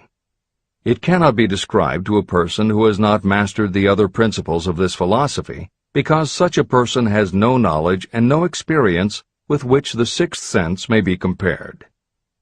After you have mastered the principles in this book, you will be prepared to accept as truth a statement that may otherwise be incredible to you.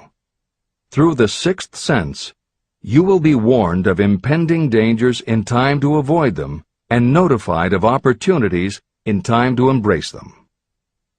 As you develop your sixth sense, it is almost as though a guardian angel comes to you to be of help and assistance, a guardian angel who will open to you at all times the door to the Temple of Wisdom. Miracles of the Sixth Sense. I am not a believer in, nor an advocate of, miracles, for the simple reason that I have enough knowledge of nature to understand that nature never deviates from her established laws. However, I believe that some of nature's laws are so incomprehensible that they produce what appear to be miracles. The sixth sense comes as near to being a miracle as anything I have ever experienced. This much I do know, that there is a power, or a first cause, or an intelligence which permeates every atom of matter and embraces every unit of energy perceptible to man. I know that this infinite intelligence is the thing that converts acorns into oak trees, causes water to flow downhill in response to the law of gravity, follows night with day and winter with summer, each maintaining its proper place and relationship to the other. Through the philosophy explained in this book, this intelligence can help turn your desires into concrete or material form. I know this because I have experimented with it, and I have experienced it. Step by step through the preceding chapters, you have been led to this, the last principle. If you have mastered each of the preceding principles, you are now prepared to accept, without being skeptical, the extraordinary claims made here. If you have not mastered the other principles, you must do so before you may determine definitely whether or not the claims made in this chapter are fact or fiction. Let great people shape your life. I have never completely divested myself of the habit of hero worship. While I was passing through the stage of hero worship, I found myself trying to imitate those whom I most admired. My experience has taught me that the next best thing to being truly great is to emulate the great, to try to act like them, be like them, and feel like them as much as I could. I discovered that the faith with which I tried to imitate my idols gave me great capacity to do so quite successfully. Long before I had ever written a line for publication or delivered a speech in public, I followed the habit of reshaping my own character by trying to imitate the 9 men whose lives and life works had been most impressive to me. These 9 men were Emerson, Paine, Edison, Darwin, Lincoln, Burbank, Napoleon, Ford, and Carnegie. Every night, over a long period of years, I held an imaginary council meeting with this group, whom I called my invisible counselors. This is how I did it. Just before going to sleep at night, I would shut my eyes and see, in my imagination, this group of men seated with me around my council table. Here I had not only an opportunity to sit among those whom I considered to be great, but I actually dominated the group by serving as the chairman. I had a very definite purpose in using my imagination in this way. My purpose was to rebuild my own character, so it would become a composite of the characters of my imaginary counselors. Realizing that I had to overcome the handicap of being born and raised in an environment of ignorance and superstition, I deliberately assigned myself the task of voluntary rebirth through the method I have described above. Building character through autosuggestion. I knew, of course, that we all become what we are because of our dominating thoughts and desires. I knew that every deeply seated desire causes a person to find a way to turn that desire into reality. I knew that self-suggestion is a powerful factor in building character. In fact, it is the sole principle through which character is built. With this knowledge of how the mind works, I was fairly well armed with the equipment needed to rebuild my character. In these imaginary council meetings, I called on my cabinet members for the knowledge I wished each to contribute. I would even speak out loud to each of them as follows. Mr. Emerson, I desire to acquire from you the marvelous understanding of nature which distinguished your life. I ask that you impress upon my subconscious mind those qualities you possessed that enabled you to understand and adapt yourself to the laws of nature. Mr. Burbank, I request that you pass on to me the knowledge that enabled you to so harmonize the laws of nature that you caused the cactus to shed its thorns and become an edible food. Give me access to the knowledge that enabled you to make 2 blades of grass grow where but 1 grew before. Napoleon, I desire to acquire from you the marvelous ability you possess to inspire men and will rouse them to greater and more determined spirit of action. I desire also to acquire the spirit of enduring faith, which enabled you to turn defeat into victory and to surmount staggering obstacles. Mr. Paine, I desire to acquire from you the freedom of thought and the courage and clarity with which to express convictions which so distinguished you. Mr. Darwin, I wish to acquire from you the marvelous patience and ability to study cause and effect without bias or prejudice so exemplified by you in the field of natural science. Mr. Lincoln, I desire to build into my own character the keen sense of justice, the untiring spirit of patience, the sense of humor, the human understanding, and the tolerance that were your distinguishing characteristics. Mr. Carnegie, I wish to acquire a thorough understanding of the principles of organized effort, which you use so effectively in the building of a great industrial enterprise. Mr. Ford, I wish to acquire your spirit of persistence, the determination, poise, and self-confidence that have enabled you to master poverty and to organize, unify, and simplify human effort so I may help others to follow in your footsteps. Mr. Edison, I wish to acquire from you the marvelous spirit of faith with which you have uncovered so many of nature's secrets, the spirit of unremitting toil with which you have so often wrested victory from defeat. The startling power of imagination. My method of addressing the members of my imaginary cabinet would vary according to the traits of character I was most interested in acquiring. I studied the records of their lives with painstaking care. After some months of this nightly procedure, I was astounded as each time my imaginary counselors started to become more and more real to me. Each of these 9 men developed individual characteristics that surprised me. For example, Lincoln developed the habit of always being late, then walking around in solemn parade. He always wore an expression of seriousness on his face. Rarely did I see him smile. This was not true of the others. Burbank and Payne often indulged in witty repartee, which seemed at times to shock the other members of the cabinet. On one occasion, Burbank was late. When he came, he was excited with enthusiasm, and explained that he had been late because of an experiment he was making, through which he hoped to be able to grow apples on any sort of tree. Payne chided him by reminding him that it was an apple that started all the trouble between man and woman. Darwin chuckled as he suggested that Payne should watch out for little serpents when he went into the forest to gather apples, as they had the habit of growing into big snakes. Emerson observed, "No serpents, no apples," and Napoleon remarked, "No apples, no state." These meetings became so realistic that I became fearful of their consequences and discontinued them for several months. The experiences were so uncanny, I was afraid that if I continued them, I would lose sight of the fact that the meetings were purely experiences of my imagination. In writing this book, this is the first time that I've had the courage to mention this. I knew from my own attitude in connection with such matters that I would be misunderstood if I described my unusual experience. I now have the courage to put this on the printed page, because I am now less concerned about what they say than I was in the years that have passed.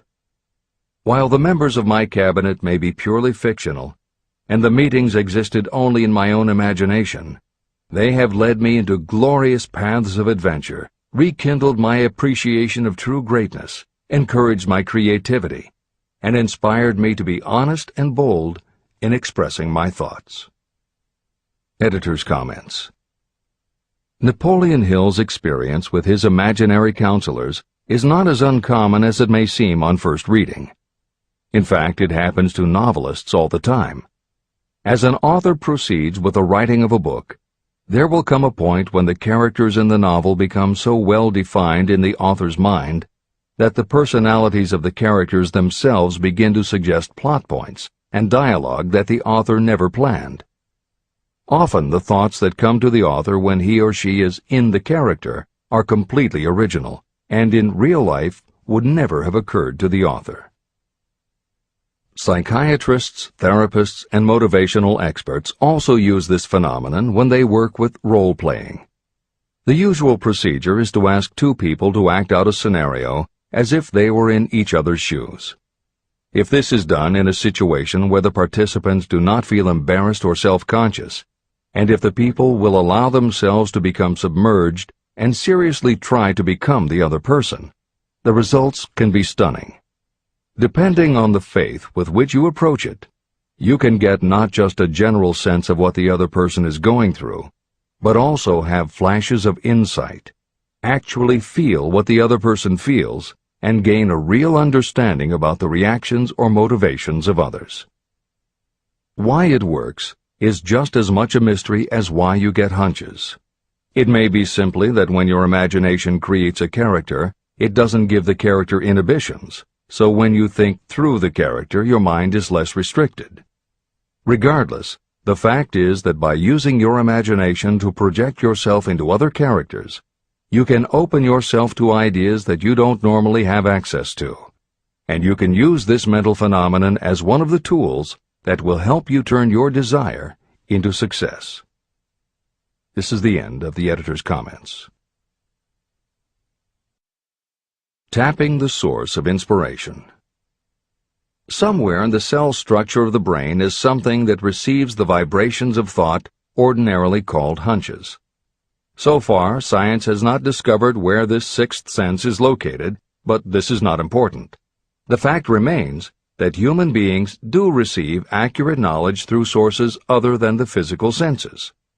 Generally, such knowledge is received when the mind is under the influence of extraordinary stimulation. Any emergency that arouses the emotions and causes the heart to beat more rapidly may bring the sixth sense into action. Anyone who has experienced a near accident while driving knows that the sixth sense often comes to your rescue and by split seconds helps to avoid the accident. I mention this as background to the following statement of fact. On many occasions when I have faced emergencies, some of them so grave that my life was in jeopardy, I have been miraculously guided past these difficulties through the influence of my invisible counselors. My original purpose in conducting council meetings with imaginary beings was solely to use autosuggestion to impress upon my subconscious mind certain characteristics that I wanted to acquire. In more recent years, my experimentation has taken on an entirely different trend. I now go to my imaginary counselors with every difficult problem that confronts me and my clients. During my meetings with these invisible counselors, I find my mind most receptive to ideas, thoughts, and knowledge that reach me through the sixth sense. The results are often astonishing, although I do not depend entirely on this form of counsel. The sixth sense is not something that one can take off and put on at will. Ability to use this great power comes slowly, through application of the other principles outlined in this book. No matter who you are, or what may have been your purpose in reading this book, you can profit by it even if you don't fully understand how or why the principle described in this chapter works. This is especially true if your major purpose is that of accumulation of money or other material things. This chapter on the sixth sense was written because the book is designed to present a complete philosophy by which individuals may unerringly guide themselves in attaining whatever they ask of life. The starting point of all achievement is desire. The finishing point is the kind of knowledge that leads to understanding. Understanding of yourself, understanding of others, understanding of the laws of nature, and the recognition and understanding of happiness. Full understanding of this comes only through familiarity with and use of the principle of the sixth sense. In reading this chapter, you may have found yourself lifted to a high level of mental stimulation. Splendid! Come back to this again a month from now, read it once more, and observe that your mind will soar to a still higher level of stimulation. Repeat this experience from time to time, giving no concern as to how much or how little you learn at the time. Eventually, you will find yourself in possession of a power that will enable you to throw off discouragement, master fear, overcome procrastination, and draw freely upon your imagination. Then you will have felt the touch of that unknown something that has been the moving spirit of every truly great thinker, leader, artist, musician, writer, or statesman. Then you will be in a position to transmute your desires into their physical or financial counterpart as easily as you may lie down and quit at the first sign of opposition.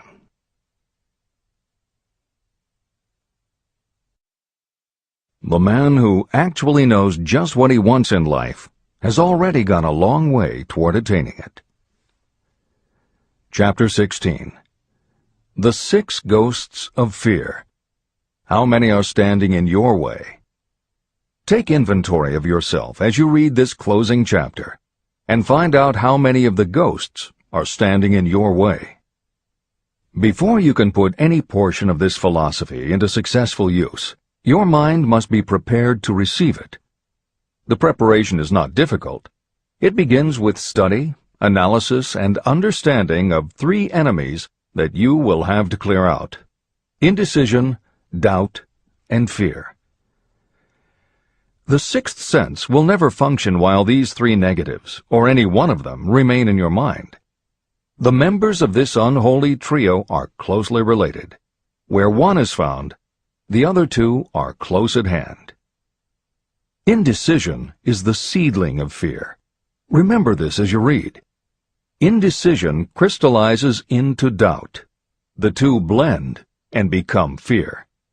The blending process often is slow. This is one reason why these three enemies are so dangerous. They germinate and grow without their presence being observed. The remainder of this chapter describes a state of mind that you must attain before the philosophy can be put into practical use. This chapter also analyzes a condition that has reduced huge numbers of people to poverty, and it states a truth that must be understood by all who accumulate riches, whether measured in terms of money or in terms of a state of mind that may be of far greater value than money.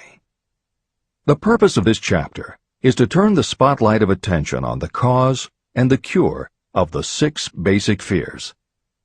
Before you can master an enemy, you must know its name, its habits, and where to attack it. As you read, analyze yourself carefully and determine which, if any, of the 6 common fears have attached themselves to you. And keep in mind that sometimes they are hidden in the subconscious mind, where they are difficult to locate and still more difficult to eliminate. The 6 basic fears. There are 6 basic fears. At one time or another, every person suffers from some combination of these fears. Most people are fortunate if they do not suffer from the entire 6. Named in the order of their most common appearance, they are the fear of poverty, the fear of criticism, the fear of ill health, the fear of loss of love of someone, the fear of old age, and the fear of death. All other fears are of minor importance, and are in fact just variations on these 6. Fears are nothing more than states of mind. Your state of mind is subject to your control and direction. You can create nothing that you do not first conceive in the form of an impulse of thought. The following statement is of even greater importance. Thought impulses begin immediately to translate themselves into their physical equivalent, whether those thoughts are voluntary or involuntary. Even thought impulses that are picked up by mere chance, thoughts that have been released by other minds, may determine your financial, business, professional, or social destiny just as surely as the thoughts that you create by intent and design. This circumstance also explains why some people seem to be lucky, while others of equal or greater ability, training, experience, and brain capacity seem destined to have misfortune. The explanation is that you have the ability to completely control your own mind. With this control, you may open your mind to the thought impulses that are being released by other brains, or you can close the doors tightly and admit only thought impulses of your own choice. Nature has endowed human beings with absolute control over only one thing, and that one thing is thought. This fact, coupled with the additional fact that everything we create begins in the form of a thought, leads us very near to the principle by which fear may be mastered. If it is true that all thought has a tendency to clothe itself in its physical equivalent, and this is true beyond any reasonable room for doubt, it is equally true that thought impulses of fear and poverty cannot be translated into terms of courage and financial gain. The first basic fear. The fear of poverty. There can be no compromise between poverty and riches. The two roads that lead to poverty and riches travel in opposite directions. If you want riches, you must refuse to accept any circumstance that leads toward poverty. The word riches is used in its broadest sense, meaning financial, spiritual, mental, and material wealth. The starting point of the path that leads to riches is desire. In Chapter 3, you received full instructions for the proper use of desire. In this chapter on fear, You have complete instructions for preparing your mind to make practical use of desire. Here is the place to give yourself a challenge, which will definitely determine how much of this philosophy you have absorbed. Here is the point at which you can tell what the future holds in store for you. If, after reading this chapter, you are willing to accept poverty, you may as well make up your mind to receive poverty. This is one decision you cannot avoid. But if you demand riches, determine what form and how much will be required to satisfy you. You know the road that leads to riches. You have been given a roadmap. If you follow it, it will keep you on that road. If you neglect to make the start, or stop before you arrive, no one will be to blame but you. This responsibility is yours. No excuse will save you from accepting the responsibility if you now fail or refuse to demand riches of life. All you need is one thing. Incidentally, the only thing you can control, and that is a state of mind. A state of mind is something that is up to you. It cannot be purchased. It must be created.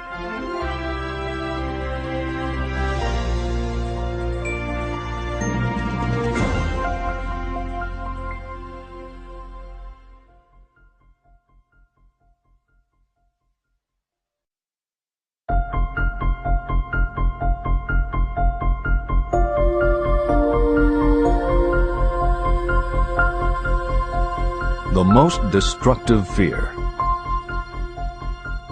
Fear of poverty is a state of mind, nothing else. But it is sufficient to destroy your chances of achievement in any undertaking. This fear paralyzes your ability to use reason, destroys the imagination, kills off self-reliance, undermines enthusiasm, discourages initiative, leads to uncertainty of purpose, encourages procrastination, wipes out enthusiasm, and makes self-control an impossibility. It takes the charm from your personality, destroys the possibility of accurate thinking, diverts concentration of effort. It defeats persistence, turns willpower into nothingness, destroys ambition, clouds the memory, and invites failure in every conceivable form. It kills love and assassinates the finer emotions of the heart, discourages friendship and invites disaster in 100 forms, leads to sleeplessness, misery, and unhappiness, and all this despite the obvious truth that you live in a world of overabundance of everything your heart could desire, with nothing standing between you and your desires except lack of a definite purpose. The fear of poverty is, without doubt, the most destructive of the 6 basic fears. It has been placed at the head of the list because it is the most difficult to master. The fear of poverty grew out of our inherited tendency to prey upon our fellow human beings economically. Nearly all animals lower than us are motivated by instinct, but their capacity to think is limited, and therefore they prey upon one another physically. We, with our superior sense of intuition, with the capacity to think and to reason, do not eat others bodily.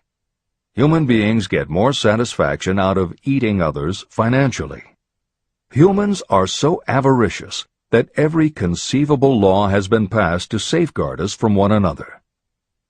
Nothing brings so much suffering and humility as poverty.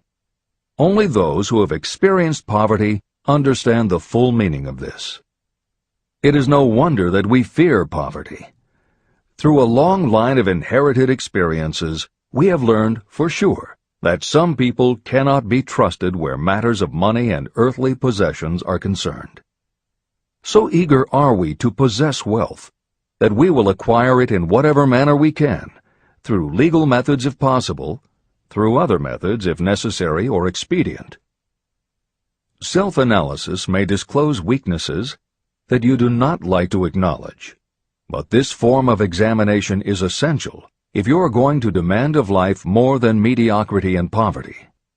Remember, as you check yourself point by point, that you are both the court and the jury, the prosecuting attorney and the attorney for the defense, and that you are both the plaintiff and the defendant. You are on trial. Face the facts squarely. Ask yourself definite questions and demand direct replies. When the examination is over, you will know more about yourself. If you do not feel that you can be an impartial judge, call upon someone who knows you well to serve as judge while you cross-examine yourself. You are after the truth. Get it, no matter at what the cost, even though it may temporarily embarrass you. The majority of people, if asked what they fear most, would reply, "I fear nothing." The reply would be inaccurate, because few people realize that they are bound, handicapped, whipped spiritually and physically through some form of fear. So subtle and deeply seated is the emotion of fear that you may go through life and never recognize its presence. Only a courageous analysis will disclose the presence of this universal enemy. When you begin such an analysis, search deeply into your character. The following is a list of the symptoms to look for. Symptoms of the fear of poverty. 1. Indifference.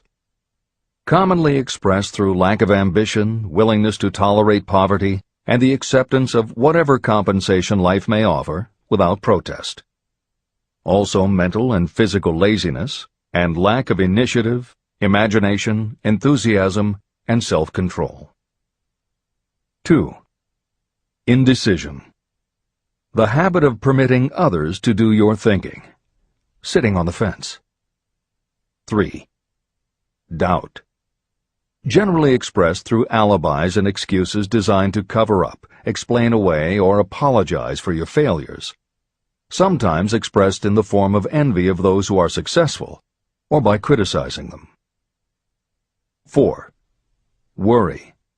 Usually expressed by finding fault with others, a tendency to spend beyond your income, neglect of personal appearance, scowling and frowning, nervousness, lack of poise, self-consciousness, and often the use of alcohol or drugs.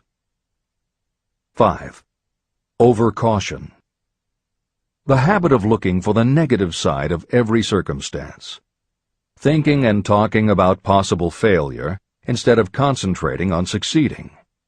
Knowing all the roads to disaster, but never searching for the plans to avoid failure. Waiting for the right time to begin, until the waiting becomes a permanent habit. Remembering those who have failed and forgetting those who have succeeded. Seeing the hole in the donut, but overlooking the donut around the hole. 6. Procrastination. The habit of putting off until tomorrow that which should have been done last year, spending more time in creating excuses than it would take to do the job. This symptom is closely related to overcaution, doubt, and worry. Refusal to accept responsibility. Willingness to compromise rather than put up a fight. Compromising with difficulties instead of harnessing and using them as stepping stones to advancement. Bargaining with life for a penny instead of demanding prosperity, opulence, riches, contentment, and happiness. Planning what to do if you fail, instead of burning all bridges and making retreat impossible. Weakness of, and often total lack of, self-confidence, definiteness of purpose, self-control, initiative, enthusiasm, ambition, thrift, and sound reasoning ability. Expecting poverty instead of demanding riches. Associating with those who accept poverty instead of seeking the company of those who demand and receive riches. Money talks. Some will ask, why did you write a book about money? Why measure riches in dollars alone? Some will believe, and rightly so, that there are other forms of riches more desirable than money. Yes, there are riches that cannot be measured in terms of dollars. But there are also millions of people who say, "Give me all the money I need," and I will find everything else I want. The major reason why I wrote this book on how to get money is that millions of men and women are paralyzed with the fear of poverty. What this sort of fear does to one was well described by Westbrook Pegler. Editor's comments. James Westbrook Pegler was a controversial newspaper columnist for the Chicago Daily News and the Washington Post. Although his career lasted into the 1960s, he was most widely read and quoted during the 1930s and 1940s. During that period, he went from being a public supporter of Franklin Roosevelt and the New Deal policies to the opposite end of the political spectrum, championing conservative points of view. Pegler was also the author of 3 books based on his columns, and in 1940 won the Pulitzer Prize for his exposé of union racketeering. This is the end of the editor's comments. We continue with the article by Westbrook Pegler. Money is only clamshells or metal discs or scraps of paper, and there are treasures of the heart and soul which money cannot buy. But most people, being broke, are unable to keep this in mind and sustain their spirits. When a man is down and out and on the street, unable to get any job at all, something happens to his spirit, which can be observed in the droop of his shoulders, the set of his hat, his walk, and his gaze.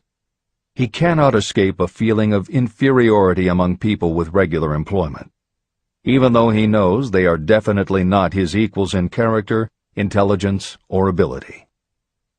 These people, even his friends, feel, on the other hand, a sense of superiority and regard him, perhaps unconsciously, as a casualty. He may borrow for a time, but not enough to carry on in his accustomed way, and he cannot continue to borrow very long. But borrowing in itself, when a man is borrowing merely to live, is a depressing experience, and the money lacks the power of earned money to revive his spirits. Of course, none of this applies to bums or habitual ne'er-do-wells, but only to men of normal ambitions and self-respect. Women in the same predicament must be different. We somehow do not think of women at all in considering the down-and-outers. They are scarce in the breadlines, they rarely are seen begging on the streets, and they are not recognizable in crowds by the same plain signs which identify busted men. Of course, I do not mean the shuffling hags of the city streets, who are the opposite number of the confirmed male bums. I mean reasonably young, decent, and intelligent women. There must be many of them, but their despair is not apparent. When a man is down and out, he has time on his hands for brooding.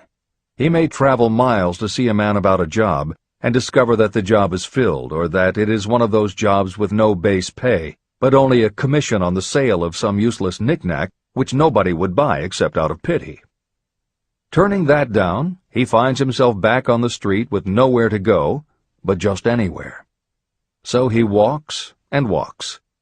He gazes into store windows at luxuries which are not for him, and feels inferior and gives way to people who stop to look with an active interest. He wanders into the railroad station, or puts himself down in the library to ease his legs and soak up a little heat, but that isn't looking for a job, so he gets going again. He may not know it, but his aimlessness would give him away even if the very lines of his figure did not. He may be well dressed in the clothes left over from the days when he had a steady job, but the clothes cannot disguise the droop. He sees thousands of other people, bookkeepers or clerks or chemists or wagon hands, busy at their work, and envies them from the bottom of his soul. They have their independence, their self-respect and manhood, and he simply cannot convince himself that he is a good man too, though he argue it out and arrive at a favorable verdict hour after hour. It is just money which makes this difference in him. With a little money, he would be himself again. This is the end of the article by Westbrook Pegler. The second basic fear, the fear of criticism. Just how we originally came by this fear, no one can say definitely, but one thing is certain: we have it in a highly developed form.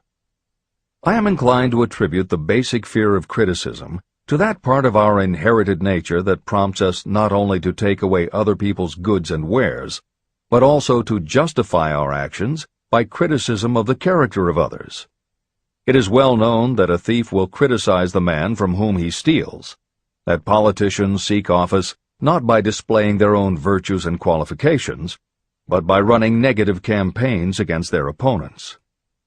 Designers and clothing manufacturers have not been slow to take advantage of this basic fear of criticism. Every season, styles change. Who establishes the styles? Certainly not the purchaser. It is the designers and manufacturers. Why do they change the styles so often? The answer is obvious. They change the styles so they can sell more clothes. The fear of criticism robs people of their initiative, destroys their power of imagination, limits their individuality, takes away their self-reliance, and does them damage in 100 other ways. Parents often do their children irreparable injury by criticizing them. The mother of one of my friends used to punish him with a switch almost daily, always completing the job with the statement, "You'll land in a penitentiary before you are 20. He was sent to a reformatory at the age of 17. Editor's comments. Modern psychotherapy is well aware of the circumstance that Hill describes in the preceding paragraph. In the chapters on autosuggestion and hypnosis, reference was made to childhood traumas that result in phobias, compulsive behaviors, fixations, or complexes. However, there are instances in which the implanting of a suggestion is much more subtle. Hypnotherapists have found that common phrases such as, "Don't you ever say no to me again," "I'm afraid she'll never get over it," or "You're just like your father," can hamper a person's abilities later in life if such phrases were said often enough, or at a time when a child was particularly vulnerable. This is the end of the editor's comments. Criticism is the one form of service of which everyone has too much. Everyone has a stock of it, which is handed out gratis whether called for or not. Your nearest relatives are often the worst offenders. It should be recognized as a crime. In reality, it is a crime of the worst nature for any parent to build inferiority complexes in the mind of a child through unnecessary criticism.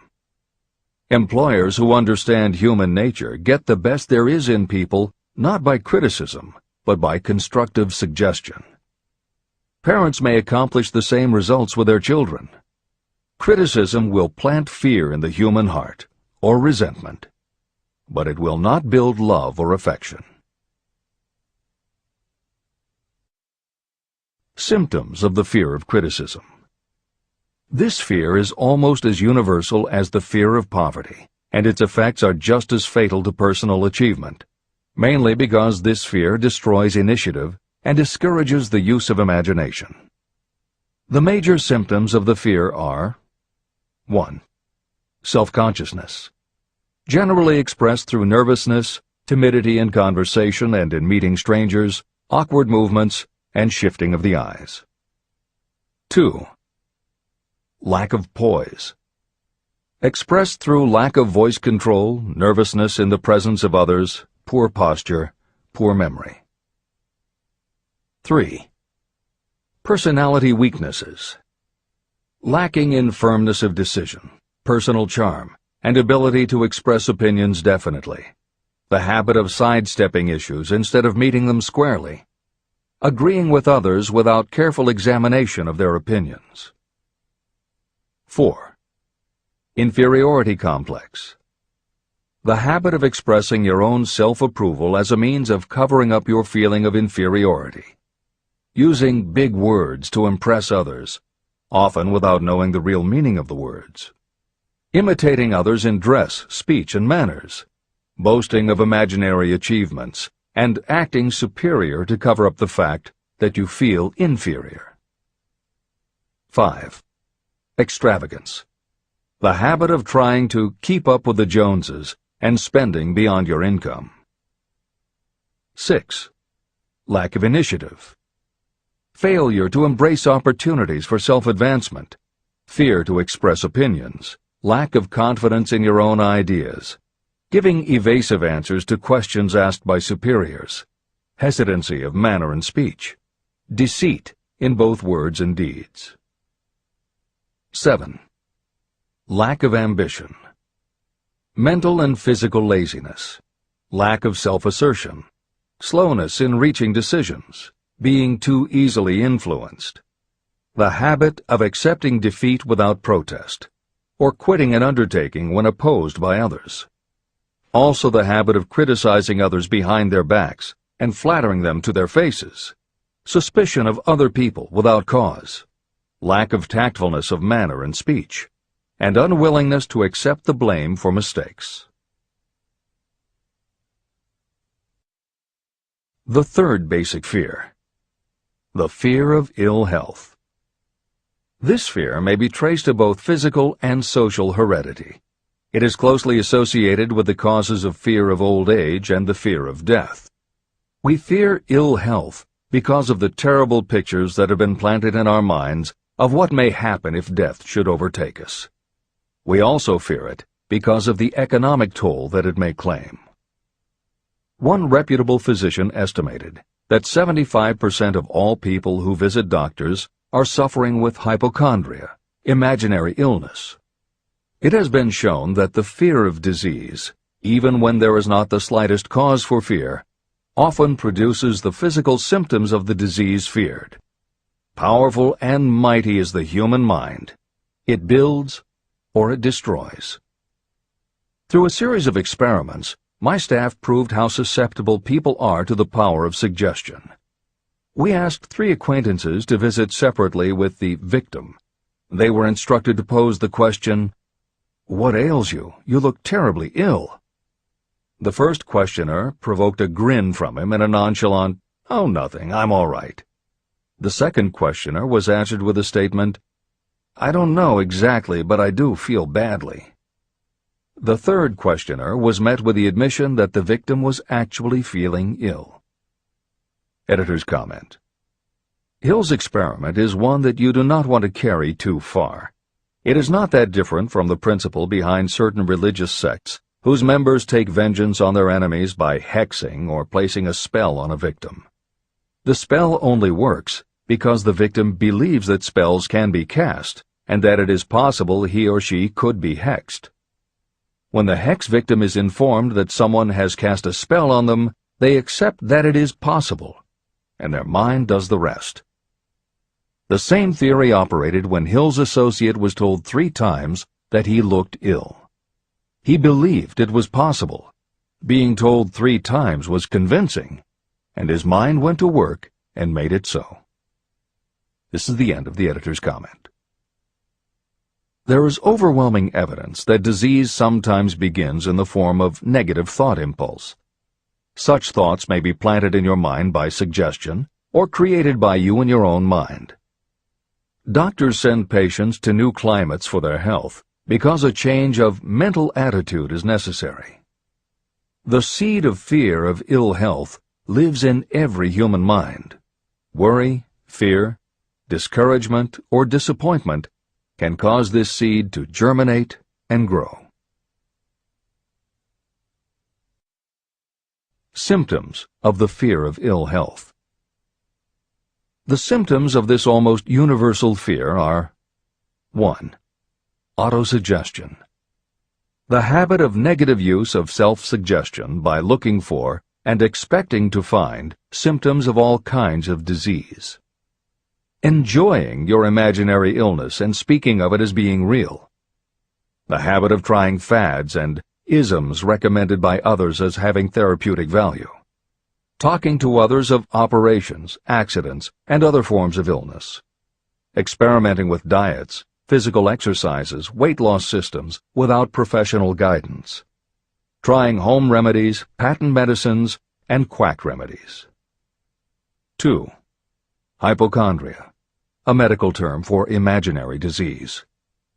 The habit of excessively talking about illness, and by concentrating the mind on disease you begin to expect it to happen to you. Nothing that comes in bottles can cure this condition. It is brought on by negative thinking, and nothing but positive thought can cure it. Hypochondria is said to do as much damage on occasion as the real disease might do. 3. Exercise. Fear of ill health often interferes with proper physical exercise and results in overweight. 4. Susceptibility. Fear of ill health breaks down your natural resistance, which makes you susceptible to real disease.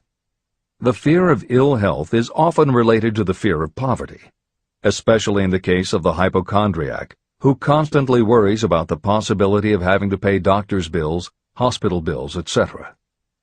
This type of person spends much time preparing for sickness, talking about death, saving money for cemetery plots, burial expenses, and such. 5. Self-coddling. The habit of seeking sympathy.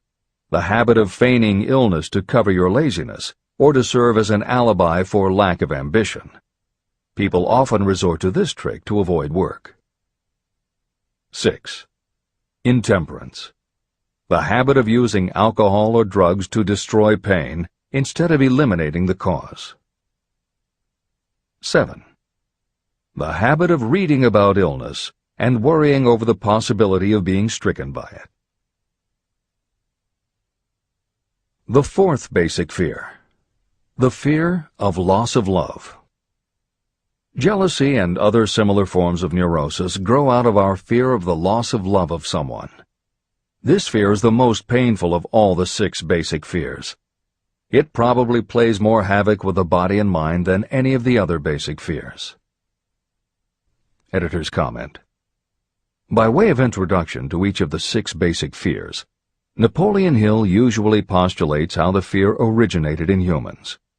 In the original edition of this book, he suggested that the fear of loss of love may have started with prehistoric man's habit of stealing his neighbor's mate and taking liberties with her whenever he could.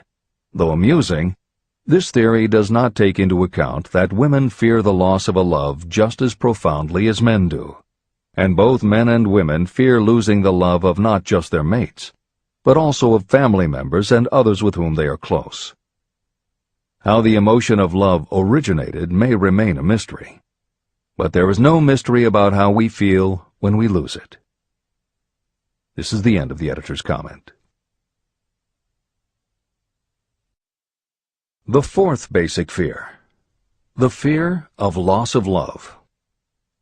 Jealousy and other similar forms of neurosis grow out of our fear of the loss of love of someone. This fear is the most painful of all the 6 basic fears. It probably plays more havoc with the body and mind than any of the other basic fears. Editor's comment. By way of introduction to each of the 6 basic fears, Napoleon Hill usually postulates how the fear originated in humans. In the original edition of this book, he suggested that the fear of loss of love may have started with prehistoric man's habit of stealing his neighbor's mate and taking liberties with her whenever he could. Though amusing, this theory does not take into account that women fear the loss of a love just as profoundly as men do, and both men and women fear losing the love of not just their mates, but also of family members and others with whom they are close. How the emotion of love originated may remain a mystery, but there is no mystery about how we feel when we lose it. This is the end of the editor's comment. Symptoms of the fear of loss of love. The distinguishing symptoms of this fear are 1. Jealousy. The habit of being suspicious of friends and loved ones. The habit of accusing wife or husband of infidelity without grounds. General suspicion of everyone and absolute faith in no one. 2. Fault-finding. The habit of finding fault with friends, relatives, business associates, and loved ones upon the slightest provocation, or without any cause whatsoever. 3. Gambling. The habit of gambling, stealing, cheating, and otherwise taking hazardous chances to provide money for loved ones, in the belief that love can be bought. The habit of spending beyond your means, or incurring debts to provide gifts for loved ones, in order to make a good impression. Also insomnia, nervousness, lack of persistence, weakness of will, lack of self-control, lack of self-reliance, bad temper. The fifth basic fear: the fear of old age. In the main, this fear grows out of two sources. First, the thought that old age may bring with it poverty. Second is the concern that many have for what may await them in the world beyond. The most common cause of fear of old age is associated with the possibility of poverty. Poorhouse is not a pretty word. It throws a chill into the mind of every person who faces the possibility of having to spend declining years having to live on some form of charity. The possibility of ill health, which is more common as people grow older, is also a contributing cause of this common fear of old age, as is concern about diminishing sexuality. Another contributing cause of the fear of old age is the possibility of loss of freedom and independence, as old age may bring with it the loss of both physical and economic freedom. Symptoms of the fear of old age. The most common symptoms of this fear are: 1. Lack of enthusiasm. The tendency to slow down and develop an inferiority complex, falsely believing you are slipping because of age. The habit of killing off initiative, imagination, and self-reliance by falsely believing you are too old to exercise these qualities. 2. Self-consciousness of speech.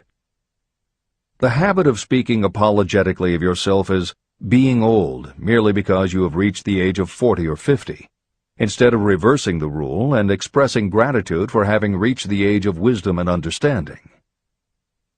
3. Inappropriate dress and action.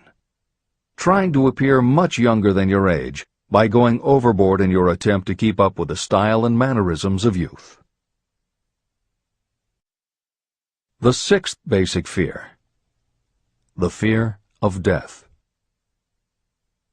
To some, this is the cruelest of all the basic fears. The reason is obvious. The terrible pangs of fear associated with the thought of death, in the majority of cases, may be charged to religious fanaticism. So-called heathens are less afraid of death than the more civilized. For hundreds of millions of years we have been asking the still unanswered questions: where did I come from? And where am I going? During the darker ages of the past, the more cunning and crafty were not slow to offer the answer to these questions for a price. Come into my tent, embrace my faith, accept my dogmas, and I will give you a ticket that will admit you straight into heaven when you die, says the religious leader. Remain out of my tent, says the same leader, and the devil will take you and burn you throughout eternity. The thought of eternal punishment destroys interest in life and makes happiness impossible.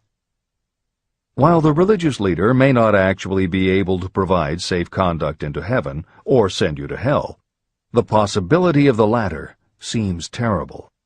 The very thought of it takes hold of the imagination in such a realistic way that it paralyzes reason and sets up the fear of death. The fear of death is not as common now as it was during the age when there were no great colleges and universities. People of science have turned the spotlight of truth upon the world, and this truth is rapidly freeing men and women from this terrible fear of death. The young men and women who attend the colleges and universities are not easily impressed by fire and brimstone. Through knowledge, the fears of the dark ages that grip the mind have been dispelled. The entire world is made up of only four things: time, space, energy, and matter. In elementary physics, we learn that neither matter nor energy can be created or destroyed. Both matter and energy can be transformed, but neither can be destroyed. Life is energy, if it is anything. If neither energy nor matter can be destroyed, of course life itself cannot be destroyed. Life, like other forms of energy, may be passed through various processes of transition or change, but it cannot be destroyed. Death is mere transition. And if death is not mere change or transition, then nothing comes after death except a long, eternal, peaceful sleep. And sleep is nothing to be feared. If you can accept the logic of this, you may forever wipe out your fear of death. Symptoms of the fear of death. The general symptoms of this fear are: 1. The habit of thinking about dying, instead of making the most of life. This is generally due to lack of purpose or lack of a suitable occupation. This fear is more prevalent among the aged, but sometimes the more youthful are victims of it. The greatest of all remedies for the fear of death is a burning desire for achievement, backed by useful service to others. A busy person seldom has time to think about dying. A busy person finds life too thrilling to worry about death. 2. Sometimes the fear of death is closely associated with the fear of poverty, where death would leave loved ones poverty-stricken. 3. In other cases, the fear of death is caused by illness and the breakdown of physical body resistance. 4. The most common causes of the fear of death are ill health, poverty, lack of appropriate occupation, disappointment over love, insanity, and religious fanaticism. The disaster of worry and destructive thinking. Worry is a state of mind based upon fear. It works slowly but persistently. It is insidious and subtle. Step by step, it digs itself in until it paralyzes the reasoning faculty and destroys self-confidence and initiative. Worry is a form of sustained fear caused by indecision. Therefore, it is a state of mind that can be controlled. An unsettled mind is helpless. Indecision makes an unsettled mind. Most individuals lack the willpower to reach decisions promptly and to stand by them after they have been made. We do not worry over conditions once we have reached a decision to follow a definite line of action. I once interviewed a man who was sentenced to be electrocuted 2 hours later. The condemned man was the calmest of the 8 men who were in the death cell with him. His calmness prompted me to ask him how it felt to know that he was going into eternity in a short while. With a smile of confidence on his face, he said, "It feels fine. Just think, brother, my troubles will soon be over. I've had nothing but trouble all my life. It has been a hardship to get food and clothing. Soon, I will not need these things. I have felt fine ever since I learned for certain that I must die. I made up my mind then to accept my fate in good spirit."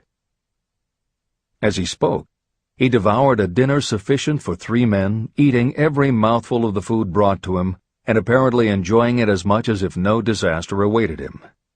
Decision gave this man resignation to his fate. Decision can also prevent one's acceptance of undesired circumstances. Through indecision, the 6 basic fears become translated into a state of worry. Relieve yourself forever of the fear of death by reaching a decision to accept death as an inescapable event. Eliminate the fear of old age by reaching a decision to accept it not as a handicap, but as a great blessing that carries with it wisdom, self-control, and understanding. Master the fear of loss of love by reaching a decision to get along without love, if that is necessary. Defeat the fear of criticism by reaching a decision not to worry about what other people think, do, or say. Overcome the fear of ill health by the decision to forget symptoms, and whip the fear of poverty by reaching a decision to get along with whatever wealth you can accumulate without worry. Kill the habit of worry in all its forms by reaching a general blanket decision that nothing life has to offer is worth the price of worry.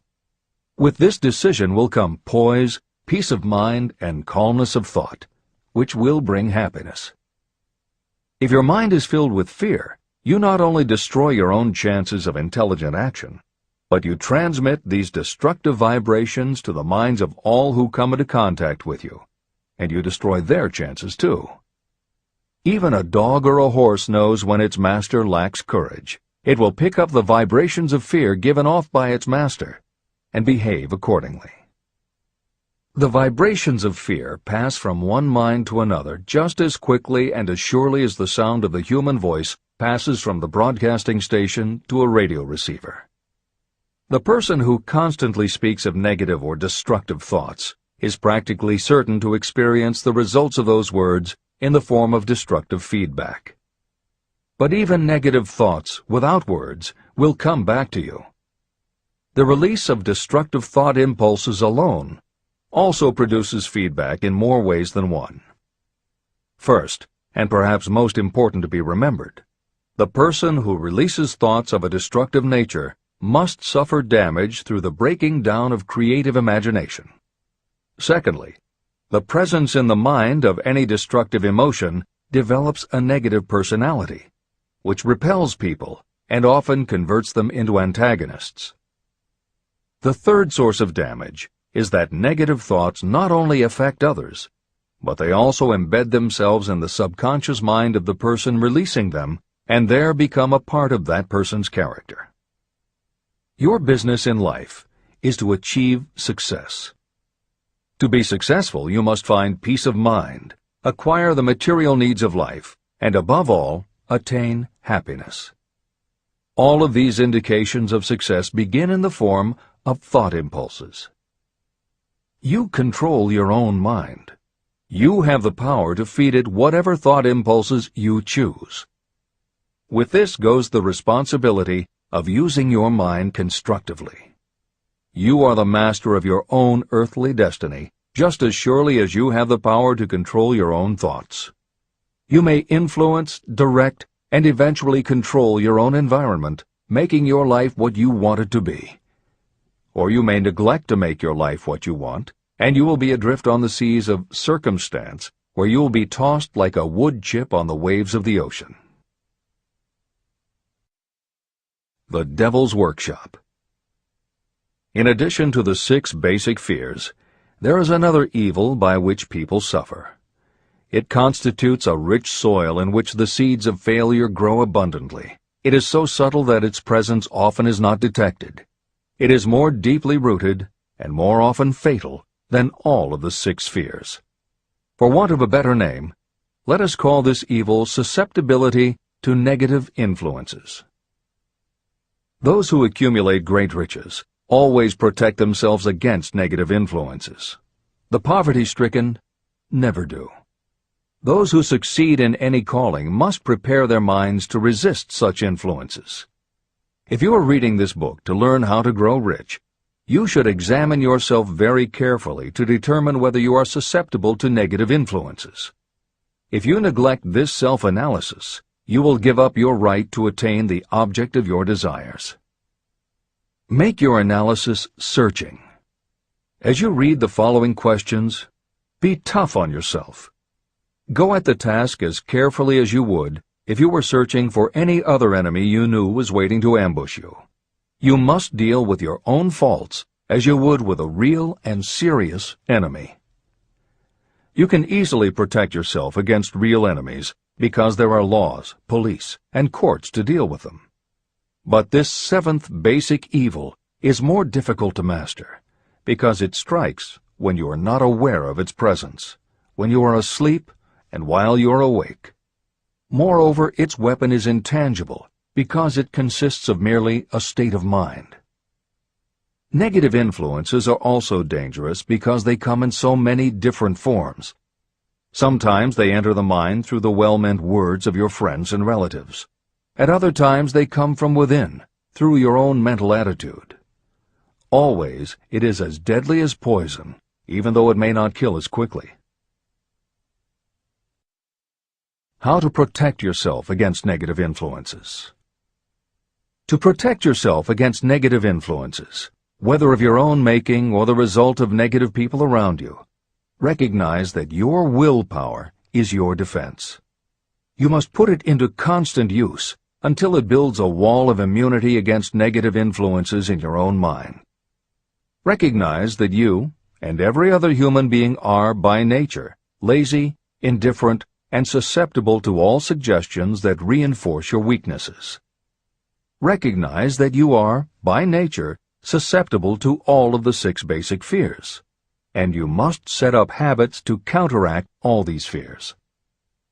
Recognize that negative influences often work on you through your subconscious mind and are therefore difficult to detect.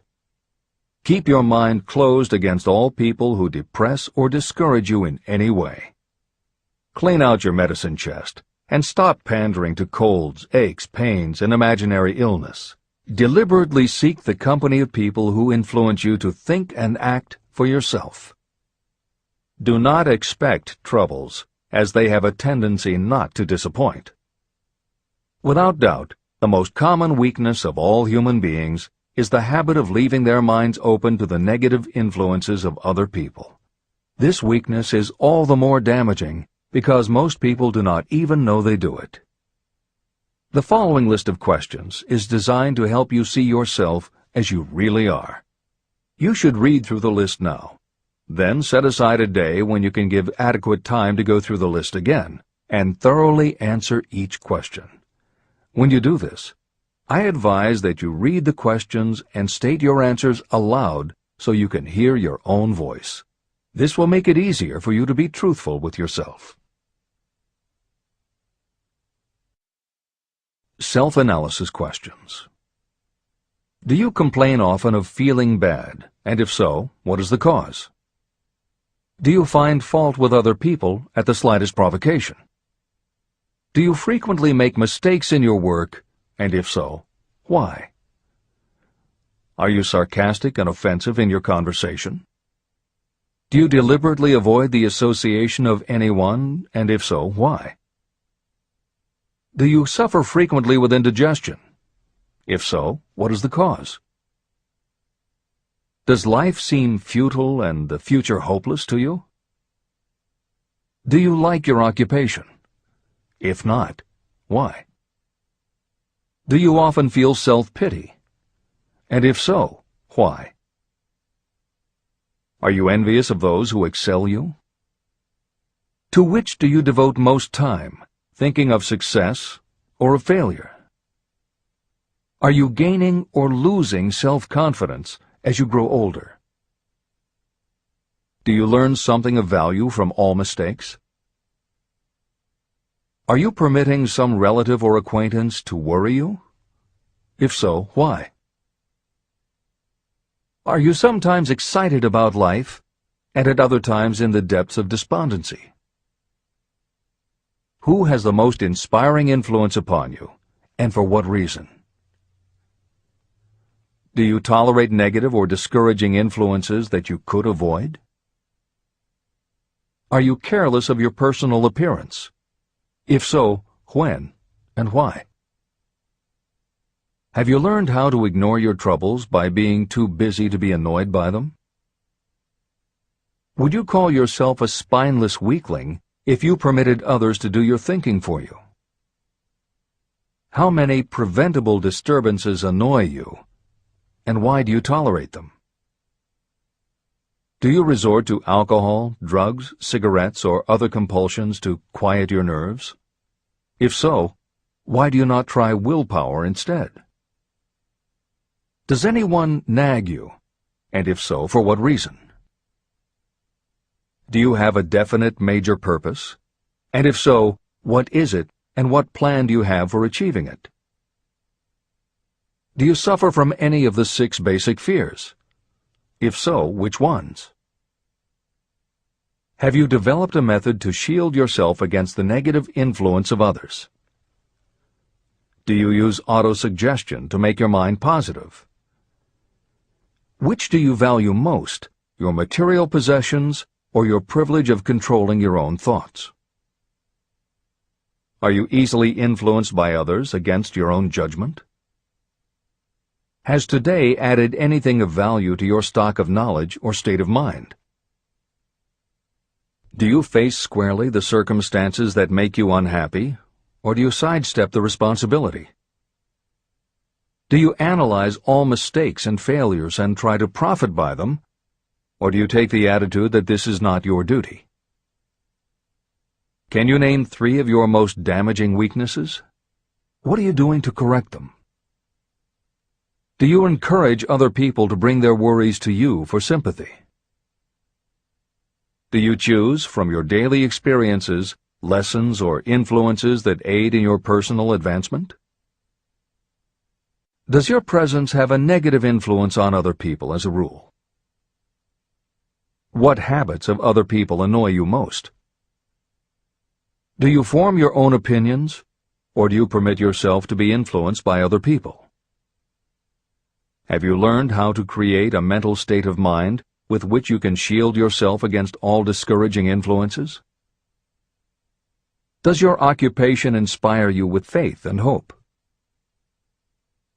Are you conscious of possessing spiritual forces of sufficient power to enable you to keep your mind free from all forms of fear? Does your religion help to keep your mind positive? Do you feel it your duty to share other people's worries? If so, why? If you believe that birds of a feather flock together, what have you learned about yourself by studying the friends whom you attract? What connection, if any, do you see between the people with whom you associate most closely and any unhappiness you may experience? Could it be possible that some person whom you consider to be a friend is, in reality, your worst enemy because of his or her negative influence on your mind? By what rules do you judge who is helpful and who is damaging to you? Are your intimate associates mentally superior or inferior to you? How much time out of every 24 hours do you devote to your occupation, sleep, play and relaxation, acquiring useful knowledge, plain wasted time? Who among your acquaintances encourages you most, cautions you most, discourages you most? What is your greatest worry? Why do you tolerate it? When others offer you free, unsolicited advice, do you accept it without question, or do you analyze their motive? What, above all else, do you most desire? Do you intend to acquire it? Are you willing to subordinate all other desires for this one? How much time daily do you devote to acquiring it? Do you change your mind often? If so, why? Do you usually finish everything you begin? Are you easily impressed by other people's business or professional titles, college degrees, or wealth?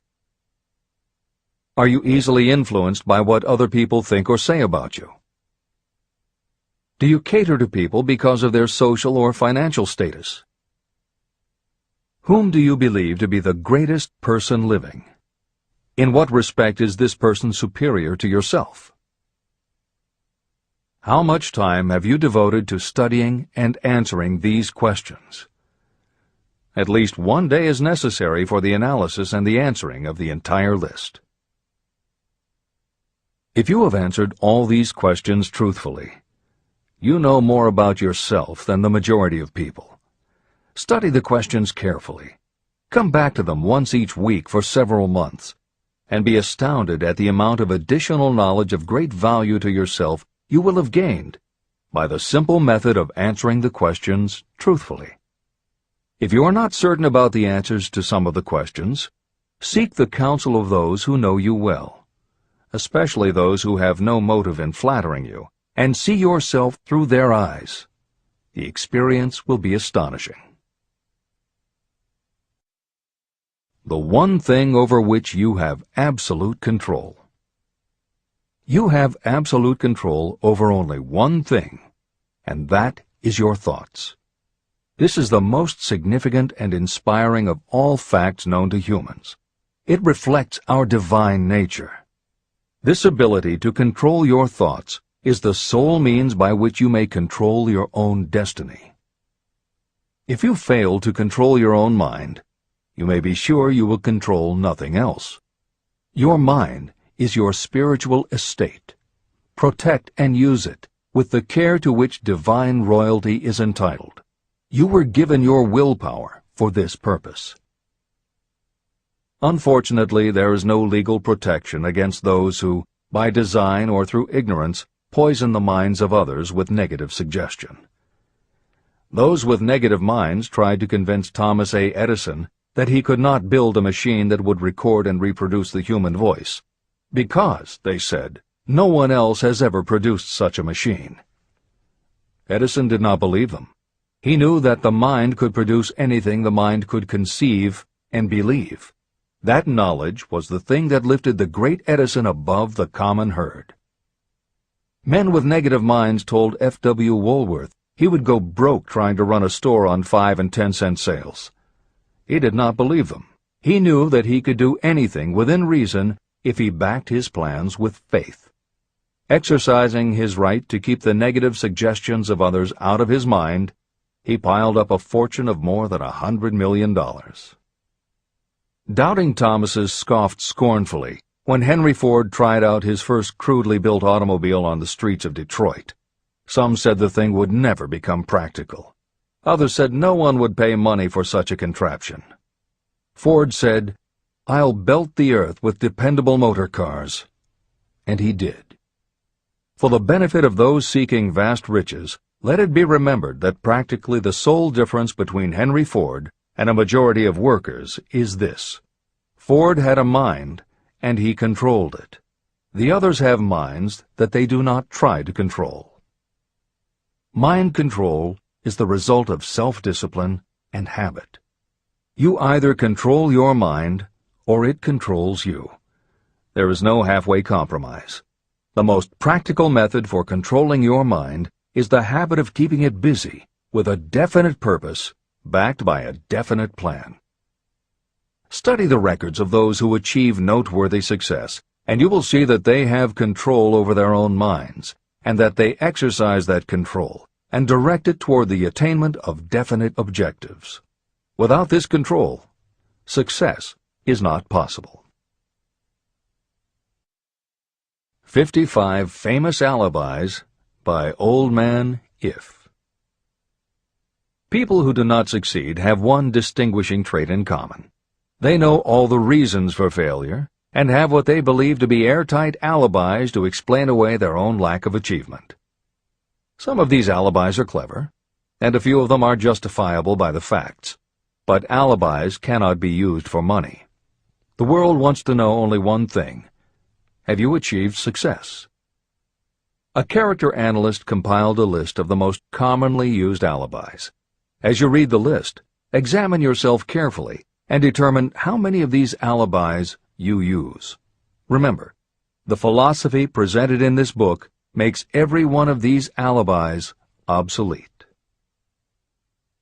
If I didn't have a wife and family. If I had enough pull. If I had money. If I had a good education. If I could get a job. If I had good health. If I only had time.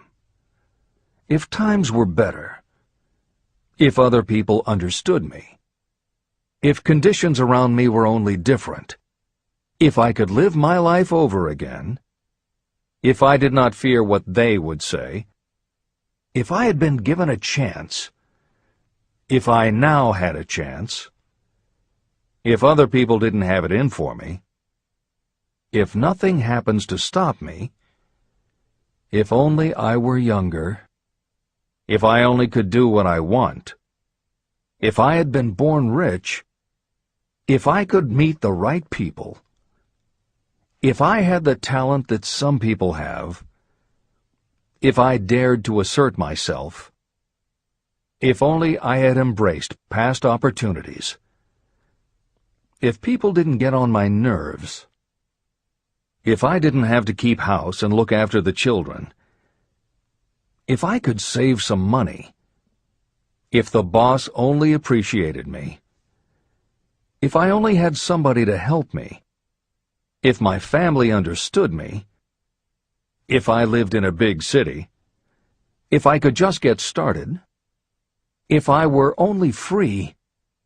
If I had the personality of some people. If I were not so fat. If my real talents were known. If I could just get a break.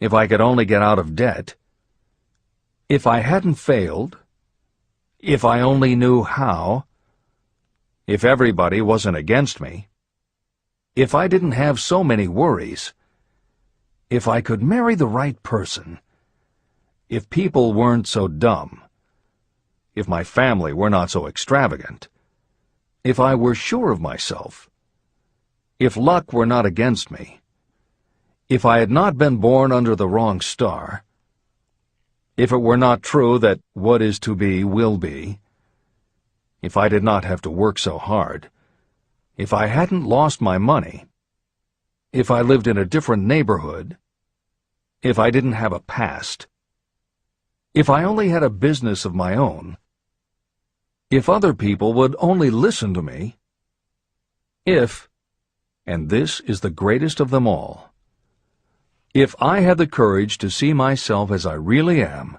I would find out what is wrong with me and correct it. And I know that something must be wrong with the way I have done things, or I would already have the success that I desire.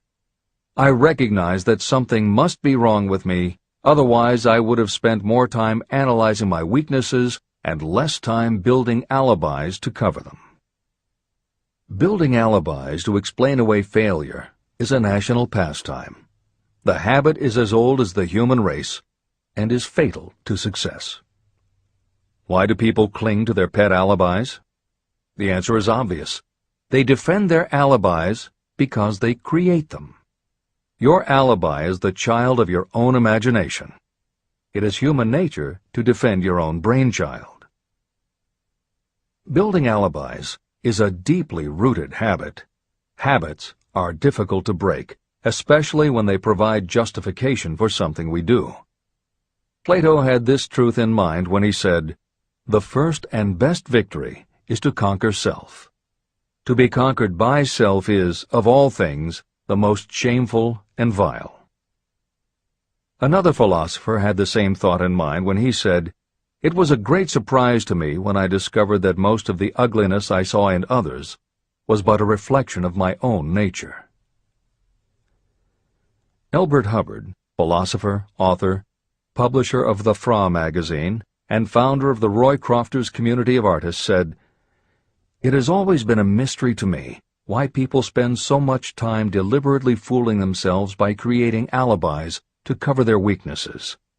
If used differently, this same time would be sufficient to cure the weakness. Then no alibis would be needed." In parting, I would remind you that life is a checkerboard, and the player opposite you is time. If you hesitate before moving, or neglect to move promptly, your men will be wiped off the board by time. You are playing against a partner who will not tolerate indecision. Previously, you may have had a logical excuse for not having forced life to come through with whatever you asked. That alibi is now obsolete, because you are in possession of the master key that unlocks the door to life's riches. The master key is intangible, but it is powerful. It is the privilege of creating, in your own mind, a burning desire for a definite form of riches. There is no penalty for the use of this key, but there is a price you must pay if you do not use it. The price is failure. There is a reward of stupendous proportions if you put the key to use. It is the satisfaction that will come to you when you conquer self and force life to pay whatever is asked. The reward is worthy of your effort. Will you make the start and be convinced? "If we are related," said the immortal Emerson, "we shall meet." In closing, may I borrow his thought and say, if we are related, we have, through these pages, met. Remember that your real wealth can be measured not by what you have, but by what you are.